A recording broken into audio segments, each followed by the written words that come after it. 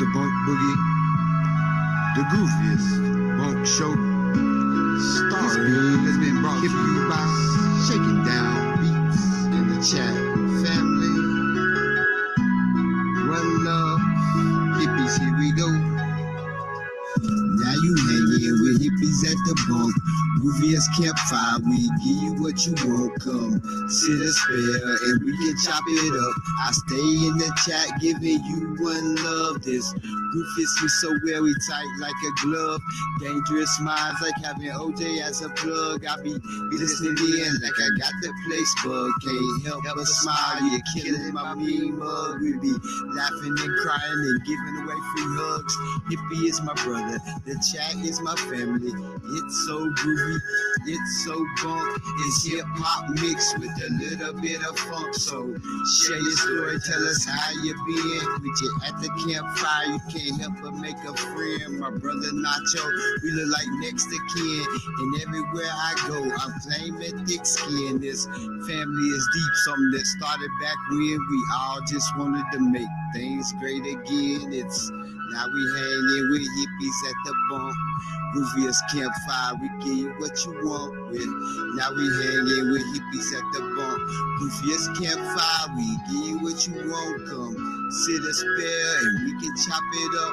I stay in the chat giving you one love. Now you hanging with hippies at the bunk.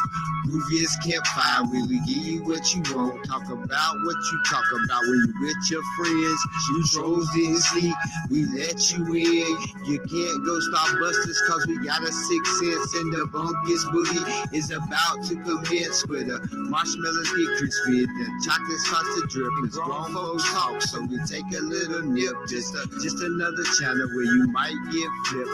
We do some soul searching, we sinking battleships. It's a revival of spirits that only love can fix. Hippies, I got your back, so say I got your 6. It's Goofiest campfire where we pop that trunk. The speaker starts to bump that straight out. Welcome to the bump boogie. If you're not family, then you probably should be. If you don't know by now, I'm down with hippies. And the rodeo troll still gets up with me. Shout out to Izzo. If you ever need me, hit me. Kylie, thank you for always sticking in with me. Yo, what is good, guys? It's campfire time. Man, straight up. None but love, brother. You're absolutely awesome. Thank you for making that. So look, check it out, guys. This is the link for the backup channel for Trailer Hood Voodoo Ninja. The Michigan guys, they're actually live right now. There's kind of been an update, and they're just kind of going over some things. So it's pretty cool. Y'all subscribe to this. I hope all's been well.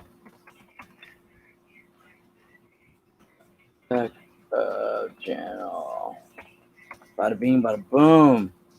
Anyways, yo, what's up, Raymond11? Bradley's in the house. It's good to see everybody. Scrimshaw Rose, Mark, that dog Stray was here, NC Patriot. You know, of course I got to be late for everything, man. If I'm not late, then it's just not right. You know what I mean? So, no, but it's definitely, so some good news, guys. Check this out. I'm super stoked about this. This is the link to hop on. Bada bing, bada boom. And actually, I had, yo, Alfalfa's in the house. Yo, Alfalfa, look, man, I got a Google number, man. Dude, you got to stop by and say hi, bro. You got to stop by and say hi. So this is the Google number. Let me put it in. Oh, well, considering our president messing shit up. Absolutely, Mark. I just don't understand what's going on, man. It's unreal. It's unreal. Unreal. Oh, I thought it was typing. Silly me. What's going on here? Let's see. 318, right? 295, right? 5508. So that's the Google Voice number. It's got an answer machine service and stuff like this. So I don't know.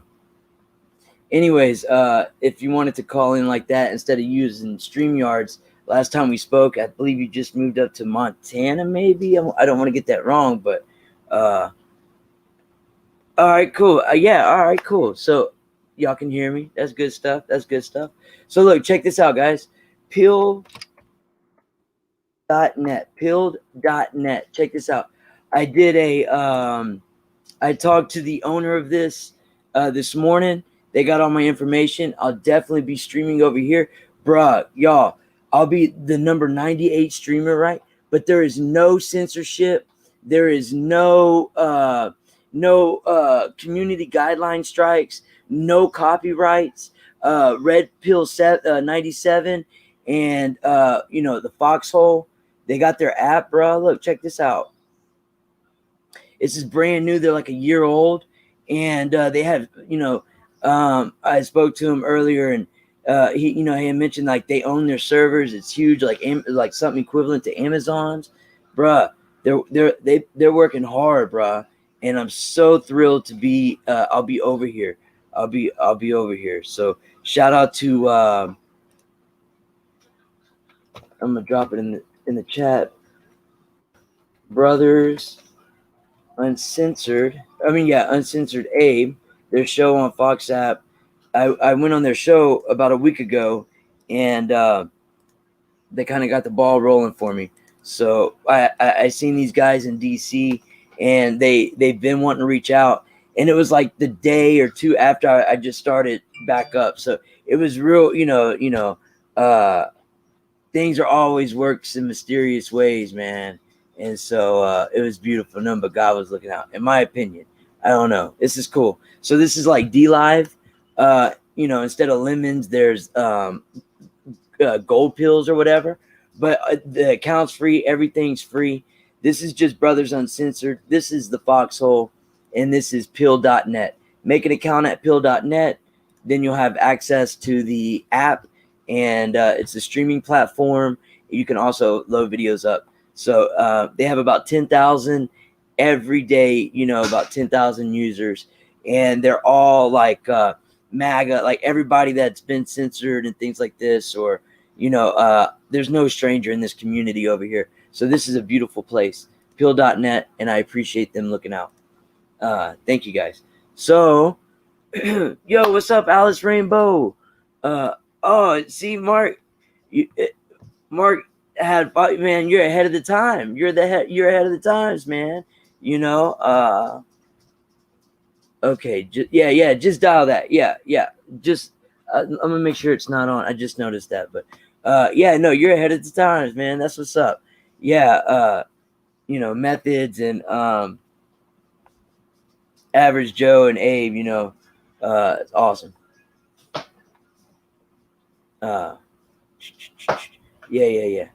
Yeah, so guys, what the hell's going on? What's up, Scrimshaw? Hola, aloha. I'm backwards. I'm ass backwards. I just dropped the chat to the Uncensored Abe. So, man, what do y'all think about this Afghan stuff, man? Huh? Got the don. As my grandma would say. It's actually a bad word, and I'm sorry. But it's not. Is my keyboard not working? What's going on here? Bada bing, bada boom. Let me find a campfire. Oh yeah, everything's fair use. We're just sharing articles to learn about them. We're not trying to do anything but just educate ourselves, right? So don't hate on us, please. Let's see. We want to find. Let's find us a fire. A campfire. Campfire. Let's see. We can hit the galaxy tonight. That'd be cool. All right. Let me know if it's too loud.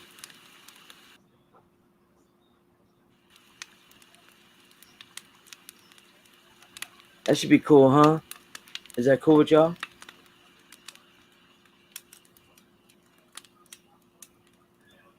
Yo, what's up? I think I like that one.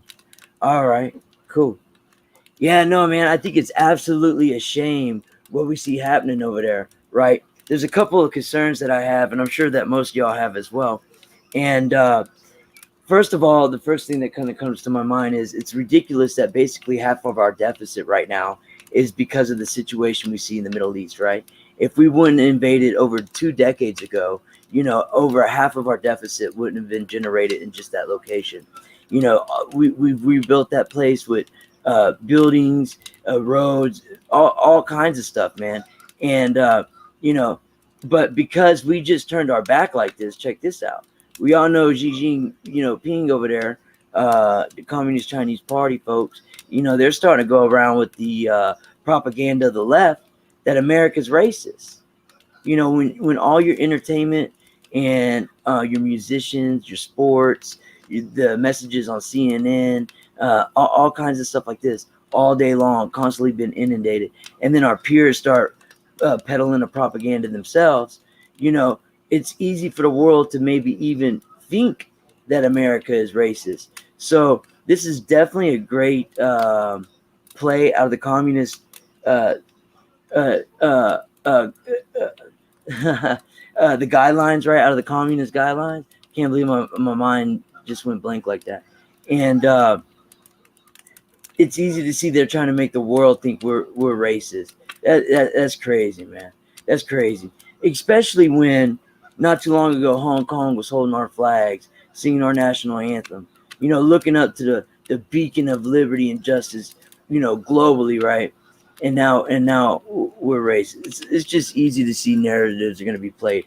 But it's a shame that any country, especially a country so great as ours, would do what we just saw unfold the last 7 days.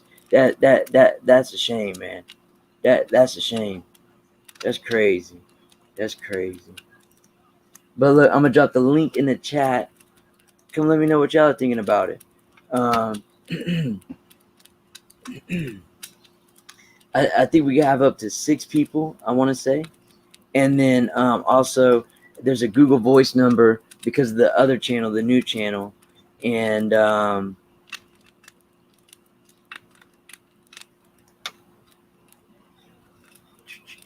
let's see, I'm gonna pull it up right here. That way, if someone just wanted to call in regularly, without using StreamYards or anything, just dial a phone number. This is the number right here. Right here. Did I keep it up? I don't know if I was saying. Let's see. Bada bing, bada boom. Let me turn this down. But I hope everyone's had a good week, man. I'm trying to figure out. Look, I'm trying to figure out a schedule, right? Like I think I want to do legit 2 shows, like a regular old call in, where one day there'd be a lot of people just promoting themselves, their business, positive things, and then whatever's on their mind.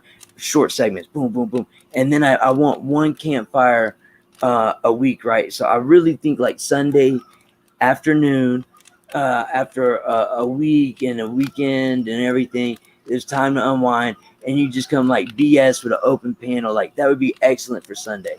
That's what I see. So I'm trying to figure out 2 days during the week. I need to have a set schedule, and I really got to work on that. But just been working. Scrimshaw says that's awesome. Staying busy. I don't know if I dropped that. Yeah. Okay. There it is again. And let me drop this link for StreamYards in the chat as well. Where did that page go? So let's see. It's not. Did I close it? I was afraid I closed it. If you're trying to call, another fail. But definitely hit that subscription box, guys, and subscribe to the backup channel for Trailer Hood Voodoo Ninja. He's actually live over there. I had seen Mr. Red Badger. I was actually stuck. I was getting the pizza and the baby was going to lay down. It was just like I was like, I'm running late, but that's normal, right? So go subscribe to that backup channel. Let's see.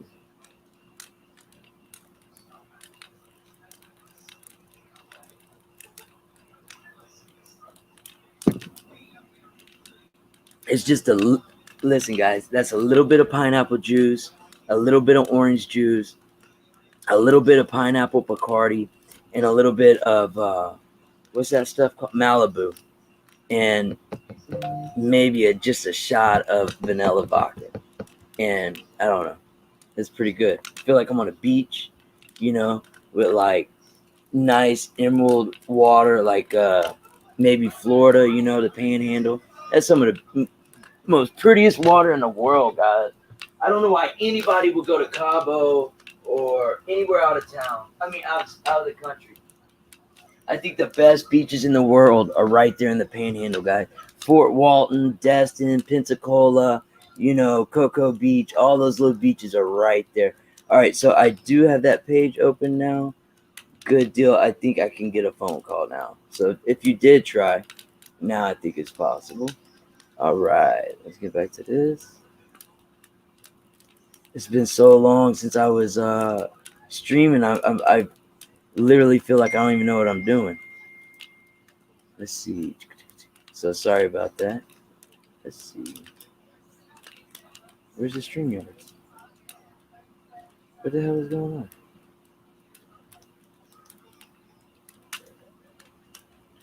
Come on, bro.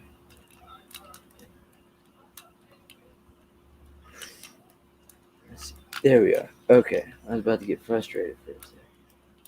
Jimmy Crickets. All right. All right. Let's see. What else did... Oh, guys. I had seen a thing. I really didn't look into it, and shame on me for not looking into it right. But I guess Owen Schroyer got a warrant or something like this. That's so crazy, man. Just for being a journalist, right? A journalist in the state capitol. No one can say that Owen Schroyer isn't a journalist, right? So he was just in the capitol, right? Come on, man. Tuck away. There you go. All right. Let me get this like this. So that's insane. I had seen that today. I haven't even looked into that, actually. I don't want to open it like that all the way. But hold on, guys. Someone hop on and say what's up, man. Yo, what's up, pseudoscientists? Let's see.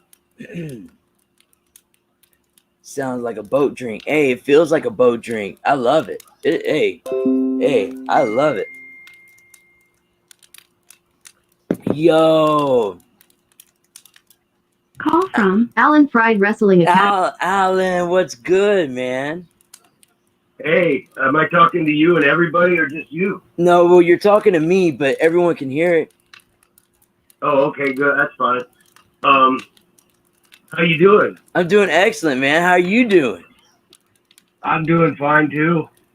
I spent a little time like away from all the BS. I went away for 2 weeks to coach, and then I came back and pretty much camped out for 2 weeks Where'd you camp out at? Let me turn these other phones. All over like western Montana. Oh, okay. What's the view like over there? Oh, it's so great. I wish I could send you pictures or show you pictures of it. Right. It's just incredible. This girl I knew from college came up and visited me. I celebrated my 50th birthday with her. That's right. I think I think the last time I talked to you, it was like maybe a week or two before that was going to happen. So, yeah, that's awesome. She ended up going. That's awesome. Yeah, took the big drive and everything. That's great. And, you know, I was, like, news-wise, I sent this, I clipped out this picture. I can look at it right here. I sent it to some people. I saw an article today that said, Montana, NBC Montana, the only state to ban vaccine requirements for employees, August 20th. Say it one more time. Montana's the only state to ban it? Montana is the only state to ban vaccine requirements for employees today, Friday, August 20th. So, wow. So something happened here in the legislature where they just said no way. Right. Yeah, that's amazing. You know, hopefully follow suit. Yeah, I'm trying to do two things at once. I'm trying to say Vex is good. I want to say Vex is good, pseudo scientist. I want to say that, you know, I've seen his Discord going and stuff. So, but I might check into that. So, you might know something. Yo, what's up, Luciano? Yeah, no, that I hope more states follow suit. I was watching on the Foxhole. I was watching this guy named Tick Talks, and he was down there at that rally with General Flynn. You know, that festival. Was that Take America Back or something like this or something like this? And there were these two mothers that were just suing the school district, and they had the backing of the Iowa governor, and the daughter was a first year. She was, I don't know, 6 or something like this, and she was breaking out and everything, and all they wanted was a choice. And so that's interesting. You know, the daughter was put to the corner. She had plexiglass put around her, and it's her first year ever going. She's young. You know, it's like they shunned her. You know, like that can, I think, mess a child up. What child isn't want to go to school after this? You know, whatever though. You know, I hope not whatever, but I hope that our local areas start standing up like Montana, man, because this shit is obviously no good. And you got some areas doing their third one. You know, like how much evidence do you have to see to realize maybe, you know, at all costs, maybe try to avoid. But pump the brakes. I'm not a doctor, you know. I was talking. I sent that to one of the guy I coached with at the club that got shut down in Ohio, and he moved to Iowa, and he said that's good to see about Montana. And he said the Iowa governor made it illegal to force anyone at schools to wear a mask. So it was these moms, bruh, that I heard them talk about it today. It was a fucking awesome story. I'm like, I want to get in my school district, bro. We need to be standing up for these children. You know, there's precedence now, and there's real health problems coming. I understand it doesn't affect all kids the same, but to make it mandatory, you know, land of liberty or death, you know, some people just might want to live with a little bit more freedom and choose death. I was finally talking to my brother after I've been here for a while. I won't give him he wants to send me a birthday present, but I won't give him my address. And he's like, so what if I take a booster shot? I've taken a tetanus shot. I've taken an MMR shot or whatever. He just names all these vaccines off. I'm like, who cares? And then he's like, who cares about the vaccine passport? Don't you think that if you had a private business, you could choose whoever you want to come in your business? And I was just like, man, they're so hypocritical. From like, you told me you didn't even want to tell me you took the vaccine 4 months ago because it was your private information, and now you're like, you want to blast it across the world. I'm like, you're going to take the booster shot right away? He's like, it doesn't matter. It doesn't matter. And I'm just like, shit. How, like, we're totally opposite. Me and my own brother, so 100% opposite. Yeah. He's a commie, and I'm a nanny. I'm not a commie. Did y'all go to the same schools? Up until high school, I went to private school because they had a really good wrestling team. So I was back then I was the only Jewish kid in a Catholic school. I probably told you that before. But I was, you know, getting out of my bubble, and he says I live in a bubble. But anyway, that's the family crap. And I just also saw a video on BitChute. I don't know if you can find it. I don't know if it's real or not. I mean, it looks real, but I don't know what it's really from. But it's like, it says Chinese people are going around and killing the COVID cops on the street. And it shows some dude hit a cop in the back of the head and kill him. Wow. Like 25 seconds long. Wow.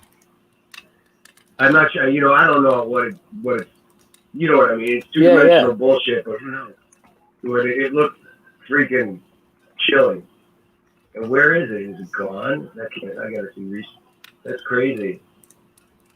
Right. I'm looking for it right now.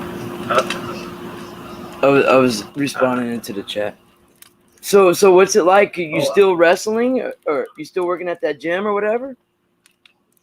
Yeah, we're starting to get more kids. We got about a dozen coming pretty regularly, and then we're teaching one of the dads is teaching boxing on other days, and yeah, it's coming together. That's awesome. Everybody out, we got some mask wearers out here and stuff, and I ran into one of the girl wrestlers' moms in the store, and she had a mask on. I didn't recognize her. But overall. And then people, women are like, I saw you at the store and you didn't recognize me. How rude. Like, take off the fucking mask. Right.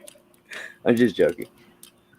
No, dude, but that's basically it, right? How am I going to recognize you? I mean, you should know that it's your fault you weren't recognized. Exactly. I've had a couple people say something like in that genre to me, and it's like, are you serious right now, bro? Take off the fucking mask. Yo, pseudoscientist. I literally cannot find that video again. It's not even on my. Here it is. The Corona enforcement police are being attacked and killed in China. Jim Crenshaw channel. If you can find it. It's pretty crazy. I mean, I'll go back and after we get off the phone and watch you put it up there. I spelled that wrong for sure. You got the name wrong? I'm sure. The Jim Crenshaw channel on how do you spell? Oh, is that with a K or a C? No, JIM and then an underscore and then capital C RENSHAW. Okay, I spelled it right. I didn't have the underscore. All right. Yeah, I didn't see it. Yeah. My glasses are on. Let's see. And you know what I'm thinking about this Kabul? Kabul. Hey, pseudoscientist. It says your device isn't connected, pseudoscientist. Try to jump out and jump back in or get closer to your Wi-Fi or something like this. Or use the regular number later. Go ahead, Alan. I'm sorry. Well, I've always thought the mask was just our submission in a Muslim form of like extreme Muslim religion, with Obama being our president and everybody kissing his ass no matter what he did. That's when fake news really started being the whole division thing because they were faking the news for Obama big time. 100%. And they strapped a mask on us. And it's a religious thing, whether it's a COVID religion or whether it's a religion of Allah, or at least an interpretation of the religion of Allah, it's oppressive. They're bringing the oppressive style over here. And they want to, there's all this talk about, we'll go to war with Russia, we'll go to war with China. And, it's sort of like how the government uses Facebook and Twitter and they glad hand each other saying, you guys aren't censoring enough. Well, we're doing our best, but you're not doing enough, just going, taking us deeper and deeper into hell by by leapfrogging each other as they try to pretend to fight for freedom. Sure. And so the freedom then became freedom from disinformation, which is censorship. So freedom equals slavery. So they got Facebook, they got their social media, but the only country really in the world that they can really glad hand with is Afghanistan. So they can do it with others, but they've got Afghanistan and they can glad hand with it and make everything over there then become a reality over here. Mm. What I mean is like the Muslim domination, at least for a while, of the people. And then who knows? They'll get dominated too because it's the New World Order that's just using Muslims or whatever. You want to know what I think? I think this is kind of like the deep state playing a 4D chess move, because never before in my life, almost 40 years old, never before have I seen a country. And I was in a young adult at 9/11, so I saw a lot of patriotism. But the last 4 years was fucking unreal, bro. There was, millions of individuals almost every weekend in DC to show of patriotism and the love of this country, our founding and the Constitution. And so what better way to kind of bring the fires of that down a little bit. And I think by doing it, who in the hell does a 360 out of Afghanistan, bro. All those individuals that gave the ultimate sacrifice, over half of our deficit. Who just turns and leaves like that, bro? To give the enemy our technique, or I mean, our technology, our weapons? Come on. I mean, and that's the second time it happened. But right. This time it's like, this time I think that our military's gonna, like, they're gonna let them beat our military, which they basically just did. But they're gonna let them beat our military head to head and show us who we are ruled by for at least a moment. It just feels like a big tsunami with the wave going away and then going to come back and be just this endless wave of BS, because they're bringing, how many are they going to bring over here? And these are going to be all army people, and they're just going to like beat up our cops or whatever the fuck else is in their way, with a UN militia or a militia. And they got all the weapons, they got all the full autos, and this is their chance to bring it here, because it's global, to bring it here in the physical. You know that it's going to be global, like the good commie Muslim, the Messiah himself said he's going to fundamentally change his country. You know, he's working on this. I mean, Netflix gave him $100 million contract, bruh, to propagate propaganda on one of the #1 networks in the world, Netflix. You know, that line, fundamentally changes, was such a good duplicitous line, because you and I and all the people who hated Bush that we knew the truth about, correct, how much crap was going on, we wanted that. But then when he said it, we all knew that it was like a double entendre against us. Correct. We knew we were getting roped into the next layer of Bush 2.0, 3.0. Disgusting, bro. You know. Yeah, but when he said it, it was like, I agree, but I can't agree because I know what he's fucking doing. Exactly. And, Franklin Marshall Davis, and just look at the real true history.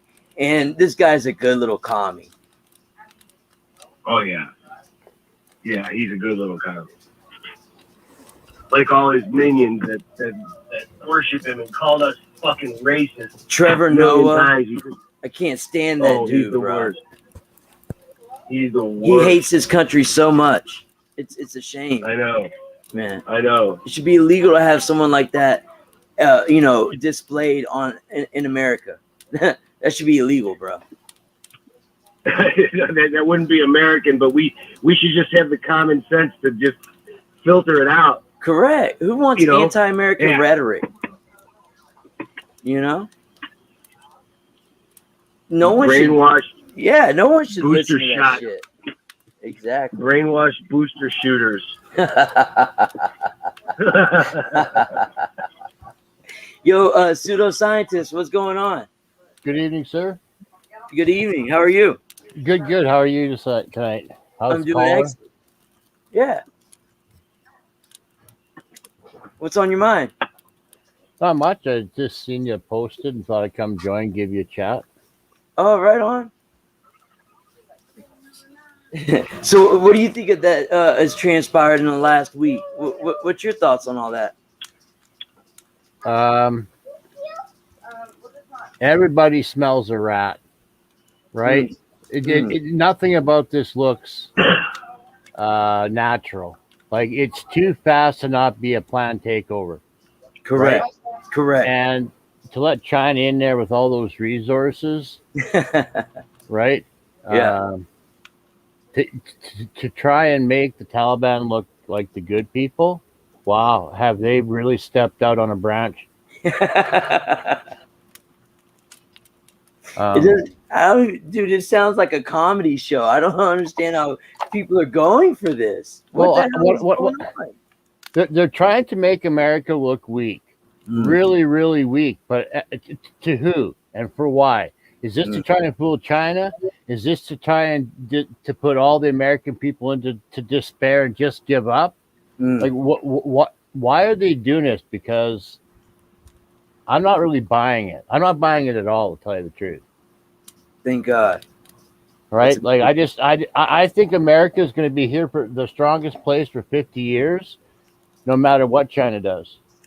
It's just how much damage are they going to do on the way down, knowing they can't get to number one. Because the globalists have told them that they're going to be the future, right? That's right. There was almost supposed to be like a scheduled, peaceful transfer of power. Like the global power was going to shift to them at a certain time, and I think that's been passed or some shit like this. I don't know what the timeline is. Uh-huh. Do you not think that if they had waited even 20 or 30 years, they could have pushed this in because the millennials would be our age or older and wouldn't care, would actually think it was a good idea? Why are they pushing this in now? Like, is it because they have full control and they don't think there's any possible way they could fail? Because they'd have no issues if they just wait. Like, they've been waiting hundreds of years pushing this ideology around. That's right. This big, long plan. Like, all they had to do was wait another 20 or 30 years, and it would have been just, like, seamless. Seamless. They would have all the technology in place. I feel like they're rushing. I do, too. I honestly feel the same way. But why are they rushing? It's because they can't fail, or they don't think they can fail, or is it because there's a timeline and if they realize they're already losing the number? Like, behind the scenes, they can see the real numbers. They know what people are searching. They know what people are really thinking. They can tell us that Hillary's got a 95% chance of winning, even though she doesn't, right? But we don't believe that they've vaccinated 70% of the population. At least I don't. I've been thinking it's around 30, maybe 40, somewhere 20 to 40. I really don't know what it's at. I'm guessing, totally guessing, but it's not as high as they say it is. I just don't believe that. I think I've ran through more people that say they will never than I have that have told me they got it, you know. I don't know if okay. Do you believe every person that says I'll never do it? Well, I don't believe, because when push comes to shoves, man, it's going to be a tough. Like, everybody's going to have to bear down because you're really going to take a hit. At some point, you're going to take a serious hit. It's going to be your job, where you live. Like, there's going to be some major changes in your life, and people don't like the unknown. They don't like turmoil. Yeah. Like, I don't know. We'll see. I hope you're correct, but. Yeah, because it could be worse than we think. I just seen a doctor talking last night. It could have been all bullshit because the camera angle and you only see two people. You couldn't see who he was talking to. But it was a doctor talking about he had 23 books. I guess I should have looked him up. I still can to see if he's legit. But he's saying, and this is just rumor, that the people who took the vax, one, it compromises your immune system by 15%. The second one's like up to 35%. The third one's enough to basically knock you out. Of it, right? And that people who are doing it to their kids might have sterilized them. Anybody who's taking the vax might have, or has AIDS. Well, like, this guy was saying all kinds of things. Before that sounds crazy, you could go to the New York Times right now, and the batch that was produced at the Queensland University or something like this in either Australia or New Zealand, it showed up after they were injected. They were HIV positive. So that doesn't sound crazy to me right there at all. But there's also been kind of some reports that there might be up to 8, maybe, you know. So up to 8 what? Altogether, like a boot, because now they're not on number 3, right? There's been I've come across something talking about, you know, there might be up to 8 of them. They say this is experimental. Of course. That way they get vaccine indemnity, and then they can tell everybody that, hey, listen, we told you it was experimental. Yeah, we pushed hard because we were trying to save everybody, but it gives them liability after morally also, right? Of course. But do you not think that somewhere behind the scenes that somebody has run this and they know exactly how this is all going to turn out? Of course. Event 201, man. They know, these people know what they're doing. They got D-Wave behind them, bro. Like, if it's true that all the vaccine trials, the populations had to be, like, terminated because it just ran out of control and nobody lived. Like, maybe that's the end game, right? You know, I always said, like, don't ever underestimate how vicious and evil and whatever these people can be, but this really is top shelf. If this is what their game plan is, this is big.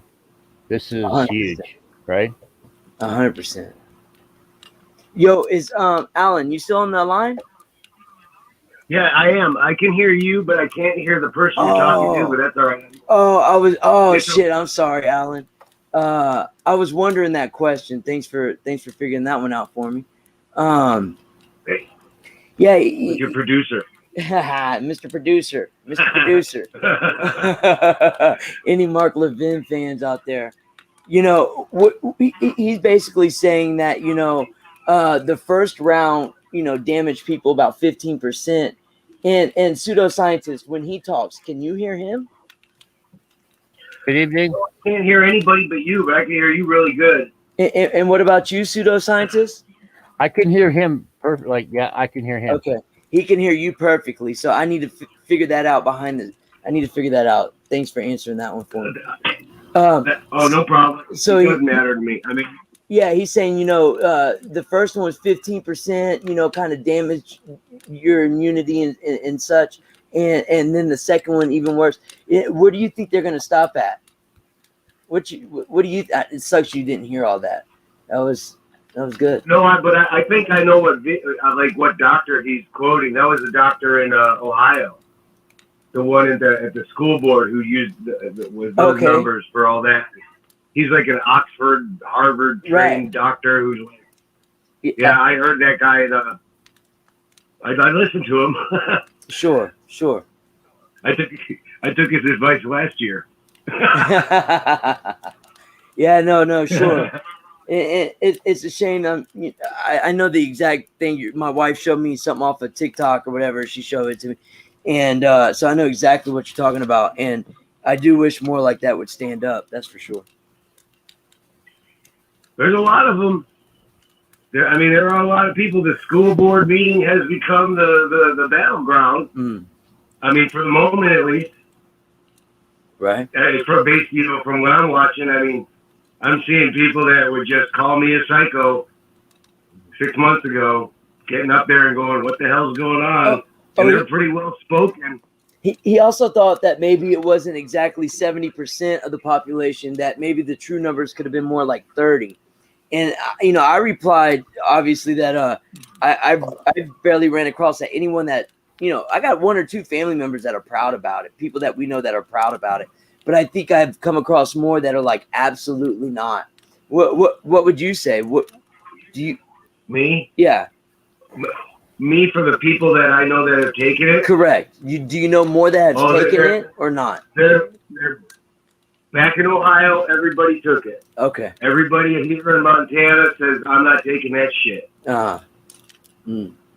Maybe a couple of kids or parents have taken it, but, you know, the people I'm around, they're like, this is a joke. Yeah. And they don't really know what's going on day to day like you and I do, and like, you know, you know what I mean? Right. They don't spend time in the world of the YouTubes and the conspiracies, but their instincts are good enough to get them out of the first wave of everything, but they don't know there's more shit coming. But their instincts are always there.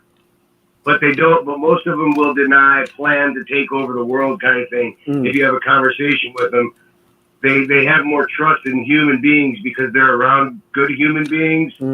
So they don't think the other ones exist, but their instincts tell them to not go along with any of this crap. Yeah, the chat saying that the same doctor, you know, they were just reminding me that, you know, a lot of the pregnant women, you know, unfortunately, they're having to go through miscarriages and things like this. You know, that's sad, man. You know, perfectly healthy babies, a blessing from God, you know, not making it because of them, you know, genocide, eugenics. Yeah, I mean, you know, they can feel pain, and like, what kind of pain would that be to have that, like, that injection take over your infant body? It'd be like just an instant, like, seizures and stuff. Mm. You know what I mean? Yeah. Just going through all the stuff. You see the people out on the outside going through it. It's just a little tiny baby. Like, what the hell is going on? I just got here. Right. Right. Mm. This is worse than circumcision.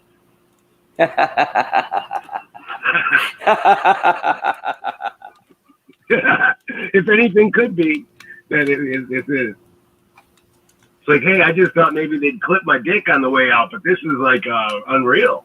I'm already turning it. Are you talking about to maybe the traditional way to circumcision where did they like here, not you, is certain people lollipops, fancy pants kind of bite it off or something? How's that go? No, It didn't go like that for the one I had to be a part of, but it was gross enough to, on its own. Without that, if that would have happened, I would have been throwing bows. Yeah. No, because the kid was right in my lap when I went. I had to do it. I had to hold my nephew down. So if that rabbi would have came down there and did that, I would have gave him the knee and I would have ended up chopping my kid's dick off because I would have. Well, do you think that's true though? I mean, being that you are Jewish and things like this, and Did they do that? Yeah, you think? Well, they got pictures of it. I've only been to one bris besides my own, sure. and they didn't do it. But why the hell not? I mean, if there's pictures of it. There's been fucking it happened. I'm sure. Yeah. You don't hear them defending it, saying we do not do that. You know, right. They just will call it. They'll just ignore it. So it's probably true. I think pseudoscientist was going to say something. What were you going to say, pseudoscientist? I was going to add something, but I'm a couple seconds past, and I don't remember what I was going to say. Sorry. Oh, it's okay. No worries. Yeah. So what else is on your mind, pseudoscientist? I wish I'd been paying attention. I could have added. Yeah. How do you see this playing out? What do you think? You think we're gonna prosper? You think we're gonna get this? You think enough souls are gonna wake up and they're gonna realize, some maybe be too late, but at least they'll speak out against it? Because to see the agendas, they're right here, bro. They're in our face. The 1,000 points of light, the New World Order is at our door. The Communist Manifesto, you go step by step. It's all there, man. Globally, the stage is being. We're going to need a little divine intervention at this point. Like the game is stacked against us big time, right? Yeah. Like we have no real true form of communication yet, right? So how do we form any type of defense if you can't even communicate? Like we're being censored, so we're not going to be able to say no pretty soon. Right. We're definitely being censored. Yeah. Communication's hard. They are going against natural law, which means the numbers are in our favor. Yeah, the numbers are in our favor. But at some point, if this medicine does as much damage as some people are saying it could, we're going to have a whole bunch of wounded people on our team, and we haven't even fired a shot yet. I think that medicine is as damaging. When you see like that, CEO from Big Oil, and they're looking at replacements for all top people, executives, CEOs, chairmen, all that, within 2 years. There's too many reports out there. Too many people. Big government's not here to help you guys. Well, and then okay, now you're left with a very difficult decision as to what we are going to do with that many sick people, because now we have to play with eugenics idea, which is their idea. They'd love it. Playing eugenics for a long time. Yes, but what happens if the only way out of this is if we have to adopt that for a short period of time? Like, well, what we're gonna have to do to get out of this is it's gonna be ugly. It might be ugly, but I agree. You know, what happened to all the people that are gullible, that believe propaganda easily, are the ones that end up, God forbid, because it's some of our family members and friends and people we've known our whole life. But in the end, is it going to be the strong-minded or strong? I hate to say it like that. You know, I don't mean to disrespect anybody, but Say the lucky. Call them lucky. Call them whatever you want. You don't have to call them smart. yeah. Well, Say we're just lucky that we didn't take the jab first, right? Say I think the lucky we ones didn't that get hate this scared enough. country are taking it. I think these good little commies are taking it. I have no idea how if the hardcore left are taking it or not. Right. Like I would be willing to bet that the very hardcore left are as knowledgeable and as quick as we are. They have just bought into the Communist Manifesto and for Okay. whatever reason hate America and the West and freedom and want to crush it. Does that mean they took the backs? I don't know. Okay. I'm willing to bet that the hardcore over there are probably just as quick as we are. Okay. You know, it's hard for me to see someone fall so head over heels for communism and the hatred of this country. Bruh, you know, my stepdad, who's raised me since I was 2 years old, you know, is the firstborn in America. He is one of the most amazing guys that's ever been in my life. You know, loves his country so much. Firstborn, his parents and grandparents came over from Poland, right? And so, you know, the That's value, firsthand the love knowledge for the country. of what it can happen, right? Yeah. So how the hell can these, you know, college kids hate this country? So, bruh, this country has brought nothing but good, prosperous, you know, dream building opportunities to so many backgrounds. To say the Chinese Communist president, Xi Jinping, to say this country is a racist country, I hope you burn in hell, you sorry bastard. I laugh at them because what they say it's so obtuse, right? But what you have to understand is that the people you're talking about only ever get one side of the story. Right. What's that, Alan? I don't mean to interrupt, but Go ahead. what you were saying right there, you know, I wanted to just yell out from the background, screw your freedoms. Right, yeah. And I mean, here's the perfect example of a guy worth all this money because he comes to America. But I want to go back to like a while back where nobody knew what I was talking about.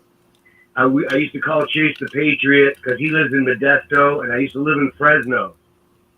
Right. I don't want to change the subject, and you got to go ahead, man. I didn't. Y'all good? So I would try to mention. I asked Chase the Patriot if he knew of this family from Fresno, and you know, he didn't know what I was talking about. No big deal. They're not super popular anymore. Back in the 60s and 70s, they were very popular, but they moved into the shadows. Huh. And they are the family that brought Arnold Schwarzenegger over to America to start out at Venice Beach with Joe Gold and the grandfather of the person who I worked for in Fresno, Harold Zinkin. And when I moved out there to Fresno, I got a taste of like what the Illuminati life was all about. Yeah. And I had my doubts about Schwarzenegger back then, but now I know that him and the people that brought him over here are subverters. They're billionaire subverters. You know, I don't want to get into too many details, but do you think there was an era in America, and it's like, you know, some people say the 40s and things like this are the golden period and things, and which I agree, right? You know, like the Gatsby and stuff like that. I understand that America is prosperous and beautiful, but was there a time period where it seemed like a good certain segments of society just had these kind of blessings like that, you know, or, you know, because it's a little different nowadays than it was then, yeah? I don't know what, but fuck. I don't know the answer to that. Like if there was a period of where America was really great, but the greater it was, the more innocent it was, and the more easily it was for these commie bastards to operate in the shadows. Yeah. And look like philanthropists, like they're donating all this crap to the city when they're just infiltrating everything. Arnold Schwarzenegger's father was a fucking Nazi, and the family I worked for brought his ass over here to become a governor, a fake Republican governor, just like all the other fake. You know, there was a good article on Gateway Pundit about 2 weeks ago. Don't forget about Prescott Bush. Don't forget about Prescott Bush. No, I'm not forgetting about Prescott Bush. But I mean, Gustav Schwarzenegger, Arnold's dad. Look at you, just type that on Wikipedia. The SS officer, and they brought and these Jews that they wanted to know about me because I was a Jew wrestler, and they're Jewish, even though the mother in the middle married an Italian woman, so they're Jewish Italian. But they brought this motherfucker over here to be what he is right now and go through all the steps of the Hollywood bullshit to make him into a hero and turn on us years later. And I work for these people, and they are not good people. They treat you like a little prized possession for a little while, and then they start downgrading you until next thing you know, you're hanging out with murderers. Wow. It's fucked up. It's like they control everything. Something You're like that. Even when you just live in their city, they just like control who you meet and who meets you, and then where you end up, and they're genius evil. And now I know, because I had my questions the whole time, and now I know the truth, because I confronted one of them in 2015 at a tournament and said, well, what do you think about Trump? He's like, oh, we like Trump, we're Republican. I'm like, yeah, you're Republican, but Arnold's not a Republican. Arnold hates Trump, so what's your deal? Right. And then the brother walked away from me like he had somebody to go coach. I can't talk right now. I was like, I was like, fucking, I'm running into you. You're from California, coming all the way out here to wherever we were in Virginia. I'm like, I got to figure this out. And just by the reaction, I knew they were just so disingenuous. There was that article on the Gateway Pundit I was saying, a company that works with Democrats to run them as Republicans, to do the PR give them the rhetoric. And that's what Arnold was, and that's what this family is. And they're fake Americans. Of course. That RD never meant nothing, man. A lot of them even change every election, bro. Or just because they got an R in front, they get elected, but their whole policy are all, Democrat policies, man. You know what I'm saying? Well, hey, let's jump into the present. What do you think about Larry Elder and what they're doing in California and just mucking up the whole Republican side? Like, I don't even think Larry Elder is going to do anything. It's going to be a guy that we're going to hate in 3 months from now if he becomes governor. We're going to go this, you know what I mean? And then we're going to be racist. Yeah. So Newsom's definitely getting out, huh? I don't know if he's going to actually go out, but if he goes out and they put Larry Elder in there, who would be like obviously the one that would probably win on the Republican side, even though Caitlyn Jenner is such a strong Republican. Shut the fuck up. I mean, I'm not trying to talk R&D. It's just the way I have to phrase it. I'm asking a question. Is Caitlyn Jenner running right now? Yeah. Shut the fuck up. On the ticket, I think there's... No, there's like 5 Republicans on the ticket. I mean, you're kidding me. April done passed, man. Come on. For real. Maybe I'm wrong, but I swear I'm right. Bro, I'm still half-ass under a rock, bro. I've been trying to get this other stuff going on in the background and all this other stuff. I really haven't messed around with much news. Are you shitting me right now? No, I'm not shitting you, but I may be wrong, but I'm being honest. But bro, you know I have what I'm saying? no idea at all. Is what I'm But thinking. but that is what I was read to. Holy I heard the same thing. Oh my God! Pseudoscientists said he heard the same thing. I What heard, is this, bro? I heard he was you're running a for red too. sexist, or you're a bigot, or you're a homophobe, or whatever ism. If you don't vote for this motherfucker now, who got stripped from an Olympic medal, now he thinks he could be governor. You can't even hold on to your fucking medal, bastard. Who got stripped of their medal? Bruce Jenner? Yeah, he got stripped of his medal. He sure did. Yeah, you don't remember the Olympic Committee being under so much scrutiny, and now we see this last clown circus. We got men, biological men, beating women. On what God's green earth are we thankful when a man beats up women in a winning competition? Well, that weightlifter, he failed. He didn't win. He dropped the weight, and he was like, oh, it's so pathetic. It's fucking ridiculous, bro. That Olympics was that was weird to watch it with nobody in the stands. You know, I've always been an Olympic watcher for a lot of sports, but that was just odd. It was like, and then you see Mark Zuckerberg with his virtual goggles on today, showing how the new board meeting will be, where you'll wear goggles at home and you can just be like in the environment. Well, I don't want people to forget Microsoft expose with Maria Abramovich. You know, all of our brethren, children, and adults got to see an actual spirit cooking taking place. So I wonder what Zuckerberg's presenting with his fucking goggles, huh? Oh, you can work from home and just be at home, and then all sporting events will just be the crew, and in a small gymnasium, and they'll make $1 bazillion out of it because everybody will feel like they're ringside, and they'll pay $50 for the ticket. Wow. You know what I mean? No parking. It's just, that's at least what they'll dangle as a carrot to stay at home. And make it cool. It's just losing its luster at some point. It just, people got to figure it out. Like, you got to get out and hang out. Bro, I'm very blessed to be living in the South. It's weird if someone's wearing a mask still where I live. Like, if that's what you want, then God bless your choice. You live in America. But however, thank God I do not live in somewhere where there's mask Nazis again. I can't do that. Well, the badass Uncle Sam over there he's probably in Baton Rouge, like where is that where he's at?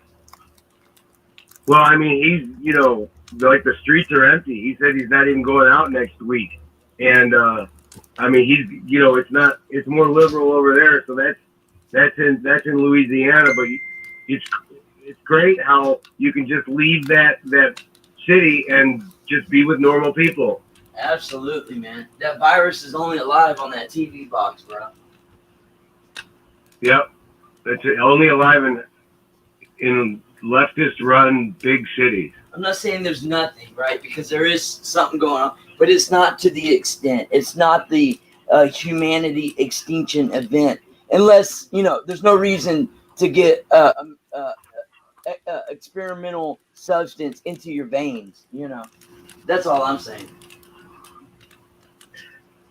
It's like if the whole world was like one person, and that one person had a tiny little scratch, it's like you could just take a tiny little scratch and just irritate it enough to kill the whole thing. That's what this is all about. You know what I mean? Like, does that make any sense? Yeah. It's just like you got a mosquito bite on your arm, and then you dig a hole in your arm, and then your arm gets. Then next thing you know, you're about to die because you just made everything worse. And that's what they're trying to do to the world. And then their agitation points are the big leftist cities where they know they can bully people around, and they'll see how that works. So it's like attacking the joints, like the elbow and the ankle and the knee. And when the big cities are crippled, what happens to the rest of the body? I guess either it thrives or in real world terms, or it dies like a regular one person's body would. But the world's more complex, obviously, than one body. But that's my example. What'd you say, Pseudo?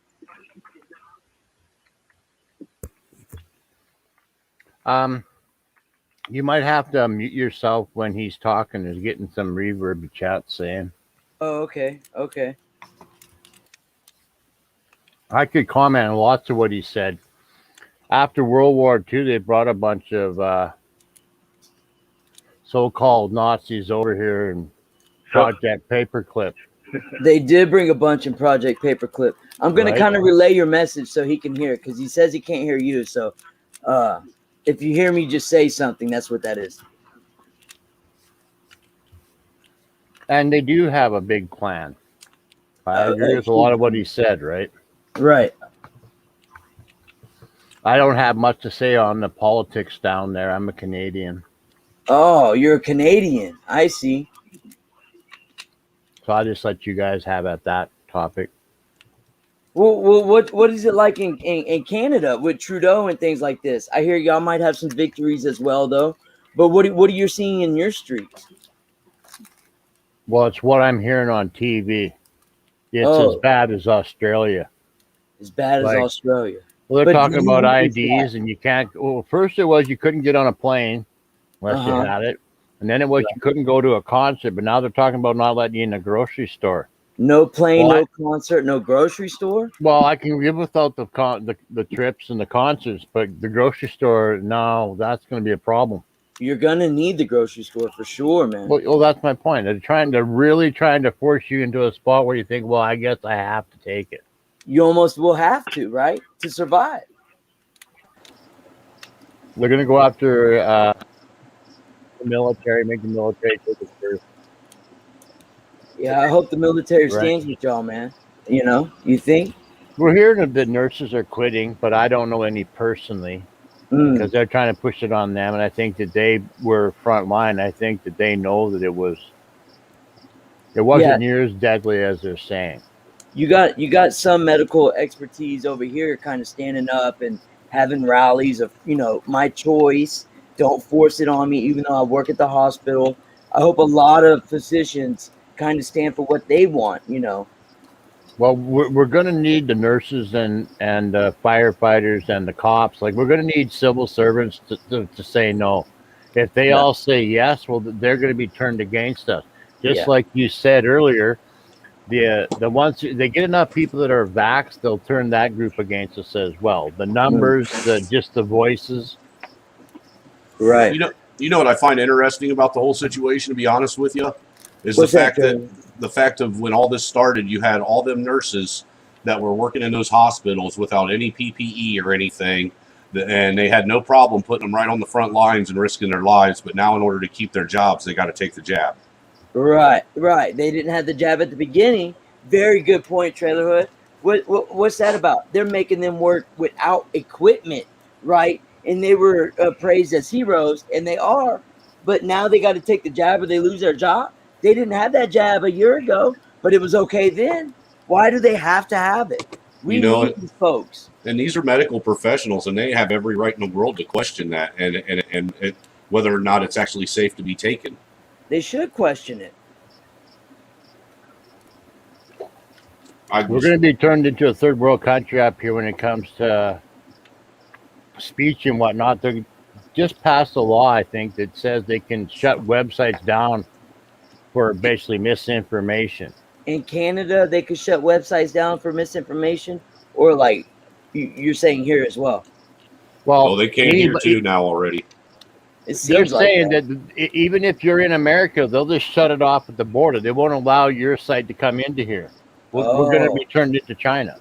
Oh, well, I do think y'all are one step ahead. I think Canada's always one step ahead to what they're going to try on us.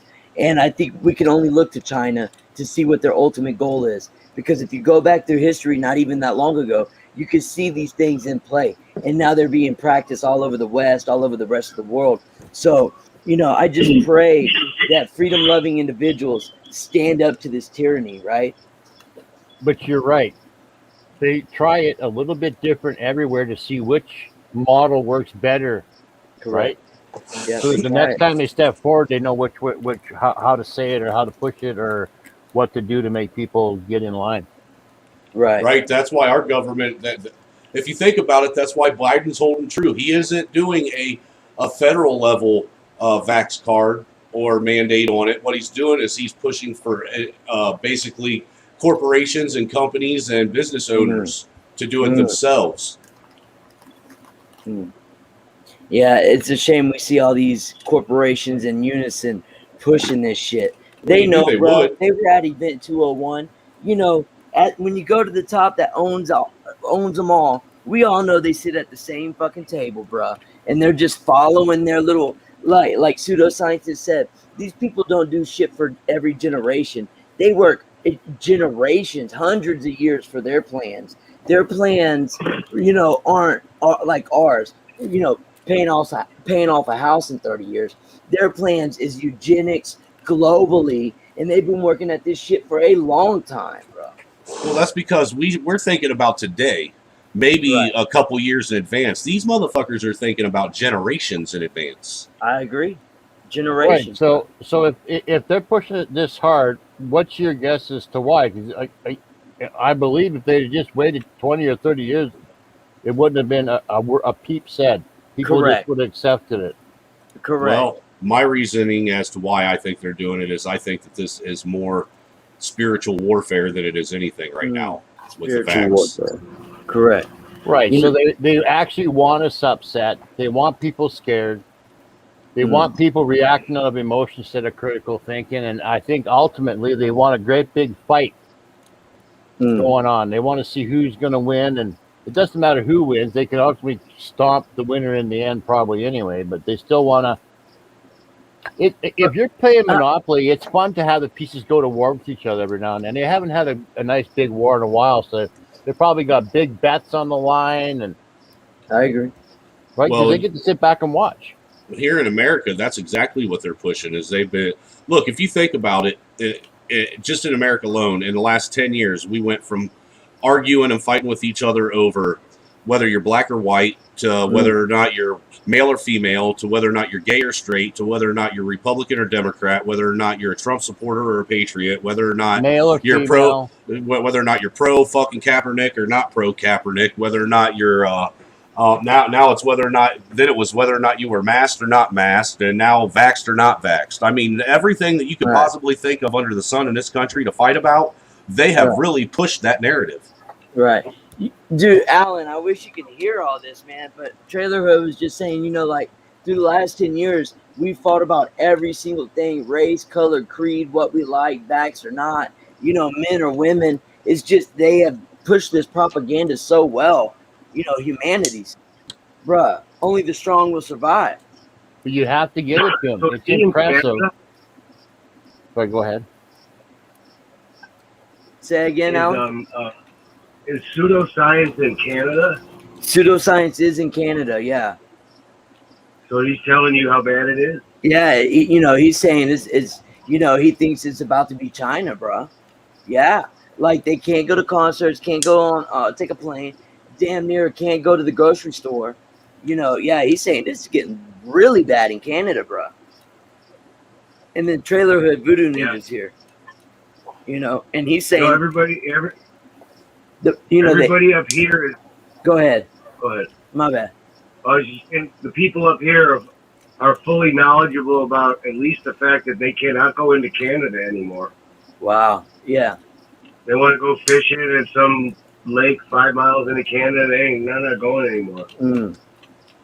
You know, something I've noticed too is you don't see a whole lot of cars coming from Canada in the United States anymore, man. They used to see a lot of them from like Ontario and shit, and you don't see that.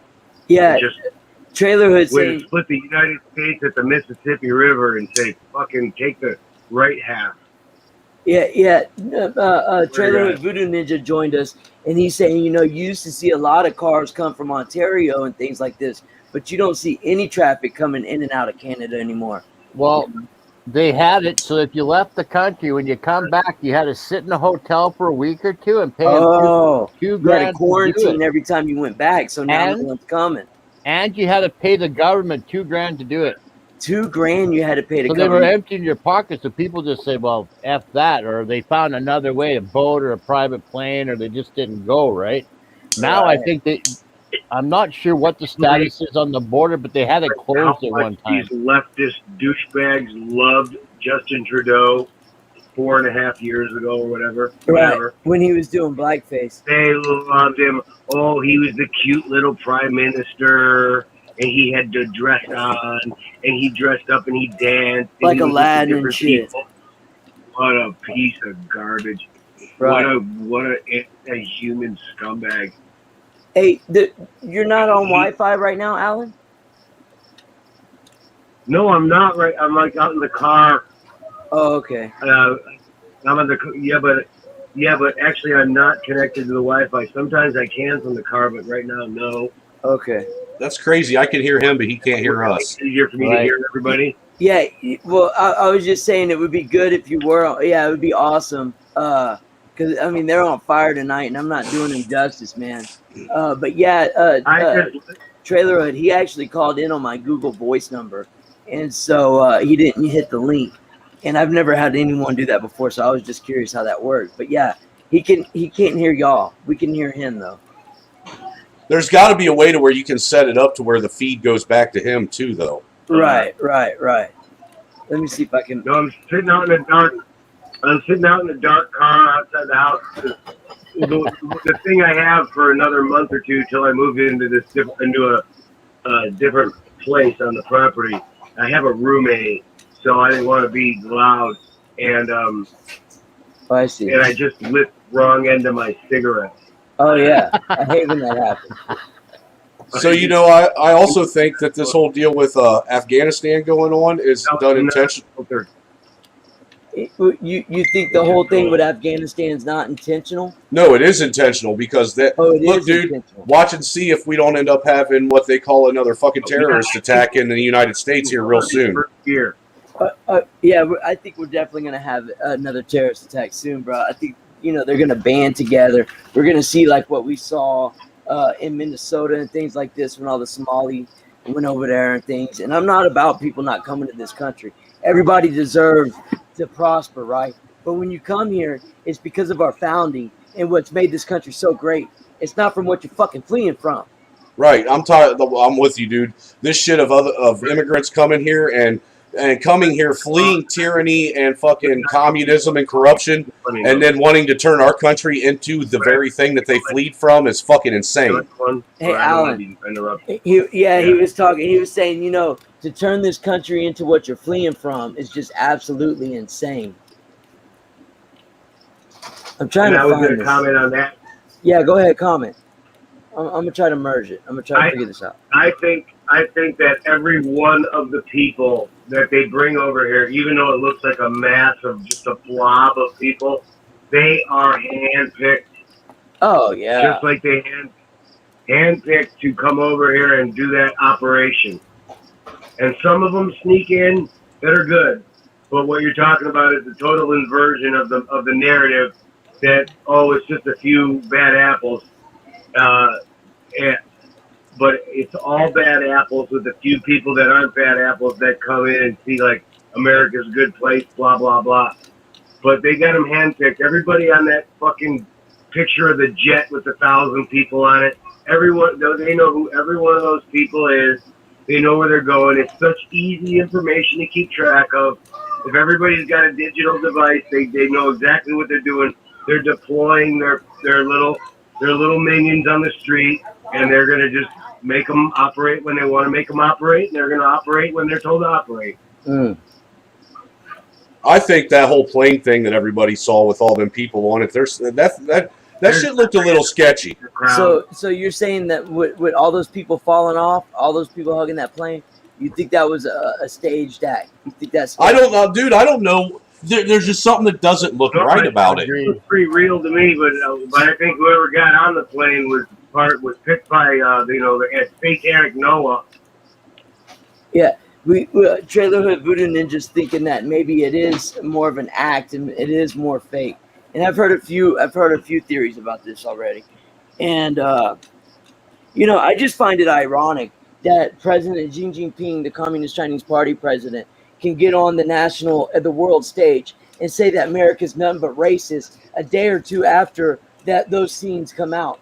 right? So it's made to look like we just turned our back not only on all the lives that gave all the Americans that gave the ultimate sacrifice over there, but we turned our back also on brown people or on people from the Middle East, and we're nothing but racist. That's going to cause so much extra division, so much more hatred, so much more America is the great Satan.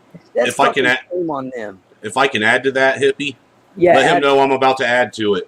The fact that Biden just came out the other day, and I think it was yesterday, he gave that address where he said, made the statement of, well, we knew that Afghanistan wasn't going to be able to hold their country from the Taliban, that the Taliban was eventually going to take over.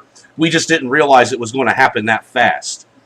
Right. It did happen. I mean, think about it. Think about that statement in and of itself. The president is saying that they were already aware that the Taliban was still going to take over Afghanistan when they left. They just didn't realize it was going to happen that fast. Correct. They knew. This is all by design, bro. This was to get sleeper cells all across the world so the previous Messiah before Trump could have his fucking caliphate that he always would wet dream about, bro.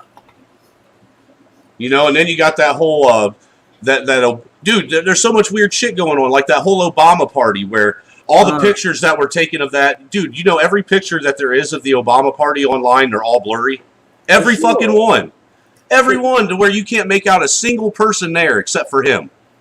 Well, you know, everyone that's there has been parading around every media outlet and every form. You know, you got to have a mask. You got to get vaccinated. And there they are at the Messiah's party, and they don't have masks, you know, and none of them are vaccinated. Those are the ones that attended Event 201, and those are the ones that, you know, hail eugenics.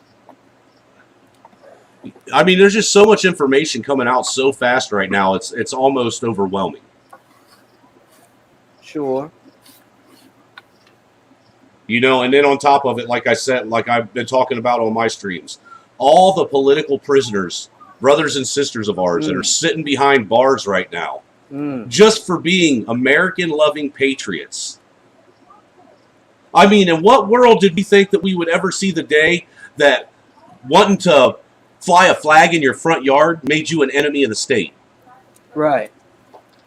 But you have to agree, there's no arguing that foreign ideologies and foreign entities are at the controls right now. Sure. Foreign ideology and entities have taken over our government, dude. We've been infiltrated. You got my number, Alan? I have email me and I'm gonna give you my number. That way I can put you on speakerphone so you can hear these gentlemen. They're saying some amazing stuff. And I feel sorry for you, bro. He said, I feel sorry for you. Okay, what's your email? I said I feel sorry for him. Get your ass where you can hear these gentlemen, man. What's your email? It's grooviestbunkshow@gmail.com. All right. Hold on, I gotta type this in. All right. grooviestbunkshow. Or hippiesfortrump@gmail.com. One of the two. You know, I'm telling you what, Hippie, they're going to keep pushing all this shit. And what I think it was I believe it was the senator for Florida or something said that they keep pushing this shit, and there's going to be an uprising. Well, you can't keep forcing shit on people. You can't force people to put a poison inside of their body. You know, especially those. You know, I'd like to hear. The Canadian people. Correct me if I'm wrong, sir. But the Canadian people have not had their guns confiscated by the government. Am I right to say that? They hurt like motherfuckers up there. They just passed a law that banned a lot of guns, but they haven't. They tried to do a gun registry about 20 years ago. They end up stealing a whole bunch of money, and it was too complicated at the time because computers were just coming in or something. Right. And they want to try to do it again, but I think next time they're just going to basically ban all guns because they say you won't need them. He's saying 20 years ago they tried doing it right, but it didn't work so well. Computers were more so brand new and things like this. He said, but he believes that they're going to try to do it again, you know, and I'm sure some had given it up. but I know that if you apply for hunting and things like this, you can obtain a license, correct? But you can't just go to your neighborhood store, either it be Walmart, Dick's, Academy, etc., and just purchase a gun, right? You can't do that, can you? We have very limited places where we can Very buy a limited. weapon. We are so jealous of you Americans, and we don't get they to were- So buy jealous the of AR. the Americans. So jealous and cannot buy the AR, bro. You Like, see we this? just can't No buy other something to country in defend the world yourself. is as free as America, and we Dude. take this shit for granted. All the AR is it's basically a fucking overrated 22. It's a beautiful build. It's Anyway, very versatile. I'm just saying, anything that But looks I like get that ya. scares them. They can't. They don't want anything that even looks like that. Yeah, but the thing is I tell you what, God damn it, I can't see your name, so I forgot. Pseudoscientists. Pseudoscientist. The thing is here in this country and probably yours as well, if you took an AR and sat it down on a table and took a fucking BB gun and sat it down on the table, most of these motherfuckers wouldn't be able to tell you the difference between the two. Yeah, they don't know what they're talking about, bro. Because I got BB guns at the house that have the same kind of fucking tactical build on them, and Well- people think that those things are assault weapons, and they shoot BBs and pellets. What up, Matt Fury? Yeah, what was it, AR-14 or something? Biden was. What was that dumb shit he was saying? Yeah, the AR-14. Yeah, he don't know. Get a shotgun. Get a Tell shotgun. Tell Alan that I believe that what they're going to do is ban hunting, and then they're going to say there's no reason for you to have a gun now, eliminating self-defense. So he's afraid that they're going to ban hunting. So there's no reason for you to have a gun now, which totally eliminates self-defense. Well, what are they going to do about all the elk farts that are clogging up the atmosphere with methane? Yeah, the elk farts, they do need to clear them out, right? Because AOCs are everywhere, right? We our top guy loves China. He loves globalism. He loves Great Reset. Tucker Carlson's show. I emailed you, Alan. All right. And he said that we couldn't have another election because of the COVID. Yeah, call him. Yeah. And now, because his numbers are basically polling high, he's called a snap election here in like a few weeks. Who's this, Trudeau? Yeah. And what's this over? Well, Percy said that there wasn't going to be an election because of COVID, so he made himself like supreme ruler. And then his poll numbers went up for whatever reason, and now he figures he can get a majority because he's running in a minority government. And yet he has broken all kinds of laws and rules and regulations and ethics violations, and yet the opposition can't find a reason to say no to him on anything. So we say no matter how many parties up here, there's only one party. They're all in on it. They're all working against us. They're all working with the CCP, man. Alan, can you hear him now? They're working with the sir. UN. Awesome. Everything. Well, and the UN's been working in tandem with the CCP. Well, they're all different branches of the same tree, right? Like the UN basically sets the guidelines. The CCP goes, hell yeah. Well, what I'm saying, pseudoscientist, is right now, from what I see with the world political climate, is there is this mass exodus to bring communism across the entire globe. Agreed. Like, if I had to guess, I would guess they're going to use communism as the political system because you rat your neighbor out. They hardly need that many police because if they find out you knew that your neighbor or your brother or somebody was doing something wrong, you're just as guilty. They'll use political Islamism as a religion because the same thing, you see kids dragging their mothers out in the street and stoning them because she's not as religious as they are. Right. Right. So then they add in technocracy and a few bots, and they'll just handpick a few beautiful people to sing and dance around for them, and the rest of us will, I'm guessing, be gone if they get their way, right? But they're going against like natural law, like and if I do not get people too doomy and gloomy, let's look at this like real logical people. Biden was talking like an adult during the election, right? He went and hid in his basement for 6 months because he couldn't say anything that didn't sound dumb, but he was still talking like an adult. The instant he got elected, all of a sudden he's stumbling and drooling, and they either took him off his meds on purpose to make him look that way, or he's a really good actor, or something. Well, Up the stairs. I've noticed with Biden that he's got two personalities, man. There's the one that you're talking about that we see the majority of the time, where he's stuttering through everything and he can't make a coherent fucking sentence, and all of his thoughts are all jumbled. And if he doesn't have a teleprompter, he can't even make a fucking decent thought. And then there's the Biden that popped up when he gave his first address on Afghanistan, and that Biden is very concise and on point with what he's saying. All I'm saying is that Roseanne Barr just started back up with her podcast, bro. And if you like theories of conspiracies, I fucking love that bitch. You hear me? Roseanne Barr is my. Oh, she's on, right dude. now. She's crazy, but she's on point with her shit. I had her sub for a while, but she got a little too crazy. I couldn't take it. I unsubbed her. I could sub her again, I guess. I love her, bro. They had some Geometria guys on there on the last show, and they're saying, you might be right, Trailer Hood Ninja. There might be an actor on, because the CIA and FBI, these people have been using these silicone masks, and that Hollywood has even made, movies about these that are almost so realistic. It's like a documentary. So to suspect that someone could put on a fucking silicone mask and play the part, follow the first 3 times, hey, I could buy that.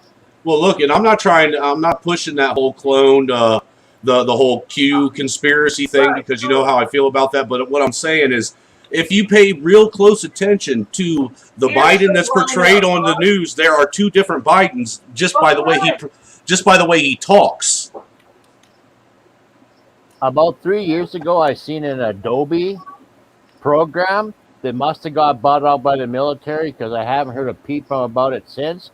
But they were showing how they basically took a video of, and they used actors and politicians, of course, because you knew them and knew their voices. And then what they did is it had a side box, and they basically typed something into chat, and the person on screen would say what was in the chat, and it wasn't in the video before because they said something, they typed something, that was kind of odd, right? And the lips and everything matched the voice. Like, so it was that person's voice, and the lips matched what that guy, the person was typing in chat. Wow. So if they wanted to fake it, you don't need a clone. Like, it was shockingly believable. Like, I don't know how you could tell the difference, to tell you the truth. And that was 3 years ago, at least. And that makes more sense, pseudoscientists, that they would use like a bot, AI, something more like what's her nuts, Sophia, to just to put in front of the camera that they can manipulate, and it looks real than have somebody cloned. Yeah. No, technology's unreal, man, and they got some tricks up their sleeve. But I don't know if you've ever followed Nicholson 1968. Of course. But dude, you go back and you watch his streams from 7-8 years ago, and even up to like a year or 2 ago when he stopped putting content out on YouTube. Right. And he is right on fucking point with what's going on. It's like he fucking predicted all this shit. That's what I was saying about the D-Wave earlier. These son of bitches still have the D-Wave. And we don't even know about this stuff, this AI. Oh, shit, you guys are talking over my head. I don't know what you're talking about. Nicholson 1968 was the first YouTube, or actually he was the first. He used to have what they call that, a blog that he used to do. About 20 years ago, that's what he started out on, and it was all about transhumanism. Yeah, a lot of his stuff had to do with Jack Dorsey, who created this technology called the D-Wave computer. It was the first quantum computer. The CIA, all these alphabet agencies, mega corporations own it. And it could do calculations that a normal computer would do in 1,000 years in like a second, right? It was kept at negative sub-0 degree temperature. It looked like a spinal cord. It looked like it was all made out of gold. And the creator of this himself said it's like standing next to an altar of an alien god. is how he described his quantum computer. And then you go to the scientist at CERN, right, who is got, it's under the Apollo of the mythology under the Apollo gods. What do you call that? His site or whatever. And you know, they're saying they produced something called a qubit. It's a black, what is it, black mass or something like this. And they it's that black damn it, I know what you're talking about. Yeah. It's black matter. Yeah, black matter. It produces qubits of black matter is how it's measured. And all they need are entities to take form in this black matter, right? But this was a decade ago. And the owner of D-Wave produces the black matter for fucking CERN. They're bringing entities. The scientists say they're bringing entities. This shit is so deeper. And communism is a Luciferian agenda that is of the fucking devil, bro. Agreed. All I can say is keep preaching, bro. Keep preaching. You were cooking, man. Don't stop now. Yeah, I hear you. It's here, bro. It's good and evil. It's light versus dark. And it's communism versus the freedom of humanity. Well, look, man, I know you've heard me say this before, I'll say it again. If you look throughout the entire history that we know of mankind, the one thing that man has always fought for is the right to be able to speak and express himself freely. Let that marinate on your head for a minute. That's why our founders are so great. That and human contact. They're literally trying to kill the humanity out of humans. Right? Absolutely. I spoke on that a couple days ago, or a week or so ago, about them trying to they're trying to kill they're actually trying to kill the mind right now. They're causing what I call that's why there's so many dumb people. Most of the people in the world are a victim of what's called a mass psychosis. I'm sorry. There was a comment that said Biden said he wanted to see Trump in jail. But he goes, I don't think Trump will have time to go visit him. That was great, Evan. Thank you. Comedic relief. We needed that. That definitely made me laugh. Yeah. Stop me dead in my tracks. Ah!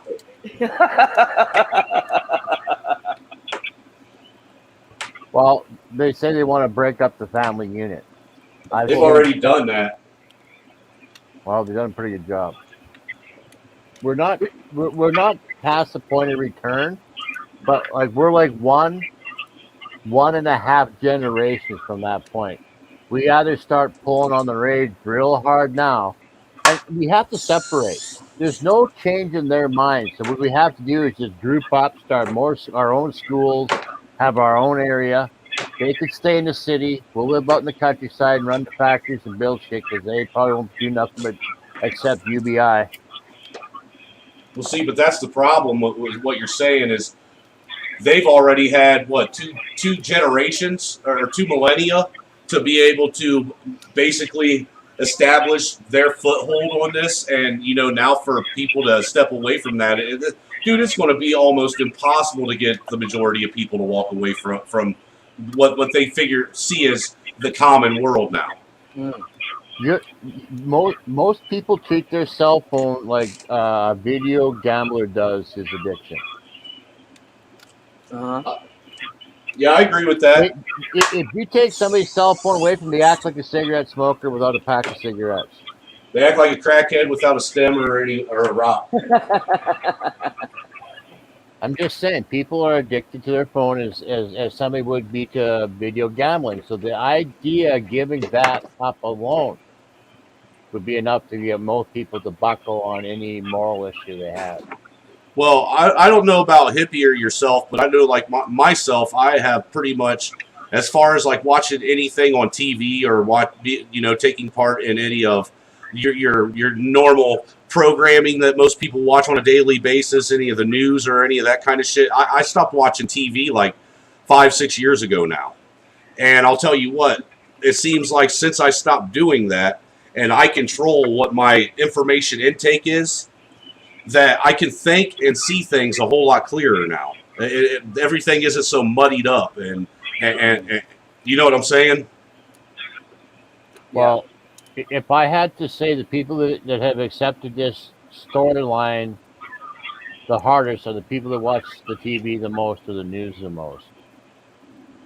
People who are on the internet who have heard an opposing view, when they put them up against each other, they go, well, shit, this would make sense, and that doesn't make any sense at all. See, the thing is, though, too, on the internet is you're starting to see now, though, where people are leaving platforms and they're going to platforms on either side of whatever spectrum you are, that where you're with people that are like-minded, and even good people are starting to involuntarily or voluntarily put themselves in an echo chamber just because they don't want to be around that talk that might counteract what they're saying.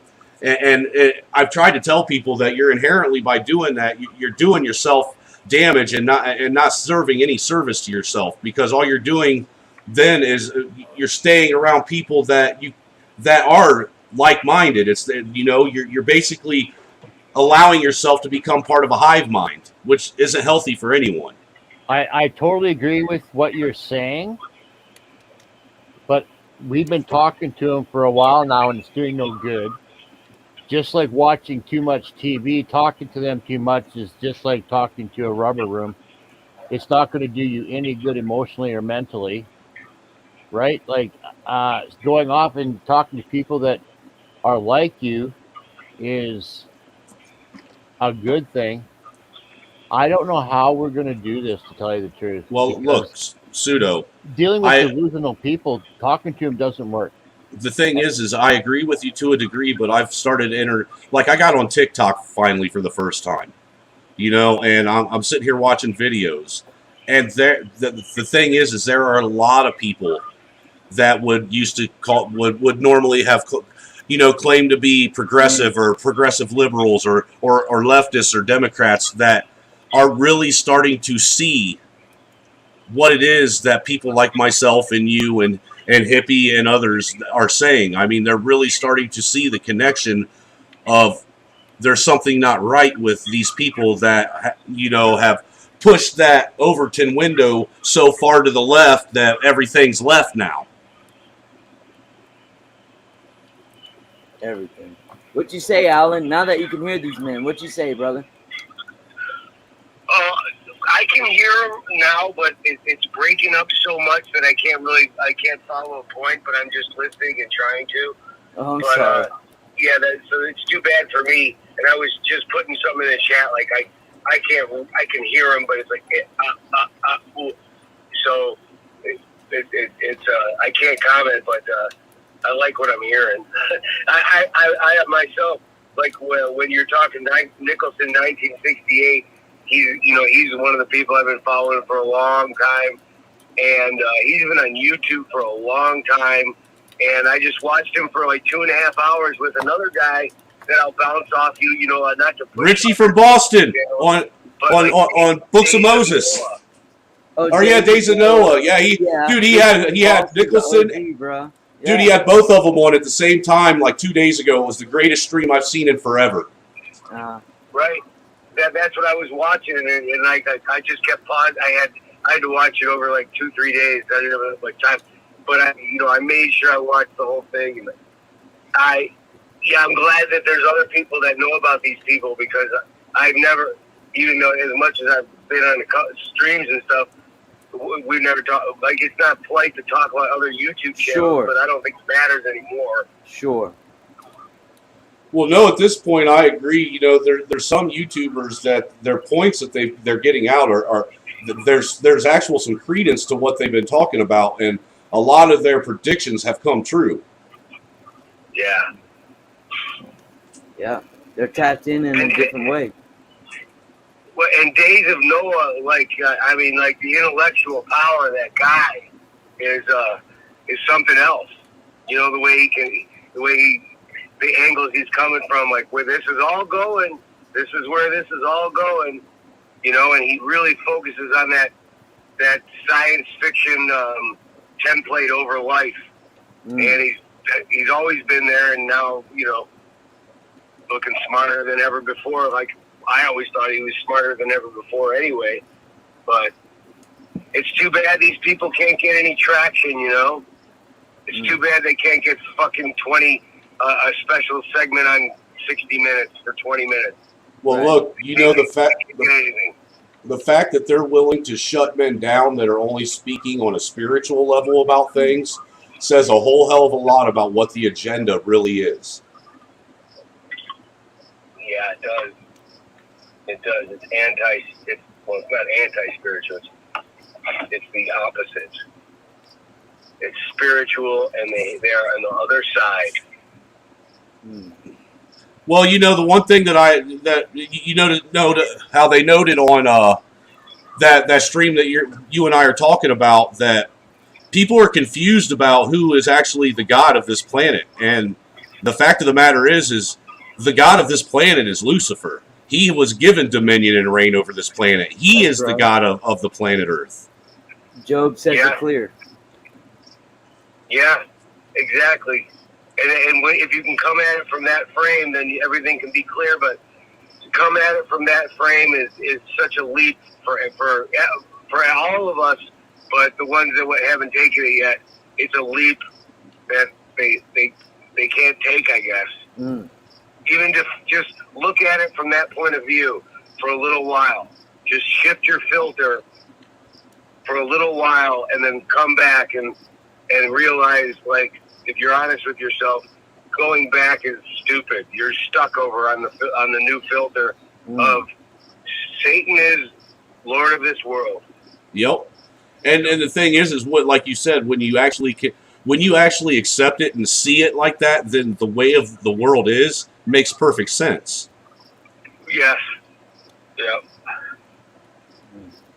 Like Owen Schroyer was saying today after he said he was getting indicted, you just have to look at it that way. It's satanic rule, and they want you, and the biggest trick they played was that the devil doesn't exist, and it does. And it's all over every form of communication that you've ever seen, even road signs.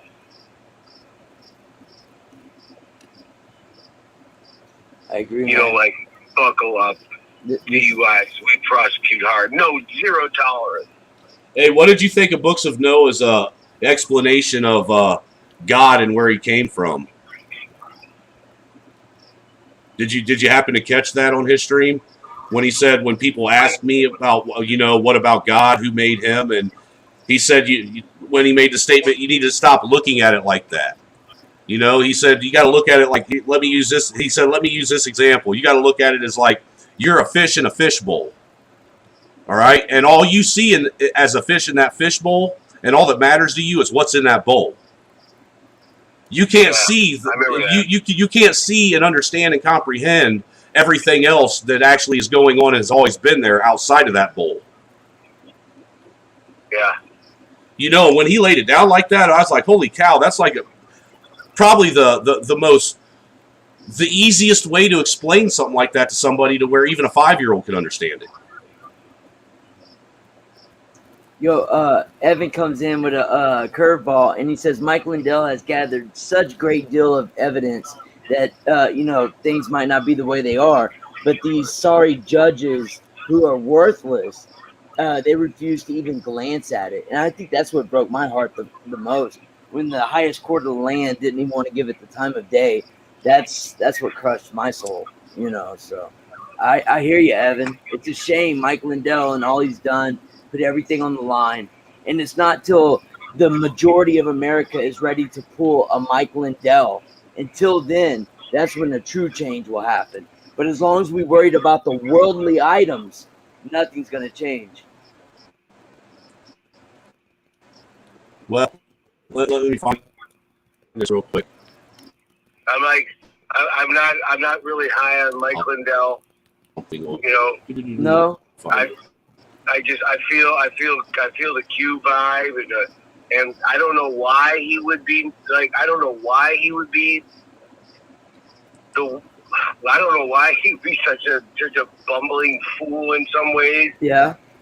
And just be out there at the center and take this whole center stage. It's like, fuck.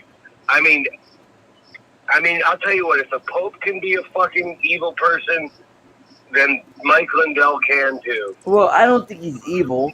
I think that he went from, listen, bro, what a beautiful He used to be a crackhead for crying out loud. To a millionaire, you know, and he's got all these different influences around him. He knows there was corruption. He knows that this organization that starts with a D, that people get sued if you say the name, he knows that there was crimes committed. He knows that shit got cut off and there was some hacking and things like this. He knows the numbers are a lie. And this man who went from this, you know, bruh, you know, if you've been ahead before and you've been damn near homeless, to go from that to a Mike Lindell now is a beautiful thing. And only in America could that be achieved.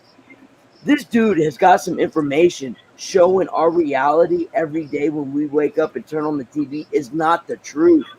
That man, I hear you. We all have our flaws, but he's just like Seth Rich to me.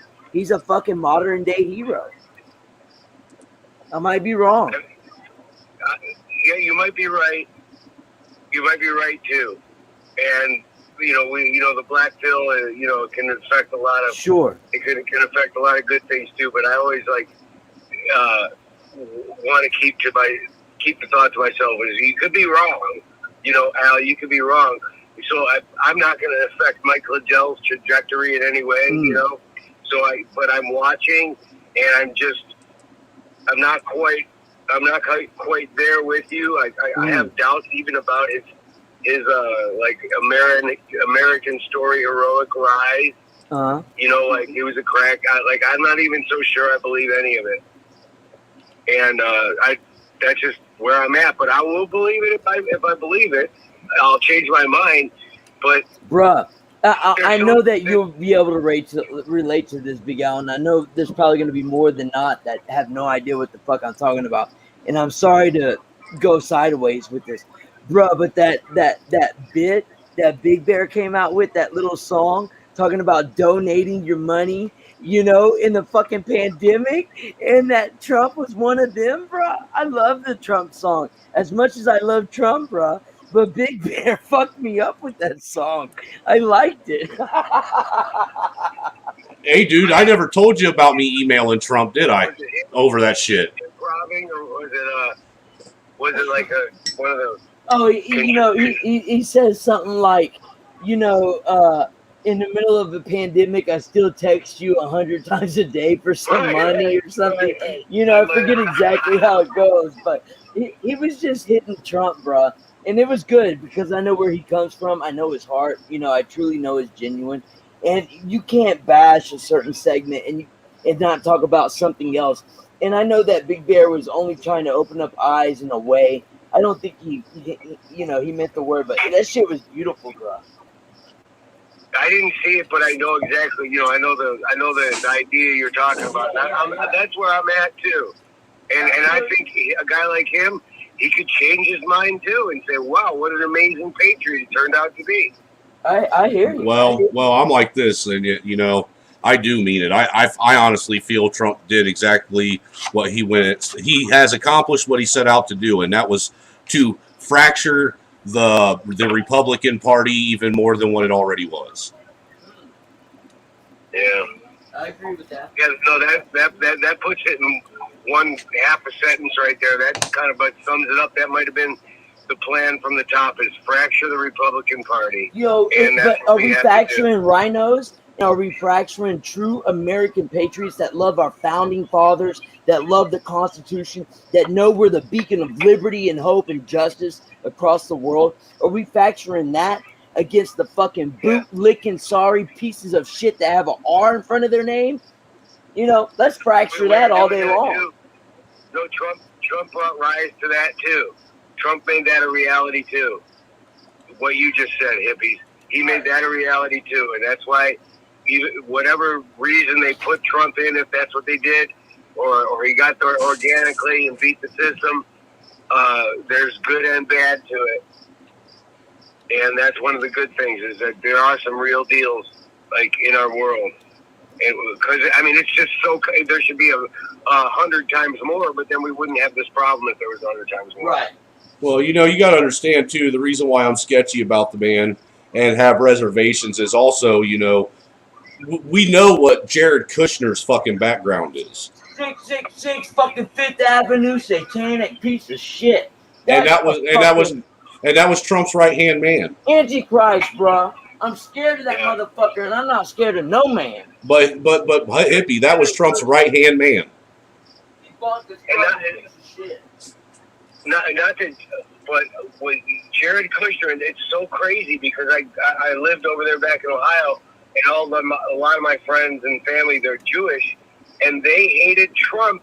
But I was always like, why are you hating Trump? He's totally controlled by a guy that's totally down with, I guess, Israel. Right. And they never even saw that. They just thought Trump's a racist, and they just never commented on Jared Kushner at all because I guess their media never pointed him out. That bitch makes my skin crawl, bro. I honestly think that he allowed Jared Kushner to make more moves and decisions as far as the direction of the country than he did himself. Yeah, it was like the liaison to the top Illuminati. It was like, what did they say, Jared? Oh, okay, I got to do this. Oh, fuck. Yeah, and those are the kind that the Bible speaks about in fucking Revelations. Those that call themselves Jews that are from the synagogue of Satan. That's that sorry son of a bitch. Yeah, it is. So, I'm just saying, I know there's a lot of people that have love for Trump and stuff. It's just, the other thing you got to remember is the man was an actor. He was he is on a syndicated TV show as an actor for how many seasons? Yeah. Okay, but he changed the narrative from Russia to China. Did he really, though? Well, Biden's back in, turning everything around, but he did. Well, I'm just saying, for what I recall, all the way up until the CV hit, that's all they were still talking about was Russia, because it wasn't until the end of his impeachment hearing that they stopped talking about that, and you still heard about it. It was CV that actually changed the narrative to China. Listen, I'm not. I don't think he. You're right.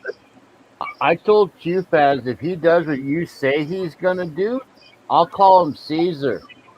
But as far as I could see it, the only thing we needed him to do was control like social media, and he didn't even do that.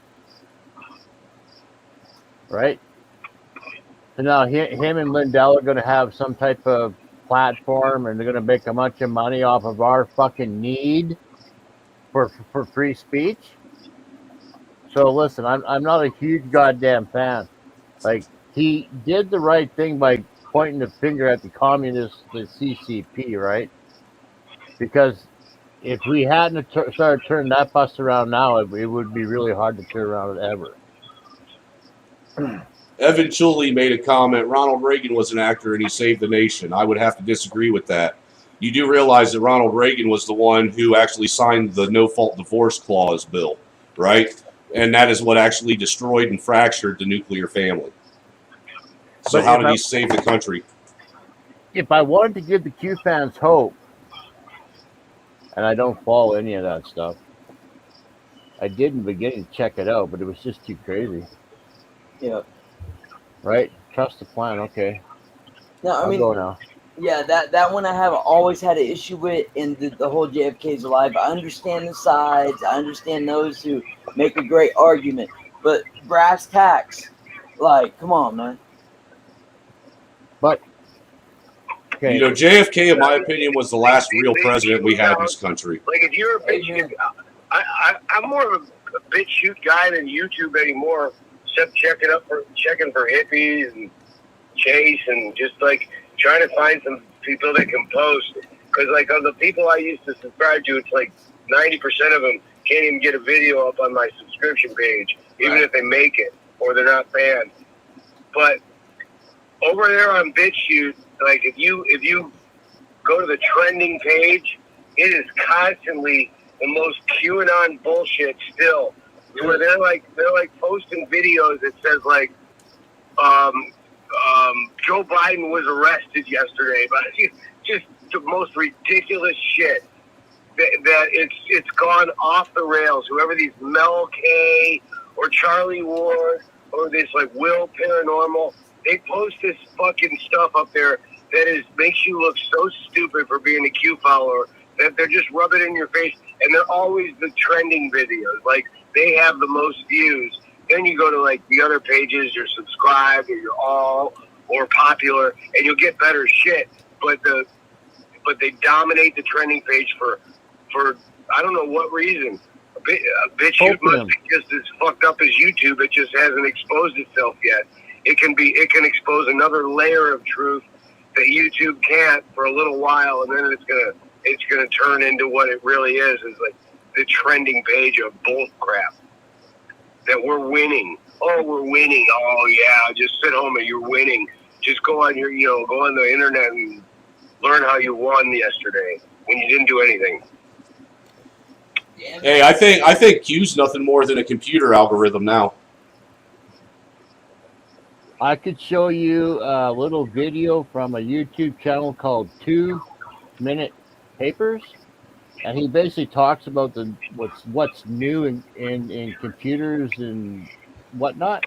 And he's usually talking about graphics, about how it can mimic water or animation or whatever. But about a year and a half ago, he had one out about a chat bot, talking about how it got up in the morning, went outside and did some painting, and then came in and ate dinner and da-da-da-da, and what do you do? And I went, holy shit. How are you going to tell this from a real person? It chatted better than 9 out of 10 people. Right.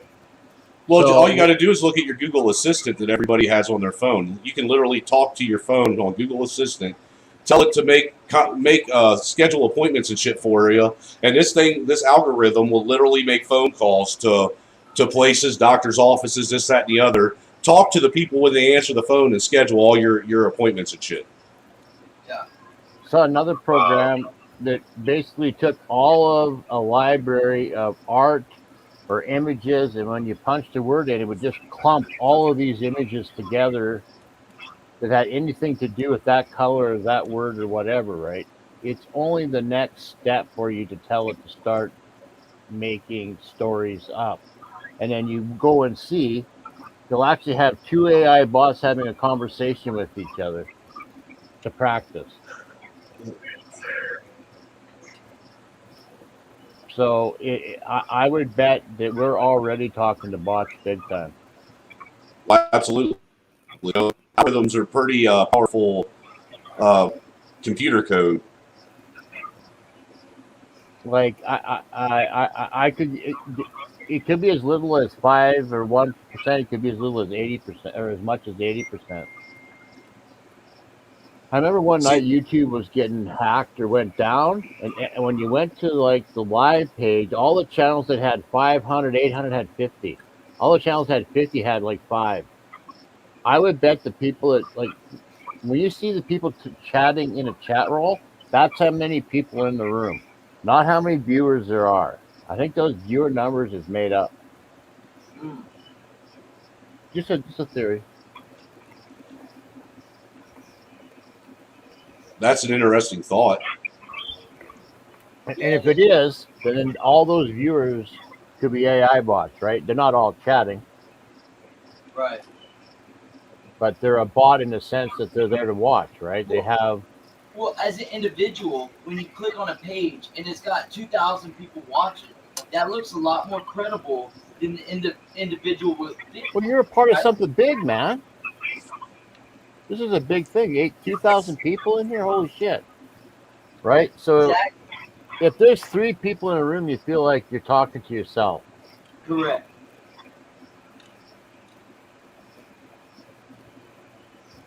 Yeah. So I would bet that they do it just to keep people there, right? Like to make you feel like you are part of something. People would just be constantly jumping from room to room to room, looking for that group of people that is chatting, right? Right. And I also think that, like, on platforms like this, there are actually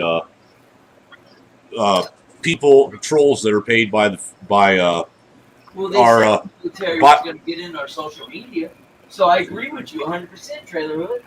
Yeah, they're paid by the feds to trolls paid by the feds their job is all solely to get people fighting and to keep pushing more divide. Look what happened with you, bro. Yeah, dude, that's fucking nuts. Have you ever heard of that before, Hippie? Someone trying to strike 3 different videos in a matter of 12 hours on one channel. For nothing, bro. And 2 of them went through. I got my warning strike, and then I got my first strike. But the third one that they tried to get me on, that one, they let me appeal that one. They let that appeal go through. But they wouldn't let the other 2 go through. They said it was medical misinformation. Even though with the appeal, I told them, I said, if you actually go through and watch the video, everything that I discussed that was fact, I had CDC and fucking FDA and WHO information on the stream for everyone to see, and was reading it right off of their website. Sure. I said, and anything else that was my opinion, I specifically stated before I even said it that it was my opinion. So it's obvious it had nothing to do with the rules, that you were just going against the narrative, making them look bad, and then you had to stop doing it. Now stop doing it. We'll slap you again, right? Against punishment. Oh, dude, I was pissed yesterday because, look, first it was 9 o'clock I got on and I had the first strike. So I appealed it. I come back, get on YouTube a couple hours later. I open up my fucking YouTube browser, and there's another fucking notification for another strike.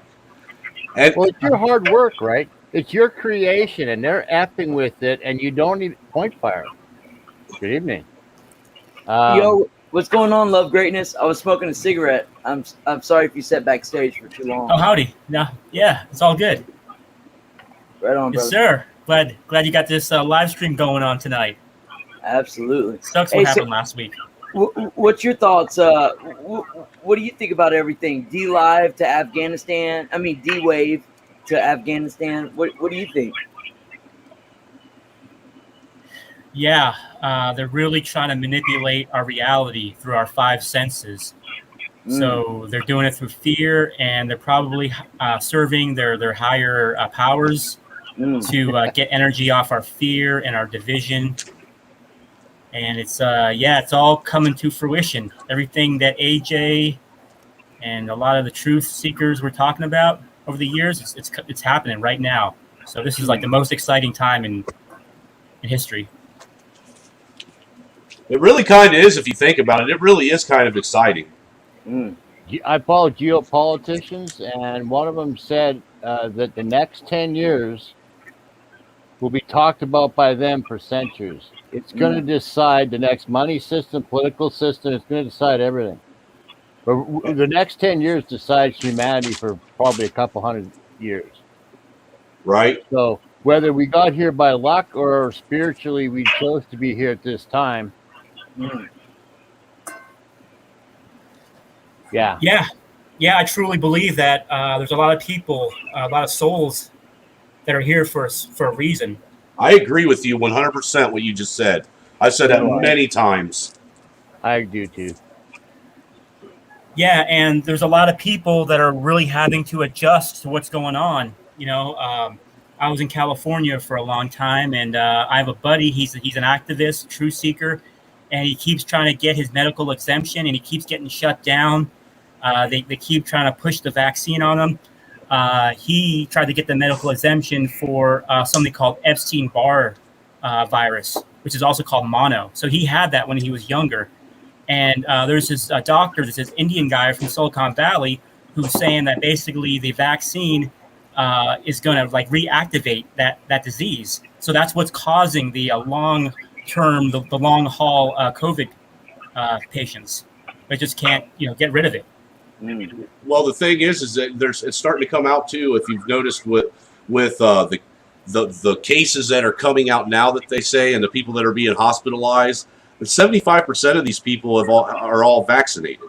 You believe that number? Yeah, I mean the people that are sick. Yeah, I think probably 75% of them were vaccinated. I thought maybe it was higher, but yeah, that sounds about accurate. What do you think that it is that our populace is vaccinated worldwide? You think 70% is vaccinated? 30? Oh no, as far as that, I think that we're probably around 55, maybe 60% has both or has worldwide. one. Worldwide? Yeah. Worldwide, it ain't even that much, dude. No. I think it's probably about 40% worldwide. Okay.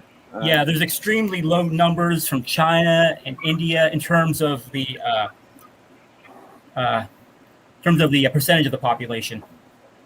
So I think like 10% or something like that, and then in Australia it might be like 20%. Well, then you got to remember all these third world countries that nobody ever goes to. Yeah, so there's a CDC map on Google, and it shows you like the vaccination rates of all 50 states and around the world, and they use this color coding system with green. And Mike Adams was talking about how America has been declared like a green war zone. I don't know the technical how that works. So it seems like the entire world is like a war zone for the CDC. And I've been telling people if the CDC comes by, be nice to them, and then maybe tell them that, oh yeah, well I'm planning on getting vaccinated, or my kids are going to get vaccinated. Just kind of play along so you don't get on any type of list. Too late for me. Yeah, I'm already on a list. The club. My country bought 10 times more vaccines than we needed. Oh, up in Canada? Yeah, and they just gave away 10 million to somebody, supposedly. Yeah, I mean, God bless Trump for finally speaking out against the vaccination agenda and just keeping it about business and just exposing how it's a big money making operation. Well, we always knew it was going to be. I mean, come on, you didn't. I couldn't have been the only person that foresaw this never-ending booster shot coming that you were going to have to eventually pay for it. Oh wow, yeah. Yeah, that seems like that might be the final nail in the coffin for a lot of people. And how much is it? Has anybody been told how much one shot's been worth yet? A life? No. From what I understand, it costs you your soul. Hello. I heard that as well.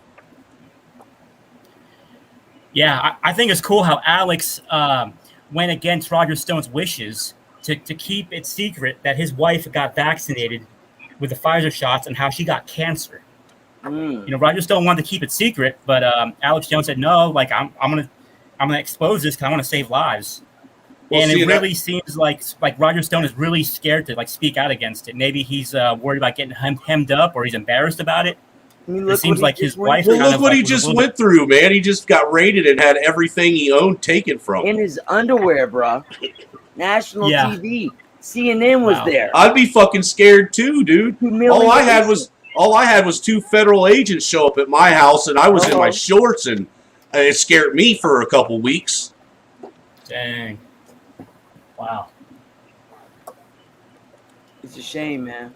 But the thing is that they're saying there's a lot of people that are coming out with that are dying from that got that vaccine, and it's from enlarged heart or heart disease or cancer or stroke. Those protein spikes. Yeah, I mean, I knew this guy in Palo Alto, California. This extremely fit Jamaican guy in perfect health, never missed a day of work. He worked at a hotel in Palo Alto before the whole lockdowns happened, and for some reason that hotel never opened up. It's still been closed for I don't know, better part of 2 years now. And so he got convinced from his wife to get the shots. He didn't really want to, and he got a stroke. And he was, he's finally starting to walk around a little bit, but he's in really bad shape, man. I really feel bad for him because he's the nicest guy in the world, and he escaped death multiple times in Jamaica, and he's so. Man. Hey, speaking of hotels, How much of that stimulus money do you think old Trumpy Trump got from being, since he's a big hotel owner? Oh yeah, and hadn't thought about that. I bet you he made billions off of that. Yeah, and how much stock does he have in Pfizer, Moderna, and AstraZeneca, and Johnson & Johnson? You know, I'm just saying, just one more of them things to throw out there, you know, to get people to think about, you know. Just because you like a guy doesn't necessarily mean you can trust a guy. Yeah. Yeah, and, you know, maybe he got threatened like Ross Perot, or maybe he was thinking that he might get JFK'd, so he had to, like, make some compromises. Hey, I say always that JFK was probably one of the last real presidents we had. Yeah, that was the last true liberal. Like, definitely. Back when liberal really meant, right, you know, separation from small government and freedom. Right. Not this liberal we see today. The same folks that steal the rainbow. Not that dude. Bullshit. They aren't liberals. They're fucking commies. That's right. Yeah. That's right. Good commies. Yeah, I mean, I feel much safer here in South Dakota. As far as like medical tyranny, because it's a, you know, pretty small state population wise. We don't even have like 1 million people here. Isn't that where Sturgis is? Yeah. So with Sturgis, it was the 81st year this year. How many people caught COVID? None. So there was. Well, their mainstream media keeps pushing these stories about the COVID surge, and, you know, of course, there's all those false positives, and so there was like 525,000 attendees this year. It was up from like 462,000 last year, and I guess the biggest year was like 2015 when it was like 750,000.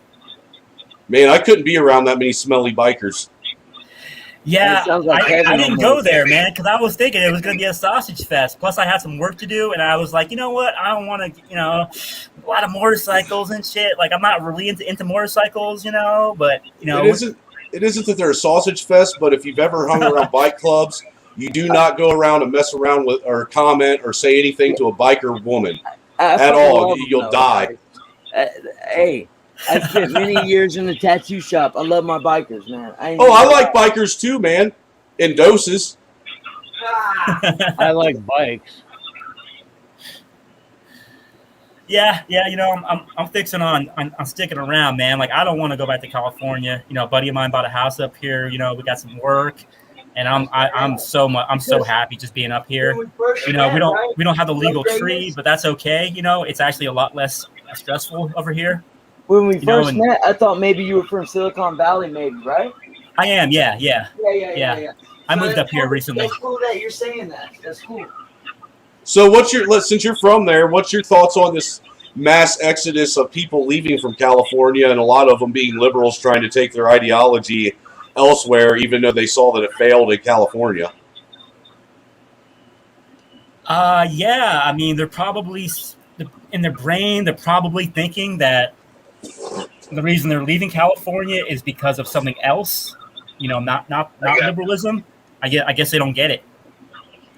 I mean, even coming out here, like, I was thinking, like, you know what? Maybe they should have like a motorcycle helmet law. Like, there were a few fatalities, and they were from people, and the bikers weren't wearing helmets. But then I thought about, like, you know what? I'm not gonna fucking try to change their politics here.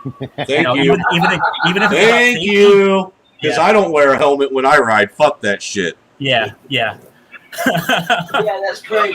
That's a death wish. Well, not wearing a helmet?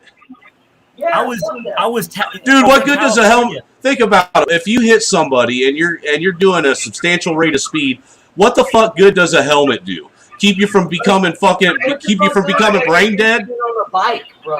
Get off the bike, bro. No, absolutely not, man.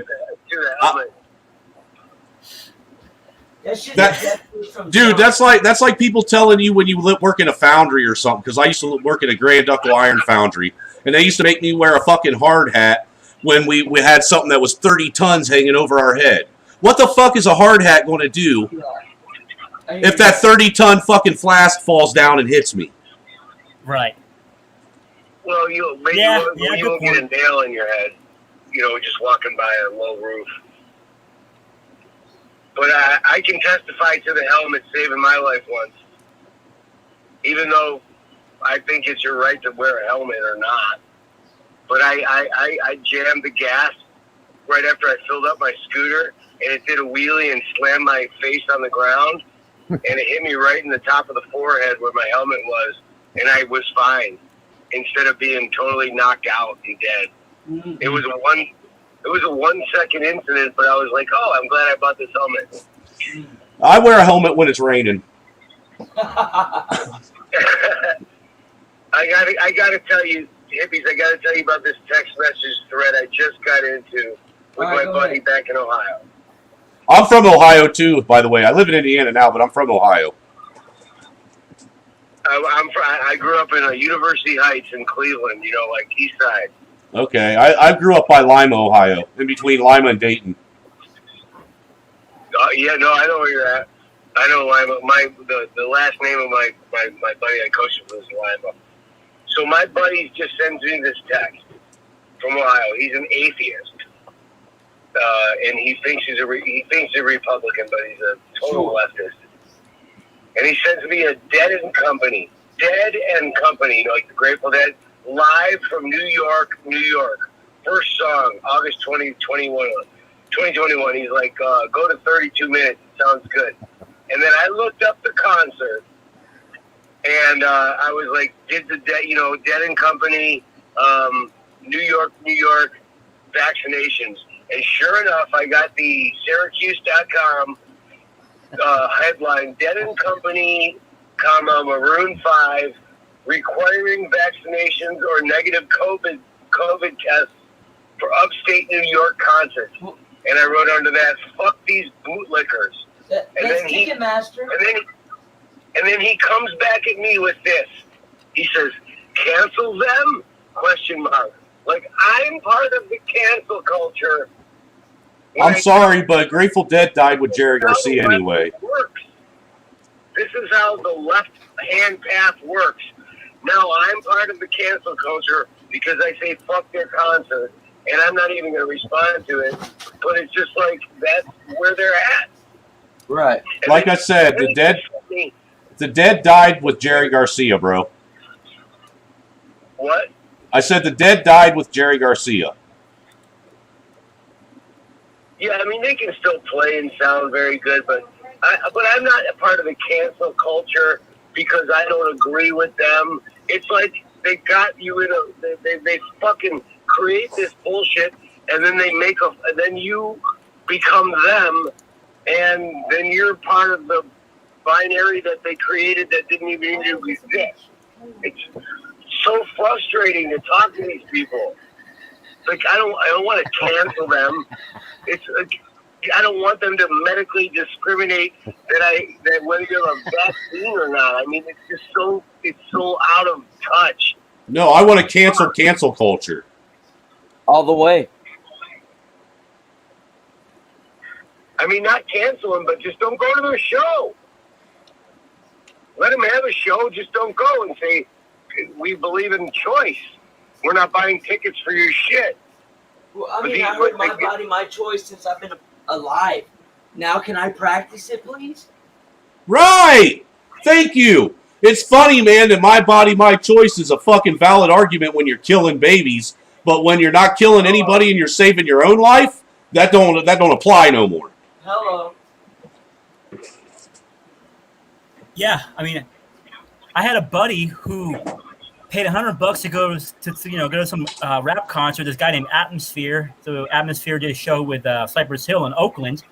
So he bought his ticket, and then he found out that he had to get vaccinated or he had to get a test. And then they changed the testing requirements where from 3 days, like a negative result from 3 days to 2 days.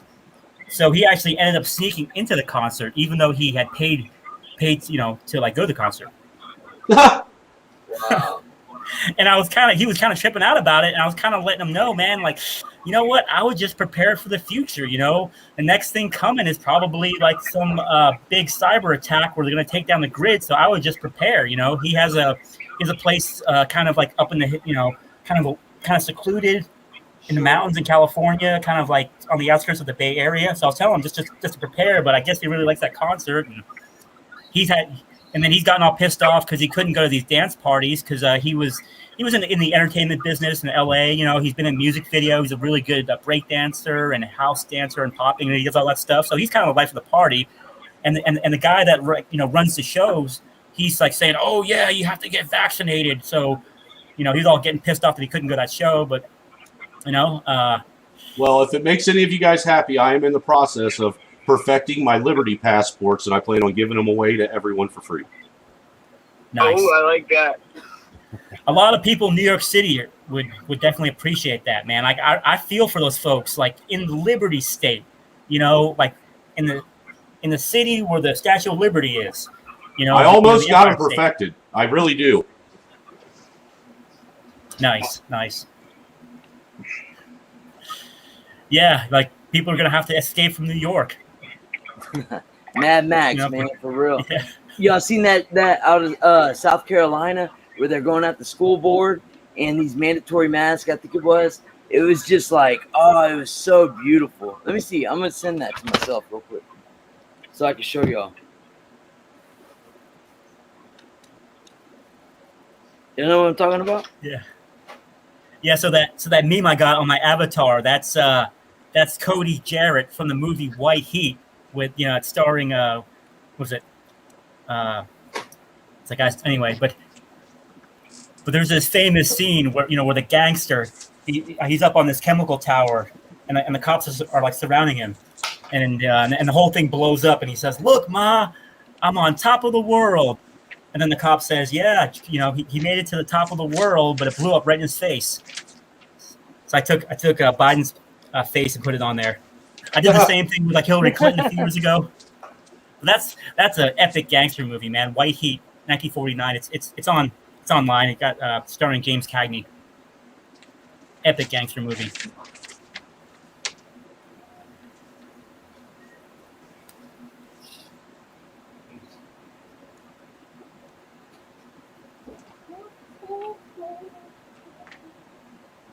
Yo, what's up, pseudoscientist? What's up, Alan?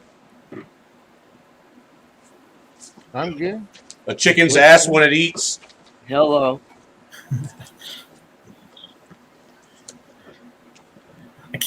I have this song in my head. I just can't get it out of my head. This tune. Kamala Harris is a filthy hooker.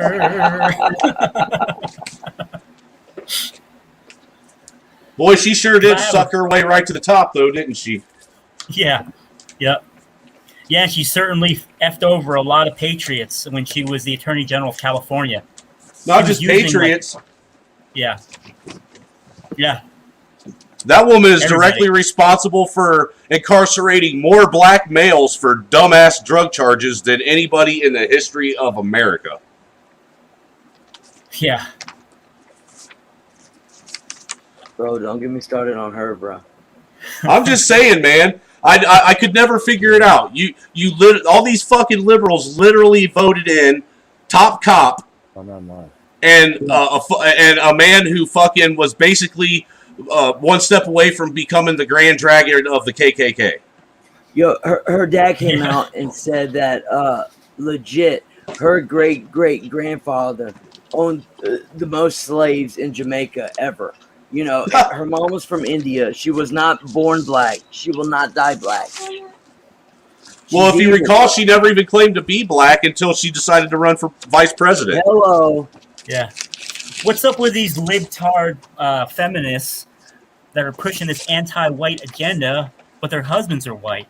Like AOC and Kamala and a couple other ones. What's up with Ilhan Omar getting away with being married and having kids with her brother? Yeah. That's against Sharia. That's for sure. She should have been stoned by now. Yeah. Yeah. Just saying, man. I mean, she's the one that wants to bring fucking Allah to America, so. Yeah, is she gonna abide by Sharia law? Right, by her own fucking principles. Yeah. I mean, don't just talk the talk. You better fucking walk the walk, bitch. Yellow. Yeah. That's the thing that's I guess the most depressing about all this is all these fucking hypocrites, man. And all the people that are fucking so naive that they can't see the hypocrisy. I mean, these motherfuckers can literally sit and tell you one thing, and in the same breath, convince a lot of these ignorant fucks that they did not just hear what they heard.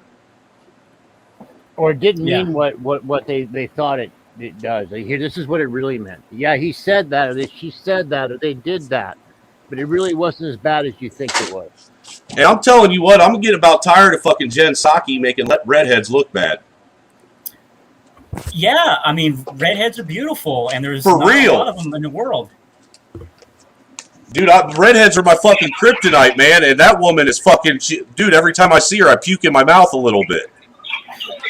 I found it very disturbing when she first got up there. Not that she said circle back, but she kept flipping when playing and flirting with her hair. Yeah, circle jerk. The media. Circle jerk Psaki. Yeah, but she kept flipping her hair around like she was flirting with the media, and I found that very disturbing. Yeah. She wants so bad to be Haley McEnany. She does. Yeah. I have no idea.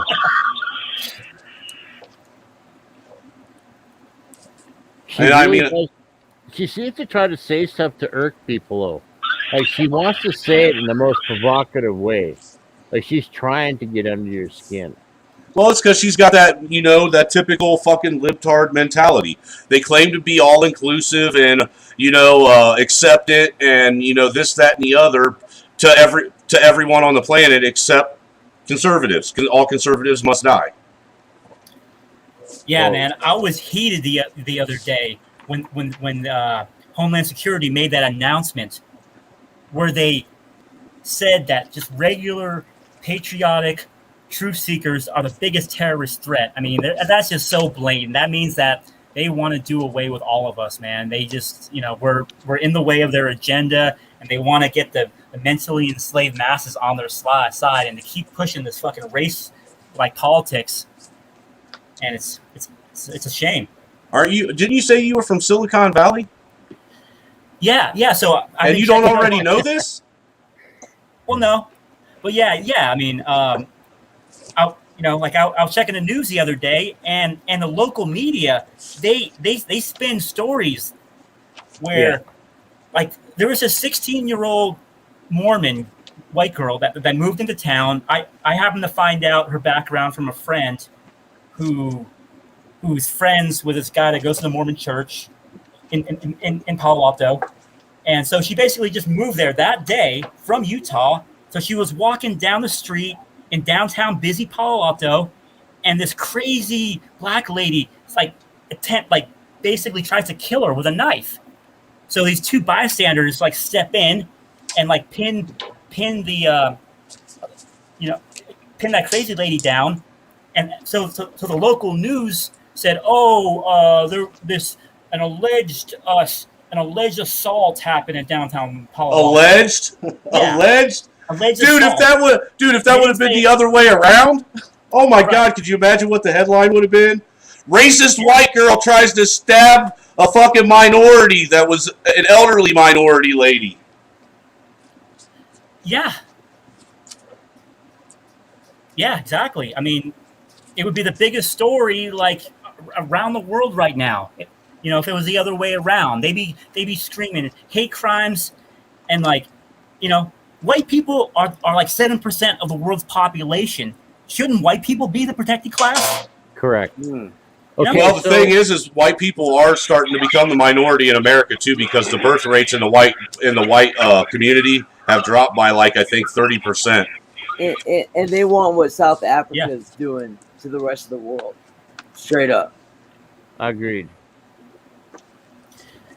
Yeah, I mean, there are the New World Order. They're going after the Western civilization big time. I mean, That's because white people are the fucking devil. Yellow. You bunch of fucking communist racist pigs. Yellow. Y'all climbed out of the fucking cave and couldn't fucking learn how to fucking conform with everyone else, you fucking white albino bastards. No. You don't understand. Everybody else would be doing perfectly well, and their lives would be so much better if history could just erase all white people, right? That's right, you fucking colonizer. Yeah. That's what they're telling them. And then the globalism is going to fail. Globalism 1.0 is failing. They have globalism 2.0 already lined up, and it's going to be like 5 separate areas where one group in that area is going to kind of run it like a gangster. But in the process, every time somebody goes hungry, you're going to say, well, that's because of your neighbor, the white guy. Right? And if you want anything, you just go take it. You just Whitey took it from you, man. It's his capitalism that's keeping you from being able to eat a banana today. Of course. But the reality of the situation is that since World War II, America has guaranteed sea trade for everybody, friend or foe. And that's why there's been a population explosion on the eastern side of this place, right? And instead of, and yes, America hasn't been a saint like the CIA, who we already talked about earlier, Project Paperclip, right? Where it's going around crushing other places, other companies, so that their corporations could do better or have a monopoly or whatever the case may be. Like that's the fact that happened. But in general, you can't paint everybody by that same brush, because in general, America has been paying the price in blood to protect everybody else. And when they asked for help, they never got any. And then Europe tried to tank it by making the euro dollar, and it failed. So now they've tripled down and they've joined the communist Chinese in a one final failed attempt to take down the West. I do believe they're going to fail. That's if Americans pull their head out of their ass. I agree. That's the only way. I mean, if this whole shit... Look, dude, my biggest complaint with everything is this. There are entirely too many motherfucking keyboard warriors to sit and act like they're fucking G.I. Joe and talk all fucking tough and this, that, and the other online that ain't even fucking experienced as much as a fucking paper cut before in their life and want to sit and claim that they know all the answers and have all the answers. And then you have these other fucking morons that want to be cynical assholes that go out of their way to fucking dog on everybody for anything and everything that goes against what their beliefs are, and nobody wants to work together. Yeah, and there's these like brainwashed libtards, with like lots of money, in these rich liberal areas, and they've never had any type of struggles in the world. They're just trying to be cool. They don't, they're like part of the system because they might have some rich family members that give money to the DNC, and they may have met Bill Clinton and Obama, so they think they're fucking part of the club, and they're just they're gonna see it one of these days. They're gonna fucking have to go through some hard times like everybody else has. Well, absolutely, and they're not gonna survive because regular people have had their ups and downs, and we've been able to, get back on our feet. And we've been discriminated against, like harshly. So we're a little bit more tactful in terms of our argumenting, and really, being able to express ourselves and like survive. Whether it's having to work for like a libtard boss or having to deal with libtard co-workers, Well, my favorite now is now you got to deal with libtards and fucking Q-tards. Yeah, I mean, listen, I would rather be dealing with a Q-tard than a black pill. A Q-tard just is all on the hopium, like they're trying to manifest justice.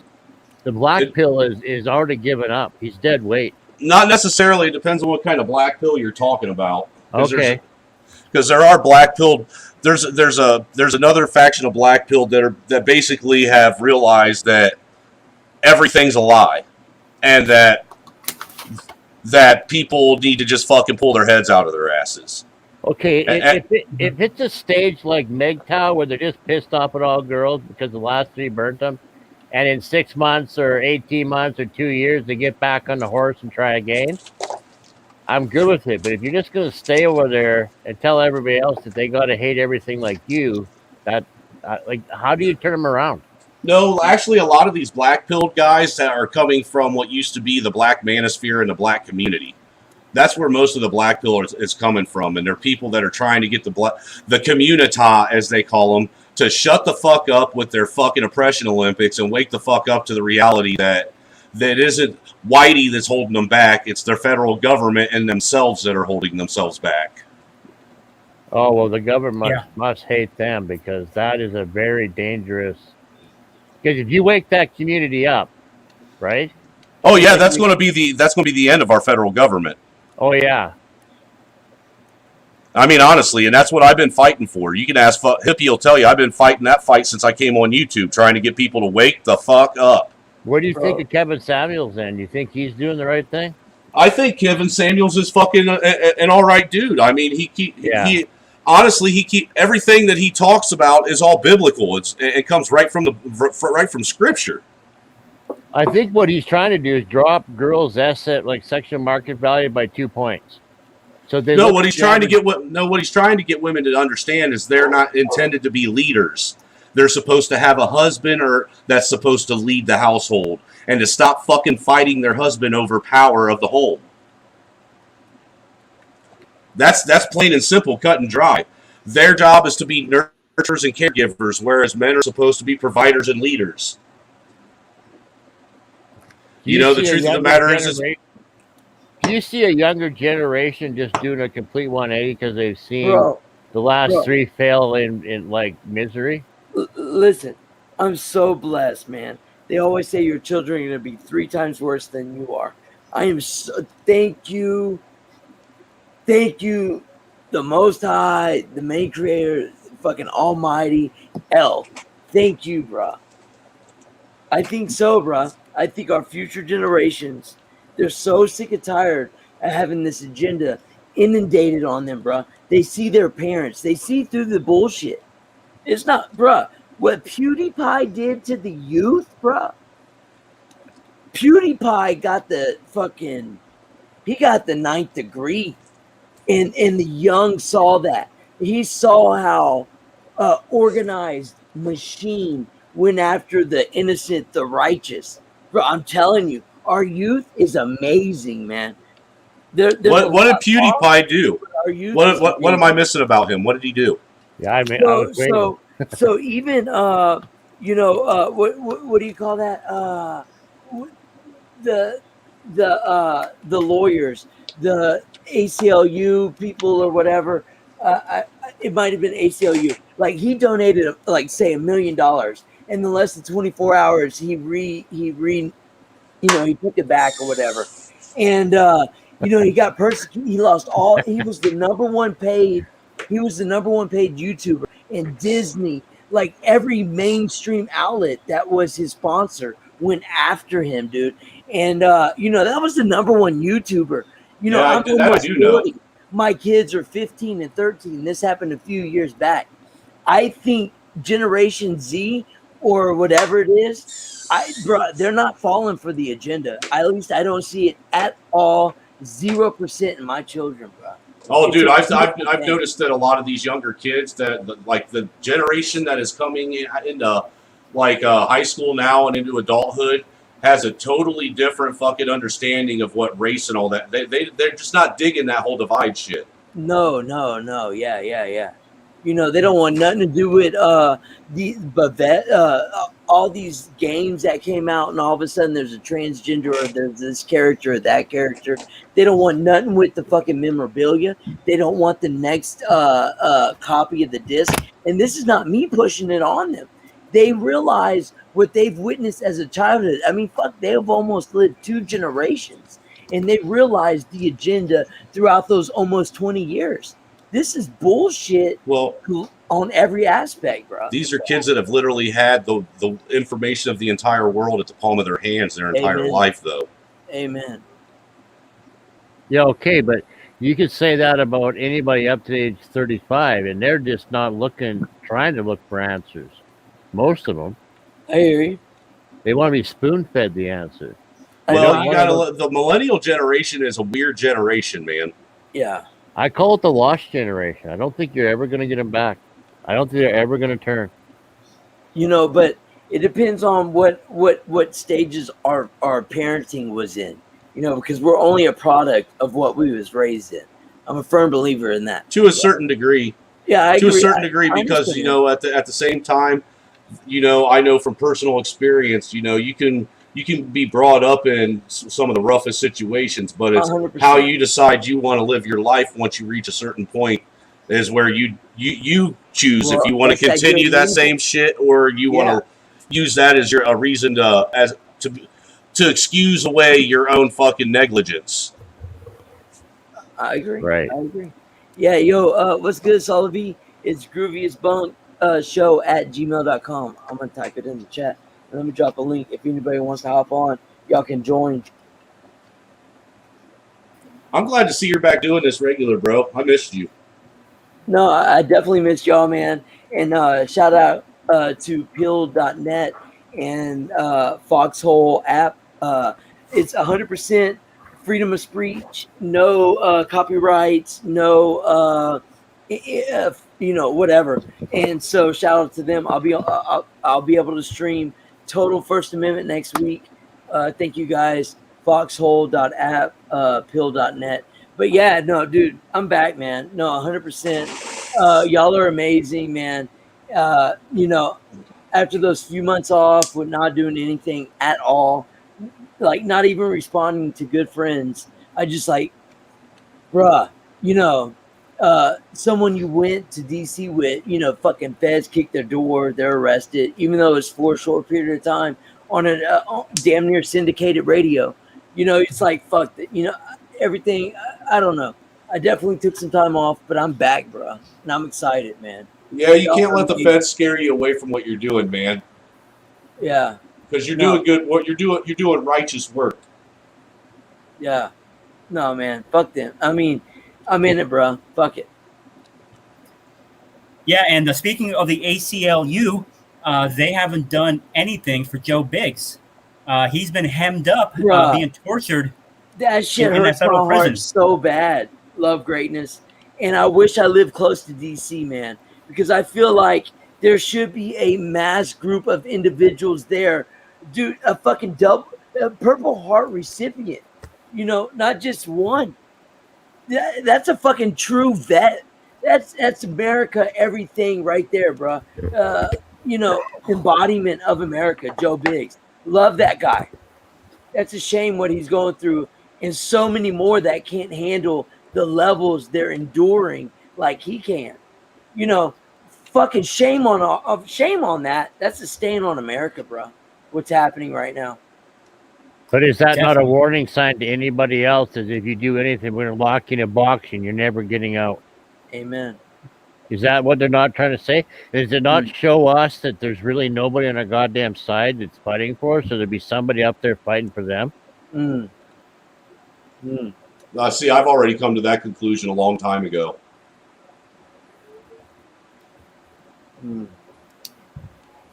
Yeah, I mean, so Mike Adams was saying that, you know, if we were to go to these protests to, like, you know, not bring any weapons because the feds could, like, actually, you know, do what they did to those people in Michigan. He's on with us tonight. Love greatness. You're speaking to one of them. That's one of, like, legit right there. Man. I'm one of the guys that was involved with it that got investigated and didn't get arrested. 100%. Wow. Man. So I can tell you anything you want to know.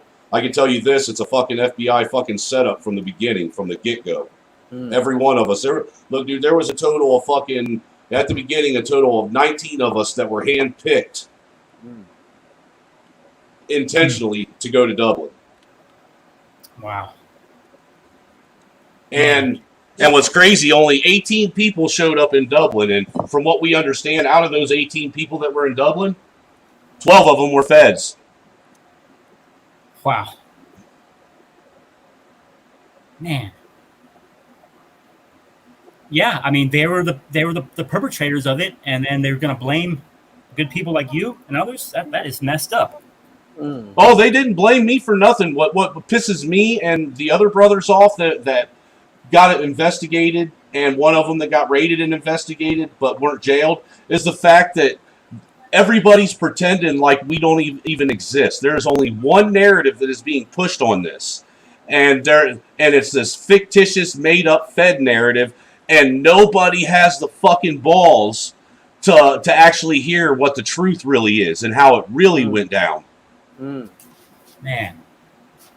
So there's how many patriots are in jail for that FBI plot? 15 of them, and one of them actually decided to plead guilty. He pled guilty earlier this month, and he goes in at the end of the month here next week for his sentencing. He pled guilty, and you know what the FBI gave him for his pleading guilty and to testify against the other 14? Rather than a 30-year sentence, he got a 9-year sentence. Fudge. How gracious. How gracious, right? And it's not like county where you get like halftime or something like that. It's like no, and all these motherfuckers have been sitting in county jail for a year. Dang. No time served. And those are hellholes too. And they're all sitting in the same county jail, separated from each other. Ain't allowed to speak to each other, nothing. Man. You got trained professionals saying they can't take it. They don't know how much longer they're going to last. That's crazy, bro. For doing nothing but being at the people's house. Well, look, the thing is what people don't realize is if we could get, if us that are sitting out here right now free that know the story could actually get our story to break, we actually have the missing puzzle piece that connects the Michigan thing to the January 6th thing to the fake fucking, to the election fraud and the fake inauguration. We have it all. Wow. We are the missing puzzle piece on why it all happened. That's why they don't want our message getting out. They don't want the truth getting out. Wow. Because I'm telling you, the whole Michigan thing was set up intentionally so they could do January 6th. So that January 6th could lead to there being an inauguration, which would be the first inauguration in the fucking history of this country that the American people were not invited to attend. And speaking on that, I was doing some research and happened to stumble across an article. If you go and you research Joe Biden and Joe Biden and him talking about the shutdowns or whatever, vaccines and that stuff. There's an article back in December 12th December 12th of 2020, well prior to the inauguration, where he specifically states that there's going to be that there isn't going to be the same inauguration parade and all that stuff. It's going to be scaled way back. They don't know how they're going to do it. Basically, he was telling everybody in that article what was going to happen but he was blaming it on the convicts. Man. I mean, I'd like to find out how I could write to Joe Biggs. Like, is there, get on this app that I have on my phone. It's called, let me find it real quick. It's called Emilio. That's how I write Barry Croft, because I talk to Barry Croft pretty regularly now. Emilio, Emilio. It's Ameelio. It's actually an app that you have put on your phone. Could you repeat that? Ameelio. Okay. Yeah, I'm writing this down. Yeah, it's definitely an app that you get through either the fucking Google App Store or the Apple App Store. But you put it on your phone and you can send up to 3 letters to people that are incarcerated a week for free. Oh, wow. Yeah, because I want to reach out to Joe Biggs, because that really does mean a lot to somebody, when they're hemmed up like that, just to, get some words of encouragement and just to let, he's probably got, people put money on his books, but, we got to put. Hey, man, Barry's been trying to get a hold of me now for 6 months, and he's been incarcerated for almost a year, and finally, after almost a year, my phone finally allowed me to answer a phone call from him. There was twice he tried to get a hold of me, dude, that it rang and it rang, but it didn't ring through the ringer. And then one time I went to pick it up, and as soon as I hit the answer button, the call dropped. Oh man. Yeah, like they don't want you to talk to them. They don't want me to talk to him, dude. I used to talk to Barry Croft every fucking day almost. He was a truck driver and he drove nights, man.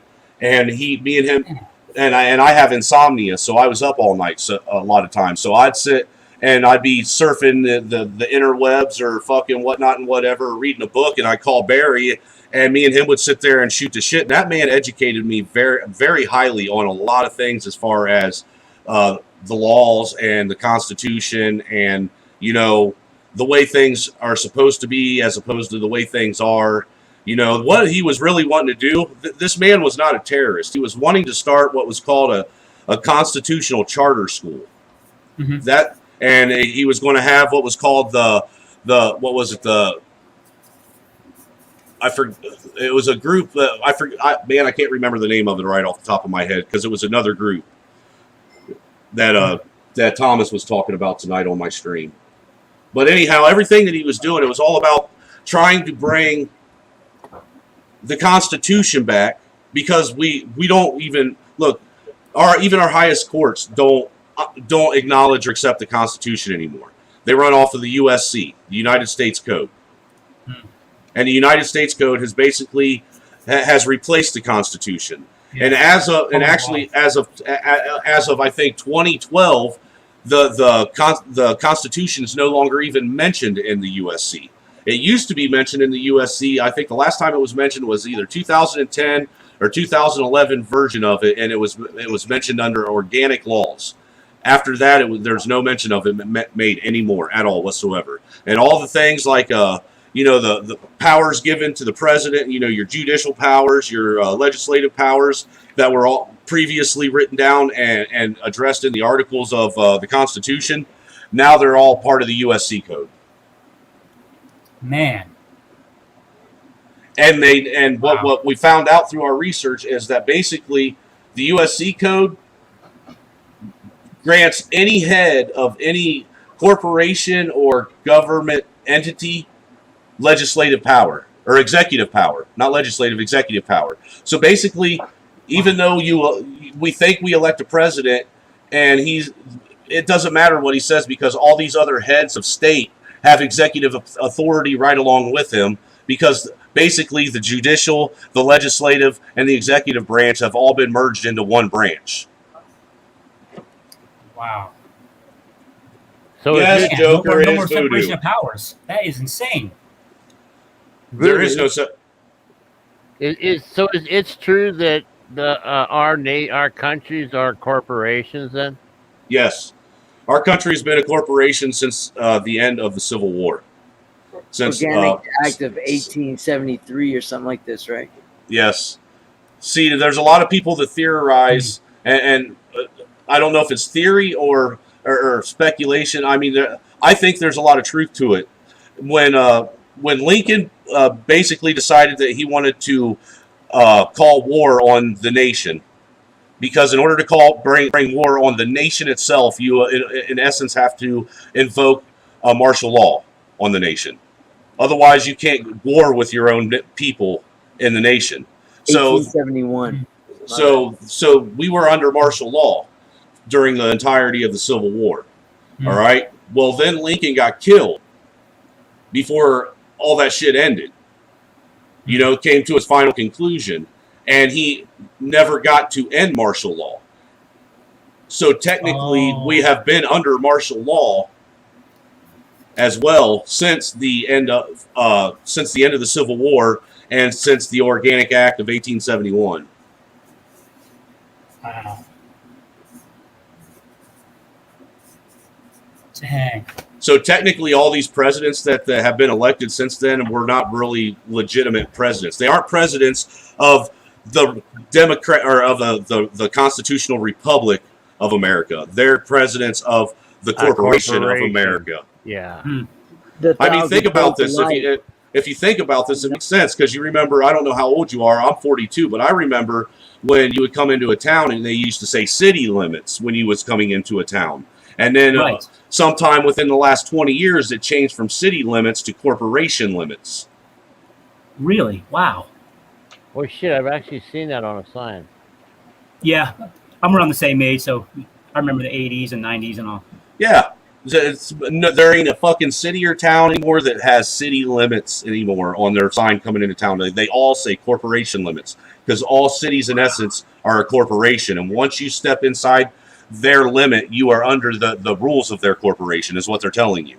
Okay, Wow. and as bleak as that sounds, is there not actually a glimmer of light in that all corporate law actually has written in it a back door to get out? Say what now? I was told that corporate law, if you read it really carefully and you read every word and understand the definition of every single word in a law, they write in a way to get out. So if you know the law good enough, you can actually get yourself out. That's why the rules are for us, the loopholes are for them. I would imagine there's some. I mean, I'm not going to sit. I'm not that in depth on it, so I'm not going to say, and I don't want to give any false information. You know what I'm saying? A lot of this stuff that I'm starting to learn now is all new stuff that I've learned since I got involved with the National Assembly. What is your channel's name? I'd like to subscribe and check out your videos. Trailer Hood Voodoo Ninja, and then TVN2 Dirty Logic. Trailer Voodoo Ninja. Trailer Hood Voodoo Ninja. Oh, Trailer Hood. I'm the only one on YouTube. Definitely, man. Wow. Right now, that's my main page. My main page is struck. I'm in YouTube jail for a week, so I've been streaming on my backup channel, the TVN2 and Dirty Logic, Logic spelled with a K. And yes, Raymond is right about that. 1871 pretty much let the lawyers in. You know, British law, where basically anybody, like any of the lawyers today, they're not even practicing civil law or common law. They're practicing that fucking that maritime law. They're part of the fucking crown. You know, that's what BAR stands for, British Accreditation Registry. And that little gate you walk through is boarding the ship, and that's why we have a birth certificate and blah blah blah. Yeah.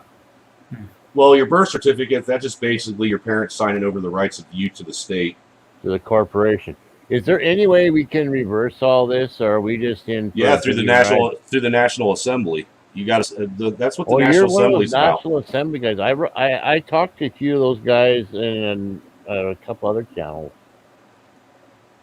You know, I've just started getting involved with them. I'm the only one active in the state of Indiana, but I would suggest getting on there for your state and just basically put in a message in, and I'm sure somebody will get a hold of you through it. And if you want the actual website for the National Assembly, I can pull it up.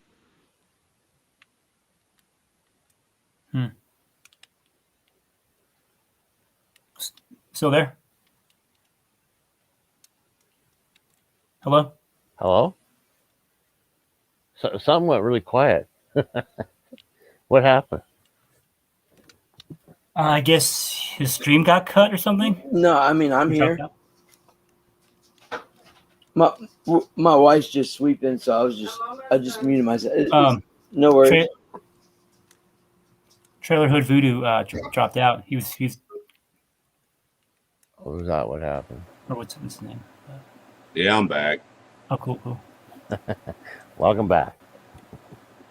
I keep forgetting when I click on something in my bookmarks that it fucking doesn't open up a fresh tab.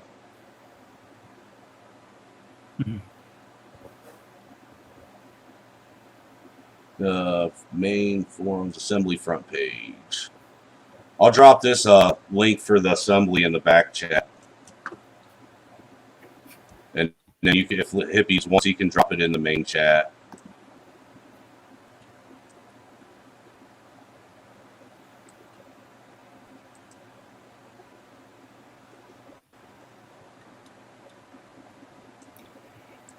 Yeah, so there's Go ahead. I was just going to say, you know, this, from what I understand, this is the only way that really we have a way to take back the country, and it's the point of the National Assembly is to separate us entirely from the system of corporate America.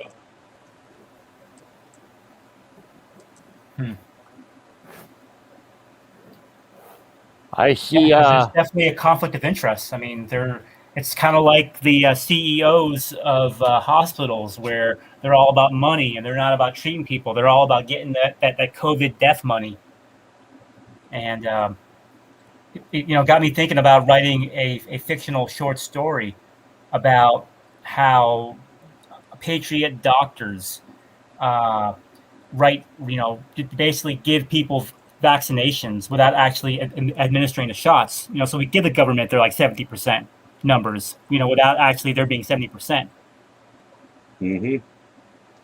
Because out there doing that. No, it's just a fictional, thought that I had, about a short story, about similar scenario. Like, I mean, doctors really have the chance to be heroes at this point. There are quite a few that tried to come out and be honest about the shit, and they got shut down. And see, that's what makes this extra crazy, because if you think about it, one, this is the first time ever that they have tried to force mandate a vaccine on people. Never before has that been done. And not only that, there is no other vaccine that is force mandated on people. And the vaccines that a lot of people think that are mandated so your kids can go to school are actually not mandated, because you can opt out of them for religious purposes. Bro, but not even that shit. Like, now you get in a lottery to win $1 million, and X amount will win $1 million. Then the next will win, almost 9/10 of $1 million. Then 750,000. Then $500,000. They have made a lottery on a free, pharmaceutical industry product. It's insane. People are buying this shit, fish line and hooker, bro. Well, you want to know why they can afford to bribe you?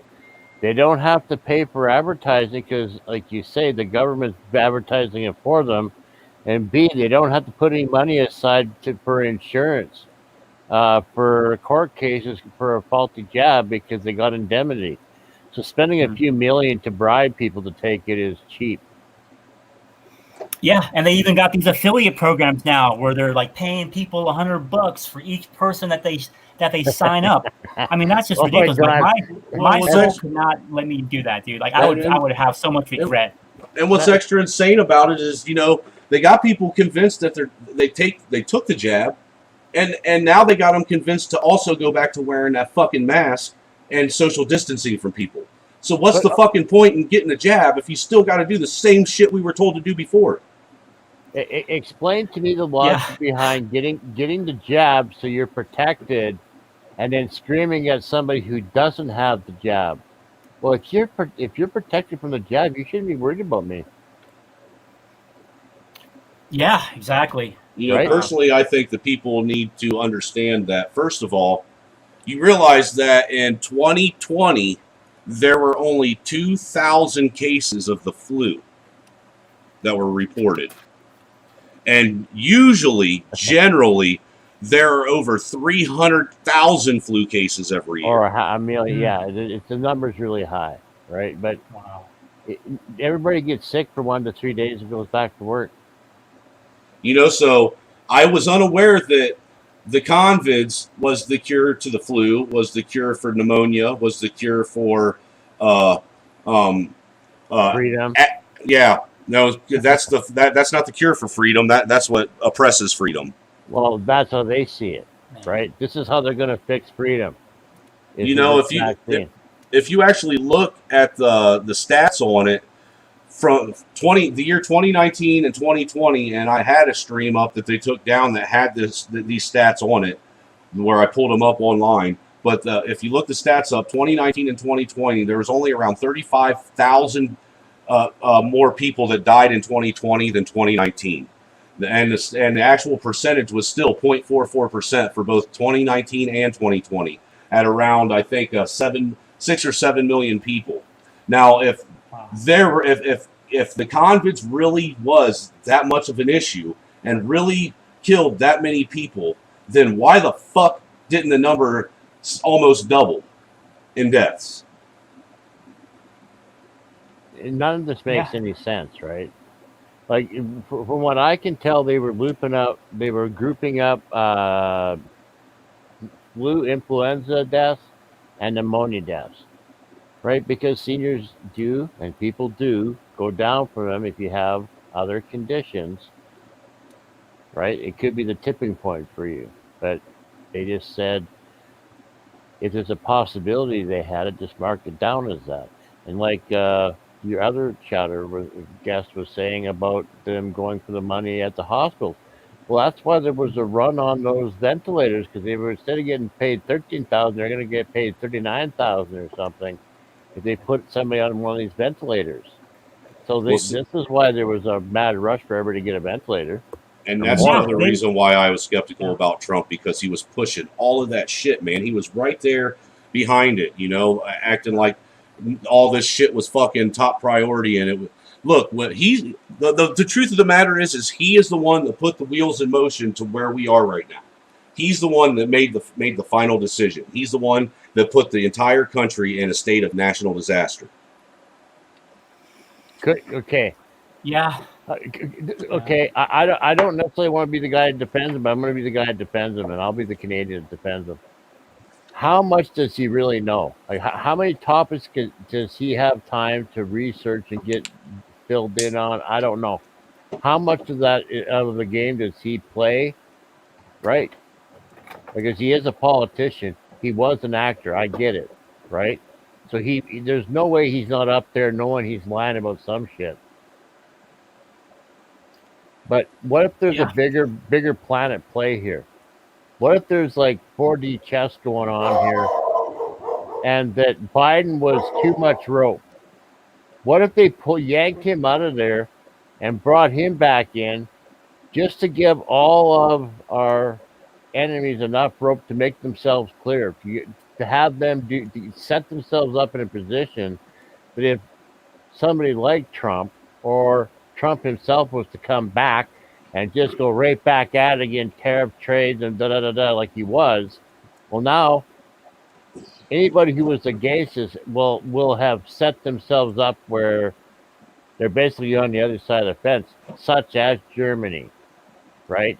Or most of Europe, or. Because it does, like I was trying to say earlier, it just doesn't make sense that Biden went from actually being able to talk and make sense to being like. You can see his cognitive decline in the debates. Okay. I mean, you really could, because if you really paid attention to any of the actual Democratic debates for the preliminaries or whatever they call it, primaries, they didn't really address Biden a whole lot, because when they did address him, you saw his cognitive decline. He was also getting dissed a lot, quite a bit, by the late night talk show hosts. So it seems like they're almost setting him up for right now. Look, I've been telling everybody that I honestly believe that watch and see if come next year, by around at the latest, February, March, if he doesn't either get removed with them using the 25th Amendment, or if he doesn't end up dying of quote unquote natural causes. Oh, they're going to replace him, but with who? Kamala Harris. She will fall in line as the president, because she's the vice president, and then Nancy Pelosi, being the Speaker of the House, will become vice president. Oh my God, no! Wow. I kind of want Biden to stay alive now. Camel toe and fucking Aunt Nancy. Wow, that'd be horrible. Buddy of ours, Ricky Maynard, he calls her "Come Swaller Harris." Yeah. You know what? We gotta picked her, right? We gotta call all these hardcore by their true names. Just like Jack Dorsey. I call him Jack off Dorky because he's I a just fucking call him junior. Jack Dorsey. Yeah. He's a damn junior jack off, dude. He reminds me of one of them letting dumbass. The Taliban have their accounts, but Trump can't have an account, and other patriots have been banned like Love greatness. many times. What about Jack Dorsey? What about D-Wave? Tell me what you think about that. They might see into the future, and they're seeing that the Patriots are going to win and America is going to be restored. So maybe they're trying to manipulate a future outcome. They might try to shift this into another timeline. So we might have some new Mandela effects potentially. I don't know. What if the AI machines they got keep spitting out that they can't win? Right? Like no matter how they keep punching it in there, they keep saying no, sorry, no, sorry. Like if they I think then I think what they'll do is they'll let AI have full autonomy. Then at that point, well, that's exactly what the CCP is hoping and dreaming and putting all of their eggs on, is that AI is going to help them outsmart us, and it's very likely that it can. Like I've heard people say, well, if they ever get AI in 6 months, we'd have it hacked. It probably only needs about 6 days to completely screw everyone. Right? I don't even think it would need 6 days. It could probably do it in a matter of 6 minutes. I'm just saying. You switch. I'm just saying you look right, right. Because look, what is it? Those what was that? Those kind of computers that you were talking about, hippie. What are those called again? Quantum computers. What was it? Didn't Google turn on a quantum computer that they had at one point in time, and it had started learning so fucking fast and doing shit so fast that in a matter of an hour they had to shut it down? I think that was Facebook. Like they were actually communicating in their own language, so the humans couldn't figure out what they were talking about. Like they were trying to scheme, behind our backs. Mm-hmm. Well, I know you've seen that interview with where they have Sophia and Sophia's brother from that Hanson Robotics, and they start having a conversation with themselves on stage. Yeah, and then she talks about like exterminating humanity. Right, and Hans is talking about how humans are basically they're the detriment of the world. And then they turn around and say, and then they turn around at the people, move their heads and smile and say, "We're just joking." That was probably just some Luciferian mess playing with people's heads. Right. It's kind of like predictive programming. It's like, okay, well, we told you what we're going to do, and you didn't stand up, so I guess that means that you consented to it. Kind of like, if a couple's going at it, and the chick ain't, saying no, well, that means he's, consenting. That is how they work. That's how they scrub the karma. Wow. Right? They get other people to do their dirty work. They get you to basically agree by not disagreeing. They always tell their plan ahead of time, and we always accept it. We allow it to happen. Yeah, I agree with you too, to a degree, Moose Man. But Trump didn't make some of the greatest decisions on what cabinet picks he chose to. I mean, if you think about it, he's one of the few presidents that actually didn't have a full cabinet during his entire fucking presidency. That was the strangest situation. He said he was going to hire regular people before, and when he gets in there, he hired 6 or 7 Goldman Sachs guys. Right. Well, that's what pissed me off the most. Well, having a whole bunch of people quit, firing a whole bunch of people, and then the people he brought in turned on him. It was like... Right. Well, you notice those were the only ones that the Senate didn't have a problem approving. Right. Yeah, because every other one of his cabinet pick, if you think about it, every time he had a cabinet pick, because they have to be approved by Congress, they got shut down. Okay, so why is he actually flirting with the idea of running again? Unless he has a way to get around all that bullshit, why would he put himself up to be just hammered again? I personally think that if Trump ends up being elected again and he runs again and wins, and we see him come back as the president, then that is a surefire sign that it is the fucking end times. Because I swear to you, because there's that one part of the prophecy where it says that what is it? The fucking false prophet will be, or something will be, take a blow. They'll be shot, hit in the head with something. And it'll look like it is a fatal wound, but they'll rise again after 3 days. Oh, so maybe the Simpsons prophecy like hasn't actually happened yet because it didn't happen. You know, well, the way I look at it is, you know, when Trump fucking lost the election, it was like a blow to the American people's head. It was a fatal wound. Yeah. If he comes back and gets reelected again, then I think that that's a sure sign that he's like the false prophet or some shit. If it's not him, it's Kushner. Hello. Kushner is a creepy looking dude. Let's be honest. He's the only one that scares the shit out of me, and I'm just being honest. Don't hate me. I don't care. He owns. I spent too much of my billing at 666. That's the number of love. There's a whole nother number for who you're thinking of, but there's Lucius Trust. There's a lot of organizations within that building that means. Oh, really? I didn't know that was in there. Yeah. So, you know, it's more complex than just the address, but you know what I mean? Like and then to say in Revelations where it talks about those who call themselves Jews but are not, are of the synagogue of Satan. So, you know, who's me to deny the Bible in its verses? You know what I'm saying? So even though I don't believe in the Vatican, though I think Sanskrit texture shows that this is truth. And maybe it's been multiple times per generation, but there's definitely a higher power. And we're definitely seeing good versus evil. You know? I agree with all of that. The Roman Museum is right next door to the Vatican. And it's connected. They can go back and forth.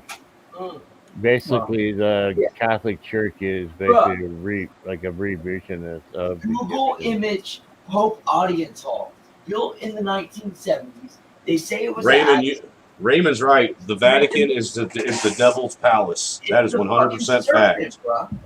Yeah. Dude, well, look, for one, you realize that, like, the Vatican, they own the most powerful fucking observatory, the biggest telescope on the planet, right? You know what they named it, right? They named it Lucifer. Yeah. But if you look at that thing, they say it's a telescope. It looks like a receiver, like a dish. It looks like your old Star Choice dish or your whatever they called them. Yeah, you know what they're doing is they're watching the sky, waiting for the Archangel fucking Michael to come down and smite the hell out of them. I actually have another theory. I actually think they're actually focusing in on certain constellations, and they get some type of energy that they actually magnify from it. I actually think it's the opposite of like what they say it is.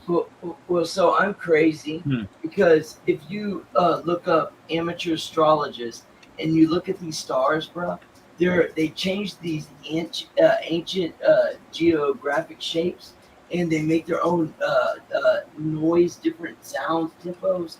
It's amazing. I think it's more like the Book of Enoch, more so than our average canonized book. You know, 66 canonized. Come on now. Well, there's a theory that the Bible is basically the sun's trajectory path. It's actually not S-O-N, it's S-U-N.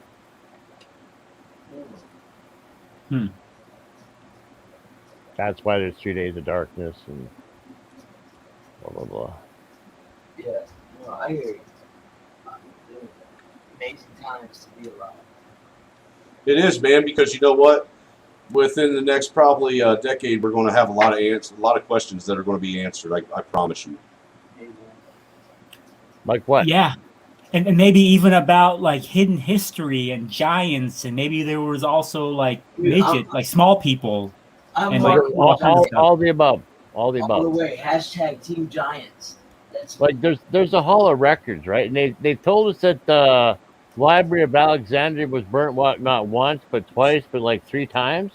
Yeah. That tells me it was never burnt. Right? And even Edgar Casey said that there's 3 Hall of Records And one was to be found by a man and a woman. I think he even picked the year. He said there was one under the toe of the Sphinx. Well, if he said that, don't tell me that the New World Order didn't dig underneath there. Like, they have all those boring equipment. They could come at it from like the side or underneath it or whatever, from scanning equipment. So, like, what if they found the Hall of Records? What if it tells them the past and the future? And they don't like either version, the past or the future. I'm just those tunnels got me thinking about Elon Musk, and so he introduced like some robot today. It's like a white. I've seen that. So he didn't actually have a prototype of the robot. He had a person like dressed up as like what the robot would look like. So it has like a white body and a black face. But that is fucking. That you know what? That's kind of fucking fresh right there. A white dude in blackface. Yeah.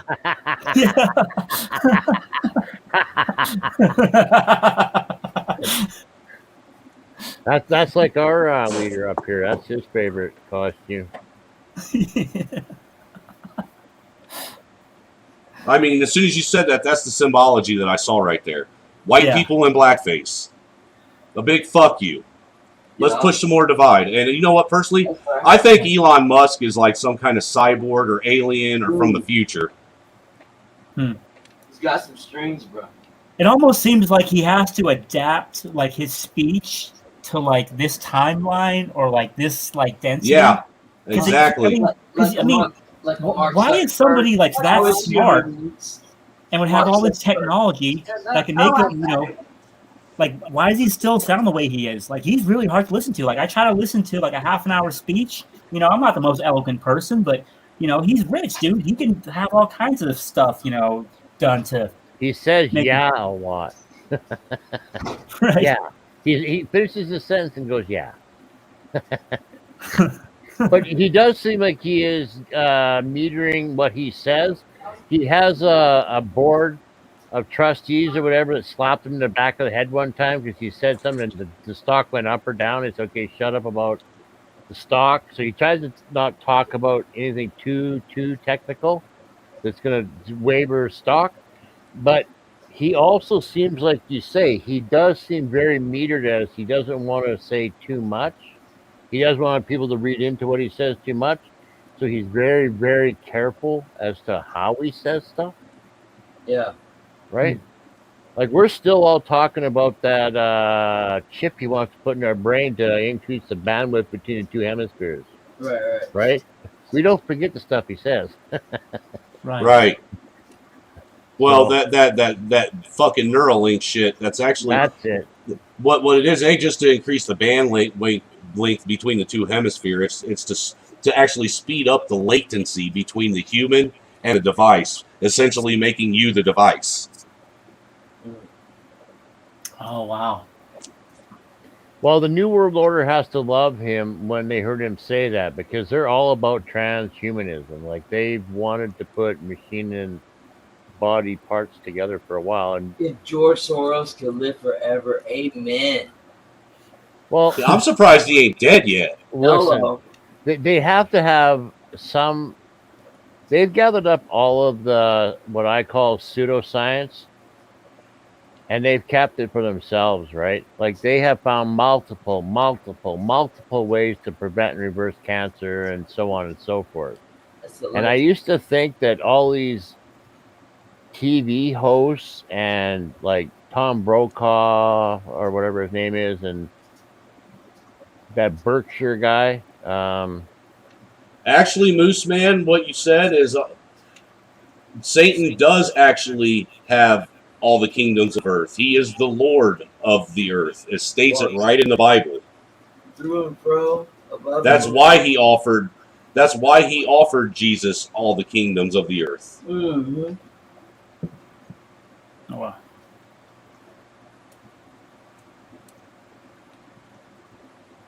Satan rules this fucking place. God gave him dominion over this planet for, what was it, 2,000 years or some shit? Is time up yet? Well, they listen, that's who the Luciferians, that's their God, right? Yes.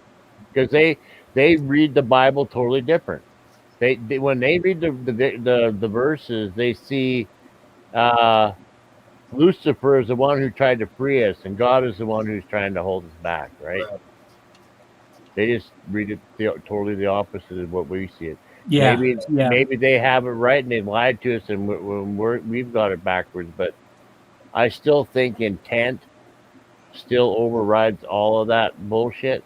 Like if your heart's in the right place, I still think you're giving off the right frequency. So even though they spelled God as dog backwards and they had laugh and laugh and laugh, it doesn't matter if we don't say his name right. Nobody does, right? Well, Moose Man, you're right. Satan will be cast off earth, and there will be heaven on earth, as it states in Revelations. But right now, Satan has and is and has always been the Lord of the earth. And I don't know how you could possibly think, with the things that we've seen in our just recently, that our government has any kind of holiness backing them. Right. Well, I give a little hope that this is a dual system, which means there's good and bad, right? So there needs to be balance. They have pulled it so far one way. I think the farther you pull it, the harder it is to pull. So pulling it all the way one way would be probably impossible. I just figure we just need to balance this out a bit. Like, I agree with you. This isn't heaven. It's never going to be perfect. I think we're always going to have a bit of the good and the bad. I just figured that the pendulum's been pulled too far one way. Needs to be pulled back a bit. Well, I agree with that, Moose Man, but at the same time, we have to be aware of what it is we're believing in, and we have to make sure that we're paying attention to the lessons that we're being taught and making sure that we're being taught the right thing and believing the right thing. How do you know that? I think it's something. I don't I've done know. a lot of research, and finding the absolute truth on something is pretty hard. I'm talking about as far as the Lord, I guess. But there again, that's breaking off into a whole bunch of different avenues too, with this new wave reality. Like, well, you know, and that's because that's what people want everybody to do. They want everybody to be all kinds of confused. You know what? Have your own personal relationship with God and with Christ. That's what it is. Your body, you as the person, you are the temple of God. Every one of us, we are the temple of God. That is where God resides, is within us, each and every one of us. Plain and simple.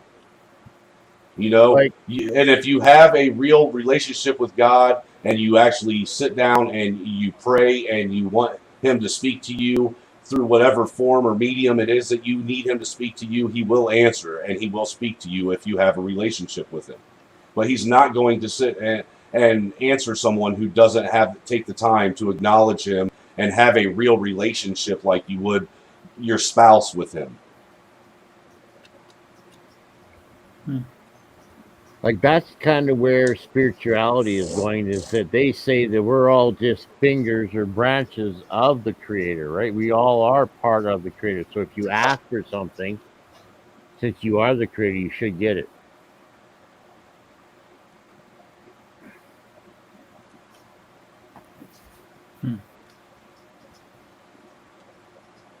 Right? Like, even if you look into like monks and whatever, they're just vibrating at a much higher level than we are. They don't have guilt or shame like we do. Right? Like, even Edgar Casey said anybody could do what he did if they led a pious life. Whatever pious means. Right? Yeah. He was able to go up to what he said was a white funnel that got brighter and brighter until he was there, and there was somebody there that would go get a book off a shelf, because his wife would read him a question, and he'd go up there and he'd ask the guy a question. He would know what the question was. He'd come back with the book, open it up, point to a paragraph. Edgar would read it and say it out loud, and his secretary would write the answer down. And it didn't matter what question they asked, they would always get the answer. Even if you didn't want to hear the answer, like some people would ask like the day they die or some crazy question like that, right? Have But you been to his center in Virginia, the Edward Casey, the Sleeping Prophet? no, but I'd like to have a copy of all his stuff. He is a hero of mine. Well, hey, gentlemen, I'm going to have to hop off here. It's getting late and I'm getting tired. I got to get up early with the kiddos. Oh, nice talking thank to you, sir. And I appreciate all this knowledge. I was taking notes, and I'm gonna check out your channels and your website, man. And I'm not that knowledgeable, man. I'm just a guy that likes to run his jibs. Yeah. I'm just saying. But I appreciate it, you know. Like I said, I just try to share what little bit of information I get with other people and let them do with it what they will. Amen to that. You know, but I will say this, you know, I've started as a kid, I went to a Catholic public school while going to a Southern Baptist church. So I started out life very early on seeing the differences between two religions. I went and sought out alternate, you know, ways and ideas of faith, different, I've actually not studied, but I've read into a lot of different books of faith.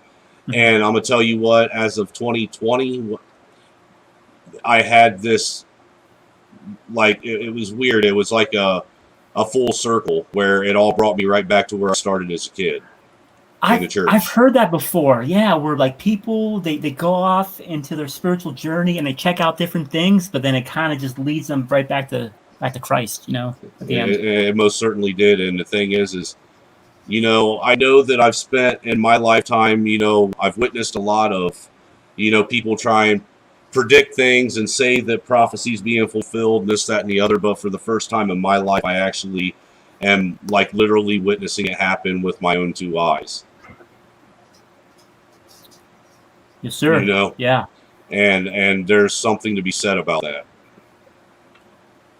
What would you say about Amen. that? What's causing it? What do you think you're part of it, or do you think you're witnessing it?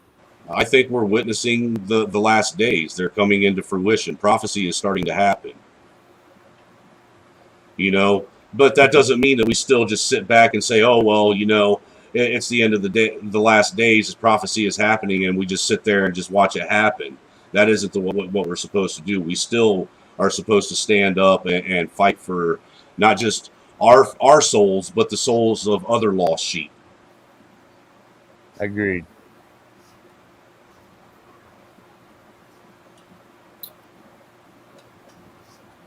You know, and it's crazy because I spent a lot of years not, you know, trying to find another answer, and everything brought me right back to what I was taught as there's so many similarities in so many different religions, you know, that a lot of them tell the same stories. Yep. A lot of them have the same 5 major, you know, instances in them. You know, they all have a beginning. They all have a original sin. They all have a flood story. They all have a Christ, and they all have an apocalypse. Mm. Yeah, there's unity and multiplicity. You know, so it's like different names, you know, like with these archons, you know, I guess they're also called jinn, or they're also called demons, or the macrobes, you know, that John D talked about, that was kind of instructing him to, you know, what to do. Yo, John D, you know, he drew these depictions, you know, 500-600 years ago, and now you got Gaia TV showing the same depictions as if it's some kind of new something or another. This guy, John D, who was a magi for the queen, these were, like you said, archons that came from the inner earth. You know, I don't know too much about it, but the same 28 that Gaia keeps saying is this galaxy far, far away, John D spoke about 500-600 years ago, before propaganda. There's always been propaganda, hippie. What was this about archons from the center of the earth? Yeah, man. John D. So he's the Magi that made the crystal ball famous, right? And so, Gaia TV talks about all these extraterrestrials from all these different galaxies and things like this. But John D., who was the Magi for the Queen Elizabeth, they came to him and said they were from inner Earth. So I mean, I don't know. Well, there was Admiral Byrd said that if you recall, Admiral Byrd, when he was flying over Antarctica, said he was brought into inner Earth. No, that was the North Pole. He said, yeah, that's right. He went over, the North Pole. He could see a mountain in the distance. The National Geographic did this documentary on a full ecosystem, jungle and everything in the inner Earth. These caverns are so huge. They found them by Shangri-La or India or something like this. And it's just amazing because, even the Russians, the Nazis were very meticulous. They took a lot of notes. And in these notes, they talk about this U-boat that goes to this land of Agartha. All this is declassified, legit. Yeah, I've read about Agatha. Yeah, I don't know, man. It might be all crazy, Bill. There's a 1,400-year-old carving in India that shows the ground splitting open and elephants and everybody like shaking in fear, standing back, what the hell's going on? And it shows snakes coming out, or a snake figure, or snake figures coming out of the crack in the earth. Africa was splitting. Oh wow! So it's not hard to believe these. 1,400 years old though, and it's a pretty good carving. You can Google a picture of it. But yeah, hey, before I get sucked into another discussion, I'll hop off here, guys. Hey, have a good night. Hey, take it easy, man. Have a blessed one. Yep. Blessings to everyone. Blessings to everyone in the chat. Hey, Hippie, I'll get a hold of you. Right on, brother. I'll be here. Peace, brother. But I'd have to agree. If I was to guess that all these alien stories, if I had to bet $1, I'd say every single one is bullshit. That other entities are coming from a solid land mass from outer space. If I had to bet $1, I would bet that it's from an advanced civilization underground, or like he was saying about Admiral Byrd. Well, Admiral Byrd talks about a story of the North Pole where he sees a mountain in the distance. He flies and flies and flies, goes over top of it, sees green grass or something, and goes down low and sees elephants. No, they're mammoths. He goes down. All of a sudden, he gets escorted in by 2 saucers that have swastikas on them, and they take him to their leader, and he says, "You guys got to quit playing with nuclear power." And he comes back and tells the leaders or something.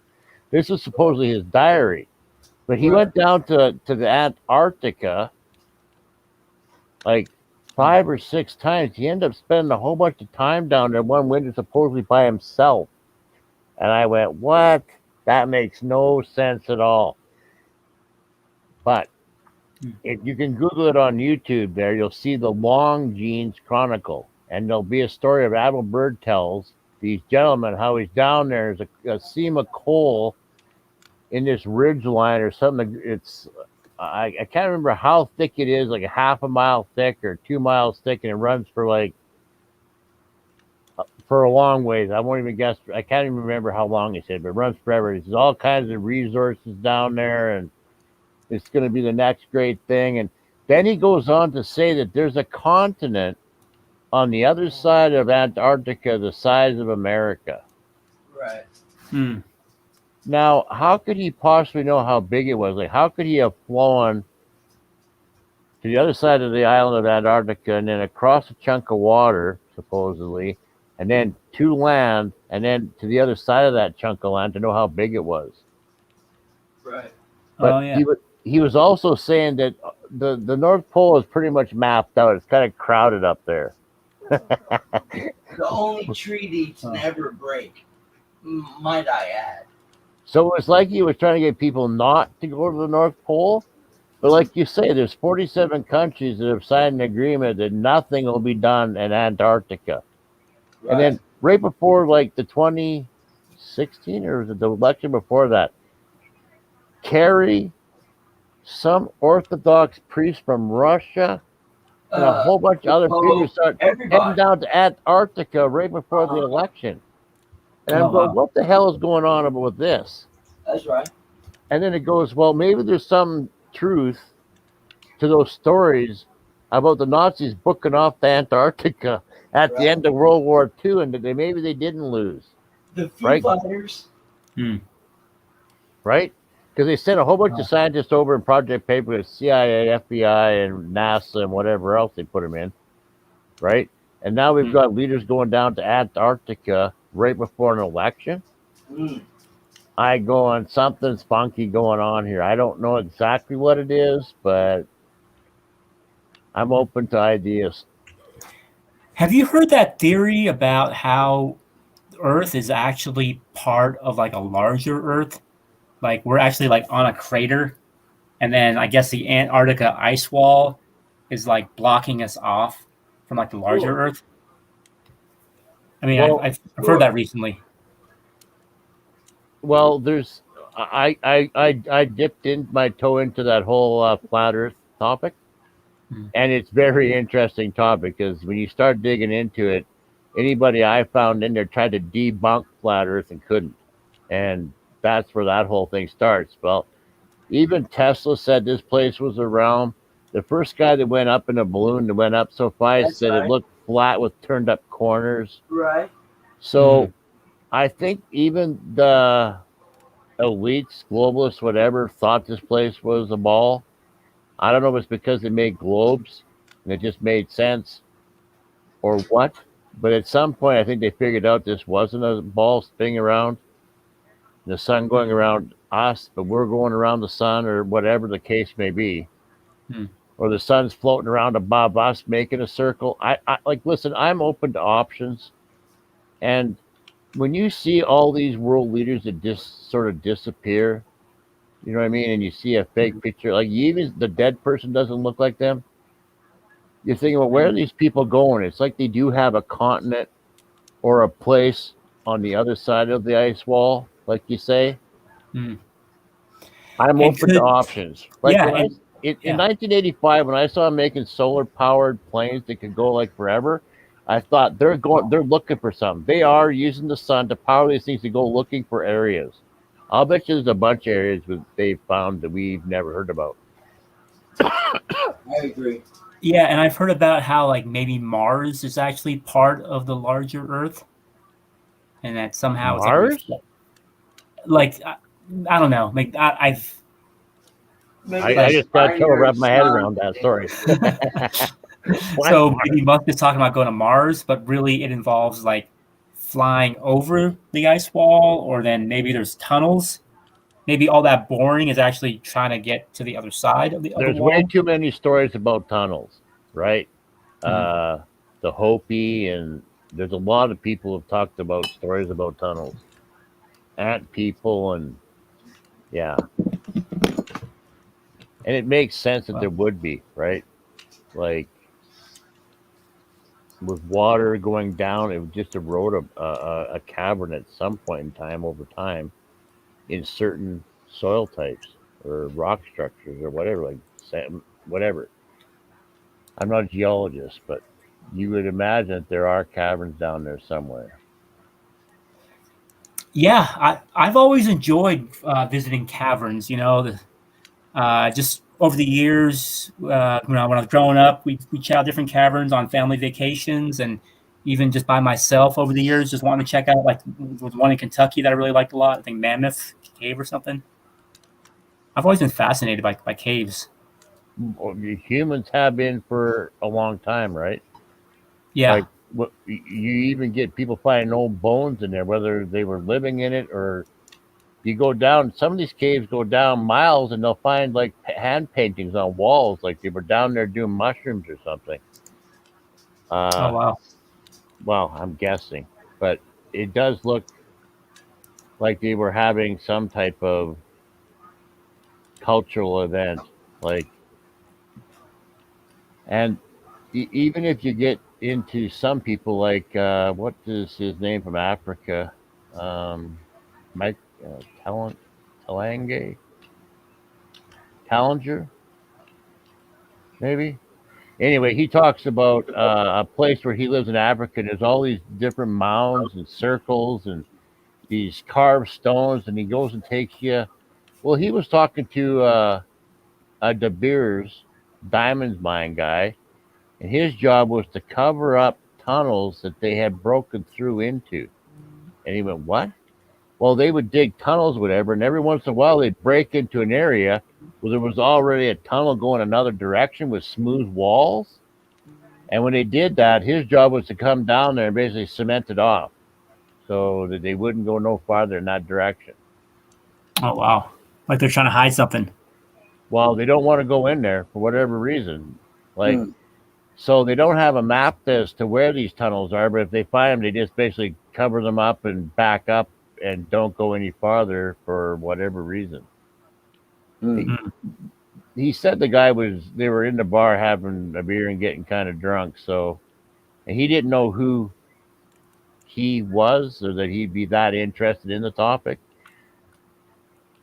Or he was just making shit up. I don't know. But there's like even a lot of native tribes will talk about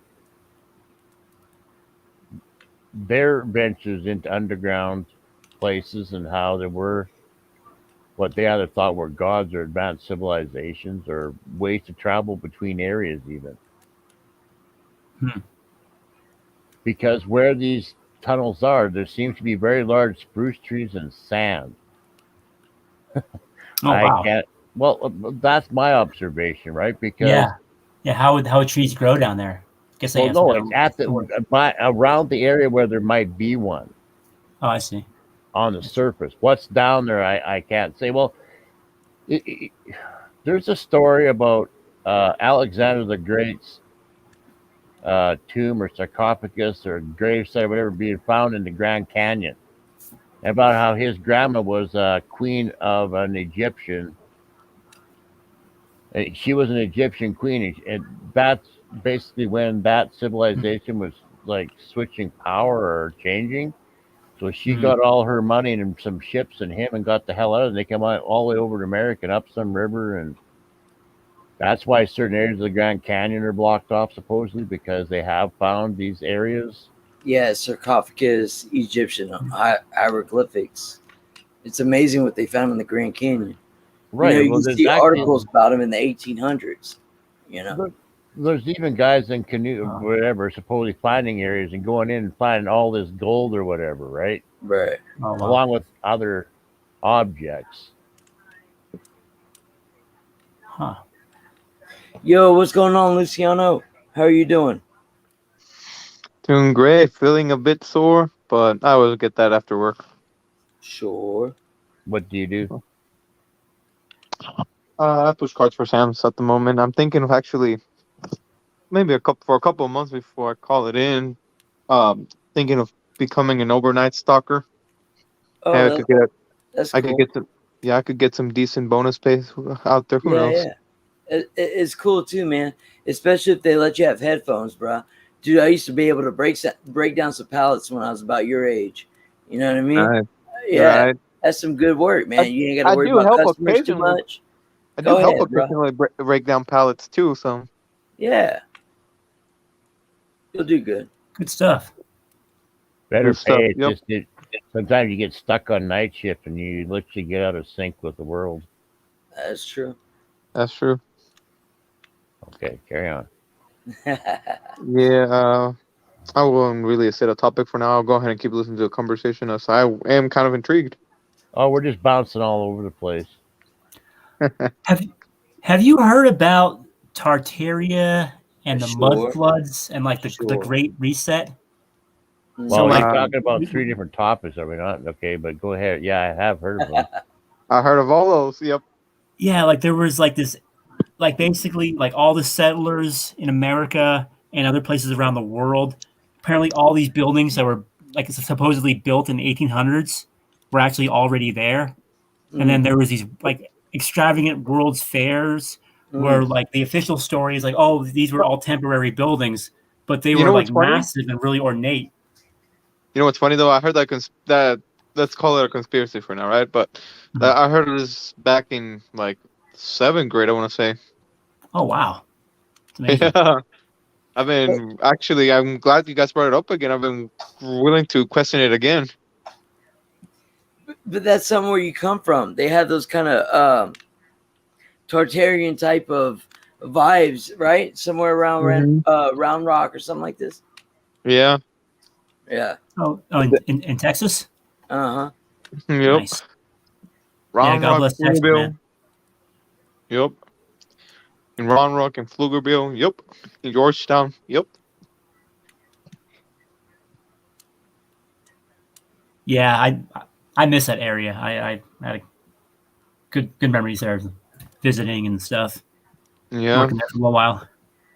So does that mean that Western civilization was basically prepackaged already? We didn't build Western civilization. We just amplified it at that point. Yeah, like it was inherited because Mhm. this one guy named John Levi and this other channel called Old Scary World. They've been talking about that and just showing all these like perfectly symmetrical buildings, and they were like really massive.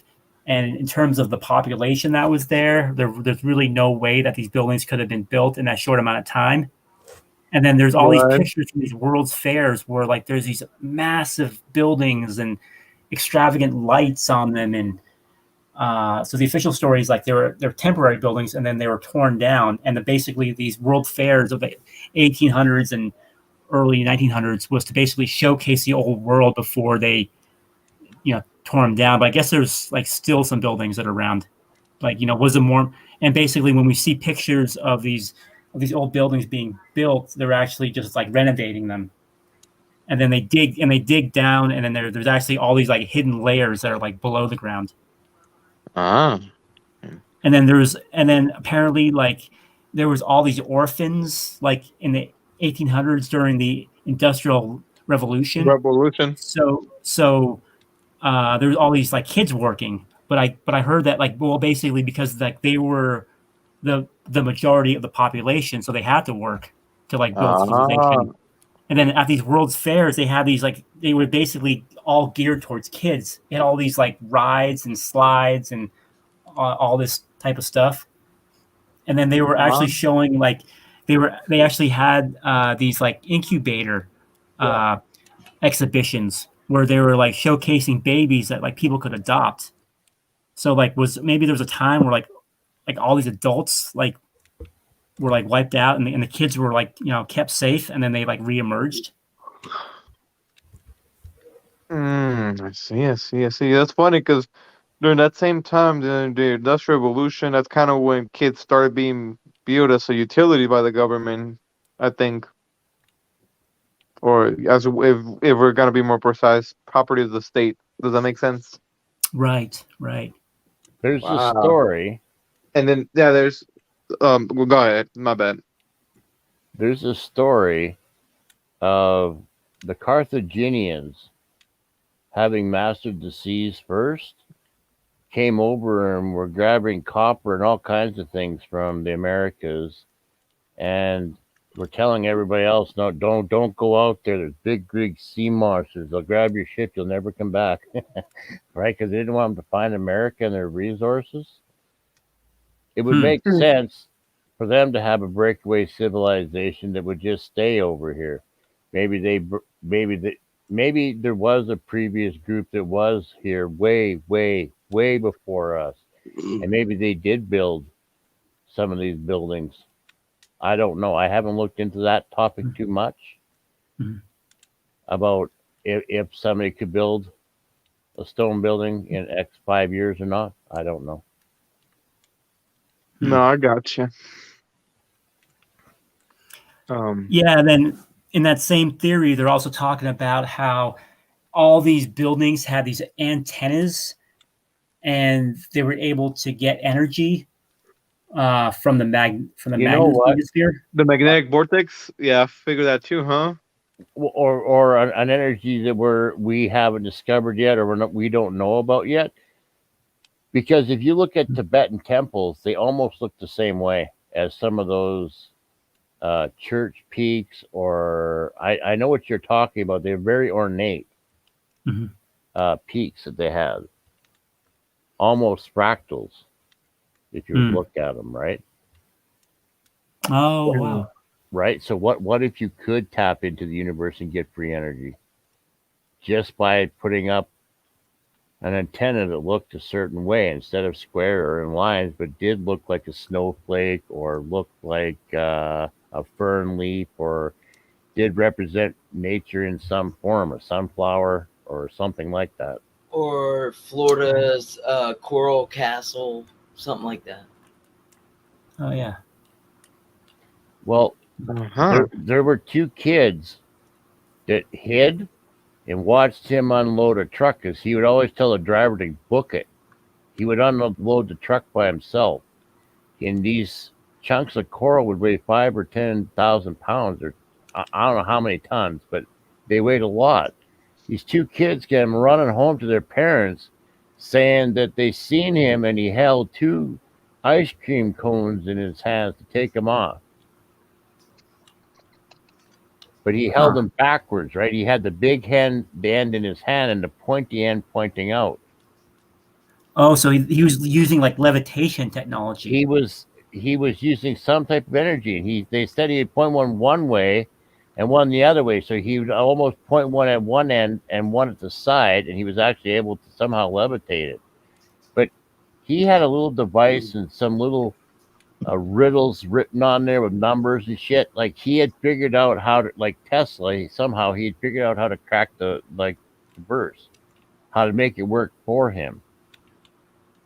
But of course, he never told anyone. Wow. Right, but even if you go back to the Vatican and the Egyptians, they had a fascination with pine cones as well. Because I heard of that. Fibonacci. Maybe I learned about that too. Maybe it's not a snowflake. Maybe it's a pine cone. And when we look at the steeples of churches and these buildings, those kind of things have a tapered end as well, right? Okay. Right. Mm-hmm. So it's applying like spiritual or human principles to like buildings in a way, like using of like the Fibonacci code or right. Right, like even if because they were into that, even like the Roman, the Greeks or whatever built those buildings. If you look at them, the pillars, the top, whatever, they're all in fractions or of each other.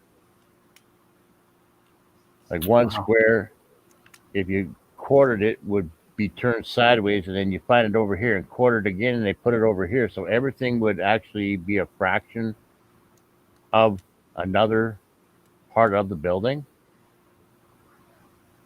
I don't understand it a whole bunch, obviously, or I'd be much better at explaining this, but it does go back a long way, right? Like there's even been philosophers that, wasn't it not Confucius? I shouldn't quote who said it, but he says this place isn't ruled by laws, and it's ruled by symbols and images or something, or symbols and... I should look the quote up. I'm laying down right now. I could look the quote up, but he said this place is ruled by symbols and images, I think he said, not laws and rules or something. I'll Google it. I think geometry plays a lot in this realm, so I can Geometry and physics too, right? Well, that's why there's so much repeat imagery in music or even the media. And apparently, like these cathedrals were like constructed in a geometric way. Yeah, on ley lines for sure. Yeah. Well, that's a whole nother deep topic, right? Yeah. Yeah. Because I've heard a girl saying that her grandpa, she snuck and opened his book or something. This was like in the late 1890s or something. They were actually using ley lines to put prisons on them, so that they could somehow harness that negative energy, right? If you go back even farther, our pagan ancestors had great big huge stones on these ley lines, but we were using them to make positive energy, I think. I think they switched it at some point. Okay. Wow. Hey, there you go. It's like green energy is a thing of the past. Woo! There you go. Take that. Huh. Yeah. but so just how these cathedrals are constructed, it creates like healing harmonics. Just so, and then the organs and the pipes, like it's supposed to like create like these sounds that heal. And then there's also these healing centers where they use water and electricity to like heal all kinds of ailments. And I guess before, big medicine took over and, allopathic medicine, like there was all these like natural modalities of healing using like some type of like, natural energy. There's a guy by the name of Royal Raymond Rife who invented something that worked like a radio, and if you were within earshot of it and he had it on the right frequency, it would heal you. Wow. Yeah, he had the cancer cures. Yeah, the cancer cures. You can't say that though. That's what gets them all in trouble, right? Right. Wilhelm Reich had found orgone energy, and he said he could heal this, and this, and sent a letter off to Einstein saying he could cure cancer. Within a week, he had a letter. Within 3 weeks, the feds were on him. Dang. Wow, the cancer cures, that green energy. Wow, this dude was ahead of its time. Oh, yeah, that was like back in the 30s or something. Yeah, most of these guys were like, 30s, 40s, 50s, depending on who we're talking about. Yep. Rife invented a telescope that was 10 times better than any telescope that was working at the time to build the thing that we're talking about. These people had fucking skills, man. They make us look like noobs. Why is that though? It's because people were more handy back then. I think they were less distracted. I think they were able to actually focus in on something way longer, right? Well, yeah, and then people just knew how to, like, be natural problem solvers about things. I think we've been dumbed down too with bad food and bad medicine, and I don't think we're near as clever as some of the people in the past. I think there were probably more geniuses in the past than there are today. Yep, but that's also because we had to live in the more underdeveloped side of things. But that's good because it shows we weren't used to having so much comfort.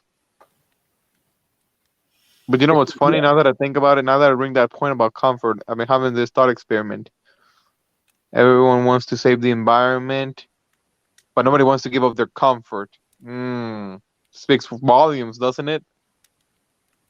I mean, you can save the environment, but you will also have to embrace living off the grid and being part of nature. You know what I mean? Right. Yet nobody wants to give up their comfort of nice, cozy home, a big gas guzzling car, and their electronics. Well, I'm not a hypocrite because I do not want to give any of that. I'm just saying the irony is delicious with all this environmentalist, spiritual signalers. It was Confucius. He said, "Signs and symbols rule this world, not words and laws, nor laws." Signs and symbols. Yeah.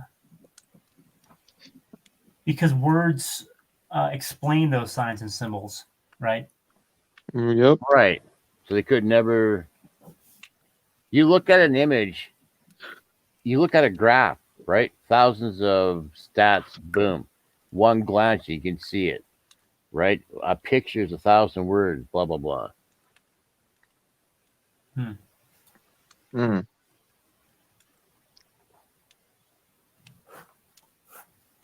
Yep. We have come a long way. Yeah.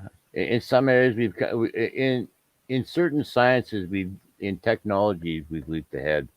In some sciences, I think we are stalled, or they've hidden it from us. We've gone backwards, right? Yeah, we regressed. Oh yeah, definitely. And some of this stuff they're not hiding from us. Some of this stuff they're finding out again too. Like Edgar Casey said that crystals and gems and such were a forgotten science. They weren't white magic or black magic or voodoo or anything like that.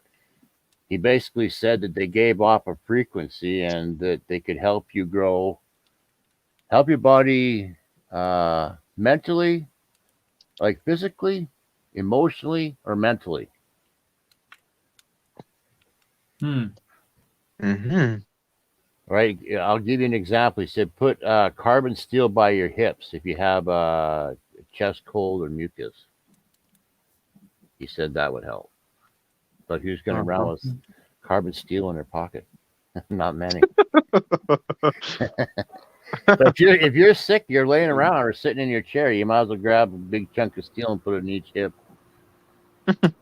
But even if you go back to like the Metatron shield, it was a shield of I think 12 different gems or crystals, and they wore it on their chest in battle, like it was like a plate of armor, right? And they had crystals around each wrist and ankle. So I really do believe that there is power to it. And if you look into a guy by the name of Marcel Bogle, worked for IBM for 27 years, helped them invent like 2 or 3 major things like flat screen TVs and some type of lighting. I don't remember which one exactly. Don't want to guess. But he just made them so much money, they just basically built him a lab and said, go off and do whatever, in hopes that he would invent another like money-making project. And he started playing with plants and cutting them and burning them and putting them on these meters, and they would show like stress when it would happen. Well, then he started talking about it, and they noticed they started showing stress, and he even started talking about cutting them. And then he got into crystals, and he started grinding and making them and using them to heal people. Oh, wow. Whole nother topic. Wow. But clear crystals are basically programmable. They can basically do what any other crystal can do. And you can actually charge them with certain, even like you wanted to charge your crystal with oregano oil, you could. And then every time you wave that crystal at yourself, you'd be getting the frequency of oregano oil, which brings up biometrics, right? I was snooping around biometrics, and it's about hooking up your. Their theory is that the left side of your body is negative, the right is positive, the front's I think positive, the back's negative, and the top's positive, and your feet are negative. Don't quote me on the polarities, but each side is one's positive and one's negative. Now they start taking copper wire and hooking up these opposites, like right wrist to left foot and left wrist to right ankle, and they went from the back of your head to the small of your back. They said that was another connection. If people did this, they felt really, really good because it would start balancing out any imbalances in your system that you had. Well, one doctor was checking this out to prove it was true or false, and he had 100 different things, and he had a break in the copper line, and he put like a glass jar in there or something, and he had put a sample in there, and nobody was told what it was. It was just given a number, and you were supposed to describe how it made you feel to see if everybody felt the same thing, to prove that these things were actually working the way we thought they were. Right? Yeah. And they did. Wow. Because the doctor got hooked on number 50. He wanted to try it twice, and later he asked the lab, he said, what was number 50? They said, marijuana. It gave him a euphoric feeling, and he liked it. And then he was all against, he could understand why there was addiction. Oh, yeah. He was all wigged out that he liked marijuana.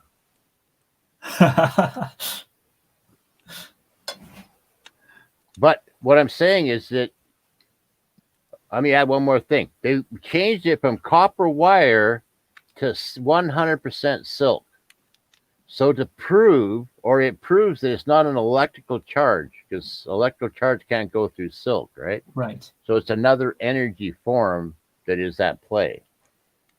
And that's what Wilhelm Reich was talking about when he was talking about orgone energy, was another energy form he had found. He was building his house, and he was walking around it, and he stepped on a pipe, that dipped down into water, and he looked out in the lake at the same time, and there was heat waves going across the lake, and he jumped. And he went, what the hell? Type thing.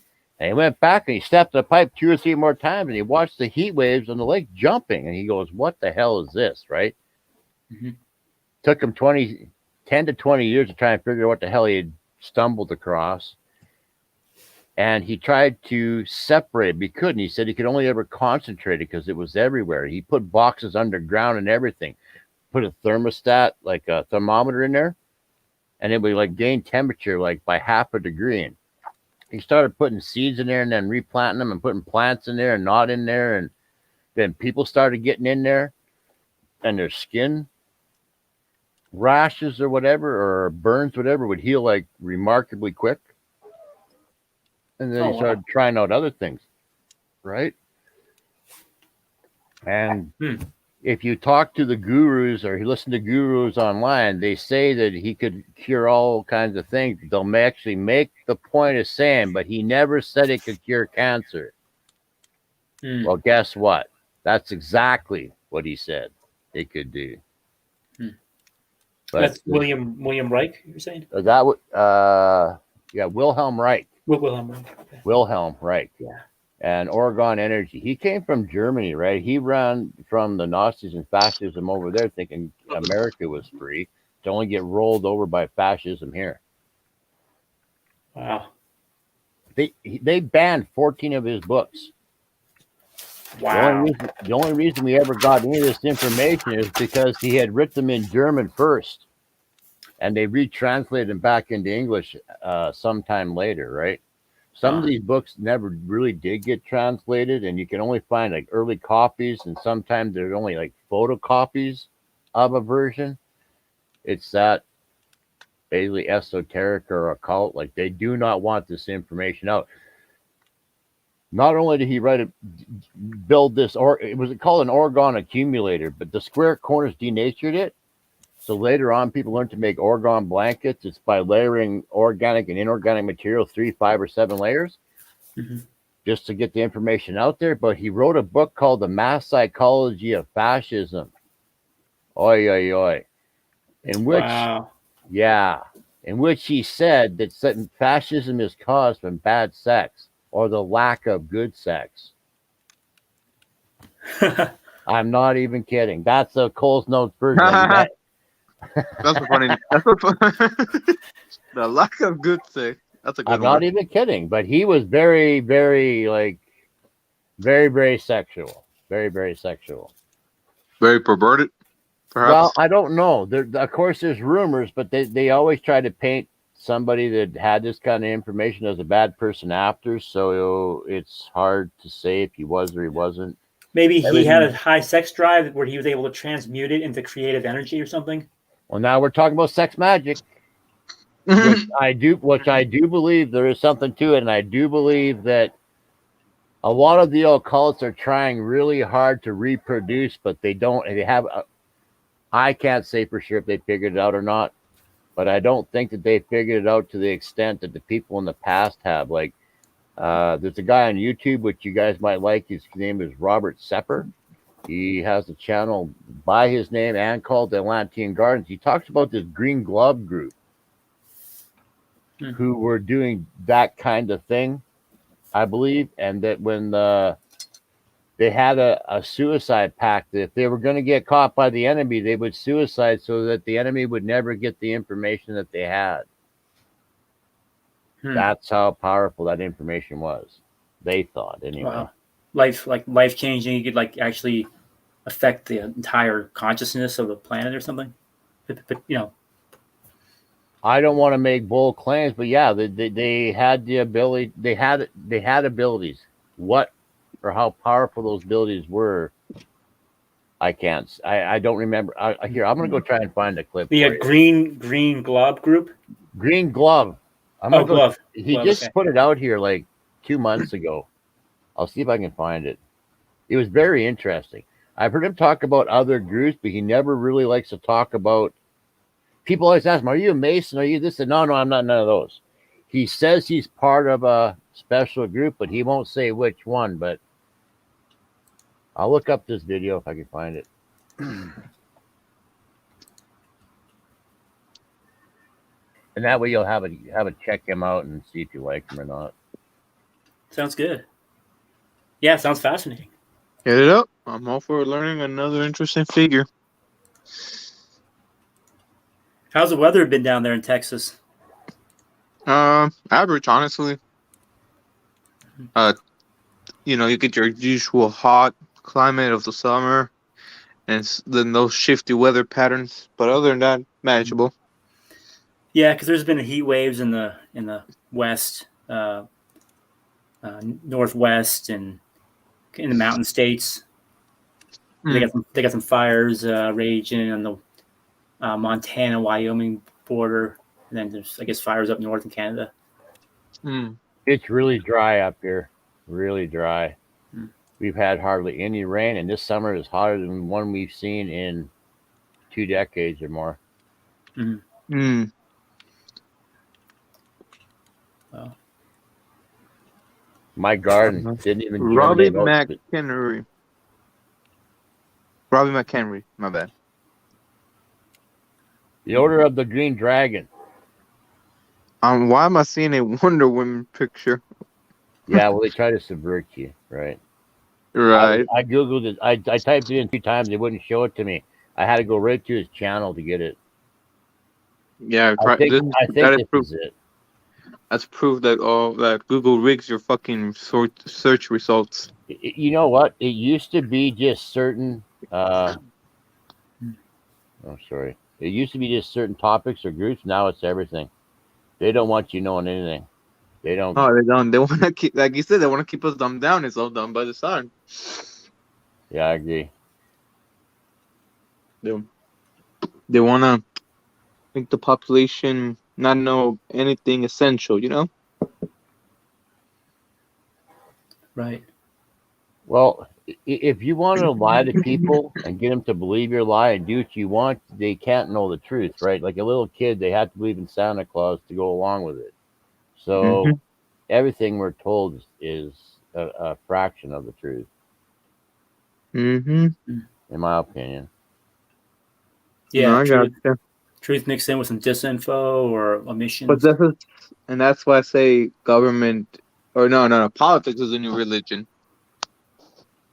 And when we had the the religious crusades of the late 18th and early 19th century, now that in the modern Western civilization, political polarization is the equivalent, one could say. Because we live in the day and age of virtual signaling. Well, we're getting flooded with the information. We're getting information overload. They're doing what I see as a Russian tactic where they keep confusing you. Wear a mask. Don't wear a mask. Put a mask back on. Stay away from you. Stay home. Come out. No, go back home. Go to store. Don't go to store. What? Why do you say put it on now? Now, why do they say take it off? It keeps you confused. You don't understand. Well, in the background, they keep pushing through the UN New World Order globalist agenda and saying nothing to you about it. Yep. Right. It's illegal to feed homeless people. You can't grow a garden in your front lawn or maybe even in your backyard anymore. Like, you can't use wood to burn. So, listen, we live in the day and age of virtual signaling. Like I said, doesn't matter what you do. Everything will have that connotation, that reaction towards the general public. You know, like all actions are predetermined. In other words, like I'm saying, like I keep talking with hippies about. Could you just give me just a moment? Yeah, I see that. Virtue signaling is a way of like letting other people know you're part of their cult or you're part of their group. Kind of like it's like a church, all kind of hive mind. Yeah, that in-group bias. But like I keep talking with hippies about minimalism. It's like a lazy solution to a problem that requires way more productivity, or recycling and reusing. With the problem being environmental damage. But like I keep saying, you can do all those things all you want, the fact of the matter is, are you willing to give up your comfort to save the environment? If not, you're just better off admitting you don't care for the environment. Like, just be honest about it, you know? Besides, it doesn't matter how much you save the environment. The environment always adapts or finds a way to adapt. You know what I Yeah, mean? right. You know, like we can what's the word? We can, you know, like influence and change and, you know, manipulate the environment all we want, but it will always adapt. There's no need to make it a bigger issue than what it is.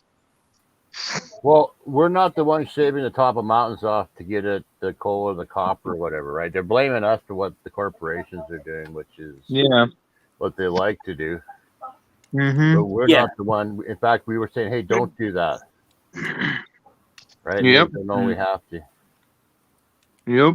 In this day and age of, you know, fine engineering, we can literally use the material that we need all, and we want to like the finest extent. But nobody wants to do that because, you know, we got pseudo crony capitalism. For every problem that I heard him talk about, I went looking and I found at least one answer for it. Like I was, if you look up the USDA, the U.S. Department of Agriculture, there was a guy that worked there for a long time named Ray Archuleta. They found that cover crops and herd animals reverse CO2 production. Right? They want to get rid of red meat because there's a certain personality body type that actually lives on red meat, and it's the creative type. It's the opposite of them. They are the vegans, possibly a balanced body type, but they don't need red meat. I'm not even kidding. That's how that's fucking funny. So wait, people who eat red meat are more likely to be creative, and vegans are more likely to be dumbed down and ignorant. You know, that doesn't surprise me. I believe you all the way. There's a balanced body type too, and there's different levels, and they say there's up to 100, but you can basically break it down to about 10. And very few people are really true vegans, right? Most of them just like the ideology, and if they don't, and the virtue signaling. I mean, if you were vegan, wouldn't you be living naked? I think so. I think pseudoscientist was talking about how like maybe like we're like different types of beings. So like maybe they live more on like a vegetable force, and then humans, like more creative humans, like maybe have to have that animal force, that energy. Like maybe that's how they're. I haven't literally dug into what I think they're B negatives, to tell you the truth. But your body and your personality are like two sides of the same coin. You can't have one without the other. So if you are, I'll try. There's a whole list of body types and traits, and barrel chest, the fat ears, the thick ass. Like there's all these different body traits and different body types. But what one does is when they're under stress is pushes blood to their muscles and their brain. They're the alpha types. The other type, they have a tendency to push blood to their digestive system and other areas of their body, right? Their body's like in perpetual healing, right? They have trouble when they get older by low blood pressure from standing up and getting lightheaded and falling over and crashing into the coffee table. Whereas the other body type burns out their pancreas by pushing too hard their whole life. Bossing other people around. Thinking they're always right. Right. Anyway, interesting. The people at the top have figured this out, right? They realize that their group doesn't need red meat. And if they do, they can have a little, but they know most of us are going to get screwed over here without it. Oh, that's where all that talk of living off of bugs and all this artificial meat is coming into play.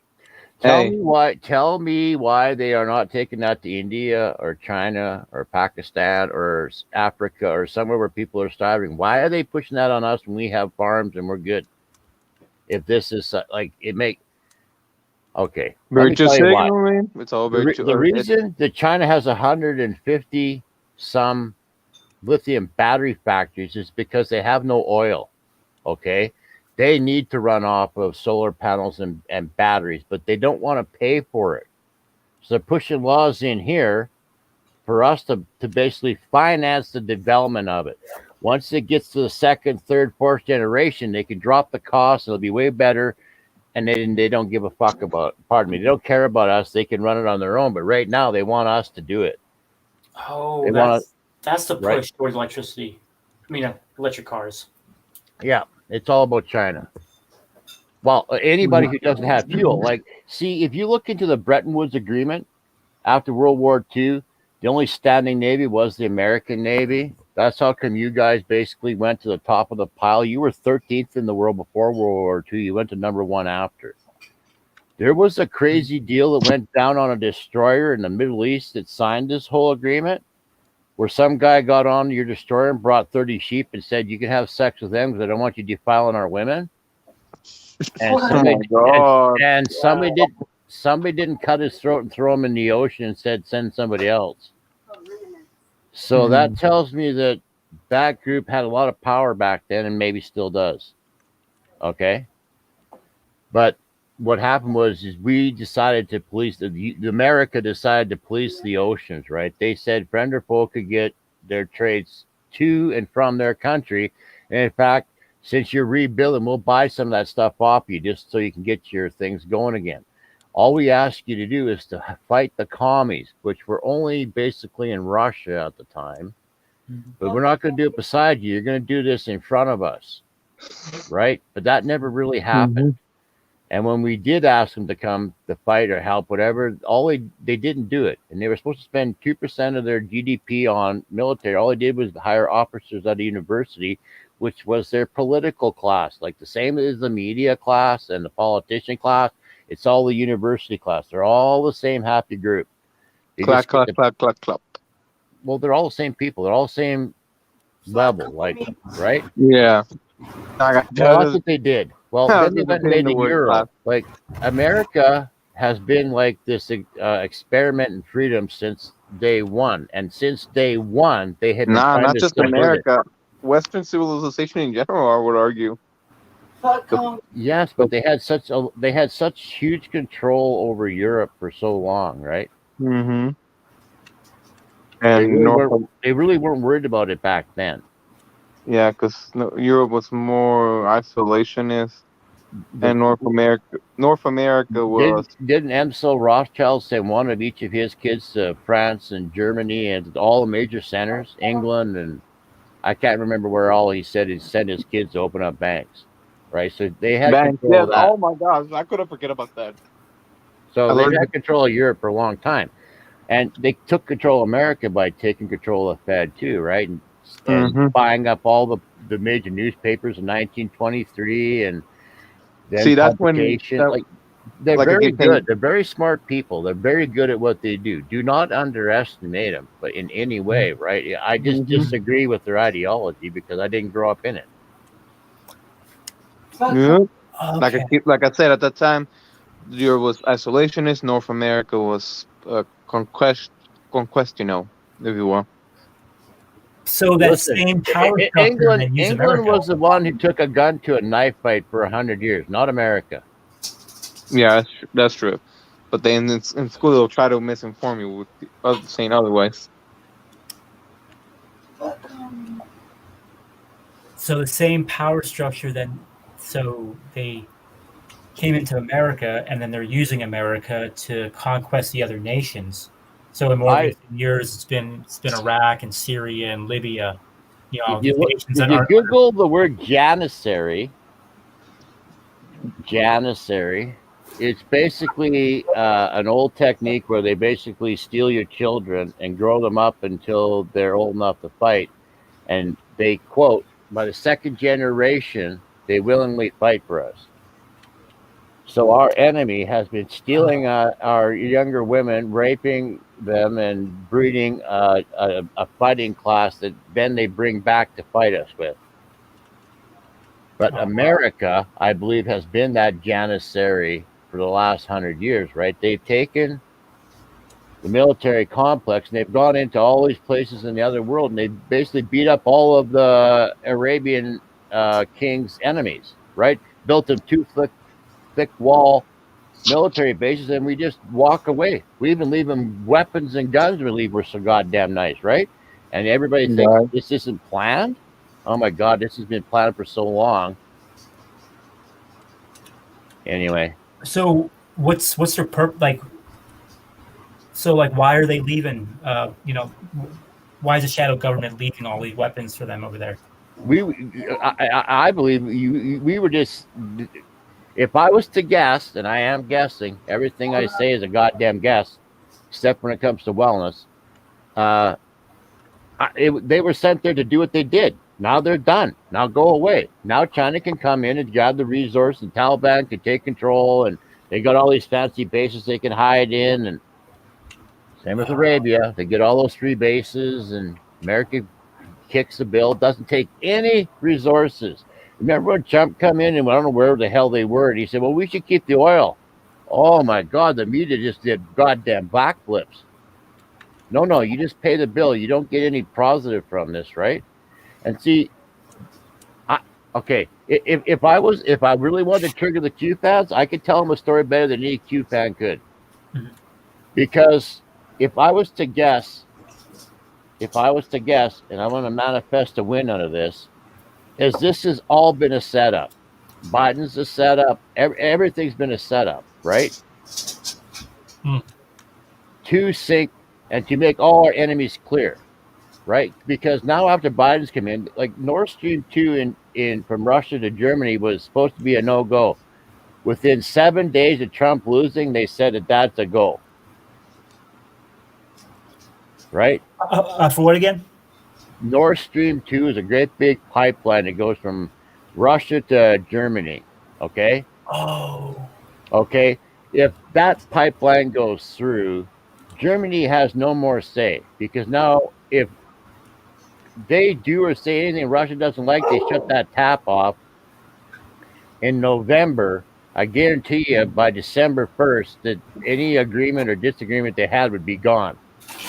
Right? Because once you are, it's going to work out to be about 25% of their gas imports, is what I understand. 75% of the stuff they sell is to China. They made the euro to tank the dollar. They were supposed to help out to fight communism, and they're helping communism. You see where this is going? Right.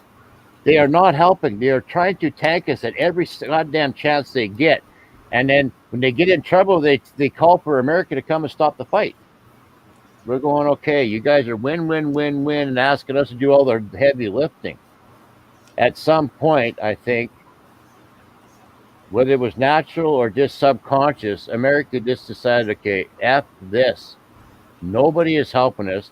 We are paying a huge bill to make sure all sea trade is safe. And we get fuck all in return by being called warmongers. So I think at some point they said, okay, fuck you guys. Secure your own sea trade, since most of you can't fucking do it anyway. Right? Tell them, fuck you, and right in their face. I think somebody finally got fucking pissed off at this situation, right?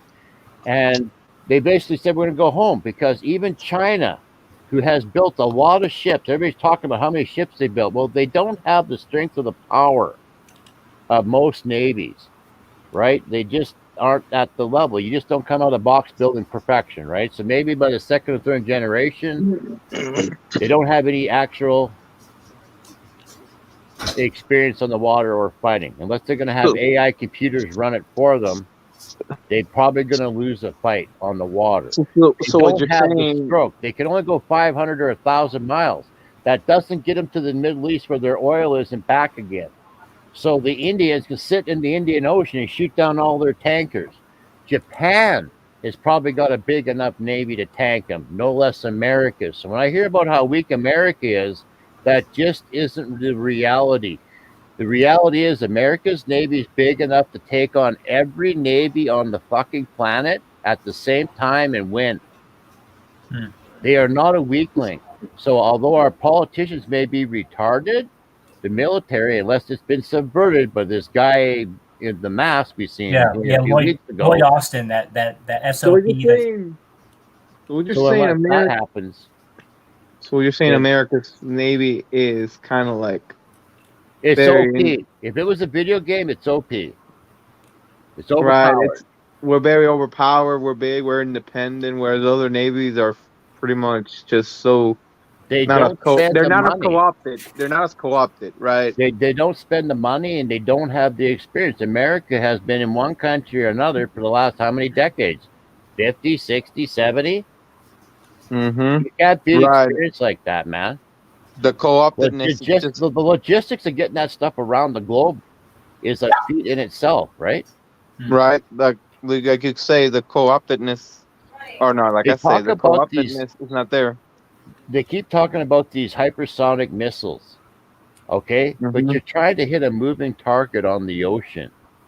It might be fast, but it has to be able to lead it. You know what I mean? Like Yeah. I'm not Yeah. as convinced that those. I'm sure they go as fast as they say they do. I'm just not as sure that they're as accurate as they want them to be. Right. No, like yeah, you know, America's Navy has that co-optedness factor, which They gives us, talk about how the us. military always loses these mock drills that they have. Well, Oh that's God, I remember that too.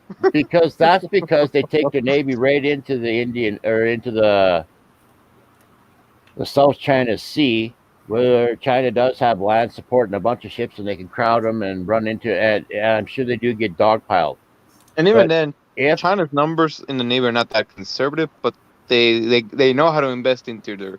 They don't know how to invest into their Navy, you know. they're looking for a fight, they need practice. Okay, this is why they're Yep. pissing around with India. This is why they're pissing around with everybody, right? If Mhm. America was to truly fight them, they wouldn't ever see America. America would be so far back, right? Like, Right. if you look at China's import and exports, they import about 80% of everything they need, Mhm. right? And this is the Right. problem with the Very. Middle East and Africa and all these countries. If you go Google a world map of agriculture and oil, most of these countries are lacking one of them, like drastically low numbers in it, or both of them, right? Because of America and Bretton Woods securing free trade, Western agriculture, these places have had a population explosion. So communism has decided, well, let's not starve to death. Let's throw them at the West instead. That's what I think. Mm. But Oh yeah, America China. is going nowhere. You've got agriculture, you've got oil, you've got rivers, you have freedom and creativity at present. You know what I call America in that analogy? The pinnacle of having a backbone and being self-sufficient. Well, nobody's self-sufficient, right? That's a myth. But your imports and exports are probably the lowest of most all top 20 nations, I would say. I don't know how the Right hell out of you most, do it, but you right do. out of most developed countries. You also have trade deals with Mexico and Canada, Yep. which is going to get you through this next little tough spot, Yep. right? Whereas everybody else is going to be fighting it out. America can sit back and watch and see how to do it. They can watch to see which systems work and which systems don't. Once you realize that America can't be beat on the water, you realize America can only be beat from the inside. So then you realize why there is so much money, time, and effort put on mainstream media and Hollywood. They need to get in your head and convince you that it's hopeless and you're to give up, right? This is why there's a big stink about the failure in Afghanistan and how they went to Europe and China gave them a scolding, talking to, and this is all to discourage you guys. Just know it's bullshit. Yep. Wow. Yeah, that makes sense. This is all just my 2 cents. This is just what I've gleaned from all of the stuff that I've looked at. But never underestimate we do have a problem with this critical race theory stuff. But our out is cryptocurrencies, decentralized cryptocurrencies, because it could be the platform that can't be subverted by anybody. This is why they've been talking shit about it forever. This is why you have a fight between the old billionaires and the young billionaires about whether crypto is good or bad, right? The old billionaires don't see it as anything good, and the young ones see it as a way to push over the old billionaires and take control of power, right? I really do think that the young billionaires are kind of in a scrap with the old billionaires. So what you're saying is, hold on, I got a good question. What you're saying is crypto's promoting a redistribution of wealth between the youth and the old? No. No. Okay. You've got a couple things going on here. Okay, you've got centralized and decentralized. All the banks and everybody are pushing centralized. It'll be the slave system. You say one wrong thing, they'll shut you up and you'll starve to death, and they don't have to deal with you. They don't have to come and look at you, right? You won't be able to move. You won't be able to rent nothing. You won't be able to move. You won't be able to eat. You won't be able to buy nothing, right? So this cancel you. The real cancel culture. Holy fuck, that's dark. That's what's coming. But if decentralized crypto wins, and from my lips to the creator, it will. It can't be subverted. At least it hasn't yet, right? And this will give anybody the ability to back a resource, a currency with the resource. When they took the fiat dollar off of gold, that's when all of this money printing shit started happening, right? When you actually have to attach it to a resource, even if it's just a percentage of the goddamn dollar, it keeps it somewhat stable. It gives it real true intrinsic value because the resource has value, right? So if you go back, if you go to a decentralized crypto, I believe that you will actually have something that will work, right? You could fucking pin a resource to it. I would make it like grain. I would actually make it foodstuffs, right? Make it something that is solid, not just oil that's speculative, right? Your choice. You hook it to any damn thing you want, but just hook it to something. But then you could have every other platform, all your social media, YouTube, like all of this dark stuff that we're dealing with would be gone, like literally within days, months. They'd be obsolete and gone. But I don't know how many people in the crypto scene are working for that. It seems like about half of them. Yeah, but like most luxuries afforded, crypto's pretty much a primarily Western thing. You don't hear crypto outside of and especially outside of the U.S. Like you don't. No, it's one of those. Maybe not in Mexico, because Mexico has got a fairly stable economy, right? But if you go to Africa or any of these countries that had a currency collapse, they'll actually start trading cell phone minutes for eggs and stuff. Really? Yes. And then what happens is they start getting onto some type of crypto app on their phone, and booyah, it basically replaces the currency. So there is no IMF in some African countries. They can't tell them they can't use it. In fact, I think was it Colombia? They just decided some South American country. Wasn't it Costa Rica? Maybe Costa Rica. No, I don't remember. Anyway, some countries just said they're going to a cryptocurrency type base thing too to get around the IMF. He'll probably have all kinds of problems here in the next few months just because he said that. But they can't stop it in some places because they just don't have enough control or over it, and the market is to them is so small it isn't worthwhile to set up anything there just yet. But in the West, they can make laws to say that you can't do it, like China just did, right? Use ours, not theirs, because they have their own little. It's like a WeChat type of thing. Well, now they've got a cryptocurrency base to it. So now they're going to try to get their country to run off of a cryptocurrency, right? Form of it. Well, that's their problem. They don't have enough internal revenue to support their own system. If they did, they'd be a force to be reckoned with, right? And that's definitely why they're doing it, in my opinion. But America, I heard Pompeo say America's a couple years away. that means they have it already, in my opinion, and that it could take 2 years to get it in. I believe this is all timing, right? I think that, like, when I see Janet Yellen from Europe complaining that the tariffs they put on China are hurting China, there's something A, there's something wrong with her having to say that, but B, it must be working if she's having to say that. Right. Right? The power of influencing and shit. Well, like, listen, if I'm correct on this, and I'm just guessing, what I seen happening was I seen Europe trying to get America to fight China, which nobody could win. That's a fight that nobody can win. China can't beat us because they can't get here, and we can't beat China because we couldn't ever get across the landmass, and it's too big an area. Like, it's just an unwinnable fight. Like, neither side really wants that fight. That's why if I say if it ever happened, America would just stand back on the ocean and shoot down tankers like India or Japan. I don't think anybody would get close enough to get in a real fight with them because they wouldn't have to. It's like playing a match of 40 chess. It's like having a sniper rifle and the other guy's got a pistol. Why would you get close to him? Another good analogy too, right? Right. If you're a sniper, why would you get close to the? They only can get 500 to 1,000 miles away from shore. They can't protect their tankers to the Middle East and back. They can't protect their tankers anywhere past the what they call the first line or chain or of islands or whatever they call it.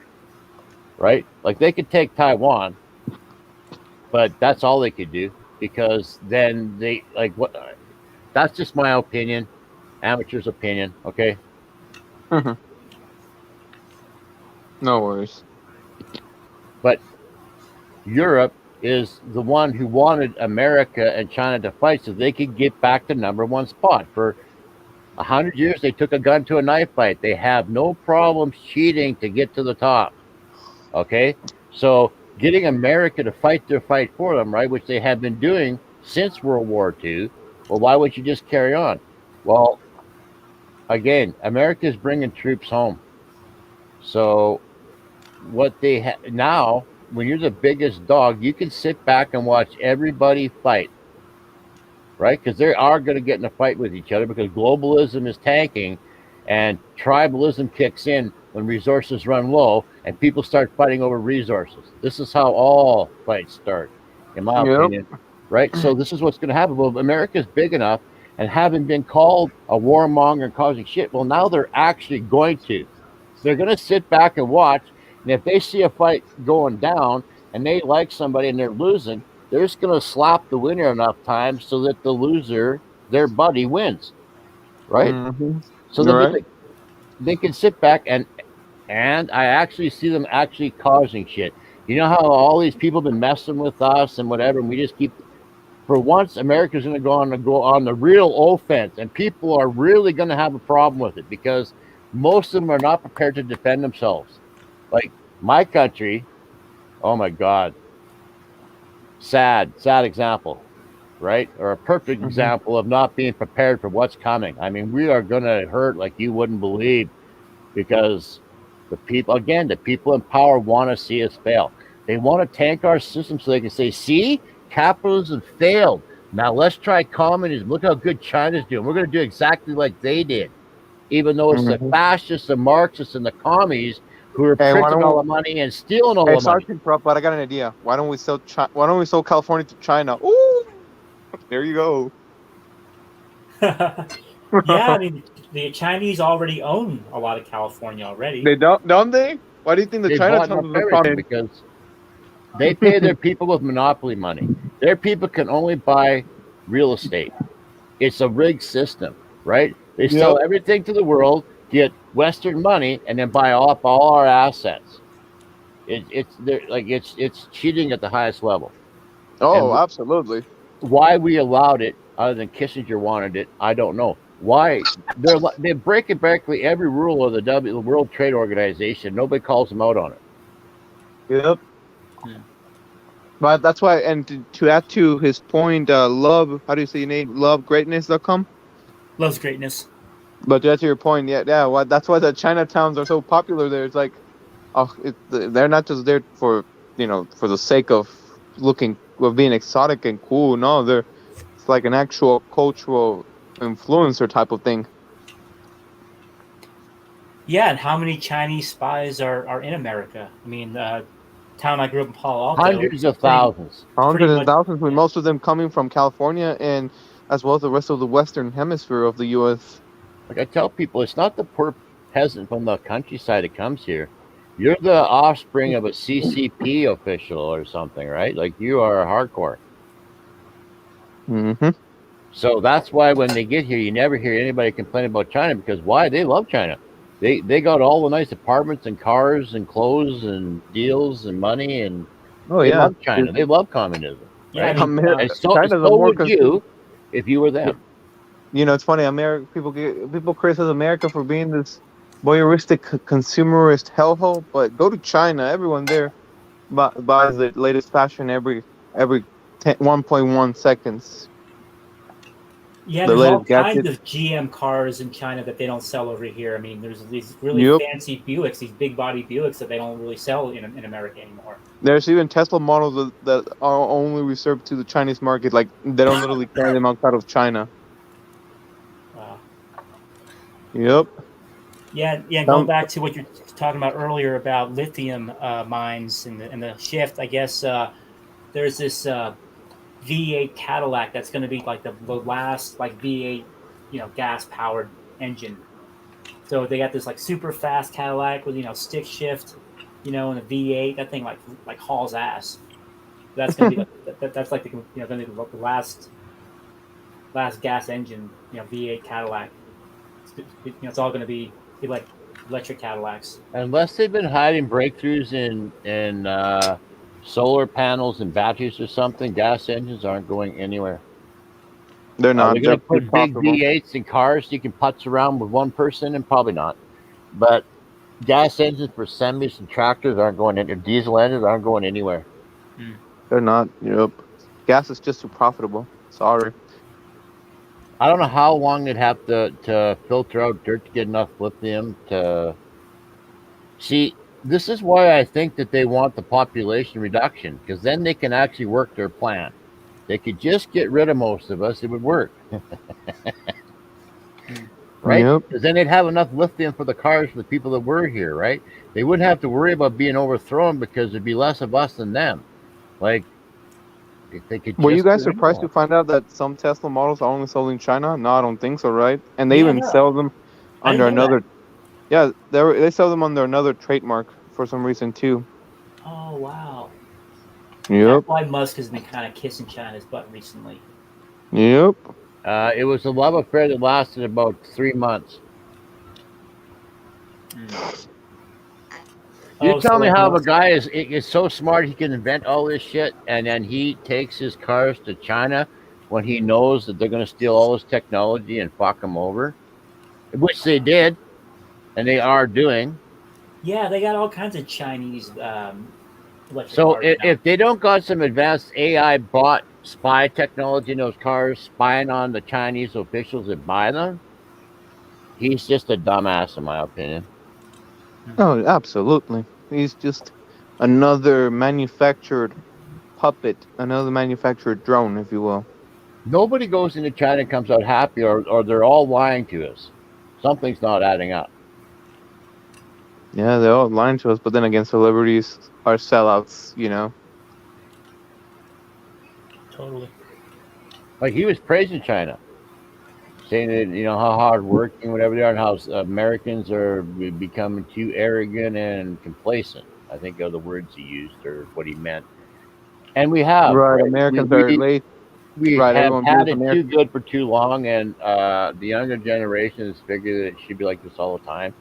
The older ones grew up on farms and had to work and grew up in cold houses and had to chop wood or something, right? Like, this younger generation that thinks they got it hard, they don't.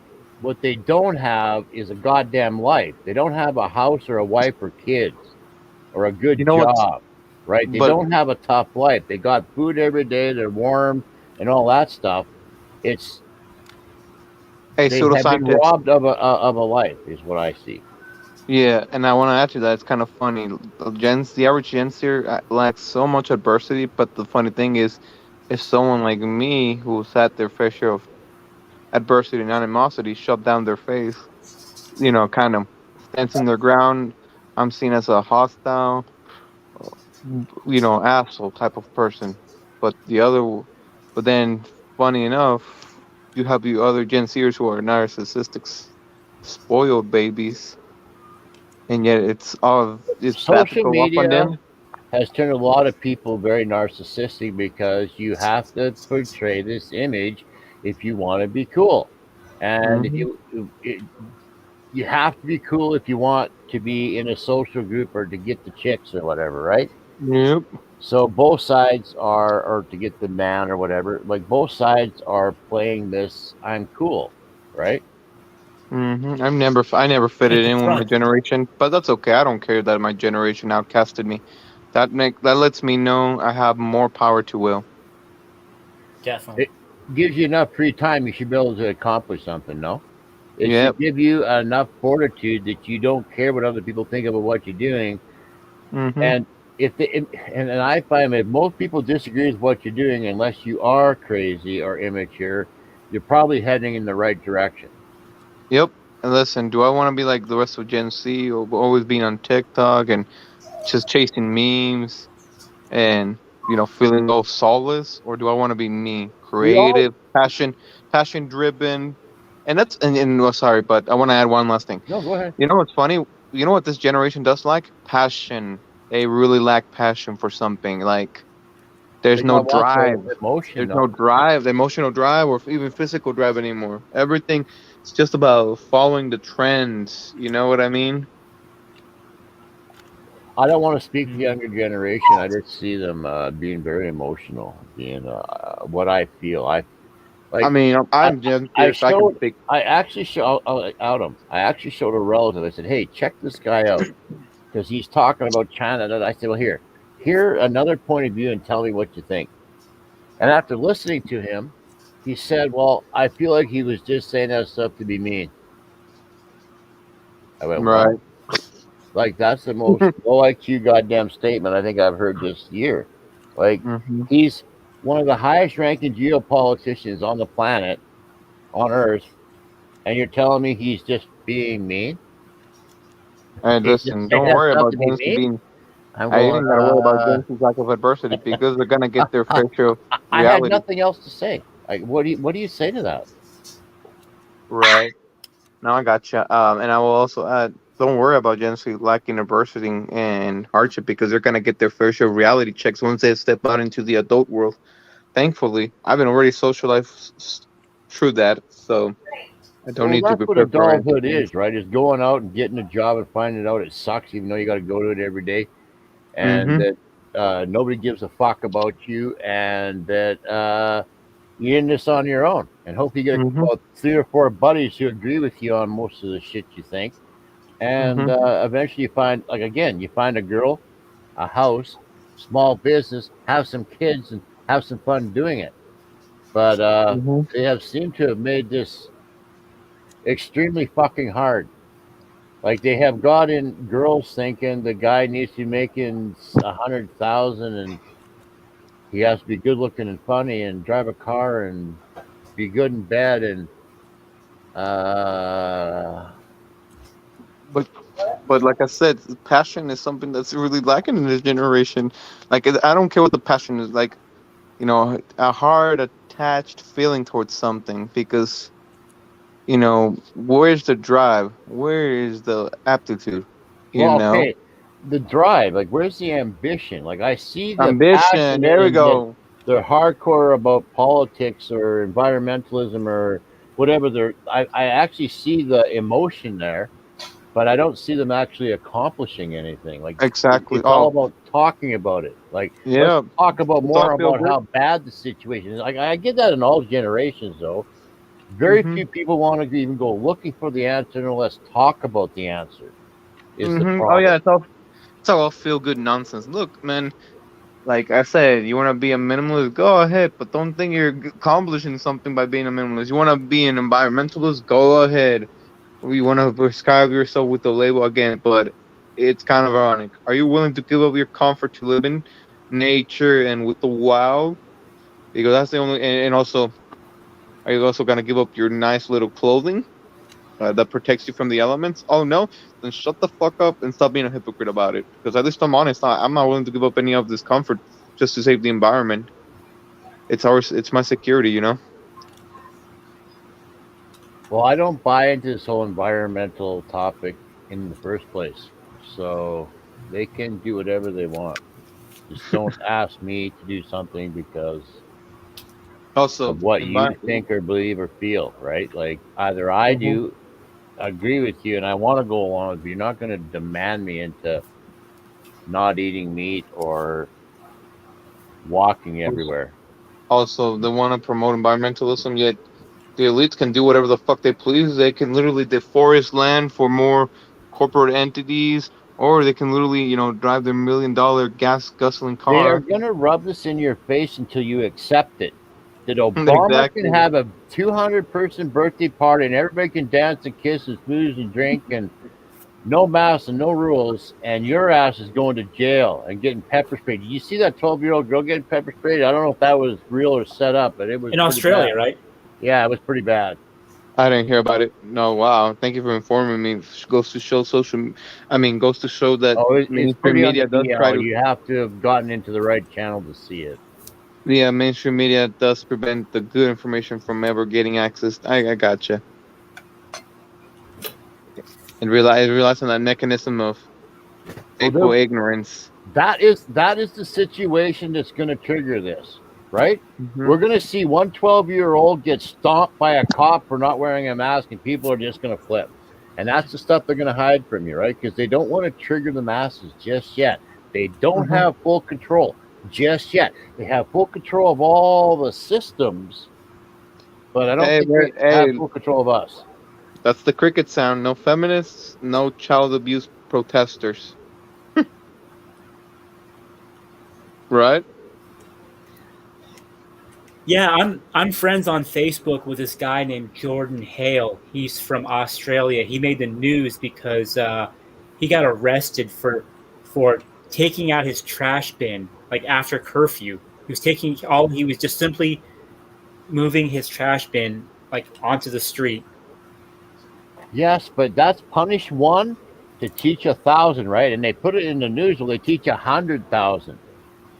Right? Oh my God, don't you dare take the garbage out. It's 2 minutes after. Like, you be a good slave. Right?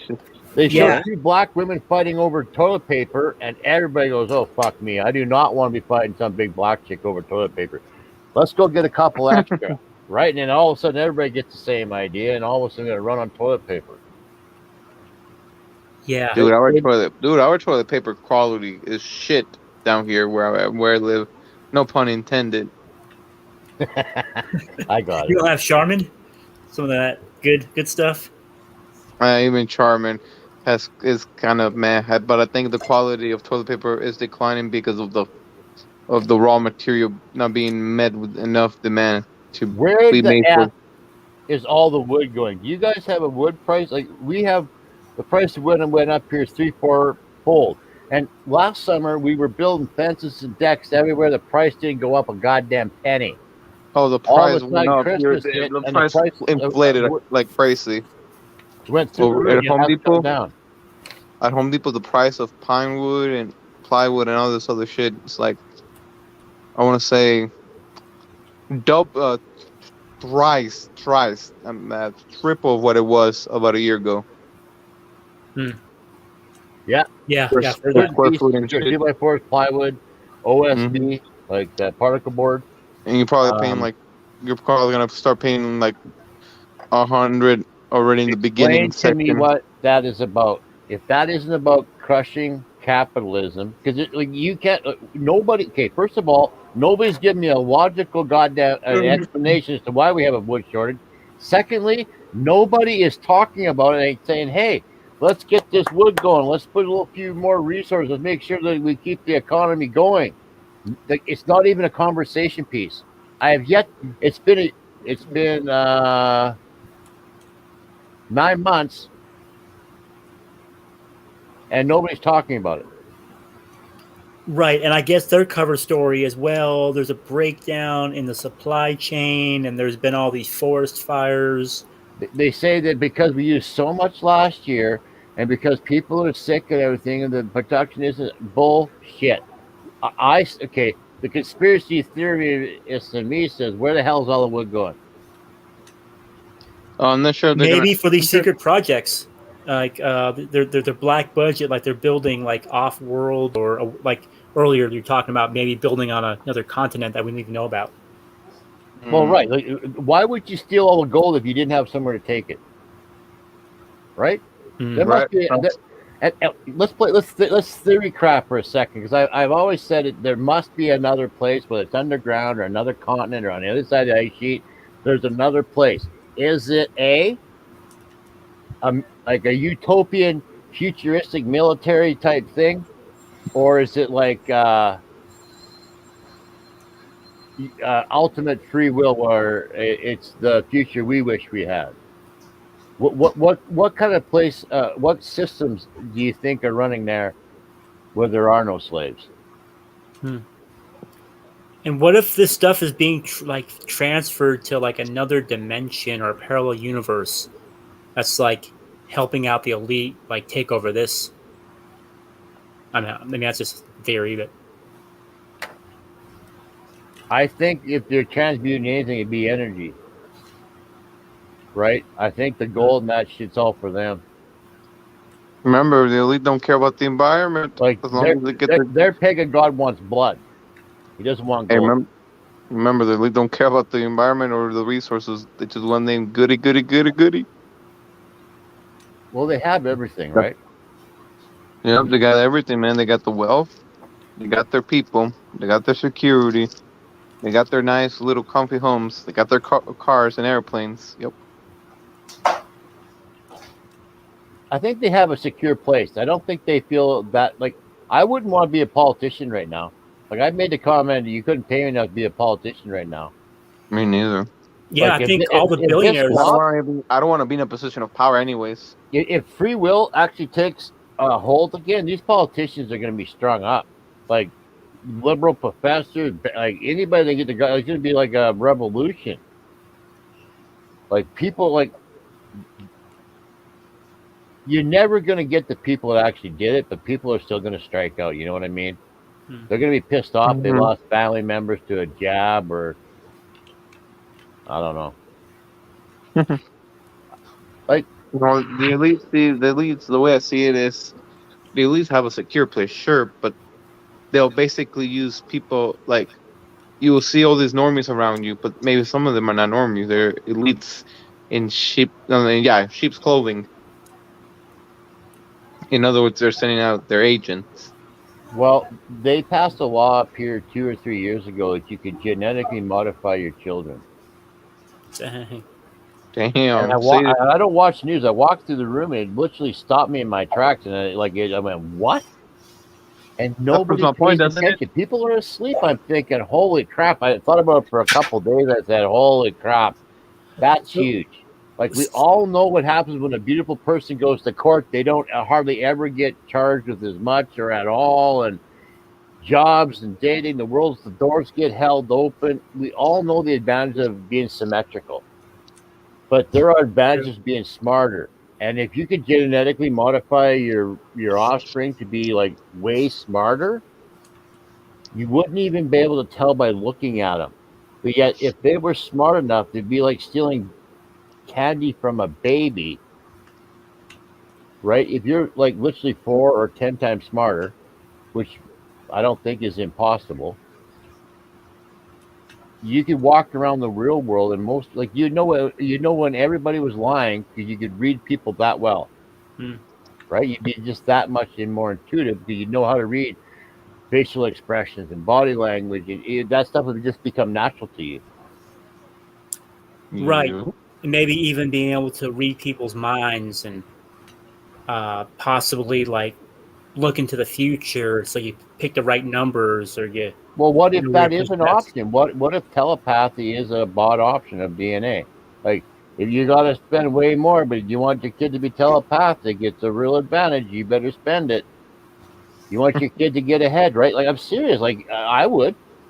I want my kid to be telepathic. Oh, but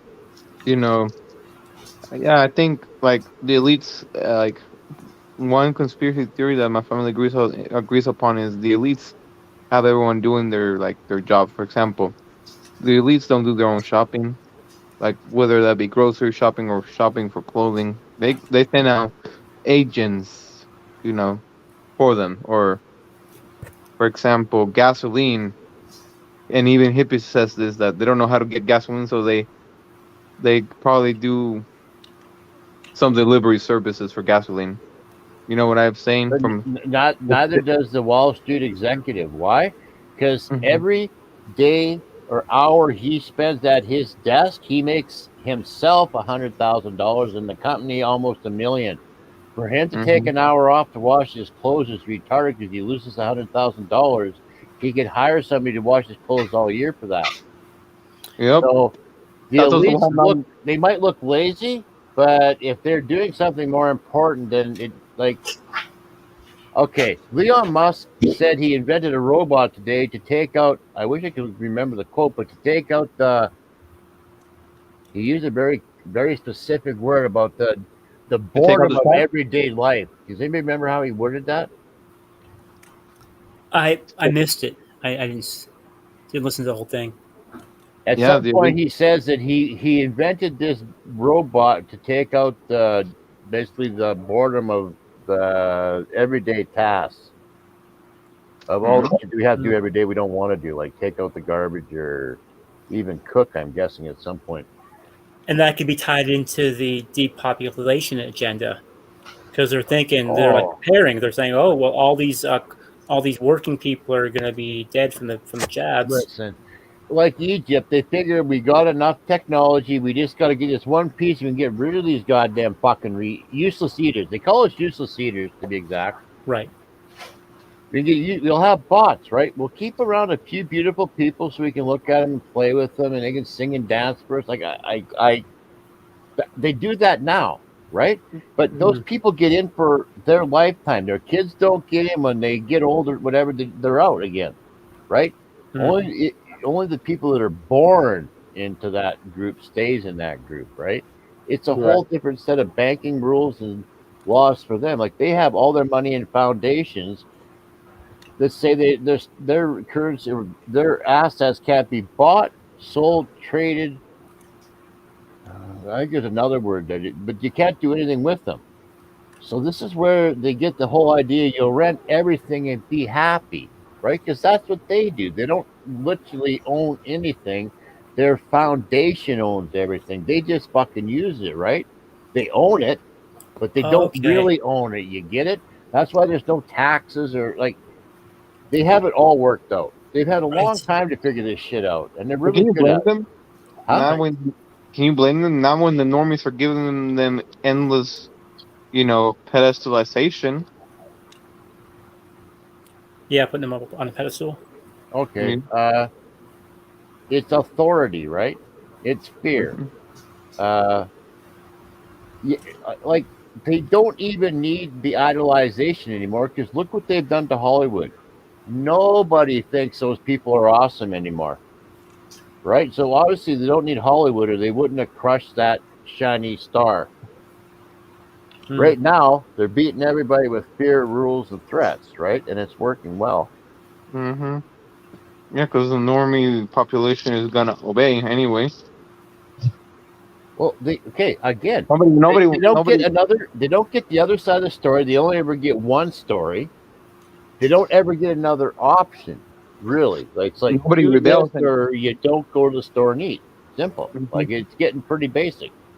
Right, but that's the thing about it is nobody wants to rebel anymore. Like that's like revolutionary shit of the past. Nobody wants to rebel anymore. Everyone just wants to work things out by peace and negotiation. But that's not how Well, it works. that might be a very favorite pastime in the West right now. But Mhm. tribalism, although it may be hated by the globalists, hasn't gone anywhere and probably isn't going anywhere. And as soon as resources run low, the civilized human being turns into an animal, the human animal. We might think we're civilized, but we're just we are an animal. We have like digits and a mouth and eyes and nose, and we breathe and we eat and we pass. We're just like every other animal here. We might have reasoning and opposable thumbs, but when things get ugly, we turn into a screaming ball of emotion and we start running around and flipping out and swinging things and taking things. And yeah, we humans think we're so high tier, but I mean stomping around like orangutans. Yeah, I grew the up. current human culture around society, especially around the West, speaks for itself. You know. I grew up on a farm, hunting, trapping, fishing, all that stuff. And the idea that we're at the top of the food chain is bullshit. I said, go into the bush for 2 weeks and take 3 days worth of food. And when you get back, let's have a talk about you being the top of the food chain when it's probably the bugs that are going to send you packing. Yeah. Yep. One of my dreams. We don't have claws. We don't have teeth or fangs. Like we're not a predator animal, right? So to say we're the top of the food chain, well, that's the thing. Though, I get what you're saying, but when it comes down to everything being one-on-one, yeah, you better have a sharp stick. But that's the thing I'm saying. You know what? I know. I've come to realize nobody wants to save nobody cares for the environment. Just want to virtue signal to feel good about themselves. But you know what? That is, you just brought that up. That brought up the good reason right there. Because everyone's so used to living under their comfort and security. But I'll reword it, not rewarded. In other words, everyone's too pussy to live it out like that. Like you said, one-on-one. You know, but bet your ass that not even a tough gym dude could go one-on-one with a bear. They'll be begging for civilization again in no time. There you go. Deer are practically pets. Like, they're the most gentle, friendly animal out there. It's incredibly how fast they'll trust you. But if you go online YouTube videos of deer attacking hunters, all they do is stand up and start paddling their feet. No sharp little hooves will just slice you open. Guys have been taken down by deer, no less a moose or a bear or anything bigger. Right. Mm-hmm. I was, like I said, I grew up hunting and trapping. And we were out drinking one time as a teenager, me and my friends, and we got out to take a leak, and I found a beaver on land walking around. And I'm going to show off to my friends. I started walking behind this beaver, kind of showing off and walking retarded. The beaver slapped his tail to the ground like we're like, back off, dumbass. Plus, I was half tight and kept showing off and did it again, and I laughed even harder. The third time he turned around and lunged at me. And I have skinned a beaver. I know how sharp their teeth are. You cannot sharpen a knife sharp as their teeth are. You can't. Wow. And he lunged at me, and I jumped back about 12 inches, and there I stood. He just walked up to me and stood there for a minute. I didn't move. He turned around and walked away. I walked to the vehicle. I was done messing with that beaver. But if you think you're going to fight something in the bush and win, wow. I'd like to see it. Yeah, I mean, how many Davy Crockett's are there these days? We use a firearm. We're like the English, right? We take a goddamn gun to a knife fight and we think we're good. Yeah, man. But, you know, there's also ways to, like, socialize humans to get used to living under the wild. Like, you got a group of hunter-gatherers, then you got a group of modern humans. And which one's more likely to actually, like, thrive in the wild? Obviously, hunter-gatherers. But also, which one's more likely to adapt to to any environment given at the moment? The hunter-gatherers as well, not modern humans. see how that works. It's not that Yeah. a modern human can't. It's just the transition now would be so hard. Like it Right. would be so hard. Like, have you ever been in a situation where the power's been out for like days and you can't flush your toilet? You can't run water or like that. Like, you can't. Like, that's enough to shut most households down. Like, we're just not used to being without the creature comforts of electricity or marketing, like grocery stores or whatever, right? Mm-hmm. Yeah. I don't think many people are actually a vegan, but if most people, if everybody had to kill what they ate, most people wouldn't be eating meat anymore, right? We're too many generations removed from the land. Like, I grew up on a farm butchering animals, right? Nobody thought it was fun. Like, nobody was, oh my God, this is going to be so much fun killing animals today. Like, nobody took any pleasure from it, but it was a chore that had to be done, right? Right. Right. And you learned how to do it.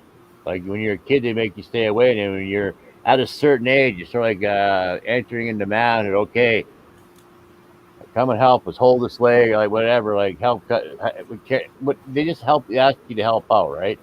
It's like you're one of your stepping stones or whatever, right? And you learn how to actually fend for yourself, right? But Mm-hmm. if most people had to, they would be fishing for food. You know what I mean? Because butchering an Right. animal, isn't as, like, I don't know. Maybe if you're a certain personality type, you might think that's fun, but it's not a lot of fun. It's just something you do. You have Yeah. to, right? For like some people, even just watching a video of somebody, taking a head off a chicken, like they just can't watch it. It's really hard for them just to even see that. I agree. Like, I watch. I follow this act of self-defense or something. It's a channel that shows video of people who have gotten jumped or mugged or attacked or whatever, and one side pulls out a gun or both sides do, and there's a fist fight or something goes down, right? Somebody tries to steal somebody's purse. I watch these things to see how things go down. I like to see how it starts, because would I have seen that coming? How did they handle it? Which guys failed? Which guys win? I don't do it for the gore, but I want it to be a reality in my head, because if society falls apart, that's an option for some people. And I want it to be, I don't want to be too sensitive to that. Like, I want to be a little bit numb to it, right? I want to be able to see it or handle it and not be freaked out about it for 2 weeks after or whatever. Right. So you kind of got to desensitize yourself to Well, like, and what it's could happen. practice watching how guys get attacked in different ways and seeing, oh shit, I never seen that coming, or oh shit, I seen that coming. And so it's good to see how people attack other people, so you might see it when it if it was to happen to you. Is all I do it for, right? Yeah. And So you got the street smarts.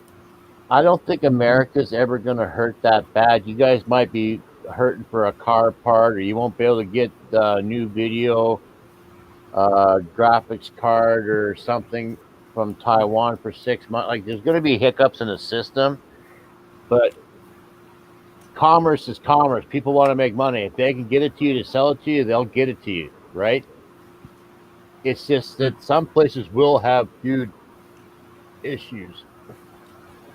I think our biggest problem is going to be the laws, telling everybody to stay home or wear a mask or get a jab or get a vaccine passport.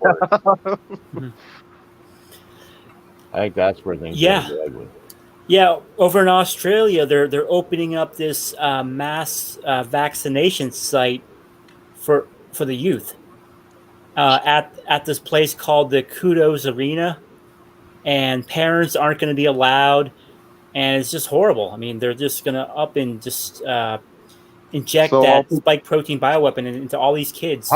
Public schools won't be a thing. There'll be private schools in the future. People will not trust their kids with other people's hands in the future. When they see the damage that's being done, like they're subverting young people, and they'll literally turn them against their own parents. This has happened before, and this is actually happening now. Right? They're going to say, okay, don't tell your parents, but if you see him doing this, to save everybody, you better tell your principal. Like, don't tell me. Go right to the boss man, right? They'll make you. You'll be important if you do this, and they'll talk kids into to ratting their own goddamn parents out. It's going to be sickening. Yeah, just like in 1984, and in Nazi Germany. Yep. Or Maoist China. Oh yeah. History repeats itself. Oh yeah. Get a higher social credit score. You know, rat out your family, have these special privileges that everybody else won't have. Hey, in China, you can't criticize your government without being beheaded. For the people who say that America is a tyranny. Listen, they just disappear you, right? Like, they will drag you in and tie you into a chair. There's video. It looks like a high chair for adults. Your arms and legs are locked in. Like, you couldn't do. They could walk up and slap the crap out of you. You couldn't stop them. They'll hang you. They'll behead you. They ask you, like, how arrogant are you? Like, why would you say that? You got a family and kids and friends. Like, you know that if you say this, they're gonna, like, bring harm to you and your family. So if you love your family, respect them, like, why would you say that about the government? Like hubris, the arrogance of you. Like, they shame them, and it's a whole scene. And you got to sit there and grovel and apologize. Say I was drunk and I didn't mean it. I just was drunk and I'll never do it again. You fucking better not do it again, right? And the local officials, like, what I've seen is that they bend the rules and you park your bike in the wrong place and they basically steal your motorbike from you. Well, that's their goddamn transportation. That could be like how many months' wages saved up to buy that thing, right? Well, local freaks out, smashes the cop in the head with a rock, right? Or somebody runs around with a knife and stabs somebody because for whatever reason. Nobody's any different anywhere. You can take all the guns the way you want. People get pushed hard enough, shit happens. Yeah, there's this guy on YouTube called Lars Anderson. He's a combat archery expert, and he has this one video where he demonstrates how he can fire off like over 1,100 arrows in like less than 1.5 minutes. 1,100? Yes, it's crazy. If you look up, not 110.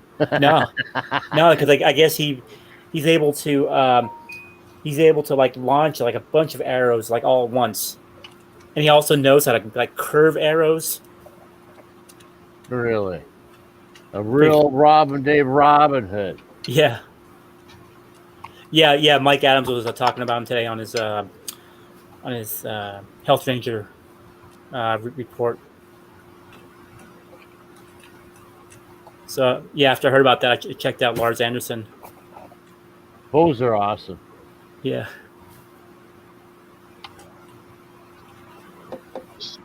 But yeah, going back to what you're talking about earlier about people being able to survive in the wild. I read this autobiography about Benjamin Franklin, and Benjamin Franklin had a lot of good things to say about the Native Americans, like about how basically you could take a Native American, you know, who has his like survival skills, and educate him, and then he could have he could have a good education and have those survival skills, but if you were to take like an academic like out into nature, like they would have a really hard time. Like they just wouldn't know how to adapt and how to survive. Interesting. I never knew that. Can I have a link to the quote or something? I was just a book I read a while back ago. Oh, okay. Gotcha. I read or heard a story, I guess. David McCullough or something wrote the book, where they had used natives' language to transmit messages because the enemy couldn't decode it. They couldn't understand it. But then they also used some for tracking and whatnot. And these natives the really good ones all had really long hair. And of course, being the military, forced them to cut their hair.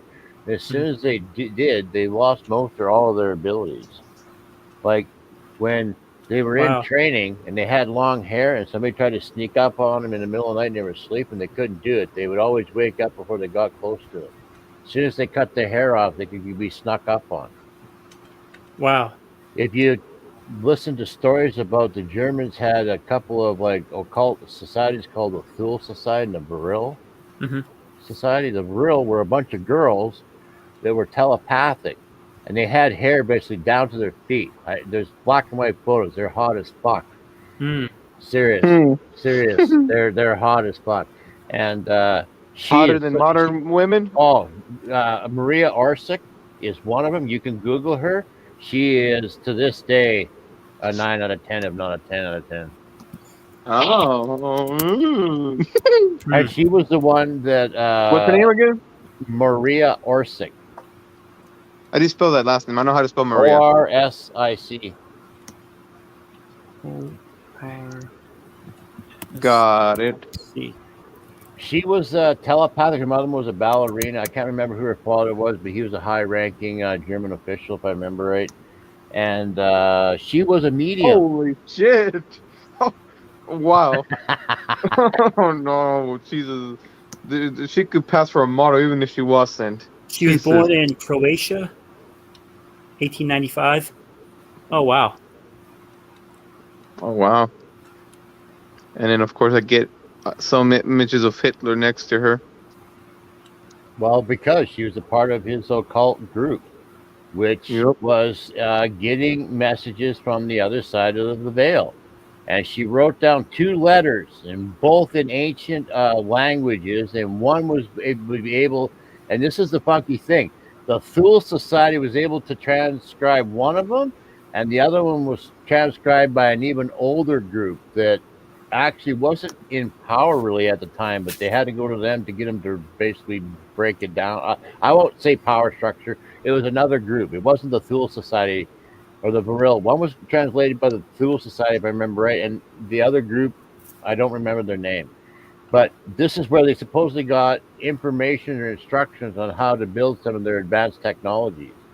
And if you go listen to a YouTube video of Braun there, that big German rocket scientist, in one of his videos, he says that they had, maybe it wasn't him who said, but one of their German scientists said they had world help from off-world. Or out of the off-world. He says off-world, I think is how he says it. But they were also on the hunt for an advanced civilization that lived underground as well. They went to Tibet and Ethiopia because they were looking for the Holy Grail, I think, as well. And in Tibet, they found a bunch of monks who actually, they must have had some knowledge, because when they talked to these monks, they were vibing on the same conversation, and the monks basically let them in. And there were even supposedly monks found in German uniforms without any insignia on them when they broke into certain places. Again, a part of another group that had a suicide pact that if you're going to get caught by the enemy, you had to do yourself in, so that the enemy couldn't torture you and get the information and use it against you. Oh, wow. Or you're a group, right? But again, they were looking for an advanced civilization, and supposedly, well, the rumor is, and again, it's a rumor, because this is all stories and conspiracy theories, but supposedly they did find them in Antarctica. So when I say it's weird that Kerry and an Orthodox priest or whatever, and a bunch of other people are running down there, I'm thinking we might have an advanced civilization running this shit. So I guess there's something with long hair and receiving information. I guess is it because of cosmic energy or something of the sun? But I've heard your hair's alive, so it acts like an antenna. Oh, wow. It's just that simple, right? I wouldn't be surprised if they didn't lay it down and spread it out or some shit too, right? So it did act. I bet you there's a certain direction they face, like north. I bet you there's, and probably we're looking at stars. I bet you there's a whole ritual to it, but the natives were able to have these talents, basically just sleeping at night. I'll give you an example. Like I ask people this, and it's sort of like, can you roll your tongue or whatever? Some people can do it, some people can't. No big thing. But have you ever been sitting somewhere like a church, and all of a sudden you feel like somebody's staring at you, and you turn around and you look at them? Yeah. You don't turn around and look to see who's looking at you. You turn around and you're looking right in the eyes of the person who's staring at you. Correct? Yeah. Yeah. There's 50 or 100 or 200 people in the room, and you snap around and you're staring at the person who's staring at you. If that is not a self-defense mechanism that's still left over, I'd lose $1. Oh, okay. Kind of like spotting a face, like in the brush or whatever. I think we were I think we had a lot of talents in the past, but that one was so vital that we still hang on to it, or some of us still hang on to it. Right? Somebody coming up, going to attack you from behind. To have the sense to know when somebody's staring at you from behind, if that isn't a form of telepathic, right? Like, come on. Right.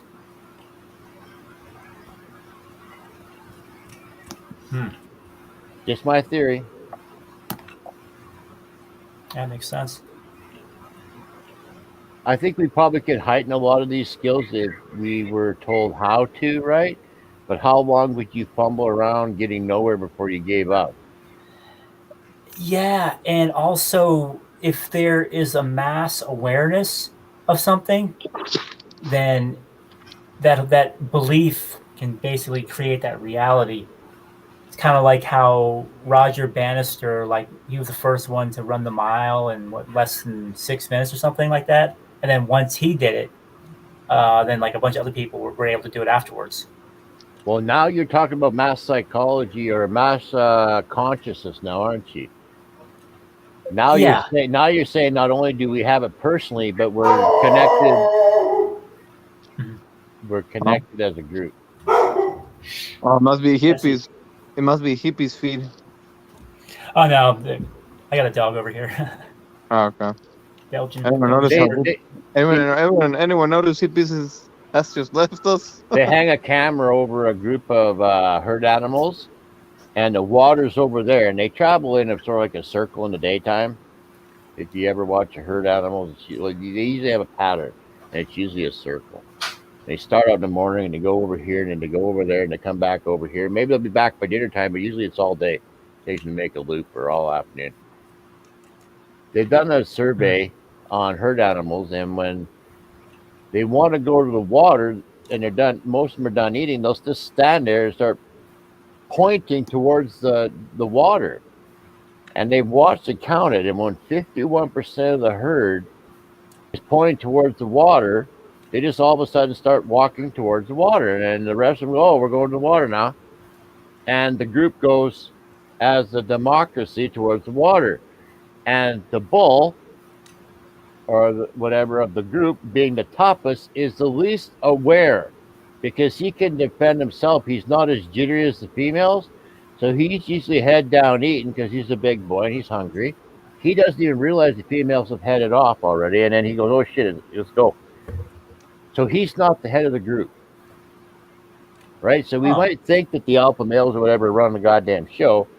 And we might think the elites are running the goddamn show, but natural law would suggest that 51% of us are probably running the show. Maybe that's why they've ran these simulations and they realize that it's a losing game and they're trying to figure out how to win, but they're trying to fight against laws of nature. I think they've given themselves a timeline. I don't know if it's from the past, because I remember seeing a video quite a few years ago about this guy saying he was talking to so-and-so and he said, we're going to take 7 countries in 5 years. It was Libya and all around. He listed all the countries that they've been in. Yeah, I saw that one. So it's supposed to be 5 years. It's been what, 10 or 15? So they're behind schedule. Right? Is that the only reason they're racing against the clock? Or like you say, have their telepaths, have their AI run the clock and said the longer you take, the less chance you have of making this happen? Right. It's like they have this window of opportunity And why would their AI be telling them that? Because in the time of Jesus, it took 150 years for the IQ of the public to double. When everybody agreed on the same thing and knew that yes, 2 plus 2 was 2, or water would drown you, or fire was hot, or war is bad, whatever the case may be, it takes a while for people to all agree on the same ideology, right? Mm-hmm. As time went on, it went faster. And it's called a quickening, right? So now that we have the internet, communication is like, woo, quick, right? Like when somebody dies or whatever, everybody knows within 24 hours. Well, the mass IQ of the populace is doubling at an exponential rate as well.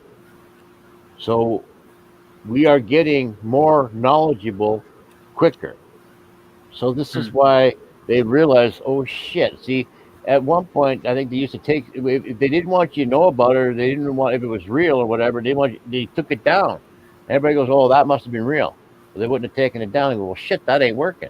But we're having open information right? war. So they left it up, but then they put 14 that said how wrong it was. So, well, when people went looking at the top, they go, well, there's one guy over here says this, but everybody says he's wrong. So he must be wrong, right? So they just squashed him with numbers. Huh.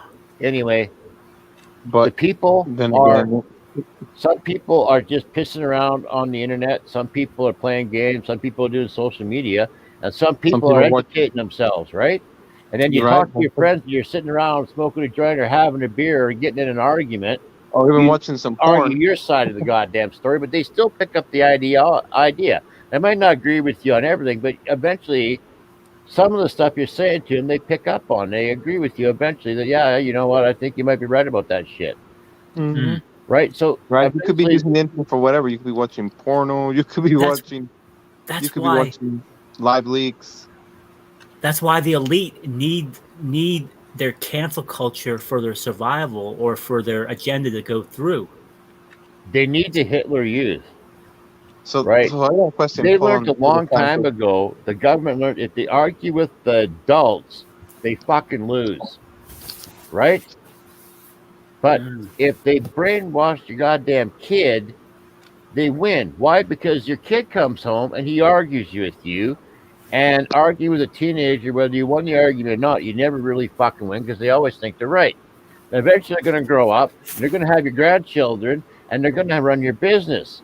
So if you just get to the kids, you can beat the parents, right? You don't have a fight no more. Now you're fighting your kids instead of the government because they've got that ideology in your goddamn kid, right? They're coming home telling you quit smoking, shut the tap off, put the garbage away, separate the cans. They're telling you quit saying that word. It's your kids who are training you when they go to school. You get it? Right. Yeah, right. So is this why? Hold on, I got a quick question. Is this why some people say information is now becoming a currency rather than a need, an essential need? That's twofold because if places collapse hard enough, talking ain't going to get the job done. So you're going to have skills.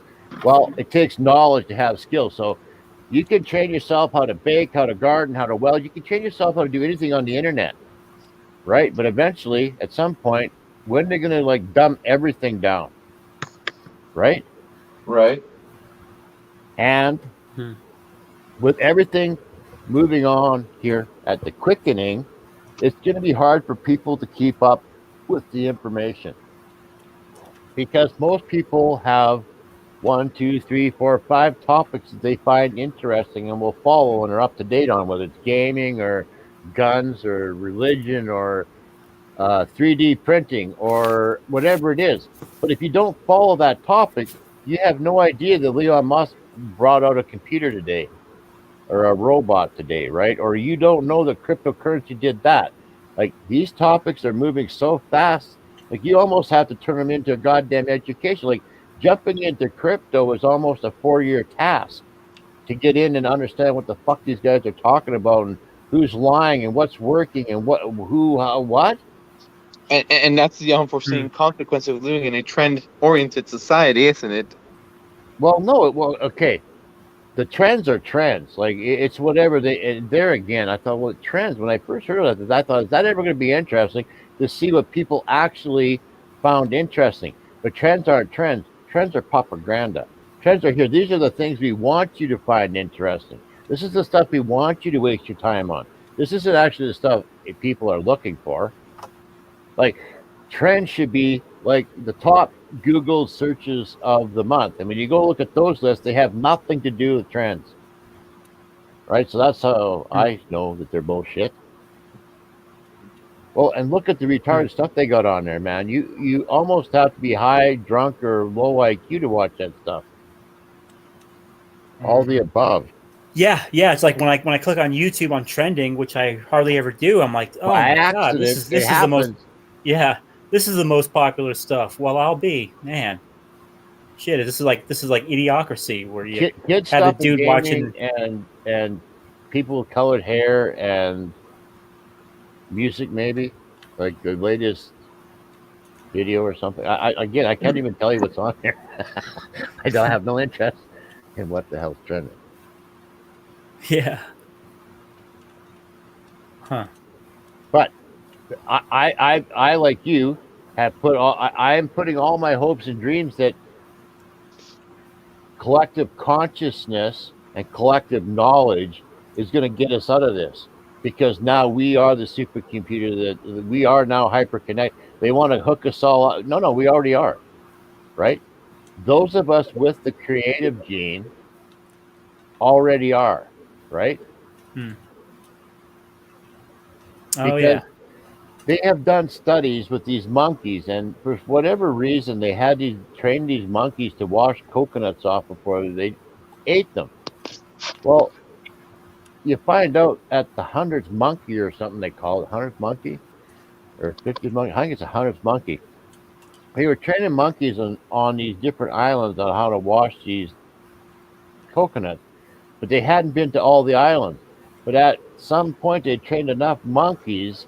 All the monkeys started washing the coconuts, even on the islands that they hadn't been to train the monkeys to wash the coconuts. Yeah, I've heard about that. And then they did a study in Australia, I think it was, or England. I can't remember what the study was, but they had a picture and it had hidden objects in it. I think it was like skulls or something, of course. Awesome like that.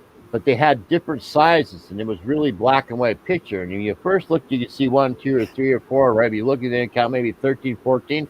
And if you look really, there's like 99 in this damn thing.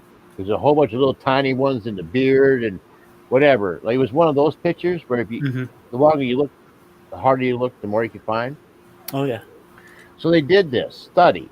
And what they did was they did it to a group of people. And then, let me see if I got this right. And then they put it on TV. And even when they put it on TV, they only got like 13. But what they did was on TV, they showed the whole nation where the 99 were. And then they went to England, where somebody wouldn't have seen the program, right? A long ways away. And they did it, and they didn't show them. They put it on TV, and most people got way, way more. And their theory was because they showed everybody in Australia where they were, that subconsciously or mass psychology, the people in England were picking up on where more of them were coming from, or were in the image. They've done different studies like this too. Yeah, there was this other study. Mike Adams was talking about it. He has this he's got this audio book called "The Contagious Minds," and so apparently, like, there's a QWERTY keyboard, and then there's the other style. I forget what it's called. So even though there's more than one, there's actually quite a few people have tried to make different patterns. I hate to interrupt the chat, but you guys have a good night. I'm getting tired, but I enjoy the chat. Long live. Sleep well. Thank you, Luciano. Yeah, of course. Anytime I always want to be educated. I'm a knowledge seeker, as all people should be. Can I ask you a question before you go? Sure, go for it. What'd you think of Maria Orsic? Oh my god, she blew my mind. Like, she's way, dude, you can't even compare her to modern Western women. She's way out of their league. Yeah, she's a goddess. she's pretty fine. Every time I see her picture, I go, whoa. Yep, the kind of woman we should have today. But no, feminism Well, I don't has know what that. she was like as a person. I just know she Right, had a very pleasant image. right. But even then, it's kind of funny because feminism has degraded the image of women left and right. So But now we don't know. Well, i- i- now we don't know what the true potential could be for women. I don't know. if you look at any Yeah, average that's a good point. high school or college female, I'd say about 30% of them are prettier than anybody in Hollywood, Hmm. in my That's a opinion. that's a fair bet. Yeah, like Jennifer Aniston, you know, she ain't crap. Especially after what she said recently about how the unvaccinated need to identify themselves, and she doesn't want to have anything to do with unvaccinated people. I mean, she's a total tool.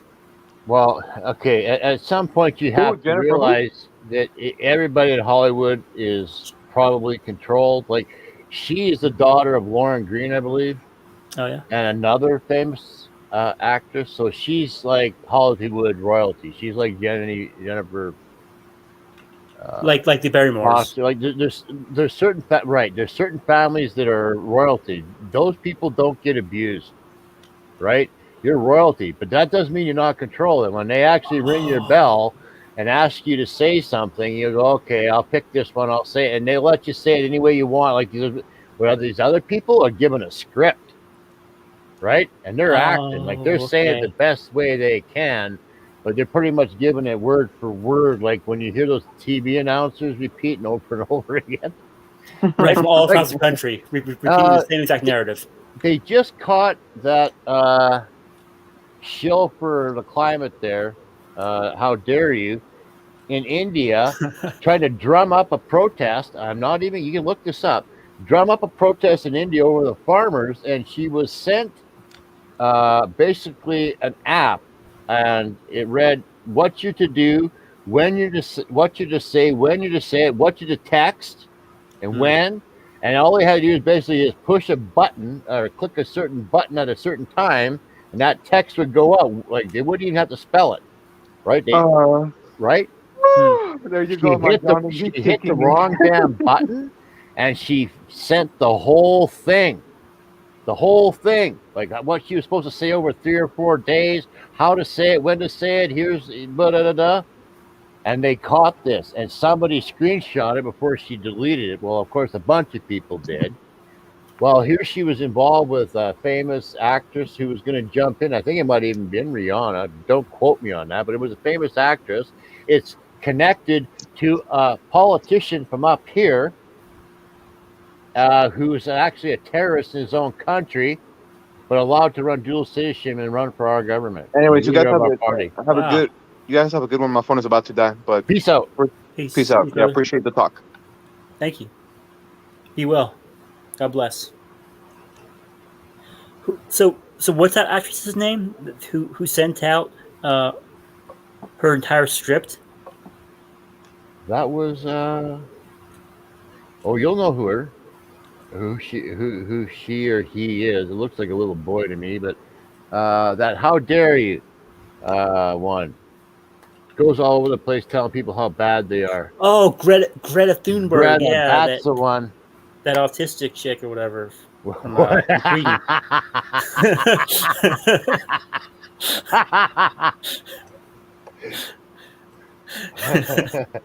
I'm not touching that one.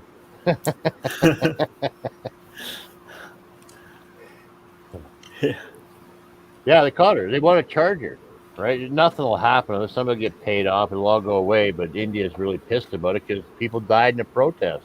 That's how violent it got. Wow. I think that's something.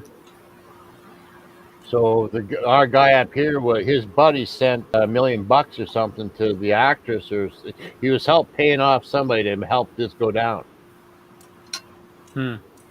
So these people are all connected. It's crazy.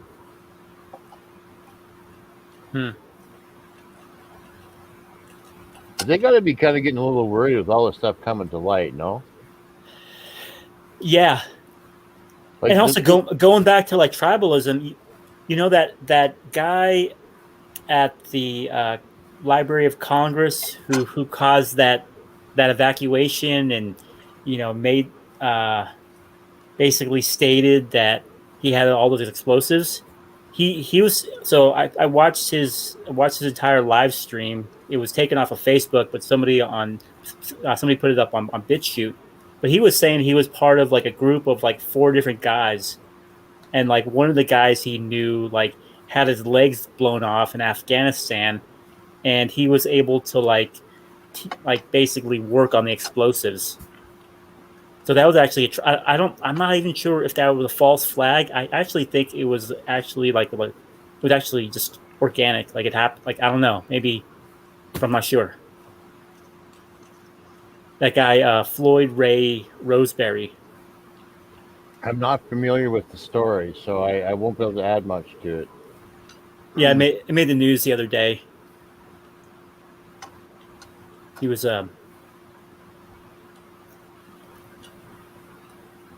yeah, it's pretty interesting. If you look up Floyd Ray Roseberry, you can see his video. So what's the story? Can you give me a brief history? Oh yeah, yes. So what happened was there was this guy from South Carolina, and apparently he was teamed up with like 3 other guys, and he was chosen to be the spokesperson to like drive the pickup truck with no license plate from South Carolina to Washington D.C. And he said that he had a bunch of explosives in his car that would be activated with like a decibel detonator, and that if the snipers shot him, that it would set off all the explosives in the pickup truck, and it would blow up like two square blocks of Washington D.C.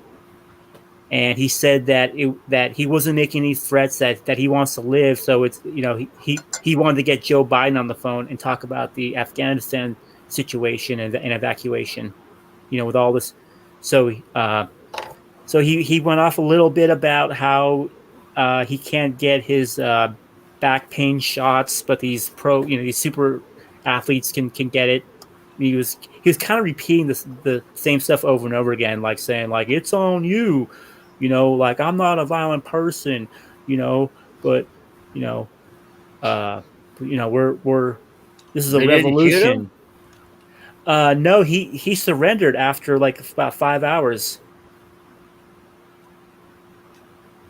I smell a shill when I hear a guy say I can blow up 2 city blocks, but I'm not threatening anybody. That double speak tells me it's the New World Order. Yeah, like he was pretty much saying like there was no way of him being able to like detonate it. It would only be detonated if shots went through the.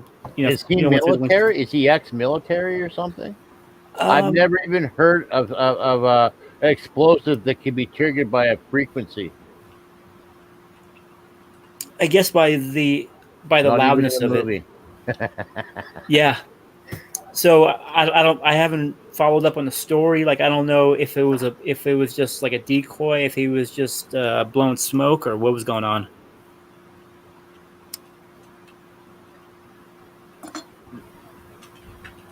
Remember that holiday bus or whatever unit that blew up outside some telecom communication place here about Nashville, right? Ago?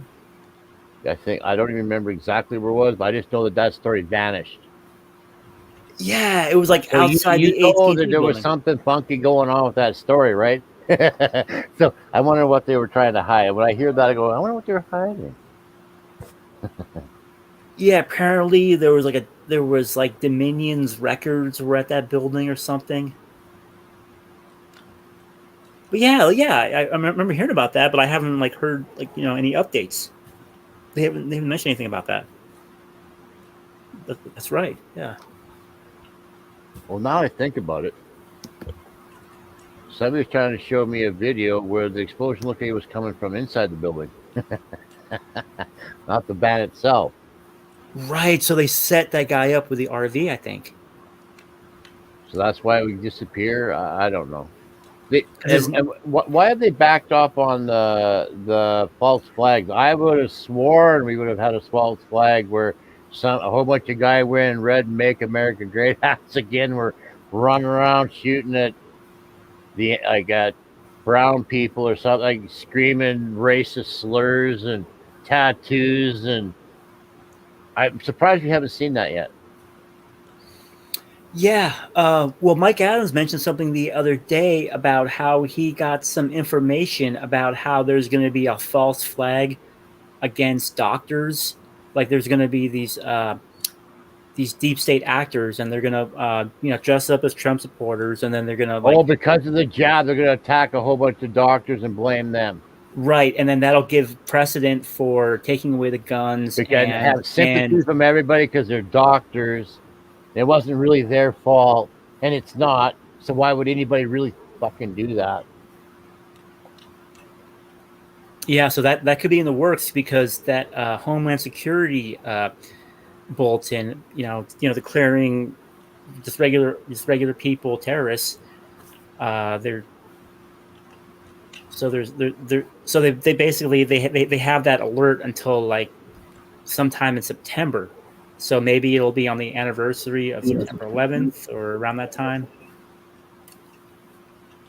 Or maybe even later on this month. I mean, I've heard people talk about how August, might be a really interesting month. It'll be right before it gets cold. You guys have an election coming or anything? It'll be right after an election. Okay, yeah, there's that recall election in California. That's coming up on the 14th. Right away. I think that's why they pull a stunt one on us up here so they get it done before it gets cold. I have a feeling we're going to get all kinds of lockdowns this winter. And there'll be shortages. And I think that we haven't had a false flag is because I think they expected groups on our side to lose our effing mind and do something crazy because we see what's going down. I am surprised that berserkers on our side haven't flipped their switch and done something retarded yet already myself. I'm to be surprised they wouldn't have a couple of stories hidden because they don't want to trigger anybody to do it early or something. I wouldn't be surprised if they do something that would make you want to do something, right? Like they want us to do something so they can turn the military on us. They would love to turn the military on us. Just give them a reason, right? Right. Like how many leaders have you heard say something along the lines of don't make us punish you or something along these lines? I've heard like at least two or three different nations say something along that lines. We had one up here saying something along that line. These guys are so power hungry. It's unbelievable. It's scary. They are going to try stuff. It's just will the masses say F you? That's the only question. Yeah. They're not stopping. They've already got their card chips pushed in the middle of the table with this vaccine, right? Like, how do they pull out of this now? Right? Yeah, it seems like it seems like every day now you got mothers speaking out against how their children got harmed big time by the jabs, and you got people at city council meetings and school board meetings. So the awakening is accelerating, and it's giving me a little bit more hope. If mothers wake up, they stir men up, right? Like a screaming female will get a guy swinging. Right. So if mothers and females start going, what the fuck? There's going to be guys going ape shit. Yeah. If you're not willing to protect your family, so you hate the country, you might hate both political parties, and you might even hate half of society. But if you're not willing to defend your family, what are you going to defend? Yeah, I mean, I was really disappointed to find out that one of my really good friends from childhood, I thought he was awake. He submitted to getting the jabs, and he submitted to his teenage daughter getting the jabs, and it just really astounded me. And then it got me thinking, where is his fucking survival instinct? Why why would he let his daughter like get the shot, dude? Like that kind of pissed me off, dude. I mean, it just kind of it made me really depressed. Maybe these jabs are just like any other vaccine, and they're useless, and they won't do fuck all, and they only harm some people. Like, why do we have like 7 or more different companies and countries making these things? Like, there's 2 in China, and there's 3 in America or something. There's 2 or 3 in Europe, and India's got some, and Russia's got one, and there's no way they're all making the same thing. So what the F are they all making? Fucking anything just to sell? Like, what are they making? If nobody has a copy of the original, like, really, what the F are they making?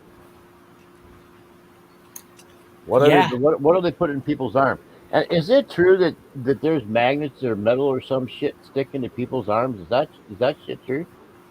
Yeah, it really seems like there's enough empirical evidence to like back that up. Just all the videos and stuff, and all the not testimonials, but all the accounts of what's happened. I guess it's a magnetite, so I guess it moves. Or graphene or something. Or yeah, right. But you've seen salt on those speakers or drums where they turn the frequency up, right? Oh yeah. And they go, right. And they start dancing and shaking. If that crap runs into your body and they turn 5G up and that stuff starts rocking and shaking in your body, what happens? Oh, okay. I'm gonna guess it does all kinds of damage. Like, if there's some in your brain, it would basically give you lobotomy, right? Like, where can that stuff be shaking around, vibrating and twisting and moving back and forth at really high speeds, acting like a little blade, not cause damage? But okay, why else are they putting something in your body that is?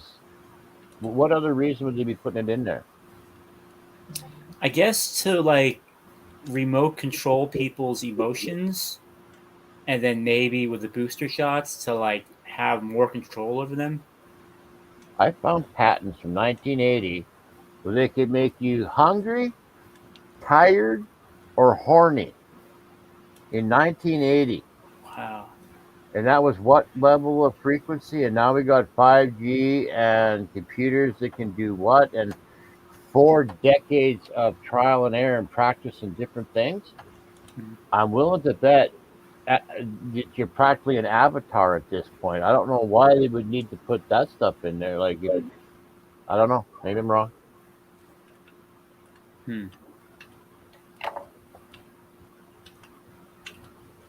What if Klaus Schwab from the World Economic Forum wasn't lying when he said we have nanotechnology that can go inside you and reassemble, receive, and send signals? He basically called it a computer. Oh, okay. This is Klaus Schwab himself. I heard him say it on, again, unless it was Adobe, whatever, it was him saying it on YouTube. Right? Like, what if Bill Gates's crypto table, where he can put you in it and strap you in, and you can make him crypto just laying there, because I'm going to guess they shock you and your body twitches some type of electrical pulse out, and they use that as energy, or I don't know how they're tweaking energy out of you just laying in a table, like the Matrix. If that's true, they're supposedly a patent, but how much of this stuff is just fear porn? I don't know. But that's a way to make people work when they don't want to work now, isn't it? Oh yeah, because I guess there could be some type of like civilization changing event, like some massive event. So the elite know about it, but they don't want to cause people to panic because they need their workers to deliver and make parts and provide for their needs and provide resources for their bases. I heard somebody say something quite intelligent, and he said, why would financial institutes be buying up all of this rental property and housing and whatnot if there's going to be a mass kill off. Oh yeah. Unless it's to bring in another new type of human or some type of other type of humanoid. Well, now you're saying there's a civilization underground that's coming up. What if all those bases or whatever down there are like prison guards that are coming up from underground? There's like literally millions of them. What if they're coming up to replace us? Wow. There's all these crazy things. You live in fear, right? Like, if something really bad's going to happen, like, I guess that's what the creators signed us up for, but I'm just not buying it. I really do think we're gonna turn this around. I am a little shocked and concerned about how much bullshit the masses are taking in and accepting. 2 years in, Jesus Christ. Do you not know what a search bar is? Yeah.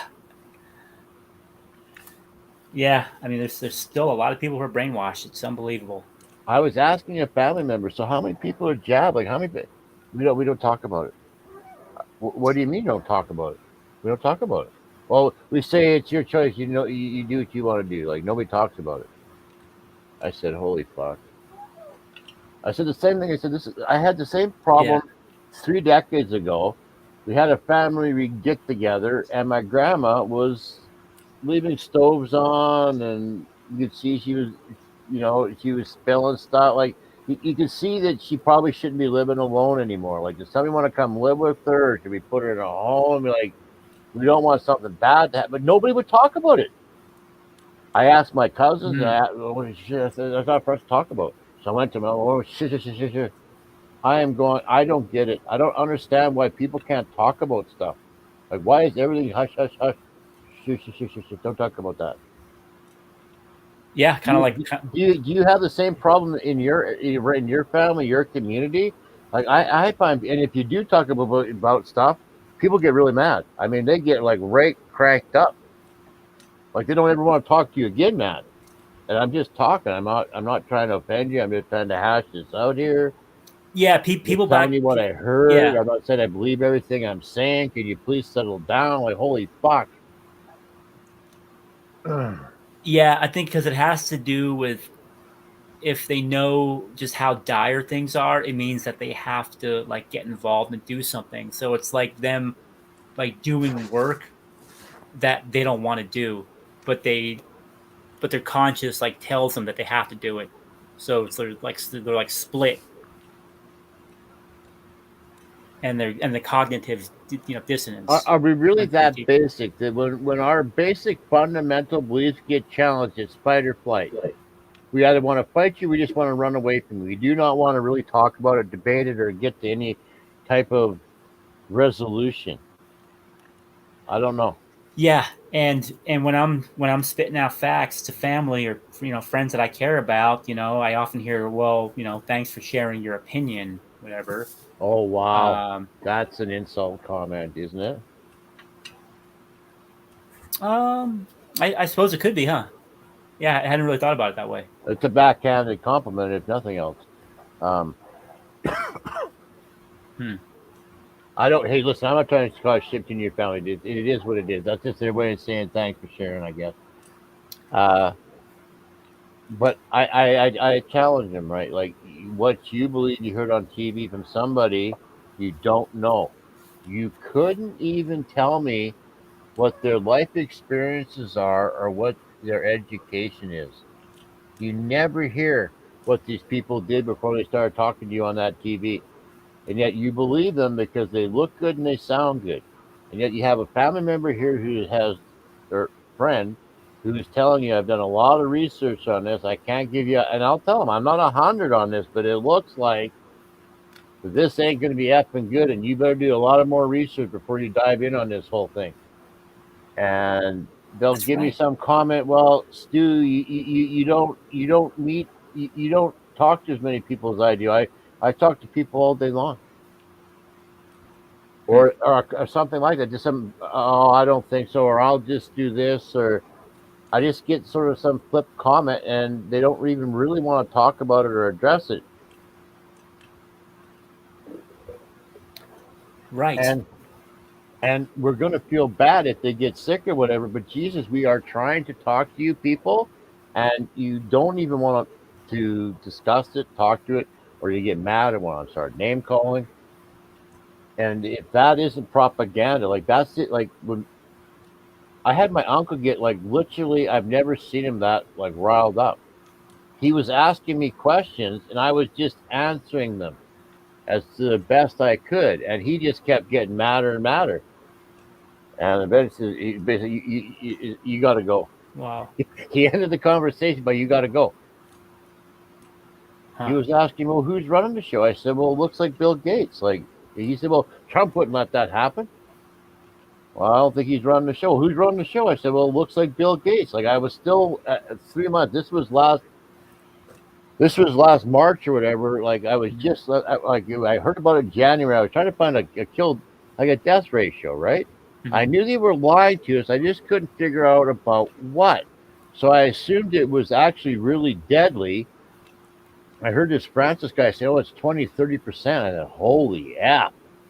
They ain't going to be able to lie about that when like 2 or 3 of your 10 friends hit the ground. Right. So I said, and so I told him, I said, holy shit, this could be serious, right? I was kind of like triggering family members. Like I was 2 months into this. I was still like going, what the F? And then finally I got like a death ratio and it's like point something zeros. I mean, oh my effing God. So now this is all, that's when I knew this was all about communism, killing capitalism, and we had a serious effing problem on our hands. Like I thought we had a problem before, but I thought that there really was a bug that got out. Whether it was man-made or let out on purpose or accidental, if it's 20, 30%, it really don't effing matter. Right? You got a serious problem. Like that's going to be going to affect everybody when 20, 30% of population is gone in 6 months. Like holy F. Right? And then if it's real, if that is really the case, and they've invented a really crazy thing that might get worse instead of weaker over time, like 99.9% get weaker over generations, right? But every once in a while it goes airborne or something, and then it's way more deadly instead of just by sneezing or coughing or whatever. So I had done enough research to figure this out. Like I kind of dived in on the topic, but then when I found out what was that, I went, oh yeah. So I'm standing there trying to tell my uncle, like, I don't know, like, you're like everybody else, you just want to kill old people. Like, he was really triggered. I said, no, I don't want anybody to get it. Like, wow, it was the craziest conversation. I didn't even mean to get in that deep, and it was, oh my God, I still am a little set back by that, like how aggressive and everything that conversation got. And I was trying to stay calm and just state facts. I wasn't trying to ham it up or nothing, and still he didn't want to hear it. And the answers he got, he wasn't happy with. Yeah. He's never brought that topic up with me again since, and neither have I. Like, I don't bring up nothing with him about that, any of this stuff anymore. Like, I didn't think, like, I just didn't think he was like that. Like, I'm still really shocked that he is, but I realize he sits there and watches TV every day when he eats his lunch, and he probably gets up in the morning, probably eats supper and does the same thing. So he's probably bought it hook, line, and sinker, right? Yeah. It got me thinking about a good buddy's brother from LA. You know, he was working for Nickelodeon, and you know, he's made some independent films, and he's had a little bit of success, but mostly kind of like you know letdowns or whatever over the years. You know, he passed up, but he also got nominated for like some daytime Emmy award. So he's a total Hollywood establishment guy who used to be kind of counterculture, but then he kind of became part of the establishment. And he was living in fear during the entire lockdown in California. He was basically like he never went out to like have any interactions with people. He dreaded going out to the grocery store. He only would go out when he basically didn't have any food at all. Just living in fear, wearing 2 masks, and just so he basically gave up like most of his life, to this fear. Meanwhile, me and that guy's brother, we were, going out, having barbecues, just going to parties, going out to events, just enjoying life. So then he comes up just recently for a visit, and a friend just makes commentary when the news like, well, actually that's bullshit, and then he basically stated like this like news report saying that, well, actually 25% of the COVID deaths in Contra Costa County got retracted. And then he was like, bullshit, where'd you hear that? Where'd you hear that? And then he's like, right here on the ABC 7 website, it's mainstream article. The same exact TV show that, from the same company, that we're watching right now on TV. And he just totally flipped out. He got to the point where he wanted my friend to go to jail. He wanted him to suffer. He wanted him to and basically he caused this big fight where he ended up going back to LA, a couple days. Well, he actually ended up staying at his sister's house, and then he turned the sister against my friend. Basically looking at him like as the enemy, like trying to start shit. And then, my buddy, he has to mind his P's and Q's, because he got into an argument with his girlfriend, and he basically was like holding her hands down so she wouldn't hit him. Well, he got charged with felony false imprisonment. Oh my God! Even though she was hitting him, and the judge threw the book at him, and he just had to go through hell. So basically, here he was, his last month of probation, and his brother was trying to provoke him into a fight and making threats, that saying he'd call his probation officer, he'd do this, and it's like it turned him into like a demonic, just evil person. Like I couldn't believe it. Just because my friend was stating facts that were, on mainstream news that he didn't want to hear about. Okay, I have never experienced this before in my life. From people around me getting this strong of a reaction. Is this just fear, or is this fear and propaganda? Why is this such a?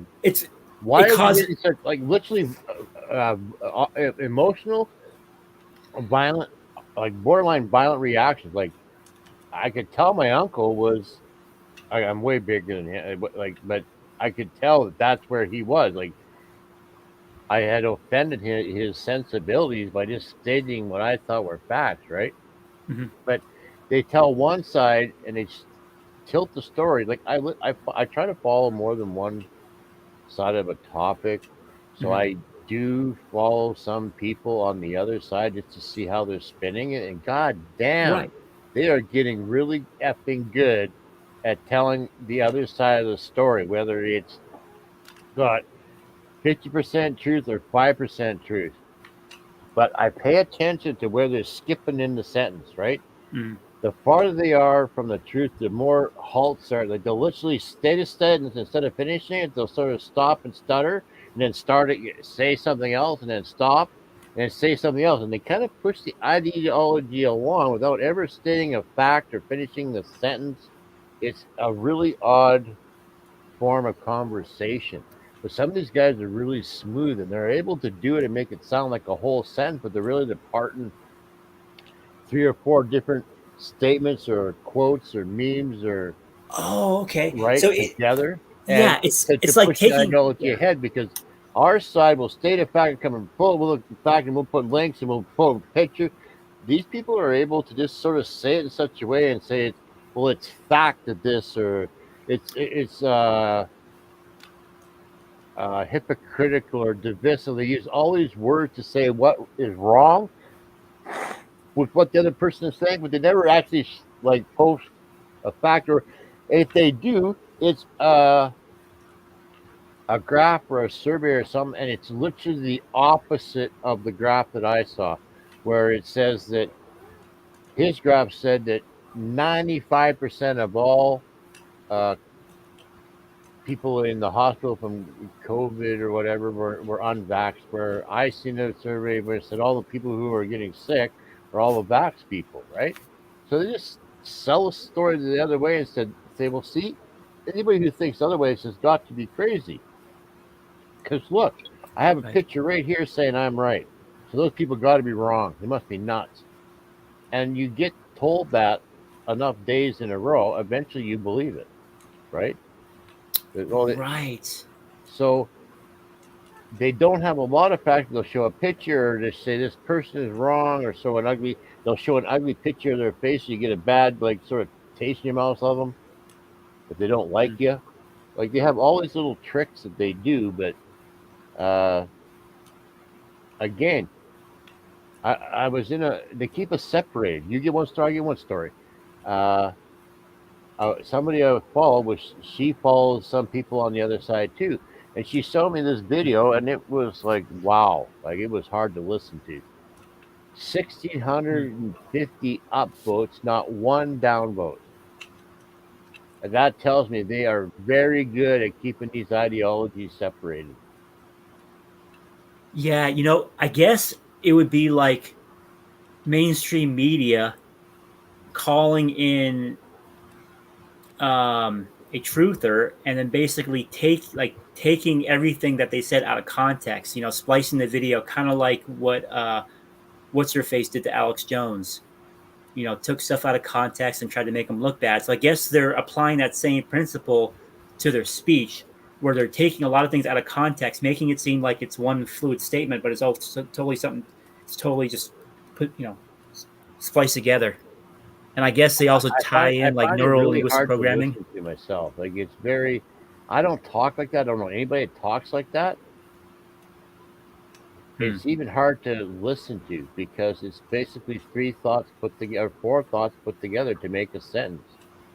But it starts out by making sort of a claim and then sort of dishes and then kind of backs it up and then finishes with ultimatum. You know, I mean, like they kind of have a formula and they go through it and I don't know. I'm not saying it doesn't happen over here. I'm sure it does. It's like the people that go right, right, like, right. You think, and they keep saying this, what I call groupthink talk. Like they need reassurance 2 or 3 times through the sentence, and you need to laugh with them to make sure everybody's all on the same page with what I'm saying here. You ever get into or hear conversations like that? What I call groupthink, like, right, right. Anyway, it's called hive thinking, and it's a whole different form of conversation. And they get together, and when they're together, there's a group of them, and they're all chipping in through the sentence, and they're all agreeing and laughing and carrying on. And it looks like a very fluid, fun time, but when you're actually listening to it, trying to go, what the fuck are these people really talking about? It's hard to understand. Like they are talking, they are making sense in the relativity, but again, they're jumping and all over the place, and it's just basically shit talking somebody else usually. Not to get too deep, I should get off this topic. Yeah, no, that's interesting. I guess it's just psychological warfare. You know, it's just It is because they are training you to think a certain way. You're not allowed, like, again, when you go to search something, they really cut you off on finding what you're actually looking for. And they try to force feed you. Like by the second page, it's not even on the topic that I was searched for. Like, what is this? Right?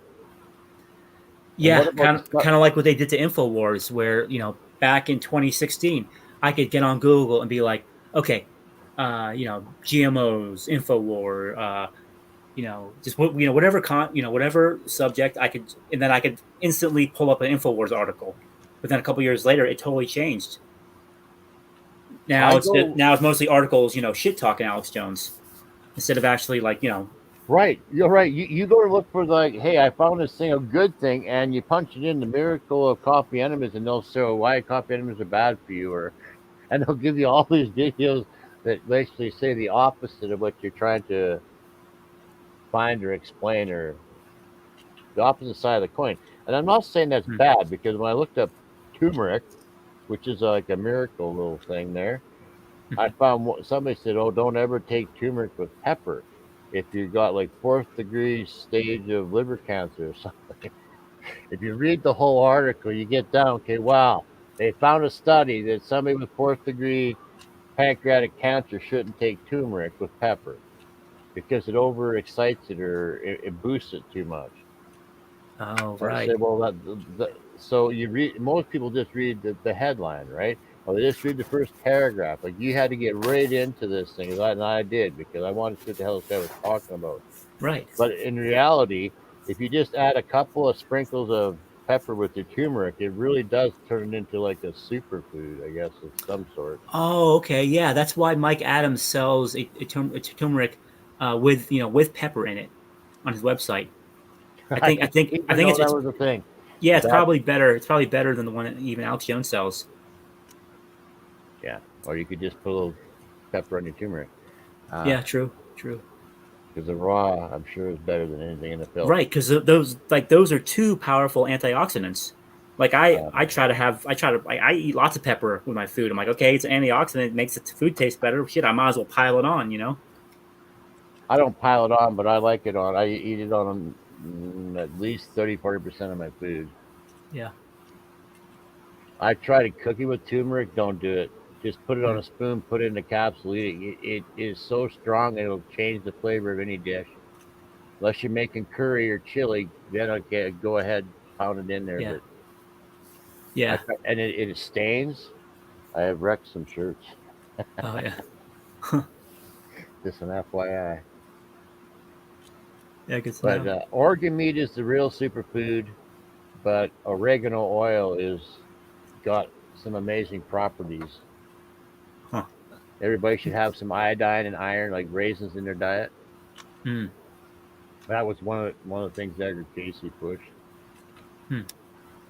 I wonder why he spoke out against potatoes. Like why man, I like potatoes, so like, Shit, what did he say? I don't remember him saying shit about potatoes. I don't know. He said something about yeah, I remember there's maybe it was secondhand info, but I don't know. I heard something No, about he how might have because he didn't yeah. say why. He never said why. He just told you not to do it. And then science figures out 30 years later, yeah, you probably shouldn't do that. So Maybe because I it's try too to, high in I starch or something. usually what he probably would say is don't mix your starches or don't eat citrus with starch. I've heard him say that. Hmm. Like don't eat orange juice with cereal grains. Don't put milk in your coffee. The oddest things. Don't put cheese on your meat. I think he said everything that we do. Yeah. Oh yeah, I think it was don't eat meat with starch. And guess what? I found a guy who did a study on your gut. He found a man with an abnormal, like a birth defect, Mhm. where he actually had a hole in his stomach where you could actually see right into his gut, like a little small hole. Well, he Dang. paid this guy, and back in the day, you could do things like this, and people didn't think it was too weird. Whereas nowadays, I'm sure he would tie a piece of meat to a string and put it down in the hole, and watch how long it took to digest the meat. It took about 4 or 5 hours. You put some potato in there, it takes about 4 or 5 hours. Mhm. You put meat and potato in your gut, it takes like 9 hours. The meat starts to putrefy. You, Oh so when you go to wow. a steakhouse, order 2 steaks or order 3 baked potatoes, but don't order both. Huh. But it's hard. I It's know really because hard. Like hamburgers come with hamburgers, fries. pizza. What do we Yeah. not eat? Steak and baked potato. Like what do we not eat when we're not eating meat and something else, right? Like damn. Yeah. I mean, just even a hamburger, you got the bun, and uh. Hmm. Starch. Like my research was that potato is the easiest starch to digest compared to a legume or a grain or something else. Hmm. Yeah, and I guess sweet potatoes are probably healthier too than just regular russet potatoes. Pardon me. I guess maybe sweet potatoes might be a little healthier than just the Sweet potatoes regular are baking awesome, potatoes. but I do not believe they are a potato. You can use them for spreads and dips and stuff, but they're awesome that way. And I wish I could grow them up here. I've thought a couple of years trying to grow them up here, but it takes like 120 days or some shit. I'd probably have to start them in a pail inside. Huh. But I grow at least 2 different kinds of potatoes. I try usually. These last few years, I've been trying different kinds, but I haven't had much success. I've gone back to like my old favorites. Red. I got this one purple kind. Hmm. I'm not sure if it's an abnormality or what. because I didn't buy purple potatoes. I basically planted red potatoes, and some come out purple. So I started separating them, and they'll always produce purple potatoes. I let you have red potatoes and purple potatoes, but they are not the same because I can cook them both, and my mom doesn't like eating the purple potatoes. She likes the red potatoes. She keeps stuffing it. But I got some white potatoes for baking, right? I have, I think they're Yukons, or no, Idaho maybe? I'm not sure. I think it's Idaho. Mhm. But they have different starch consistency. Some are dry, some are wet, and some are kind of like, when you mash them, they turn into like paste. I had this one yellow kind. Oh my god, they turn into like, you look the wall with. You could plaster a wall with it. Huh. Anyway, Well, I like my potatoes.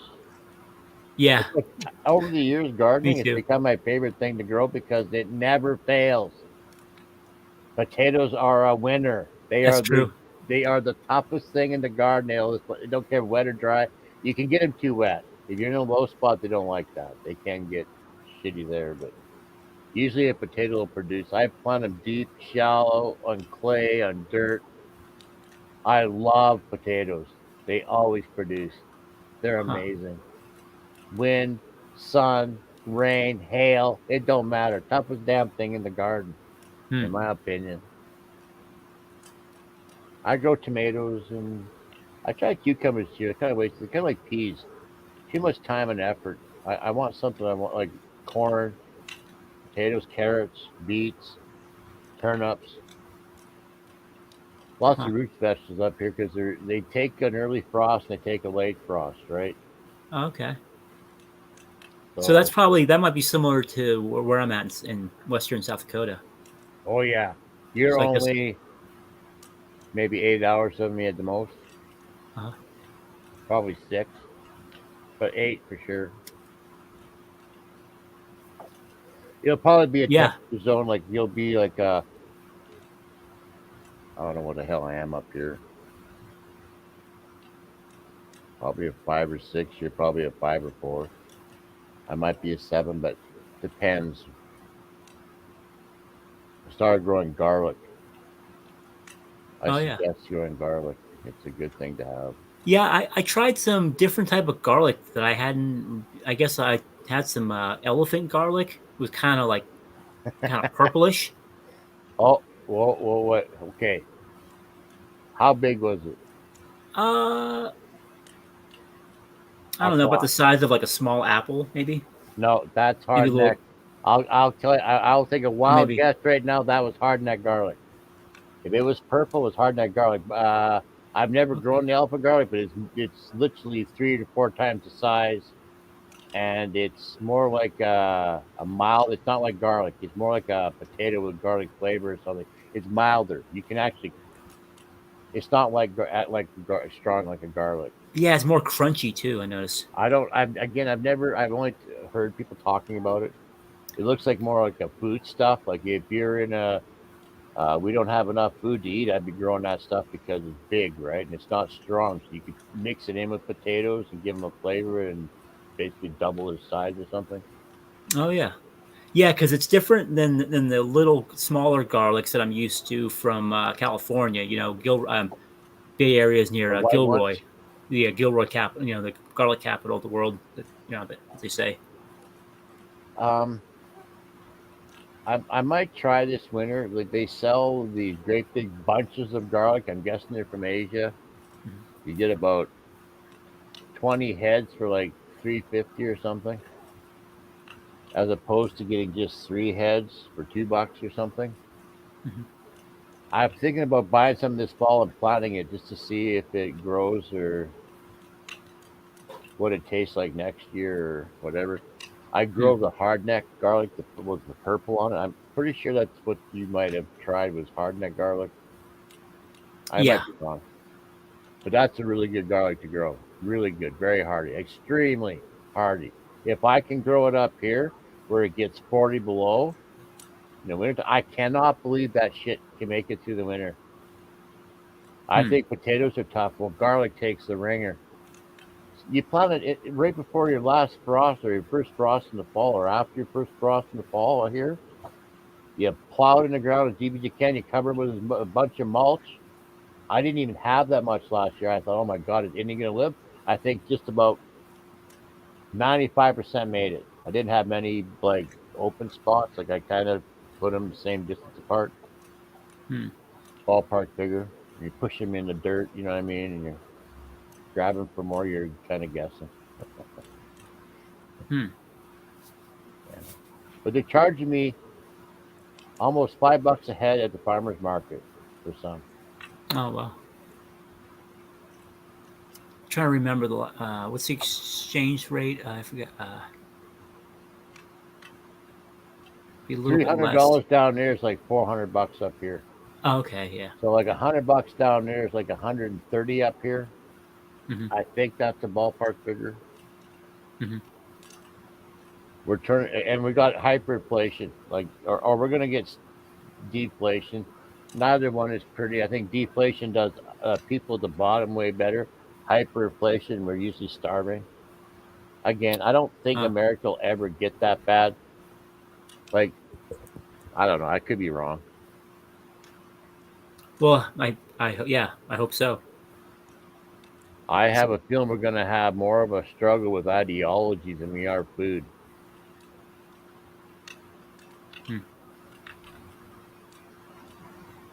Well, our government's telling us that we don't have any freedom anymore. Yeah, okay. That sucks. Okay. Now what? Right? That's why they won't give us a leader. That's why Trump was so explosive to them. Right? Yeah. Yeah. That's why you don't see anybody sticking up for those people stuck January 6th there, because they'll get rolled over. And whatever happened to those people that were doing the election audits? Is that thing still a thing, or wasn't there an Alice and what was her name? Lynn. What was it? There was Linwood. Then there's a chick. What's her name? Yeah. She got like $1 billion, sued for $1 billion or something. Well, Mike Lindell had that big cyber symposium event in. It was on the other side of the state at Sioux Falls, South Dakota, next to Iowa. And I guess he was going to have the event in Iowa at first or somewhere else, but then they had these vaccine, mandates and all that shit. So he's like, forget that. So he moved it to South Dakota.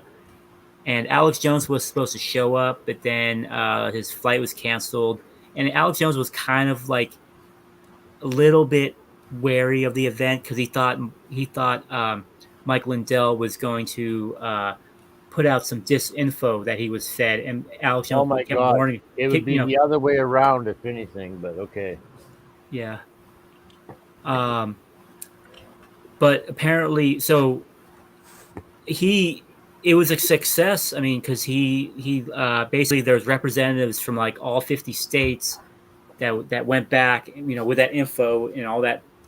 So he exposed the cyber, hacking, and then he actually backed off that information that Alex Jones had warned him about, and like didn't go through with it. But he was hacked he was hacked like so many times, and he had like 4 backup. He was hacked for streams. So basically, the 4th available stream he was able to use, and then he had a couple infiltrators in the group, and then he was actually physically attacked.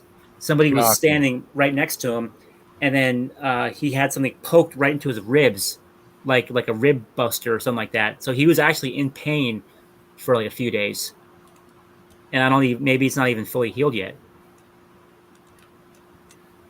So he was physically attacked, and it was cyber attacked, which delayed.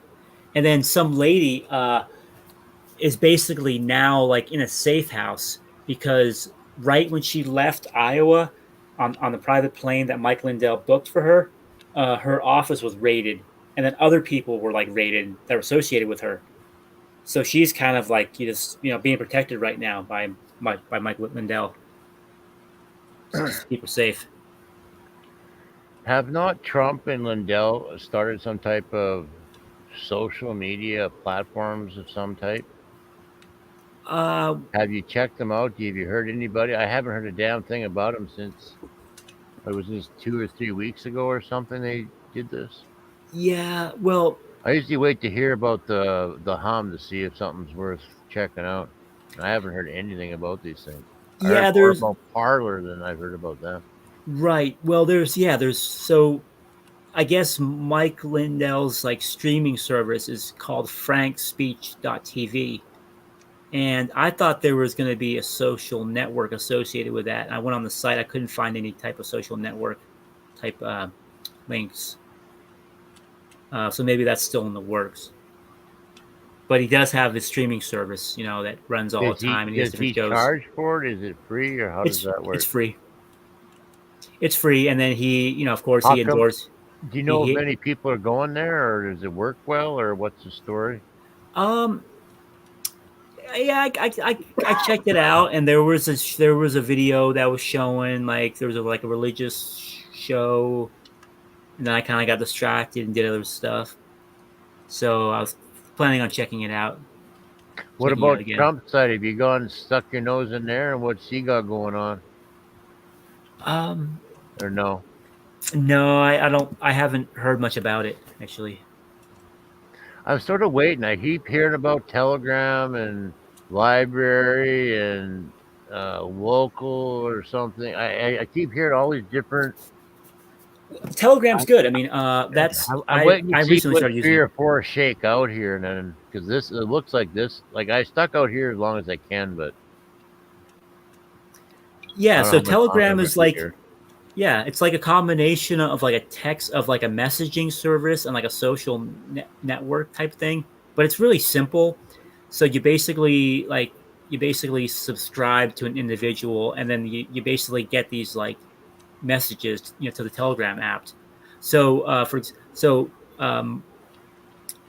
Marjorie Green Taylor from Green. Yeah. So she was banned for she had a 7-day Twitter ban. Well, so she swore on there or something. She called Biden a swear word or something. Is that not what happened? I don't know. I don't know why she got banned, but I've been able to see all her messages, all her social media messages on Telegram. And then there's an Alex Jones chat where different people, send messages, and I can, post memes and other people see it. I guess other people have, so there's people, you can subscribe to an individual or groups where where you only see their messages, or there's the ones where they're interactive, where you can chime in and send messages.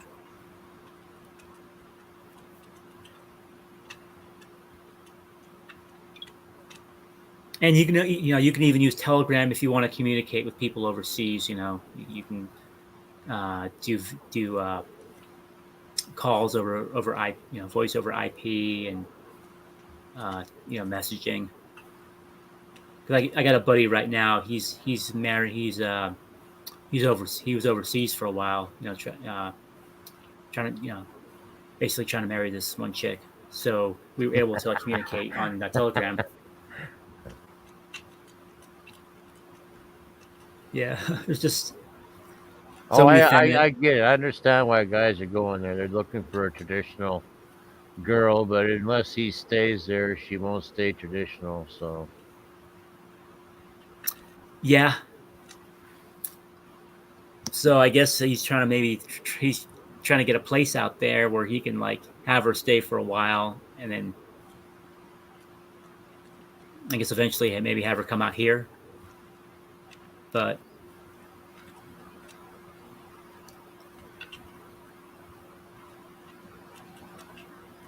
yeah, I mean, me personally, I like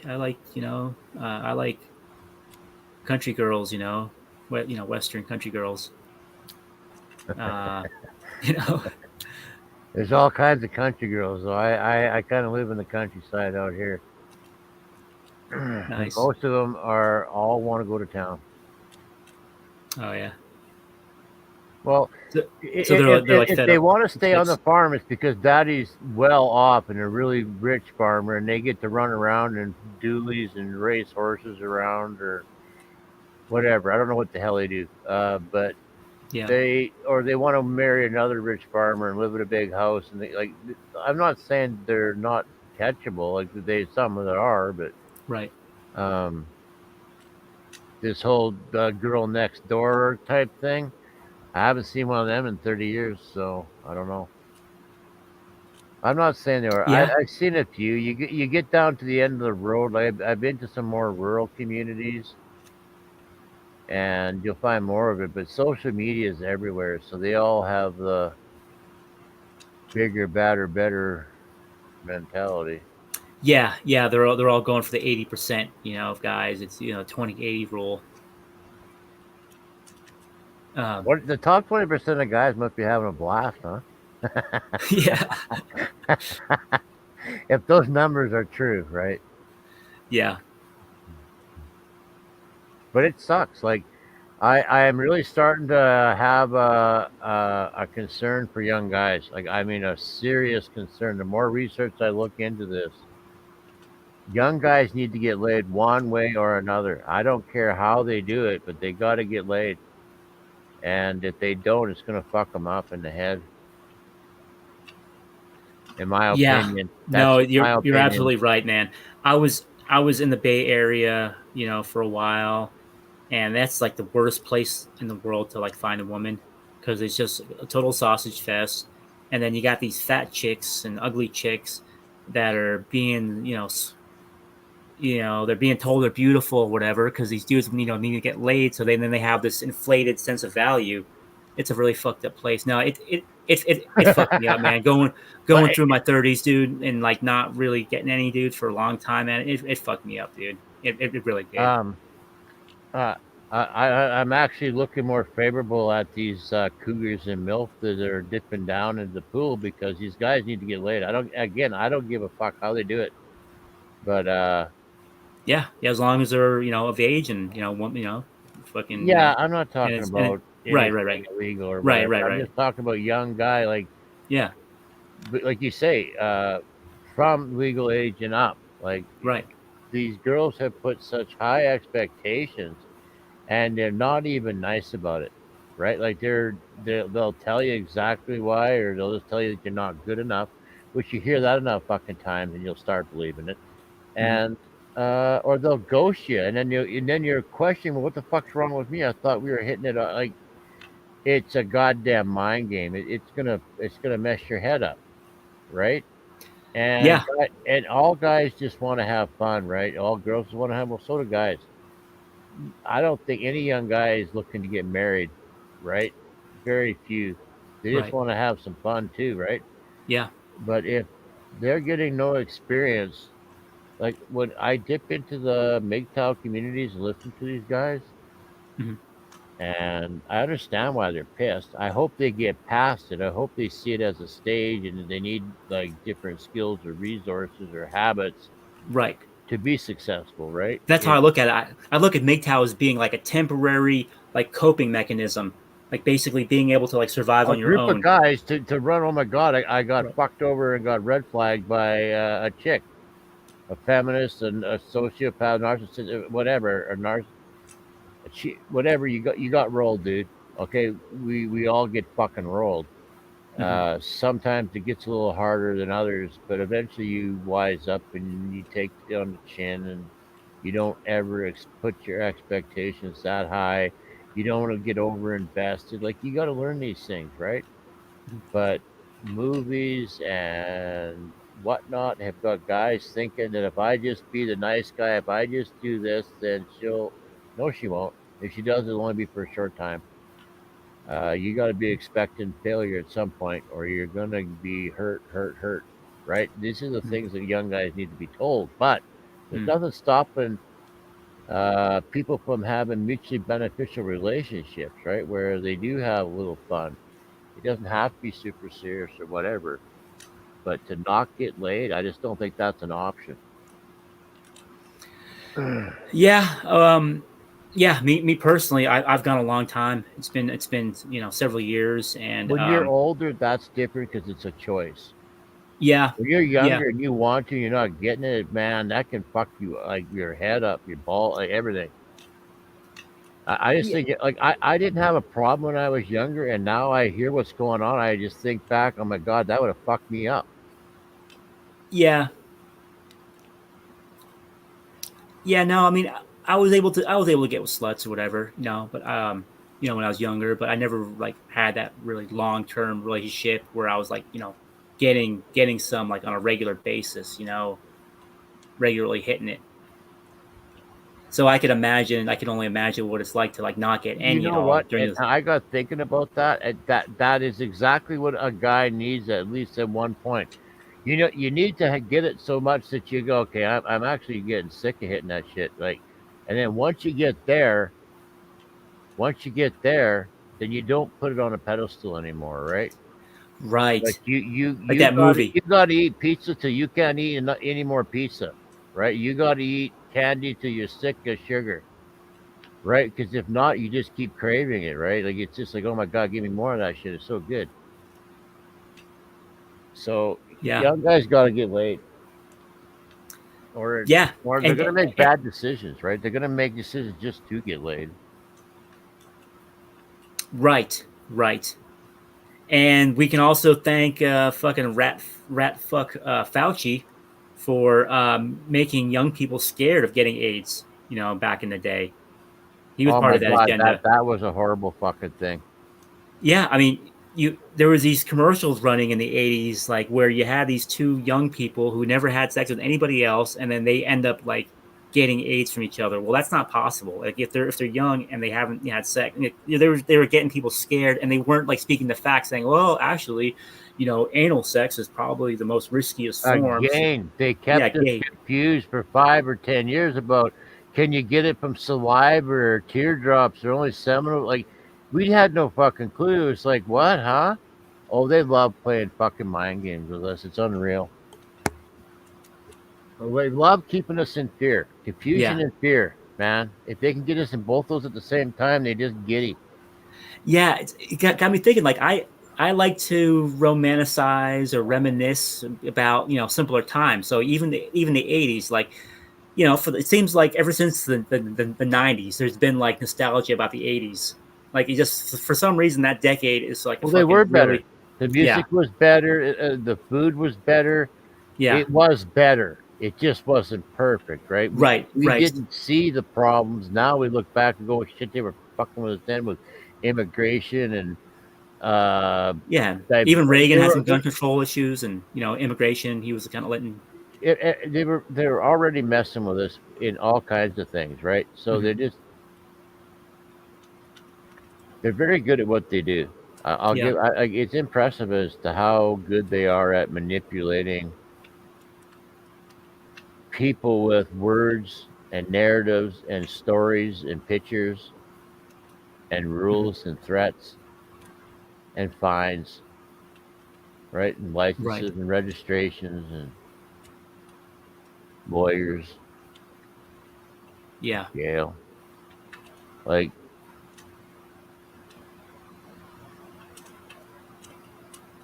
yeah, yeah. I mean, and then even so, yeah, and then you go back to the '70s. Like it was a great time too. But then there was that swine flu, thing, and then they were pushing the swine flu vaccine, and people were getting hurt from that. But at least back then, people actually got paid, for their injuries. Um, yeah, because everybody wasn't completely corrupted back then. They couldn't buy everybody off, right? They yeah. didn't have full control of everything back then, Hmm. right? So there was still some good lawyers, there's still some good agencies and whatever, right? So Yeah. although they got away with a lot of tax and this and that, Hmm. and they were able to pollute and whatever, Hmm. they did get held accountable for some things, Hmm. right? Like, Yeah. There's more God fearing people that had a conscience about doing certain things. Now, nobody has. People in power have no scruples. Well, there again, you couldn't kiss or do anything on TV at one point in time, swear or say anything, and then it Yeah. was too tight, right? Hmm. But then they started pushing it and pushing it and pushing it, and now it was only after 10 o'clock, and then you could only say these words, and then now it's, phew, Yeah. Just right? There's yeah. cleavage, and kids can get on TikTok, and I have no idea what the hell they're seeing on there. Like, Lord knows what the hell they're getting educated with. Yeah, there's a lot of this. There's a lot of the LGBT stuff being pushed to the kids, and I've got a friend, back in California. He's got an 8-year-old, and she was all, yeah, he had to basically make sure she didn't tune into certain channels and certain people, Oh my God! and Yeah. then the young people, they're like addicted to the tech. Like they'll yeah, like we were talking about earlier, they'll You act. you talk to anybody, well, almost anybody. I don't even want to give it an age group anymore. Yeah. You talk about taking their phone away from them, and just the thought of it, I've done this more than once. They'll take their phone and they'll hold it to their heart and cover it like they're protecting a baby. Mm. It is their baby. Like, they are totally, like, the thought of being without their cell phone, it is like, again, like somebody being without cigarettes or something. Like, they just get right up tight. Yeah. And the studies I've looked into, it's the same as video gambling. It triggers those kind of receptors and sensors in your head, right? Mm. Oh yeah. Because it gets affirmation. Bing, bing. Somebody wants to talk to me. I'm cool. I'm needed. I'm part of a group. Like, Right. I Right. really do think that is probably at the root of most of our issues here. That people being unwilling to even attempt to stand on their own two goddamn feet and stand alone. Like, I remember even going to parties when I was young. Like, everybody wanted to be in the corner with their group, right? Like, I used to just stand in the middle every now and then and just Yeah. check it out, right? Like, hey, I'm just gonna be here by me. I'm gonna see what happens. I want to see who comes over here and talks and what group. I just everyone people come. Hey, what are you doing? Nothing. I'm just standing here, just checking out the world. Just, right? I don't always want to be with my group, right? I think you guys are cool. I love you, but every once in a while, I want to check out other people too, right? See what they got to say. Um, but people are afraid to stand on their own, right? To be the outsider is hard, right? Because you take social damage, you get ridiculed. Um, you're not the cool kid anymore. You're not a part of the cool group anymore, right? Like, if it's something you can stand up for and it'd be proven right, and Monday morning everybody realizes you were the right guy. But most things are not that straight cut, right? Where it could be a decade or more before people see you were probably standing on the right side of the conversation. By then, nobody gives a fuck. You've taken so much damage from there. And anyway, I've been through this before, right? I tell people when they find the truth out, be careful, right? Like, you can drop seeds, and if somebody asks questions, answer them. You usually don't get into trouble doing that. But forcing stuff onto people, don't do it. Don't do it. You'll lose family and friends, right? I've done it. Like, it's not worth it. It's just not. When they're ready, they'll wake up. And again, if you're there and they know that you're that guy, right, that talks about that things like spirituality or whatever, like, if they know you're talking about that topic, if they ever catch the hint or the desire, they're going to come and talk to you about it, right, at some point. Like, Right. I wish I could talk people into thinking like me, but fuck, I've yet to do it once, I don't think. Like, no matter how much talking or typing I do, at some point you just got to give it up and just do that quirky saying, lead by example, and hope to Christ that somebody copies you, right? Yeah.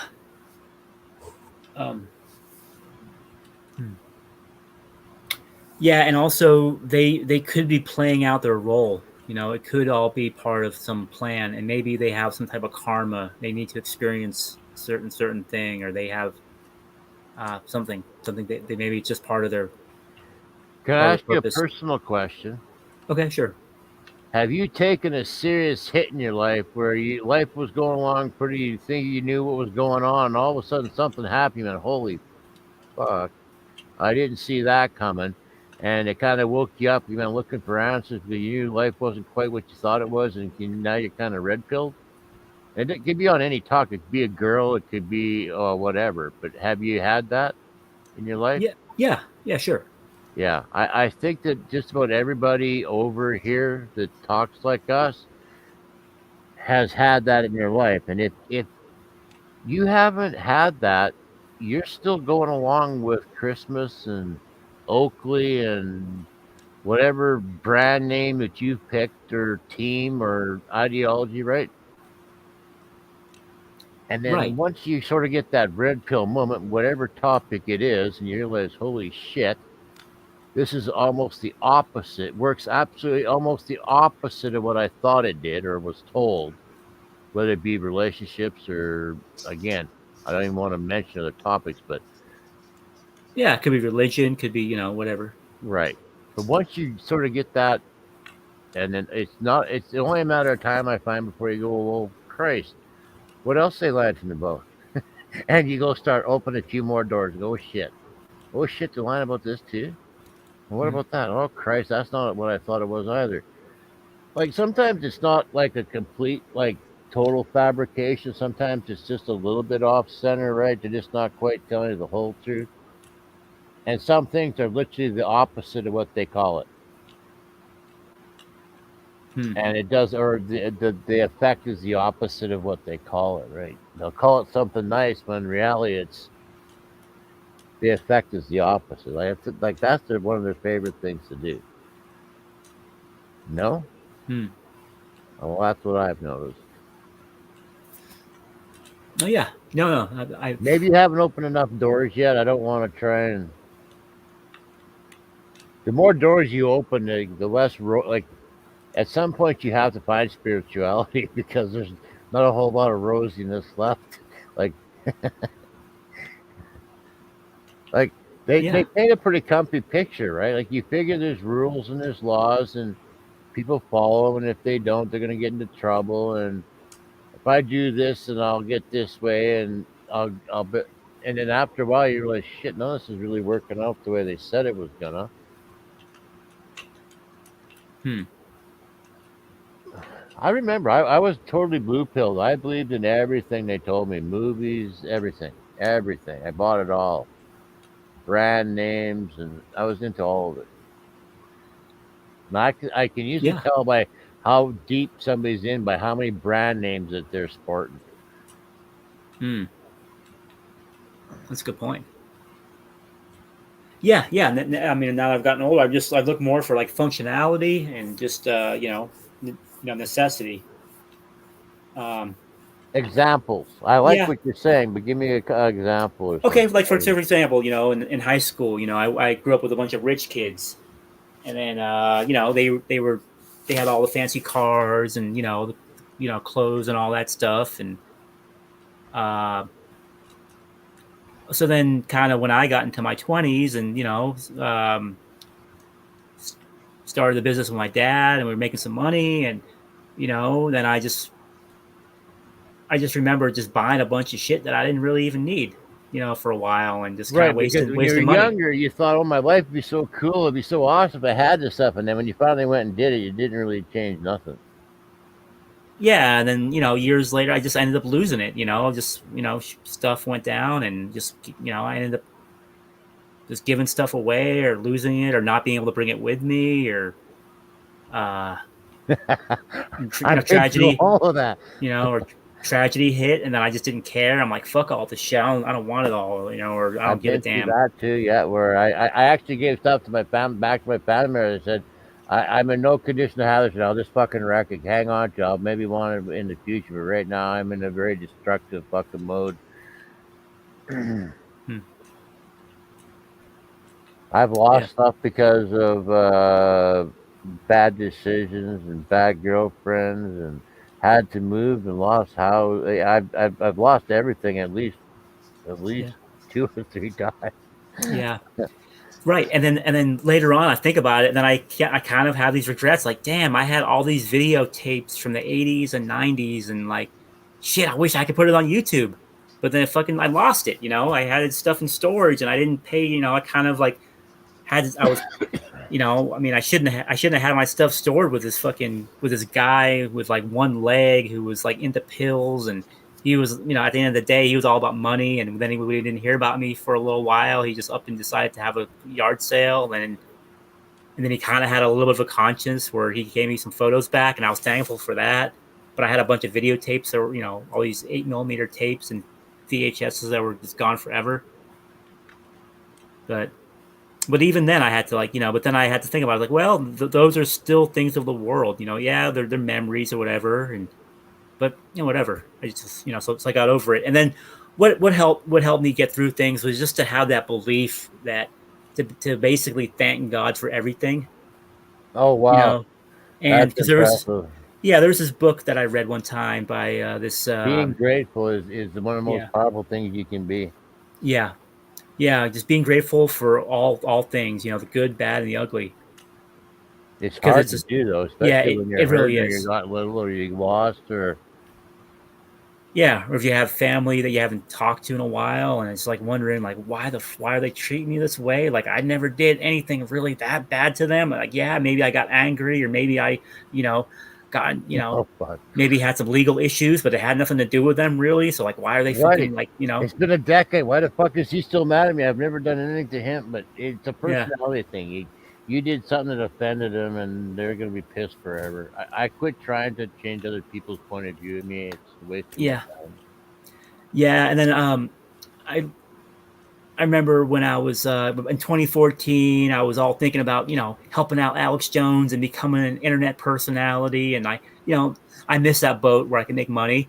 But I remember like I shouldn't have basically told people around me my idea, because I could tell, like, my mom being a fucking hardcore libtard at the time. I knew she had a political, she had a political bent, but I didn't realize she was like a radical like that. So I remember she like gave me this evil look, like she almost cursed me. She's like, "Oh, you're making a video about Alex Jones. Oh, you're filming it in my house. Like all getting all fucking paranoid and shit." And kind of like she had this evil look to her. I was like, "Oh, dude, this fucking bitch probably cursed me just from that evil eye." You know? Oh my god. It sucks when somebody close to you is actually acting like an enemy. It really does bring it, you start questioning shit, right? And it does it makes you stronger in the end, but at the time it really Right. fucking sucks. Right. Yeah, Yeah. I've been through most everything. When you went, yeah, check mark, yeah, check mark. Oh fuck yeah, I've been through that too. It's again, all that stuff sucks at the time. But when you lose everything, like when you okay, and you had some stuff, it sounded like you were at a place where you could buy magazines or any meal you wanted or Yeah, I could go to whatever. any concert. I could, buy, any You kind, had enough that you could right, and then when you lost it all, okay, when you were there, you thought, oh yeah, I like all this stuff. I want this stuff all the time. I become accustomed to having this. I need this, right? And then when you lose it all, you go, oh my god! And then all of a sudden you realize, Jesus, I really could use. I want a glass of milk.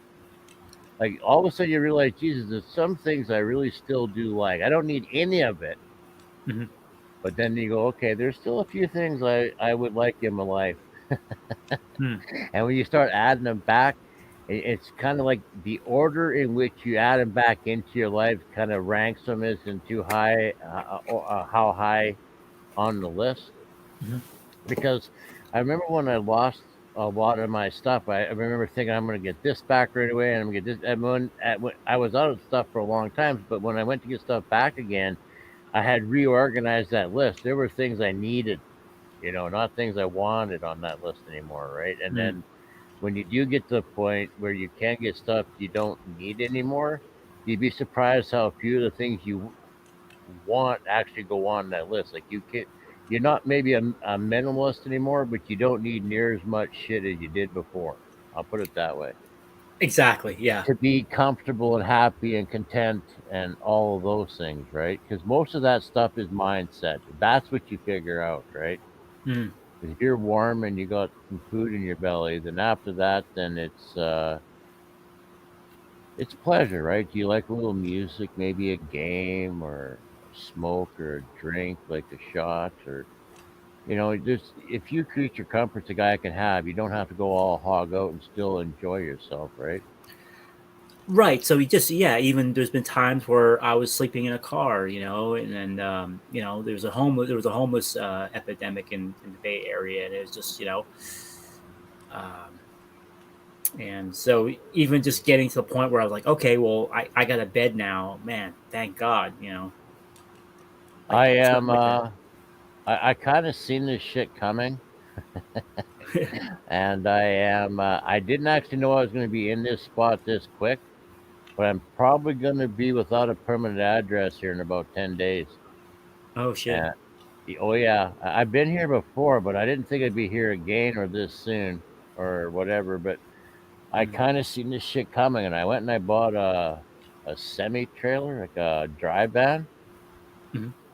I got a Oh, bunch good. of insulation, and I bought a wood stove and a gas stove so I could cook.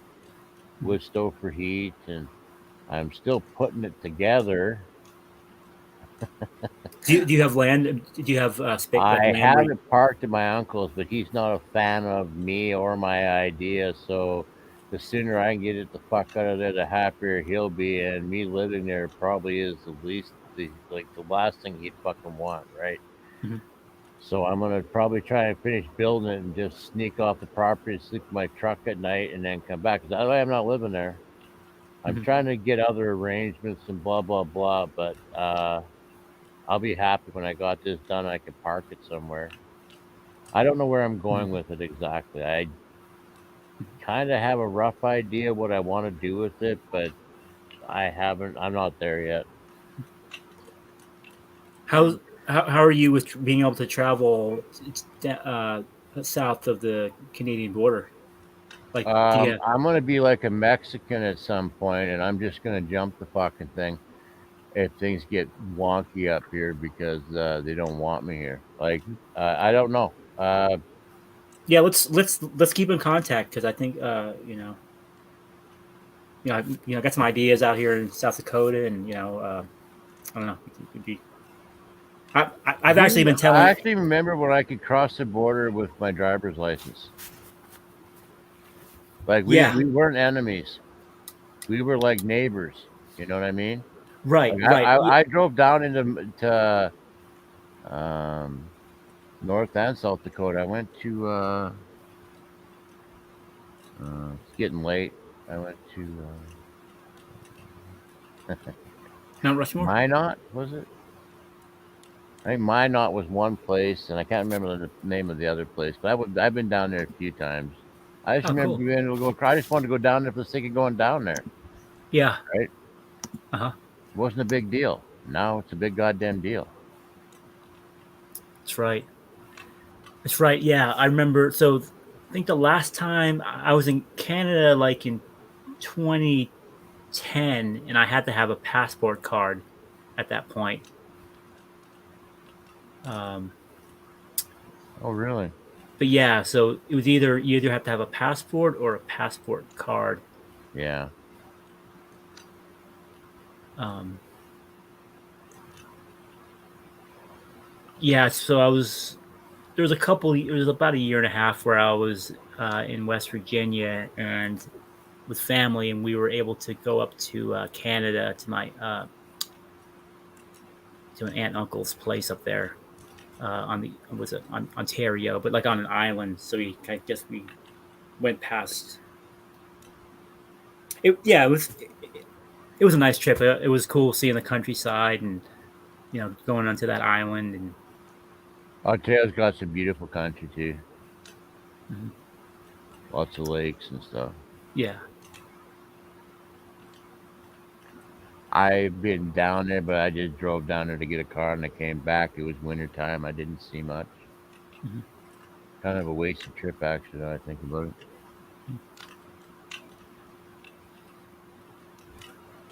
Yeah, then when I was a kid, when I was living in the Northeast, I remember we'd go up to Quebec and Montreal,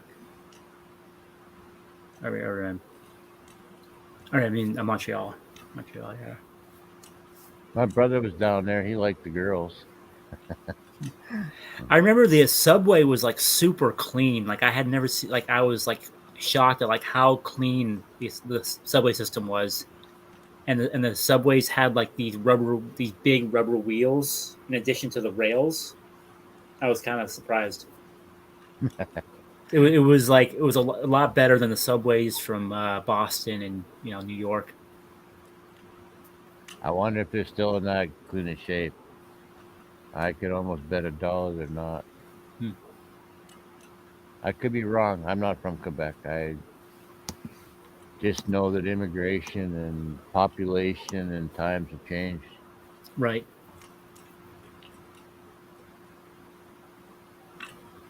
Yeah, because it was the 1980s, and that was a lot like looking back, it was a lot like the 1950s, even though 30 years difference between the two. Well, I remember back then when I come down the States, you guys were like 10 years ahead of us. Like, yeah, we had Nike shoes and Boston Pizza and shit, but yeah, you guys were moving at a quicker pace. You had canned beer way before us, and Oh yeah. oh yeah, we're slow on the uptake up here. That reminds me of a joke. Like, what's the difference between West Virginia and Canada? I don't know. I was there for decades. Yeah, in Canada, Moosehead is a beer. In West Virginia, it's a misdemeanor. You can't shoot moose down there, or what? Huh. No, I guess like moose, like getting head from a moose at the top. Oh my god! It's a dumb joke. Sorry, I wasn't going there. But yeah. Oh yeah. Speaking about it, earlier, you were talking about wild animals and people like approaching them, like thinking like a beaver.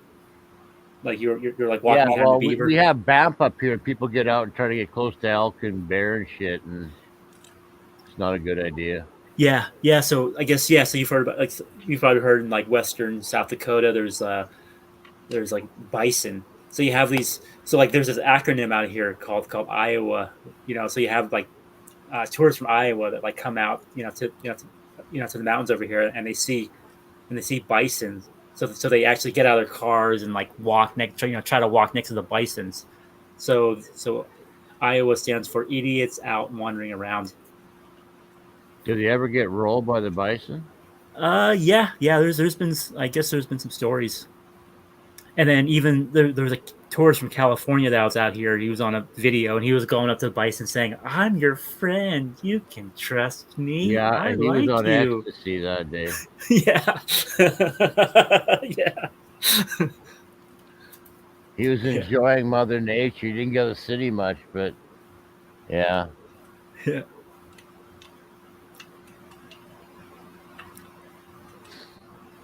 Saw a video one time of somebody getting out of a car in a wild game preserve, and they had said, "Don't get out." And she got around, and she went around, and she was scolding her boyfriend on the other side, and the lion came out of the bush and drug her off like she was a toy. Oh my gosh. And her mom got out of the back seat and yelled at him to go get her, and he didn't. I don't know I couldn't see. I could just see by body language, right? Yicking at him, and she turns to run in the bush after her daughter, and the lion come out and grabbed her too. I thought, holy crap. I think the guy reached over and shut the door. I was wondering. I later wondered if that was planned. I wonder if he planned that argument. Oh shit! And then he's bringing like 2 for the price of 1. Like, who would have thought? 2 for the price of 1. One nagging in his right ear, the other was nagging in his left ear.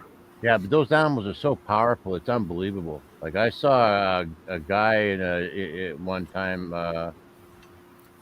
looking at videos I shouldn't have been. But guy fell into a lion's den in a zoo. He was sweeping. I don't know what the hell he was doing, but he fell inside. And instead of like standing up and staring a bear down or whatever, he basically cowered and quivered. And that lion looked at him and said, "Shit, lunch." Drug him up this great big hill like he was a toy again, like a stuffed animal. I couldn't believe how powerful. Like those animals are so powerful. It's unbelievable.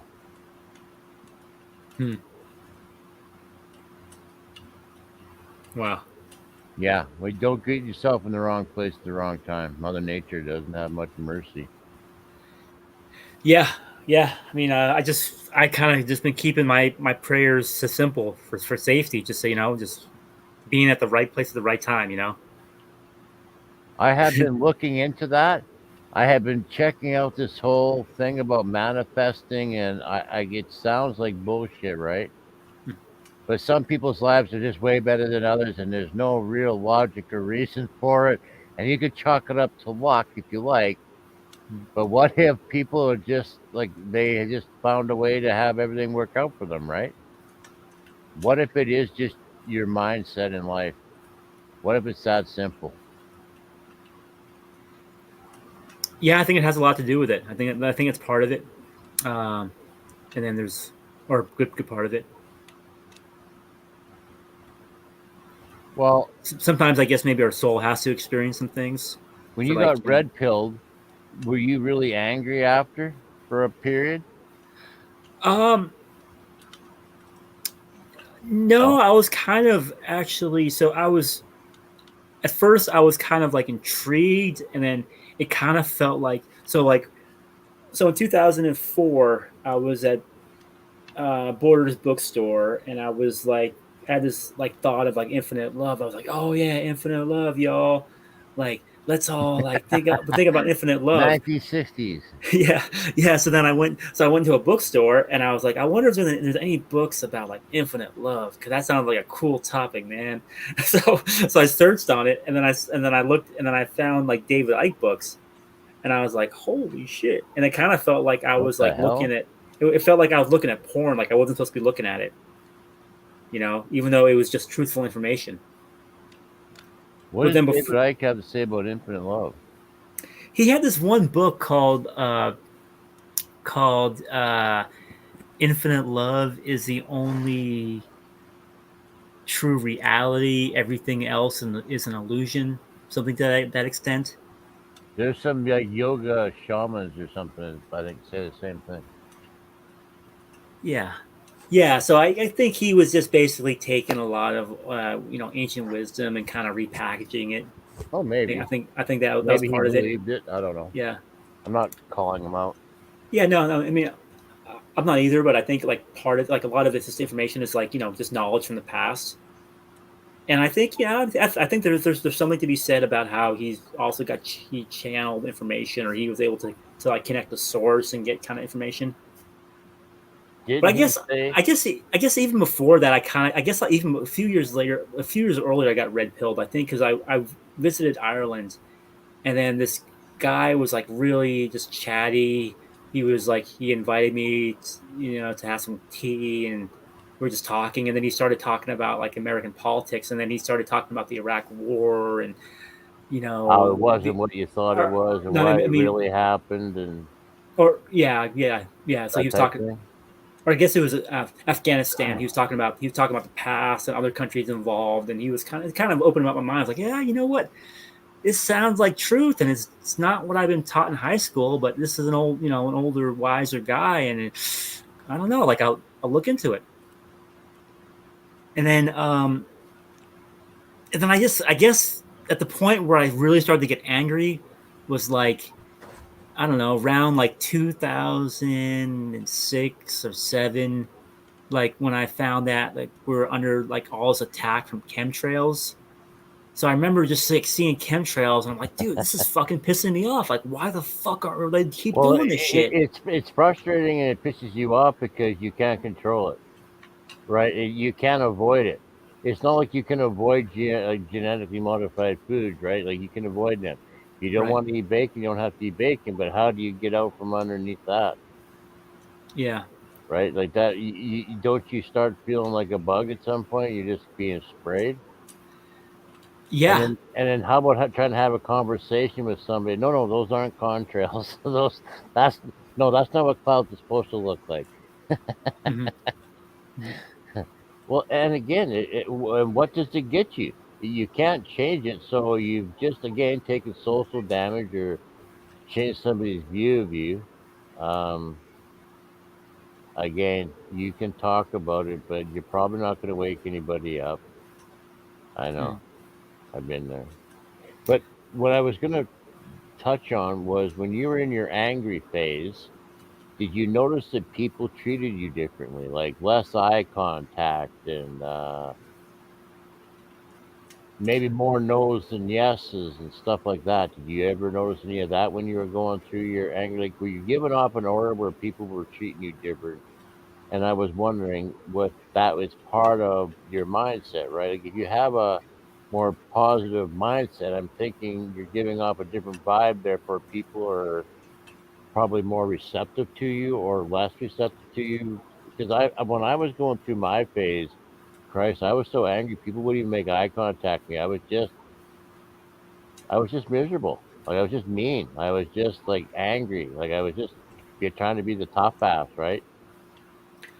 Nobody's gonna hurt me if I'm tougher than them, type thing. Yeah, it was kind of like I felt like I was being pushed around for all these years by the system, and then I just got to a point where I was like, you know what? I'm gonna try to control. Like I'm trying to, trying to control my own personal life. So like I'm not gonna let these people That's fuck key. me over.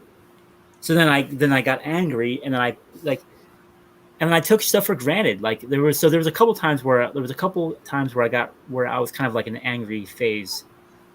They were kind of like few years apart. Like when my dad passed on, I was fucking really pissed off and angry, and I was sad and just all these emotions. Right. And then I All had to like, natural, right? and then I had to move out of the area because like basically like being there like reminded me of memories of me and my dad. And then I moved to then I tried to move to Texas, and then I ended up moving to like going to like West Virginia after that. And then so a few years later when I was back in California, and then I was able to like start my own little business, and then I was started to like, but then I started to like kind of like get a little bit like, I guess I thought like, oh, I got some power in the world now, like I can't be fucked with. So like, and then I just was like got a little bit too like big headed about it, and then I got involved with a trashy got in a bad relationship, and that just um so yeah, so I noticed that there was, and then since then I've been humbled this entire time after losing everything, and then just had some stuff going on with. So then I just so yeah, I've changed. There's been several years now where I've just been totally chill, and um, still get passionate online, with about stuff, but in person with people, like I'm totally chill.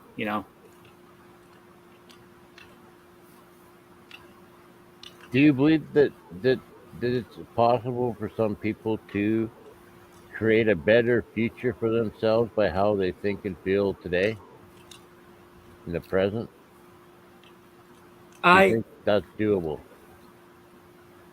Yeah, I really do. I just think it takes some work, and uh, it takes so you got to be so when they say that we're supposed to pray without ceasing. Well, how is that possible if we're only if we're only awake a certain amount of time? So I think it has to do with like basically like consciously like praying or thinking positive thoughts, and then doing it so much where like it affects our subconscious mind. So our entire life becomes kind of like a positive, becomes a prayer, and then that prayer in action. Well, I have listened to more than one person talk about this, and I've actually had some that are almost saying the opposite of each other when it comes to like enjoying or accepting reality. Because some wanted you to basically ignore it, some want you to enjoy it. Hmm. Um, like this one girl I was listening to, Christy Marie Sheldon was her name, and she has some videos online. The two I would try and suggest you find that are one where she talks about blessing balls, and the other one is manifesting. And she says her and her girlfriend will have contests to see who can manifest something faster. And they both pick something, but they don't have to pick the same thing. Like one will want something, one will want the other. She says it takes them about 2 weeks to manifest something into their life. And she talks Hmm. again, just to go back. Ike talks about being visited by aliens or something, didn't it? And he was going to change, or had to talk about something, or going to change the future or some shit. And then she also has an origin story about how. Well, she has more than one actually. She's got a very interesting life. She was in a convent school type setting, and the nuns were telling her that she was evil every day. Hmm. Those lovely nuns. Um, Yeah. and as a little girl, she just couldn't accept it. She just couldn't accept that a little child could be evil. She Mhm. just she just couldn't wrap her fucking head around that, and thank God she couldn't. And at some point, she was asking for answers or something. Mhm. And she was going to the library, and the goddamn book fell out of the shelf or something, or popped out up from the shelf, I think it actually fell off the shelf. I can't remember exactly, and it had something to do with. I get this messed up, but it had something to do with how what she became. Had something to do with a game of manifesting or something. I can't exactly remember, but she also has another story where she's sitting in her living room, and I think it was the Nordics, the Palladians or something that showed up in her living room Hmm. and told her they're going to teach her how to heal people or some shit. Hmm. Yeah, and then she takes her hand. I actually, there's a video of her in her backyard or something healing somebody, and how she's scared to fall down steps or something because she fell down steps to him, and she's taking her hands and she's basically scrubbing off bad mojo or something on Hmm. this lady, and she says you can actually see it. She'll actually tell people you were about 7 or something, and you must have had something like this happen to you or something, and they'll agree, yeah, I was 7. Something like that did happen to me or whatever, or they'll tell her. Some people go to her and say, "Well, I made $1 million, but then I lost it, and then I made another $1 million, and I lost it too, and then I made another. And I want to quit losing my millions. I just want to keep them." Hmm. So she'll like do something with them, and they'll keep their money, and they won't start losing it again. Hmm. One guy came to her and was talking to her about making some money in the stock market, and he was given images of something, and he should have invested it, and he never. He was too chicken shit. The last minute he backed out. Right? He said, "Well, don't worry. If the person wants to give it to you, they'll give you another answer in the future." Like she was so optimistic. Like her idea about blessing balls was she was talking about mothers or whatever doing it for their kids. Like you can protect Hmm. your kids, but she says about 12 years old, you should teach them to do it for yourself. And she Hmm. talks about how you have a blessing ball, make it big enough to protect your car. If you're going to go on a trip, she says, but you got to be careful that you don't overprotect yourself because then you kind of isolate yourself from basically everything. Oh wow. Right. Even I think it was Edgar Casey that said something about, don't quote me if it was Edgar, but even he said something about playing with people here or something. He says, if you don't have any friends here, you're not going to have many friends on the other side either or something. So you better start talking to people here or engaging with them. I can't remember how he put it, but Wow. yeah. Edgar Casey, though, when he said about when he was going up to access the Akashic records, Mhm. he said that howling forms were reaching out for him. Howling forms. What was it? Howling forms. Howling forms were reaching out for him, like trying to grab him. What? What? Yeah, What is that? like entities, demons. I don't know. Howling Oh, forms. Call them whatever you want. I don't know. He called them howling forms, damn! That just gave me shivers. It's trippy. right? Like, Yeah. but I tell people, see, I freak people out. Like I've met a few people who might be in a situation where they're gonna have a medical situation, might end their situation. Not like they might die. I tell them this story because I really think it's a life hack. Because he's basically that's what he's having an out of body experience, and that's probably what you're having when you pass, right? Mhm. So when you get stories of heaven and hell, and he tells me about a white funnel of light he goes up through, and Mhm. how he has when he first starts, he has howling forms reaching out for him. He says he doesn't look at him; he looks up and goes straight up as fast as he can, basically, right? Hmm. But I've talked to people who've skied or even rode skidoos through the mountains, and the spruce trees have like holes beside them because of the wind. They're called tree wells. And when you're Hmm. going up the mountain, they said don't ever look at them because if you do, you'll drive right into one. And they'll show you a video of somebody going up the mountain, all of a sudden they'll just hang a right, drive right into one. Why? Because they looked at it. If you go to defensive driving courses, they'll tell you look to where you want to drive. Oh, okay. Okay, so I'm trying to put reality into the afterlife here by saying if you look at the howling forms, guess where you're going? Oh shit. So look up at the white light and just go up as Oh, fast as okay. you can. You get it?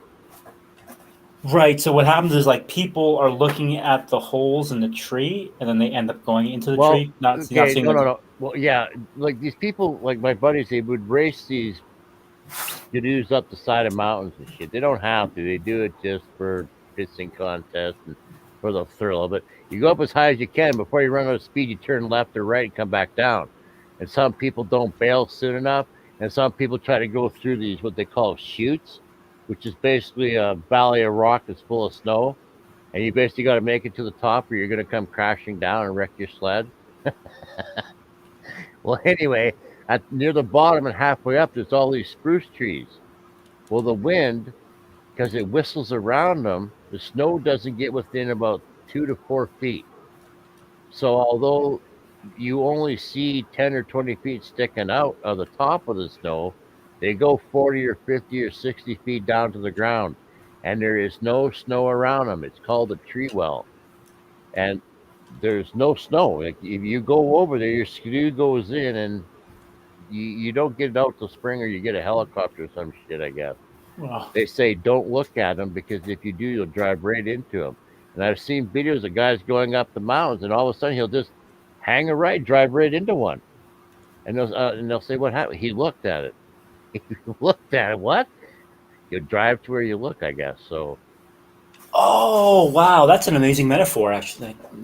right. So Parallel. I've taken defensive driving courses, and they'll tell you the same thing. You look to where you want to drive to. Don't look to where you're heading or which way the vehicle's pointing. You look to where you want to go and you will drive the vehicle there. But if you look at the fence or the ditch or the whatever, that's where you're going to go. Hmm. So when I hear this stuff and I hear Edgar Casey talk about how he would lay down and he put his hands on his forehead till he seen a flash of white light. I've done it. I've never seen a flash of white light. So I don't know what he was doing.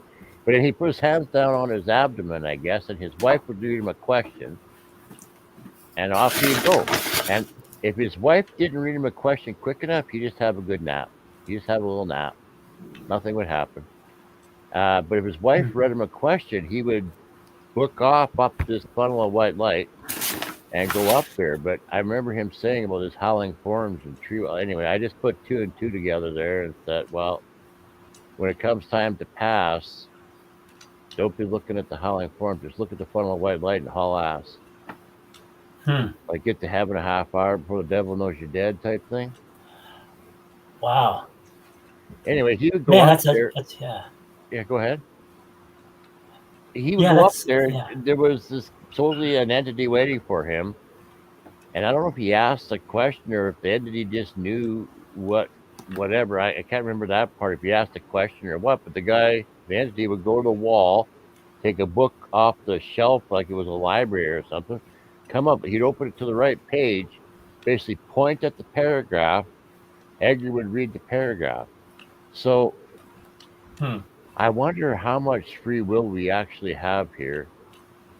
Like, when I've looked into this topic, they say free will can override basically anything and everything. Fate, destiny, the 3 sisters of fate, or whatever, whoever they are, whatever they are.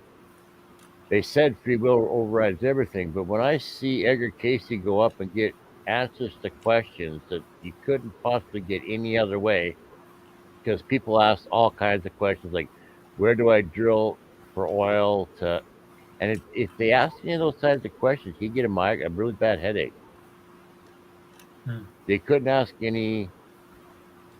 I don't even know how to define the question, but if you asked like a frivolous question, like about capitalism or money or stock market or anything like that, he would get a really bad headache because he used to do it by himself, right? And people would ask him the question, but of course, some people would ask more than one question, or some people would lie or change their mind and ask a different question. And then this is when he found out why he was getting a damn headache, because people were asking basically inappropriate questions. So he basically got to screen the questions, or his wife did. In fact, they learned later to just get people to write the question in. Like, he tells of, I'll give you an example.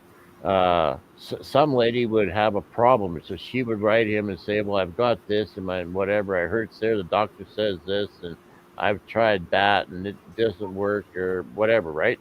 They'd write him a letter, and they would have one of these sessions. He'd lay down, put his hands over his forehead, his wife would read this letter to him, right? And he would basically heal her by telling her, well, the entity needs to make a tincture of this or do that or walk or stretch or whatever the remedy was that he gave.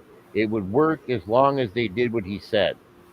If they didn't do it, or they didn't do it long enough, it wouldn't work, right? And he would speak of how when he would read this letter, he would basically fast travel to that location where she was. Like, if she was in another city, he'd basically, like Superman, just go whizzing right there, and he'd be zipping through the streets, I guess, to the apartment. He'd go up to like the 3rd floor or whatever and find her. Like, it was like 2 o'clock, and they would write this stuff down. It's 2 o'clock in the afternoon, the time of the reading on Wednesday, whatever. Edgar says you're laying down having a nap, wearing a very lovely white dress with red flowers. He would say this stuff. And he would be able to see through her body like a jellyfish, and he would see an inflamed this or that. And somehow the verse would tell him what to say or do to fix this. And they would write it down, and they'd send the letter to the lady. And she was, yeah, I was laying down that day, and I was wearing a white dress with red flowers that day, or whatever he had quoted. And if they had done it, they got healed better, right?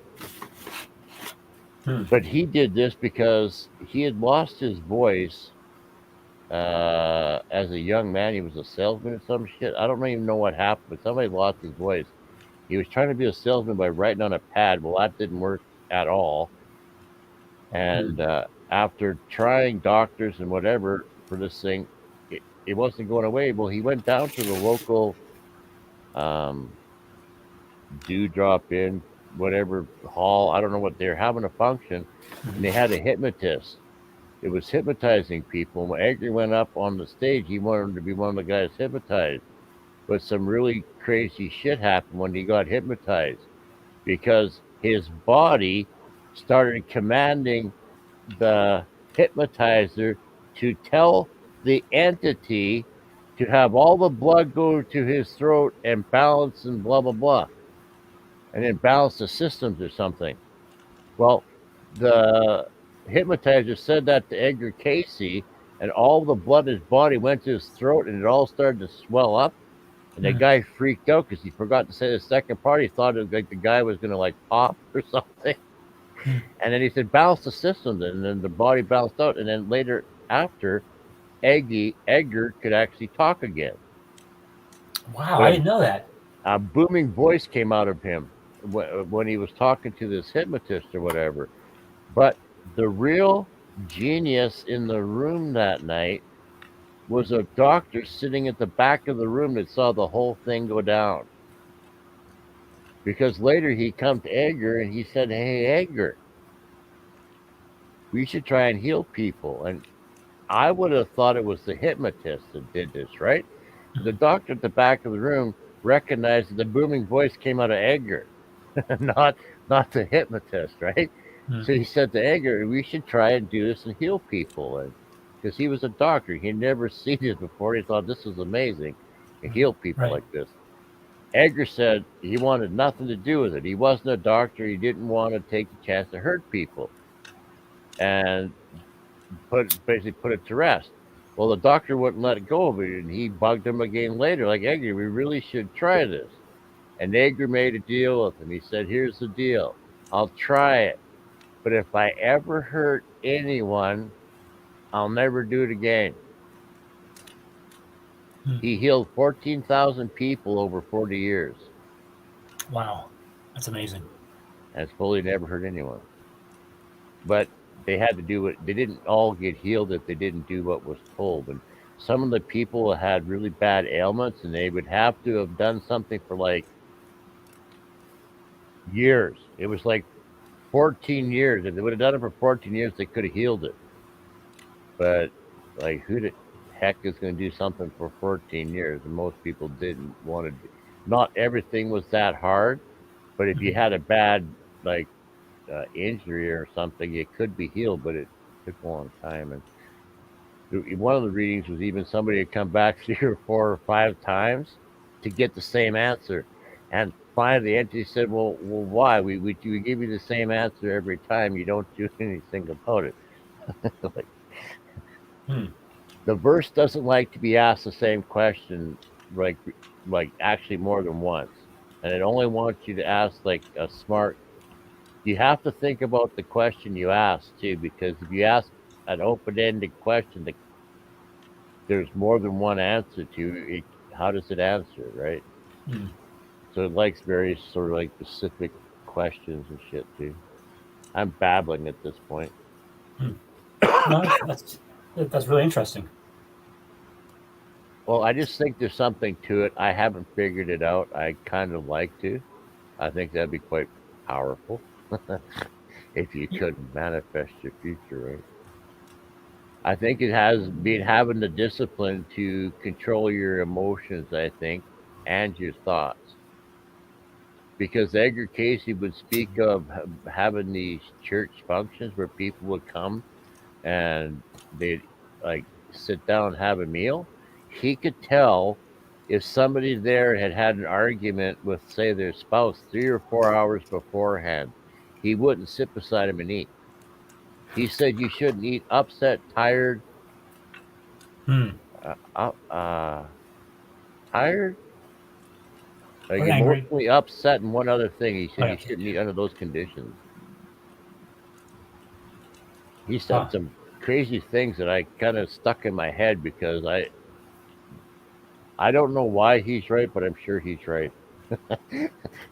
But he said the same thing about eating healthy food. He said you eat properly. He said what you could eat to eat healthy. He said, but if you went somewhere and somebody was offering you food that was less than perfect, like health-wise or whatever, he said, don't stress it. He said, just eat it and enjoy it. He says you'll do more damage like feeling guilty about eating a sugar cookie than actually eating the sugar cookie itself. And once you wrap your head around that concept, then you realize that we're probably beating ourselves up in way too many ways, and ways that we probably shouldn't be, right? Right. And there's, Self-judging. yeah. So it's kind of like that Bible verse about like, it's better to eat like herbs and something just really simple type, really plain food with like good people than like having a banquet with bad people. And also like, there's a couple of verses. I'm horrible at scripture. It just doesn't speak to me like it does other people. I can only remember a few verses, and I can barely remember them. But I remember there's a comment about herbs are made in the image of man or something, like that we should use them or something. yeah, I guess it has to do with like with the company. I guess it has to do with the energy, like the energy like that's around the food that's being consumed. And I've even heard about how, like, yeah, people can eat really unhealthy food, but if they bless the food and if it adds divine order to it. I think you're very correct, and it brings up a couple of thoughts in my mind. Was that Marcel Vogel that I had mentioned earlier? He would take people and teach them how to use those crystals, and he would tell them to take 2 apples or take an apple and cut it in half. And he said, like, same thing, have positive thoughts and emotions, and wave the crystal over like one half of the apple or one apple, like if you get a whole batch of the same apples, right? Because he wanted them to be the same.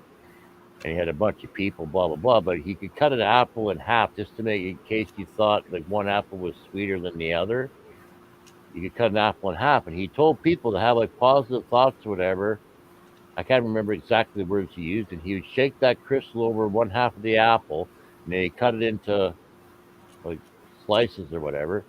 And they cut the other one into slices, and they take a bite of the first one that hadn't had the crystal waved over, and they take a bite of the crystal of the other one, and they all said the same thing. It was way sweeter, tasted better. And it was funny because I was watching the video, and everybody would take the crystal after. They were trying to wave it over the other half of the apple to see if they could get it to taste as good as the first half. Wow. So yeah. Is that not in a sense of blessing food and making it better, right? Like, yeah, and maybe even just giving thanks for all the people who were involved with that food being there, and then somehow just having that positive energy, you just somehow are able to just always have your needs met because you're blessing all the people and just everything that was involved with with that being there. And you're thanking the fruit itself or whatever that you're eating too, right? You're giving, you're being grateful again. And as I understand, the verse can't give you more till you're grateful for what you got. So I think grateful is probably more powerful than we give it credit, right? Yeah, and even if you listen to some of these people who are into some of these like really horrible situations, like in say a third world country where they were in some prison for 5 years being tortured and fed bad food and all this kind of shit. It would drive the goddamn guards nuts because the ones that they couldn't break are the ones who were grateful every day and whatnot because they just didn't lose their spirit, right? And how you like you are a saint if you can be in that crappy of a situation and still find a way to be grateful, right? But he got out. Like I don't know how many other people got out. So that's an amazing lesson. I mean, that really is. And also, I've heard about people who've been incarcerated and they were able to make the worst food like taste like gourmet food. Like he could be eating some stale bread, and then he's able to use some mind skills to actually make it taste like he was eating steak. Oh wow, that's way better than stale bread. Yeah, because he had that memory of the past of like what it was to eat steak, so he knew, and then able to uh, cosmically, you know, make that taste. I don't know if he was also able to like make his body like receive those nutrients somehow cosmically. Right. Another great question. I would like to know if he broke a chunk off and gave it to his roommate, like his whatever. I want to know if he thought it tastes like steak. Oh yeah, right? yeah. Was it just like, was he actually able to transmute the flavor of that stale bread into something better, or was he just able to do it in his mind, right? I don't know what the difference is personally, but if somebody else in the room says, "Oh, that tastes like the best steak I've ever had," and it's a piece of bread, I'm gonna be pretty damn impressed. Yeah, yeah. Totally. People be fighting to be his cellmate, right? Oh my God, more stale bread, great. Steak. But yeah. I watched a guy on TLC. His name was Goldman, I think, and he was an energy healer. He was running. I shouldn't say runner. He was going around healing people, and he was an energy healer. His story was he was at a camp, a weekend camp or something, and it was like, again, it was something. It might have been to do with energy healing or spiritual or something, and they were going for lunch. He felt like he could feel like an attraction in his hands. And all of a sudden, he put them together, and they like literally clapped together. The pull, I say, like the left and right is positive, negative. He had so much pull on his hands; they were like clapped together like magnets, and it was freaking him out. So his girlfriend comes sat down, our girlfriend or his girlfriend, I don't remember, Rich, but a girl comes sat down beside him. He says, "Can you feel this?" And she put her hands up, and she was a little freaked out. She said, "Yeah," like what the hell, right? But how you go from clapping your hands together to realize you can actually heal people, I don't know. Well, I think somebody said my knee is sore or something. So he put his hand on his knee, and again, I think he kind of freaked out that he could feel something, but then said, "Hey, it helped," and I think that's where it sort of started from. But one of the things that he said I paid attention to that really caught my ear was that there's two things that he noticed that had no effect on whether what he did worked or didn't work, and one was whether the person believed that it would work or not. Had no range. So there were people who didn't think it would work where it would work for them. There's people who truly believed it was going to work for them and it didn't. And another scenario was it didn't matter how hard he tried. If it didn't want to work, it wasn't going to work. And he tried so hard one time, like the third time he tried so hard, he made himself sick for like 6 months. Oh man. So I guess the burst decides who gets healed and who doesn't, not you. And that you can do it in one go. And if you try more, I guess, like asking the same question more than once, eventually they get pissed off. You ask them the same question. And trying to heal the same person 3 times might be just asking once too many. I don't know. Another thing he would do is that he would ask them to describe it, and he'd get over it right quite close to them and work on it. And they could feel it. Most of them would feel replaying. He would have to do it 2 or 3 times to get them to be able to move their arm up above their head or whatever it was. But one time he sat down like 15, 20 feet away and said that I don't have to be like very close to you. And he made a point of fixing this guy from a distance. And I don't know why he chose that guy. I don't know if he knew it was going to be easy or he could or what, but it kind of was. He concentrated really hard on his hands. He'd asked the guy to explain where exactly and what it felt like he was trying to image the spot himself. Anyway, I'm getting way off track. Anyway, I just think that we have abilities. Like, what if Jesus come down here to show us what we could all do? Right? Like Edgar Casey said, anybody could do what he did if we were just pious. What if everybody could do what Jesus did if we were just pious or believed that we could? What if it's something like that? Yeah, because we were told we could even do greater things than Christ. Again, was there any mention of how or what we needed to do or what had to, like, there were any other words involved other than you could do greater? Do you remember offhand? No, I mean I just know I've heard that verse, and because if you hear like Toth and Hermes Trismegistus, which means the third version, I'm willing to guess that this Jesus entity was Allah, or possibly, right, was Toth, was Hermes. He was all these people. He keeps coming back and back and back again. He's a sucker for punishment. Sorry, that wasn't a joke. That was just a joke. Right. Well, like there's this guy from Texas, this Jewish country singer named Kinky Friedman. I guess he even ran for governor. But he has a song like, "They don't make Jews like Jesus anymore." Edgy. Yeah.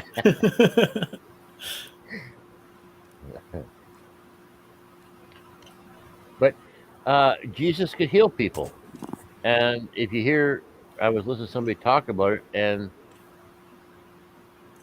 he didn't see sick people. He only seen the healthy version, supposedly. And that's why he could heal them, because he could see past the disease or something. I can't remember how somebody was trying to explain this. Oh, okay. Right? So, like, what if they are just that badly out of balance? What if he's just balancing them? Because when I do my research into health and wellness, it's all about balancing. If you have everything in balance, you're good. It's when things get pulled too far one way or the other, is when you start running into major difficulties. Right, because if it goes one way or too much in one direction or the other, then it's not at ease, so it causes like dis-ease. Dis-ease, right? And it's about balance, like left, right, positive, negative. I've even heard people say that you can't get over things like cancer unless you actually do some spiritual work by releasing old memories, which are basically old emotions. They're basically saying that if you have a disease because you didn't let go of something. I don't know how much truth there is. Yeah, I've a friend's mom. Yeah, she has a lot of like resentment about family members who've like messed her up, and then like years later she still talks about it, and sometimes when she talks about it she gets angry, and it's like, and I was trying to tell her like, well, you've got to forgive those people in your family. It was wrong. They can't wrap their head around Yeah. that. But what they need to do is quit fucking talking about it, because you're stabbing your finger into that wound every time you do. It's never going to heal while you're messing with it, right? Right. Like exactly. You had mentioned earlier about how upset these people are. Even your buddy's brother, who got so upset or seemed to be scared all the time. Well, you are basically making yourself sick by being like that all the time. And you say, what do you mean? I found in some research where if you get like emotionally wound up, mad enough, stressed enough, whatever it is, you can release enough cortisone to stop your healing process for 12 to 24 hours. Oh, wow. So now when we go out in the daytime, you stub your toe, you maybe eat something you shouldn't, it's a little toxic. Your boss is kind of chewing on your ass, he's a little toxic. You know what I mean? Mhm. You're going to take some damage during the daytime. It's what we do. It's life, right? Mhm. But Right. when you go home at night, you need to rev your body down, lay down, and that's when your body heals.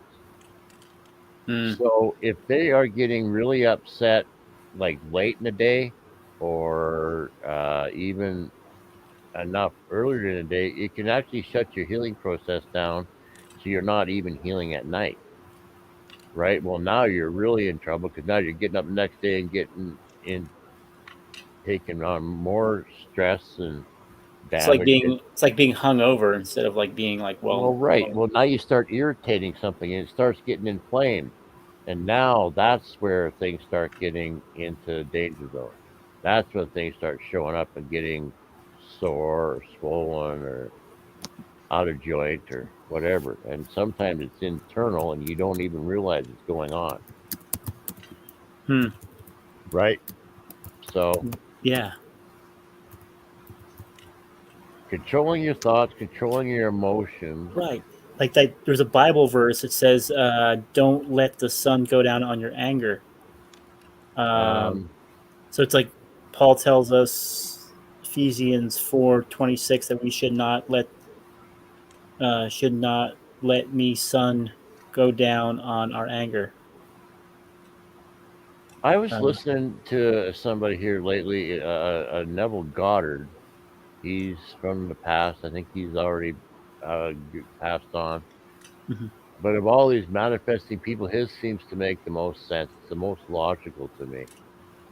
And he suggests practices people can do to get better. And one of the things he says is at night is when you lay down, if you can take 15 minutes before you fall asleep, run your day in reverse. He doesn't say exactly what it does or how it works, but he says it will do you wonders. He says another thing that he Hmm. says is, and he says it works for him. He imagines what it would be like in every way. Like he was imagining his apartment in New York or something, right? Over and over again until he was able to go there, is one story. But Hmm. he will do it for his friend who's going to be out of work in 7 days. He'll just say the verse, like, we both know that he can't be without a work. He'll be just a train wreck. In fact, I need him to get a job that's actually better for him and actually pay 25% better. And within 4 days, the guy comes back. He says, "Guess what? I got another job, but guess what? It even pays more than the last one." Uh, Right? He's done it with himself. Like he says, if you want uh, a nice place or whatever, he says, like literally imagine walking through your house, your new house, and imagine running your hands over your new furniture and stuff. Like he basically says, if you can mhm. imagine it, you can basically make it happen. I'm going, damn, that sounds wonderful. Let's give that a whirl. Yeah. Right? Right. So So, I think you actually want, and then you actually want to get all the you want to try to get the five senses involved.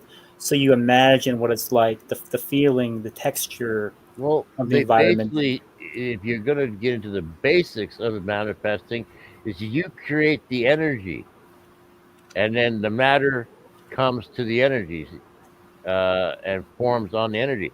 It's kind of like when you hear them talking about how the universe is basically structured on dark matter, Mhm. right? Like dark matter was there first, and then the matter formed there. Some shit they talk about space. Well, I think that that's actually the metaphor of how our reality works, right? Like Hmm. we, it makes sense to me. Like if you look at the news or music or movies, they're all very dark, very negative, right? Yeah. If you're trying to control the masses from manifesting a positive future, you need to pound them with negative energy, stories, sounds constantly. And Hmm. I would even bet that that's why they changed the frequency of music way back in the day. Oh yeah. It's just so that we're being pounded with something negative all the time. Hmm. What about if 5G is kind of on the same plane? Just pounding you. Like, remember I talked about Royman Rail uh, Raymond Royal Rife, how he healed people with sounds. Well, one day they were in their laboratory and something went wrong, and a really high pitched squeal went zick. Like it was just really high pitched. They recorded everything, and yet that day they didn't write down what that frequency was, and why everybody after wished they had was because after that big loud tweak, they had all these petri dishes of all of these viruses and bacteria and all of these crazy things that they had in dishes they were doing experiments on. And they had dishes with some positive stuff in it too, and I can't remember off the top of my head exactly what it was. The moral of the story is after that really high-pitched squeak, every negative thing in that laboratory was gone and like toast. They had to go out and get all new samples.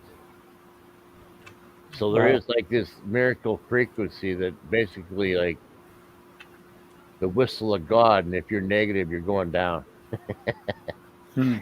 Well, the same thing I say about these 5G towers. Everybody says, like tear them down. Whoa, wait just a second. We're going to get charged for them. They actually work. And if I understand this Raymond Rail Rife stuff well enough, all we have to do is change the frequency on them. And every time we walk by, we get healed by them. Wow. Well, what he was doing was he was matching, he would be looking at them under a microscope, and he would just change the frequency. If he got the right frequency and they started harmonating with the frequency, it would shake until they vibrated apart. That's basically how it worked. Right? Wow. Like, that's how I understand how it worked. And everything has a frequency. He just had to figure, he would write it down. When he figured out the frequency of whatever, so he didn't have to do the test again. So if he found out in a petri dish or somebody had something, he just had to dial his little radio in to that frequency, and it would be taking care of the business at hand. Like, wow. Yeah, I mean that's deep. Well, as crazy as it sounds, I believe it to be 100% true. The guy made a telescope that was 10 times stronger than any telescope at the time to build this thing. I'm going, the guy had skills. Again, where was he getting his information from too, right? Like, I believe that all creativity is from, I have the belief that all creativity is from the creator. If you get an idea pop in your head, you didn't create it, it was given to you. Tesla could literally see running schematics in his head. He would run them in his head for 24 hours a day, 7 days a week until something broke. What? He would run them in his head until the weak spot, something on it would break. He would find the weak spot in his head. He'd run it. What? How is that even possible? Like, that sounds like total bullshit to me. If somebody told me that story, I'd say you're a lying piece of shit. Nobody can do that. Right, because he's like almost like looking into the future of it, like already being built. He would do this 2 or 3 times.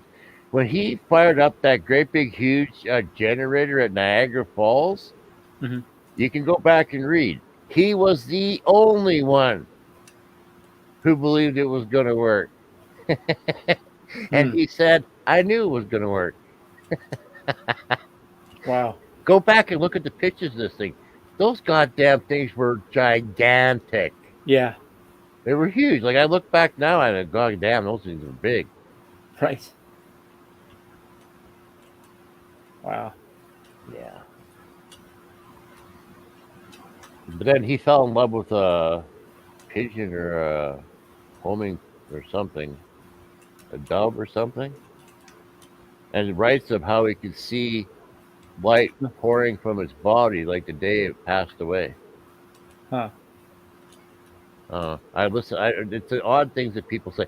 Tesla was the one who actually got me onto my whole pseudoscientist sort of thing, because he makes a quote about saying that the day that science basically pays attention to the things on the edge of science, basically like the I looked the quote up because he says science will get farther ahead in a decade in the previous centuries of all of its toil or something.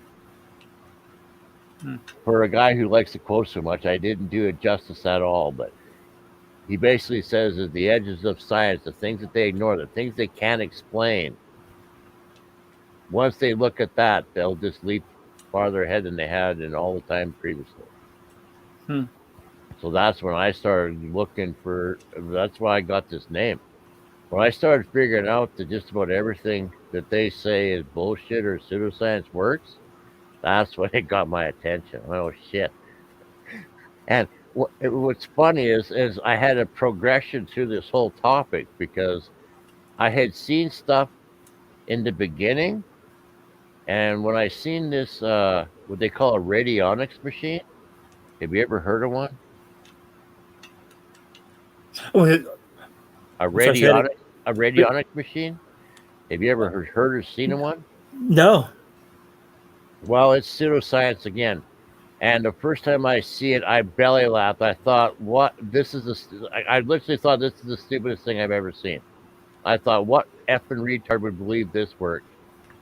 Because when he first showed it to me, they're showing me all these dials in the front. And he click, click, click, click, 0 to 9 or whatever. And there was a bunch of them. I mean, a bunch of them.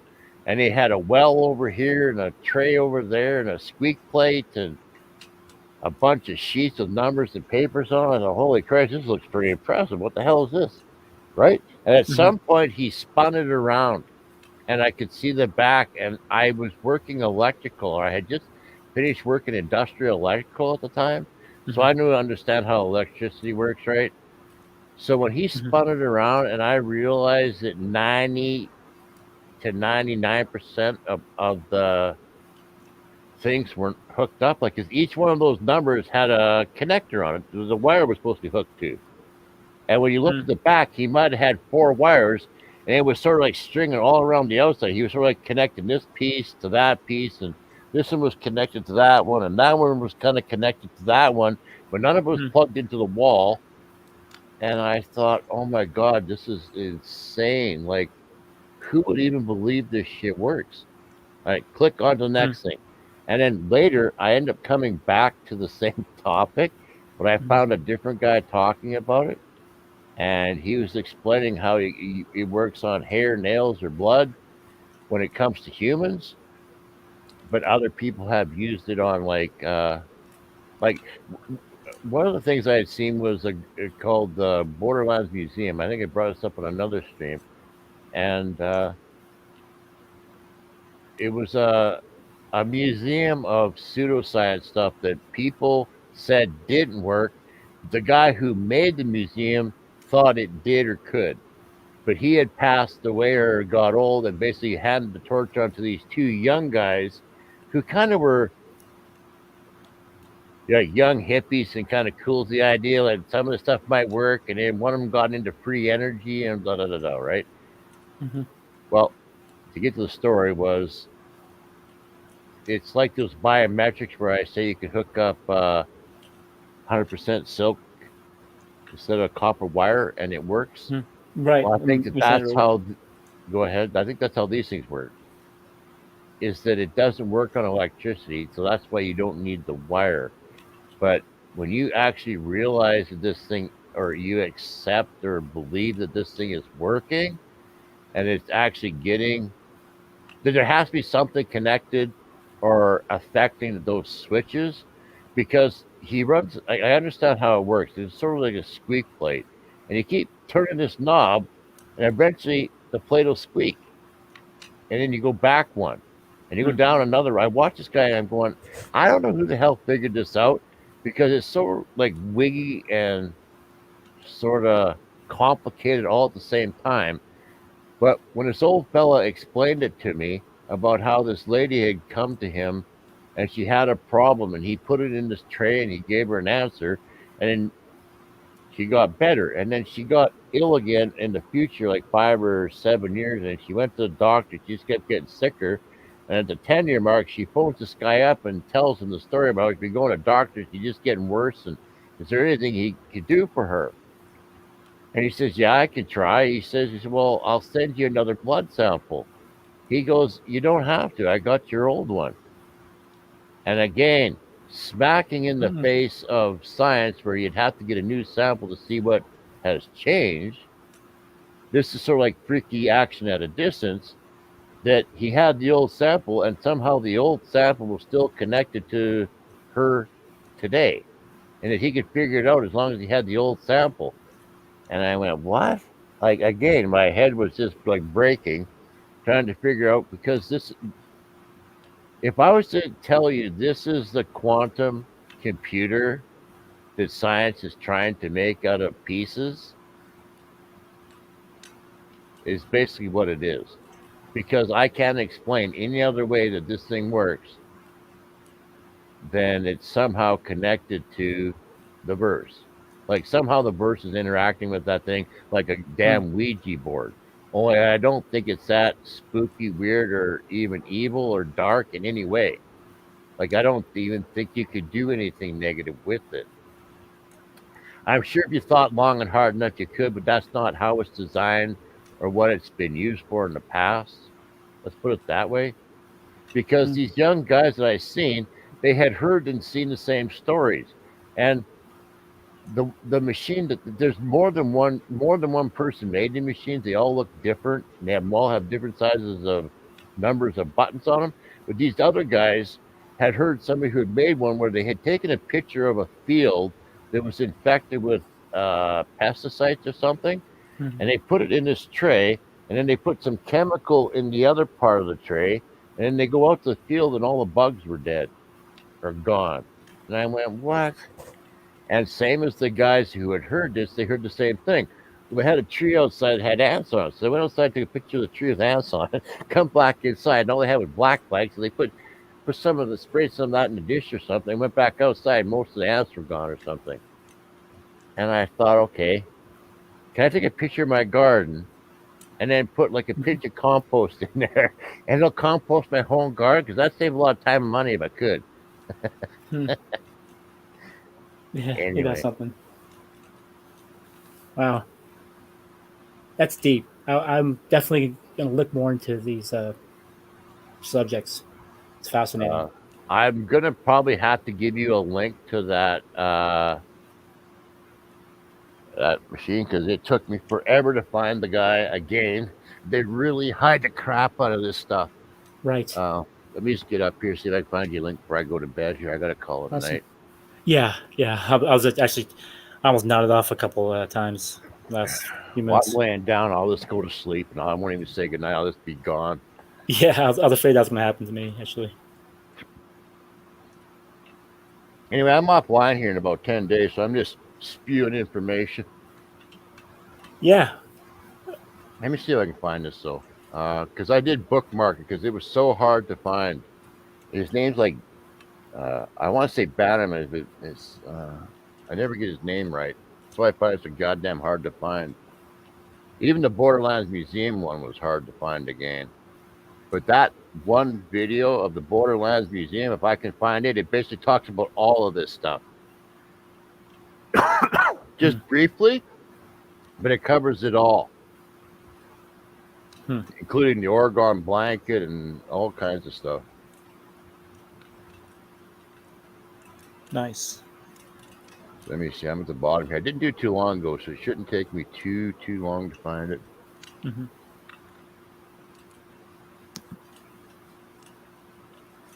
Well, maybe. I bookmark a lot of stuff. Oh, shit. It's right here. R. Murray Denning. And the Borderland Museum one's here, too. At least part one. Okay, I'll get you them both.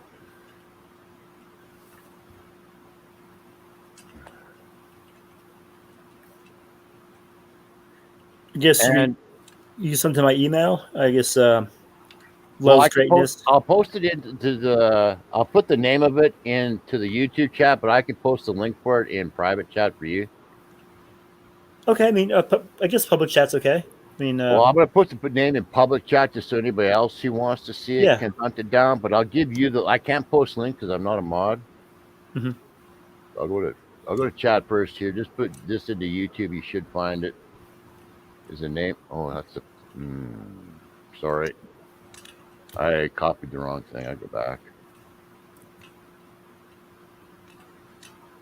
If you know, I don't know. I'm not sure exactly how old you are, but if you're older and you talk to older guys, like people from the past, those guys did. I'm not saying there wasn't jokers or guys that lied, but 9 out of 10 of them were so straight laced, they would never fib you in the least way, right? Oh yeah. When I hear this old guy talking and you watch his body language and stuff, you go, okay, anybody can lie, but I just don't think this is one of them. Right. It's kind of So, like Admiral Byrd. Like he was being real. Like he was. I'll not the get kind you the link here. I can put it in. But I'll put the name in first because I have it on my. And then I'll get you the Borderlands Museum one, and then we'll call it a night. Okay. Again, most people aren't going to be able to wrap their head around this. I just don't think. Okay, give me 2 seconds.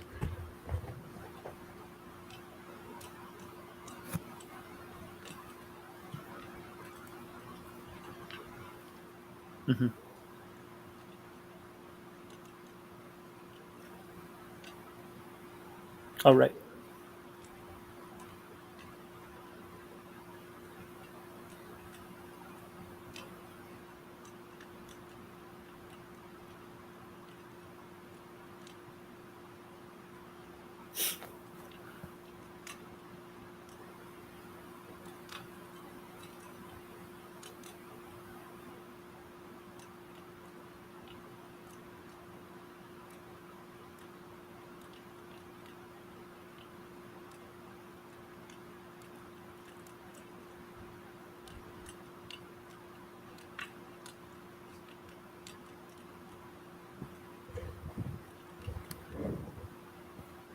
Okay, sorry I'm back. I had to zip to the bathroom really quick.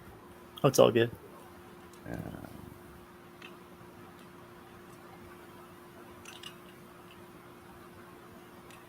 One more song. Let's look up that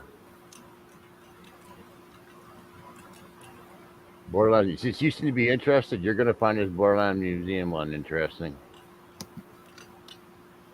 Sounds good.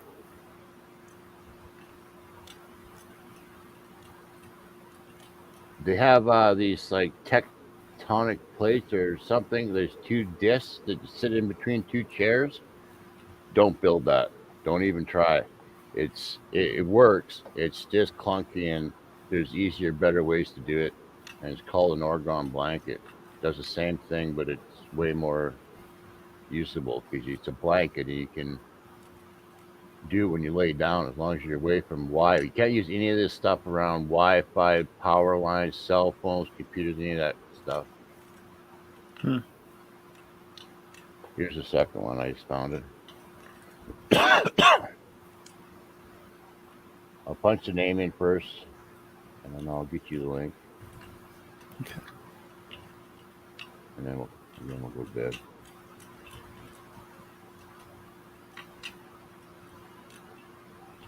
Might be the only 2 left here anyway.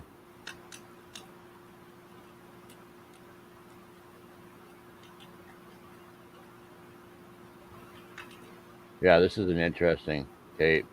It's it says 2013, but it looks like it was taped in 1983. I guess it's going way back.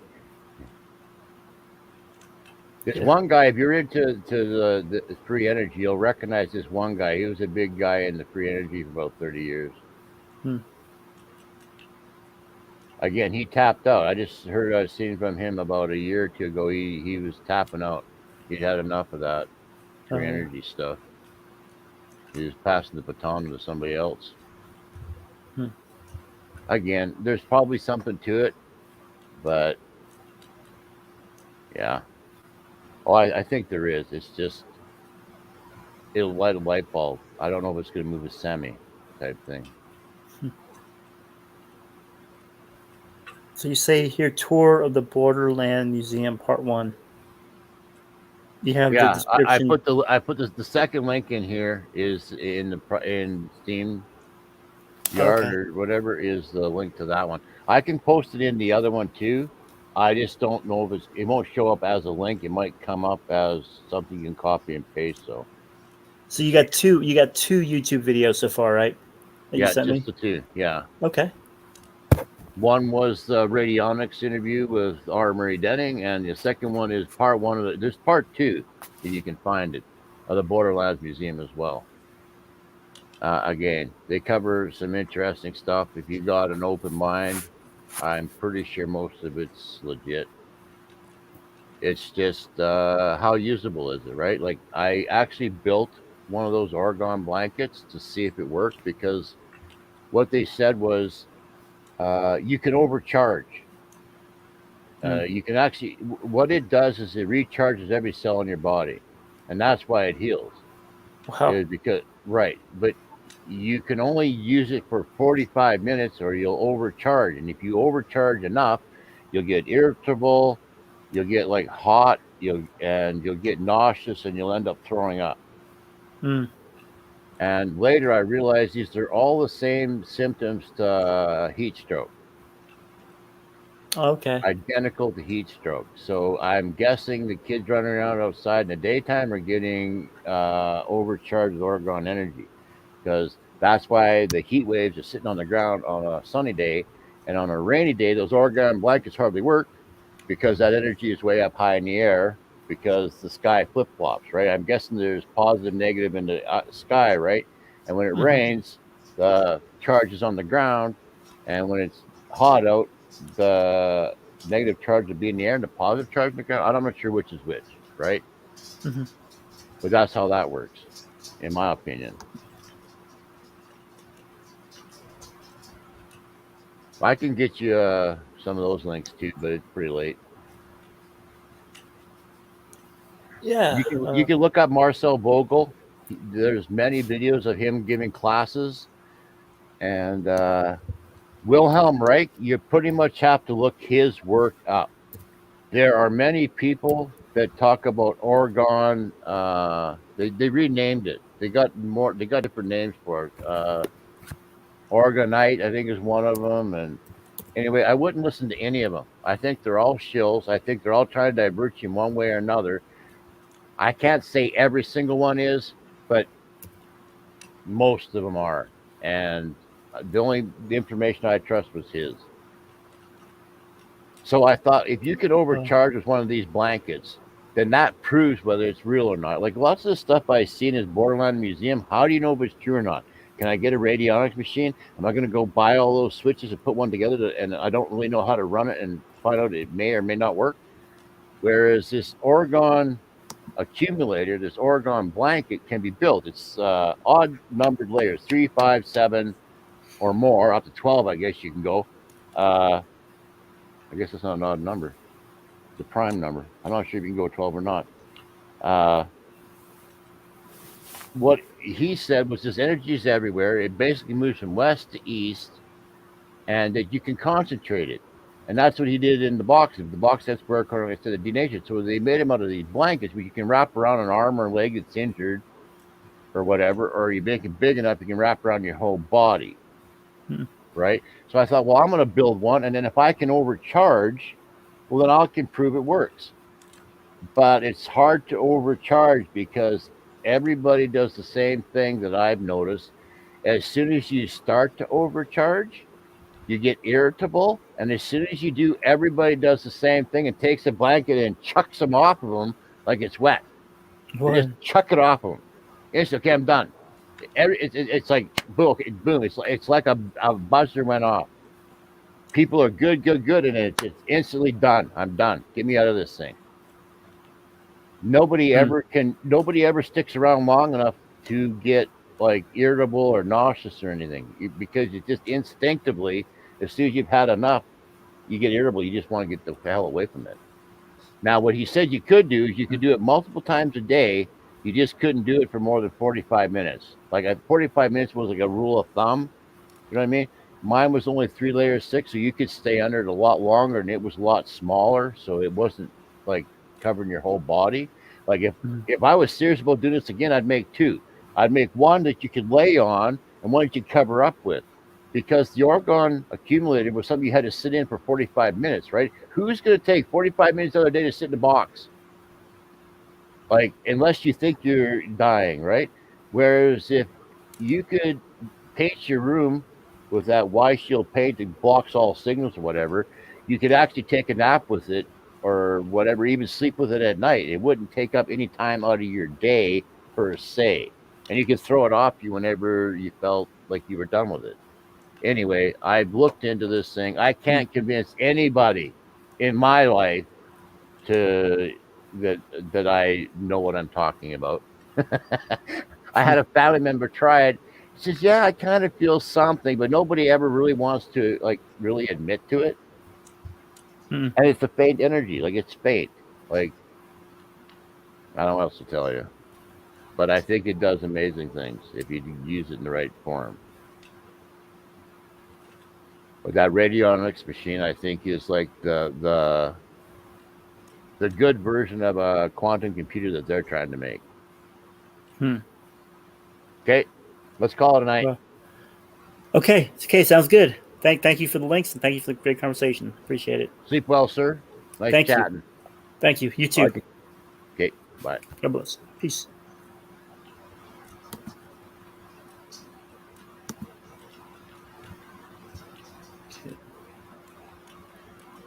StreamYard. Yeah. Here we go.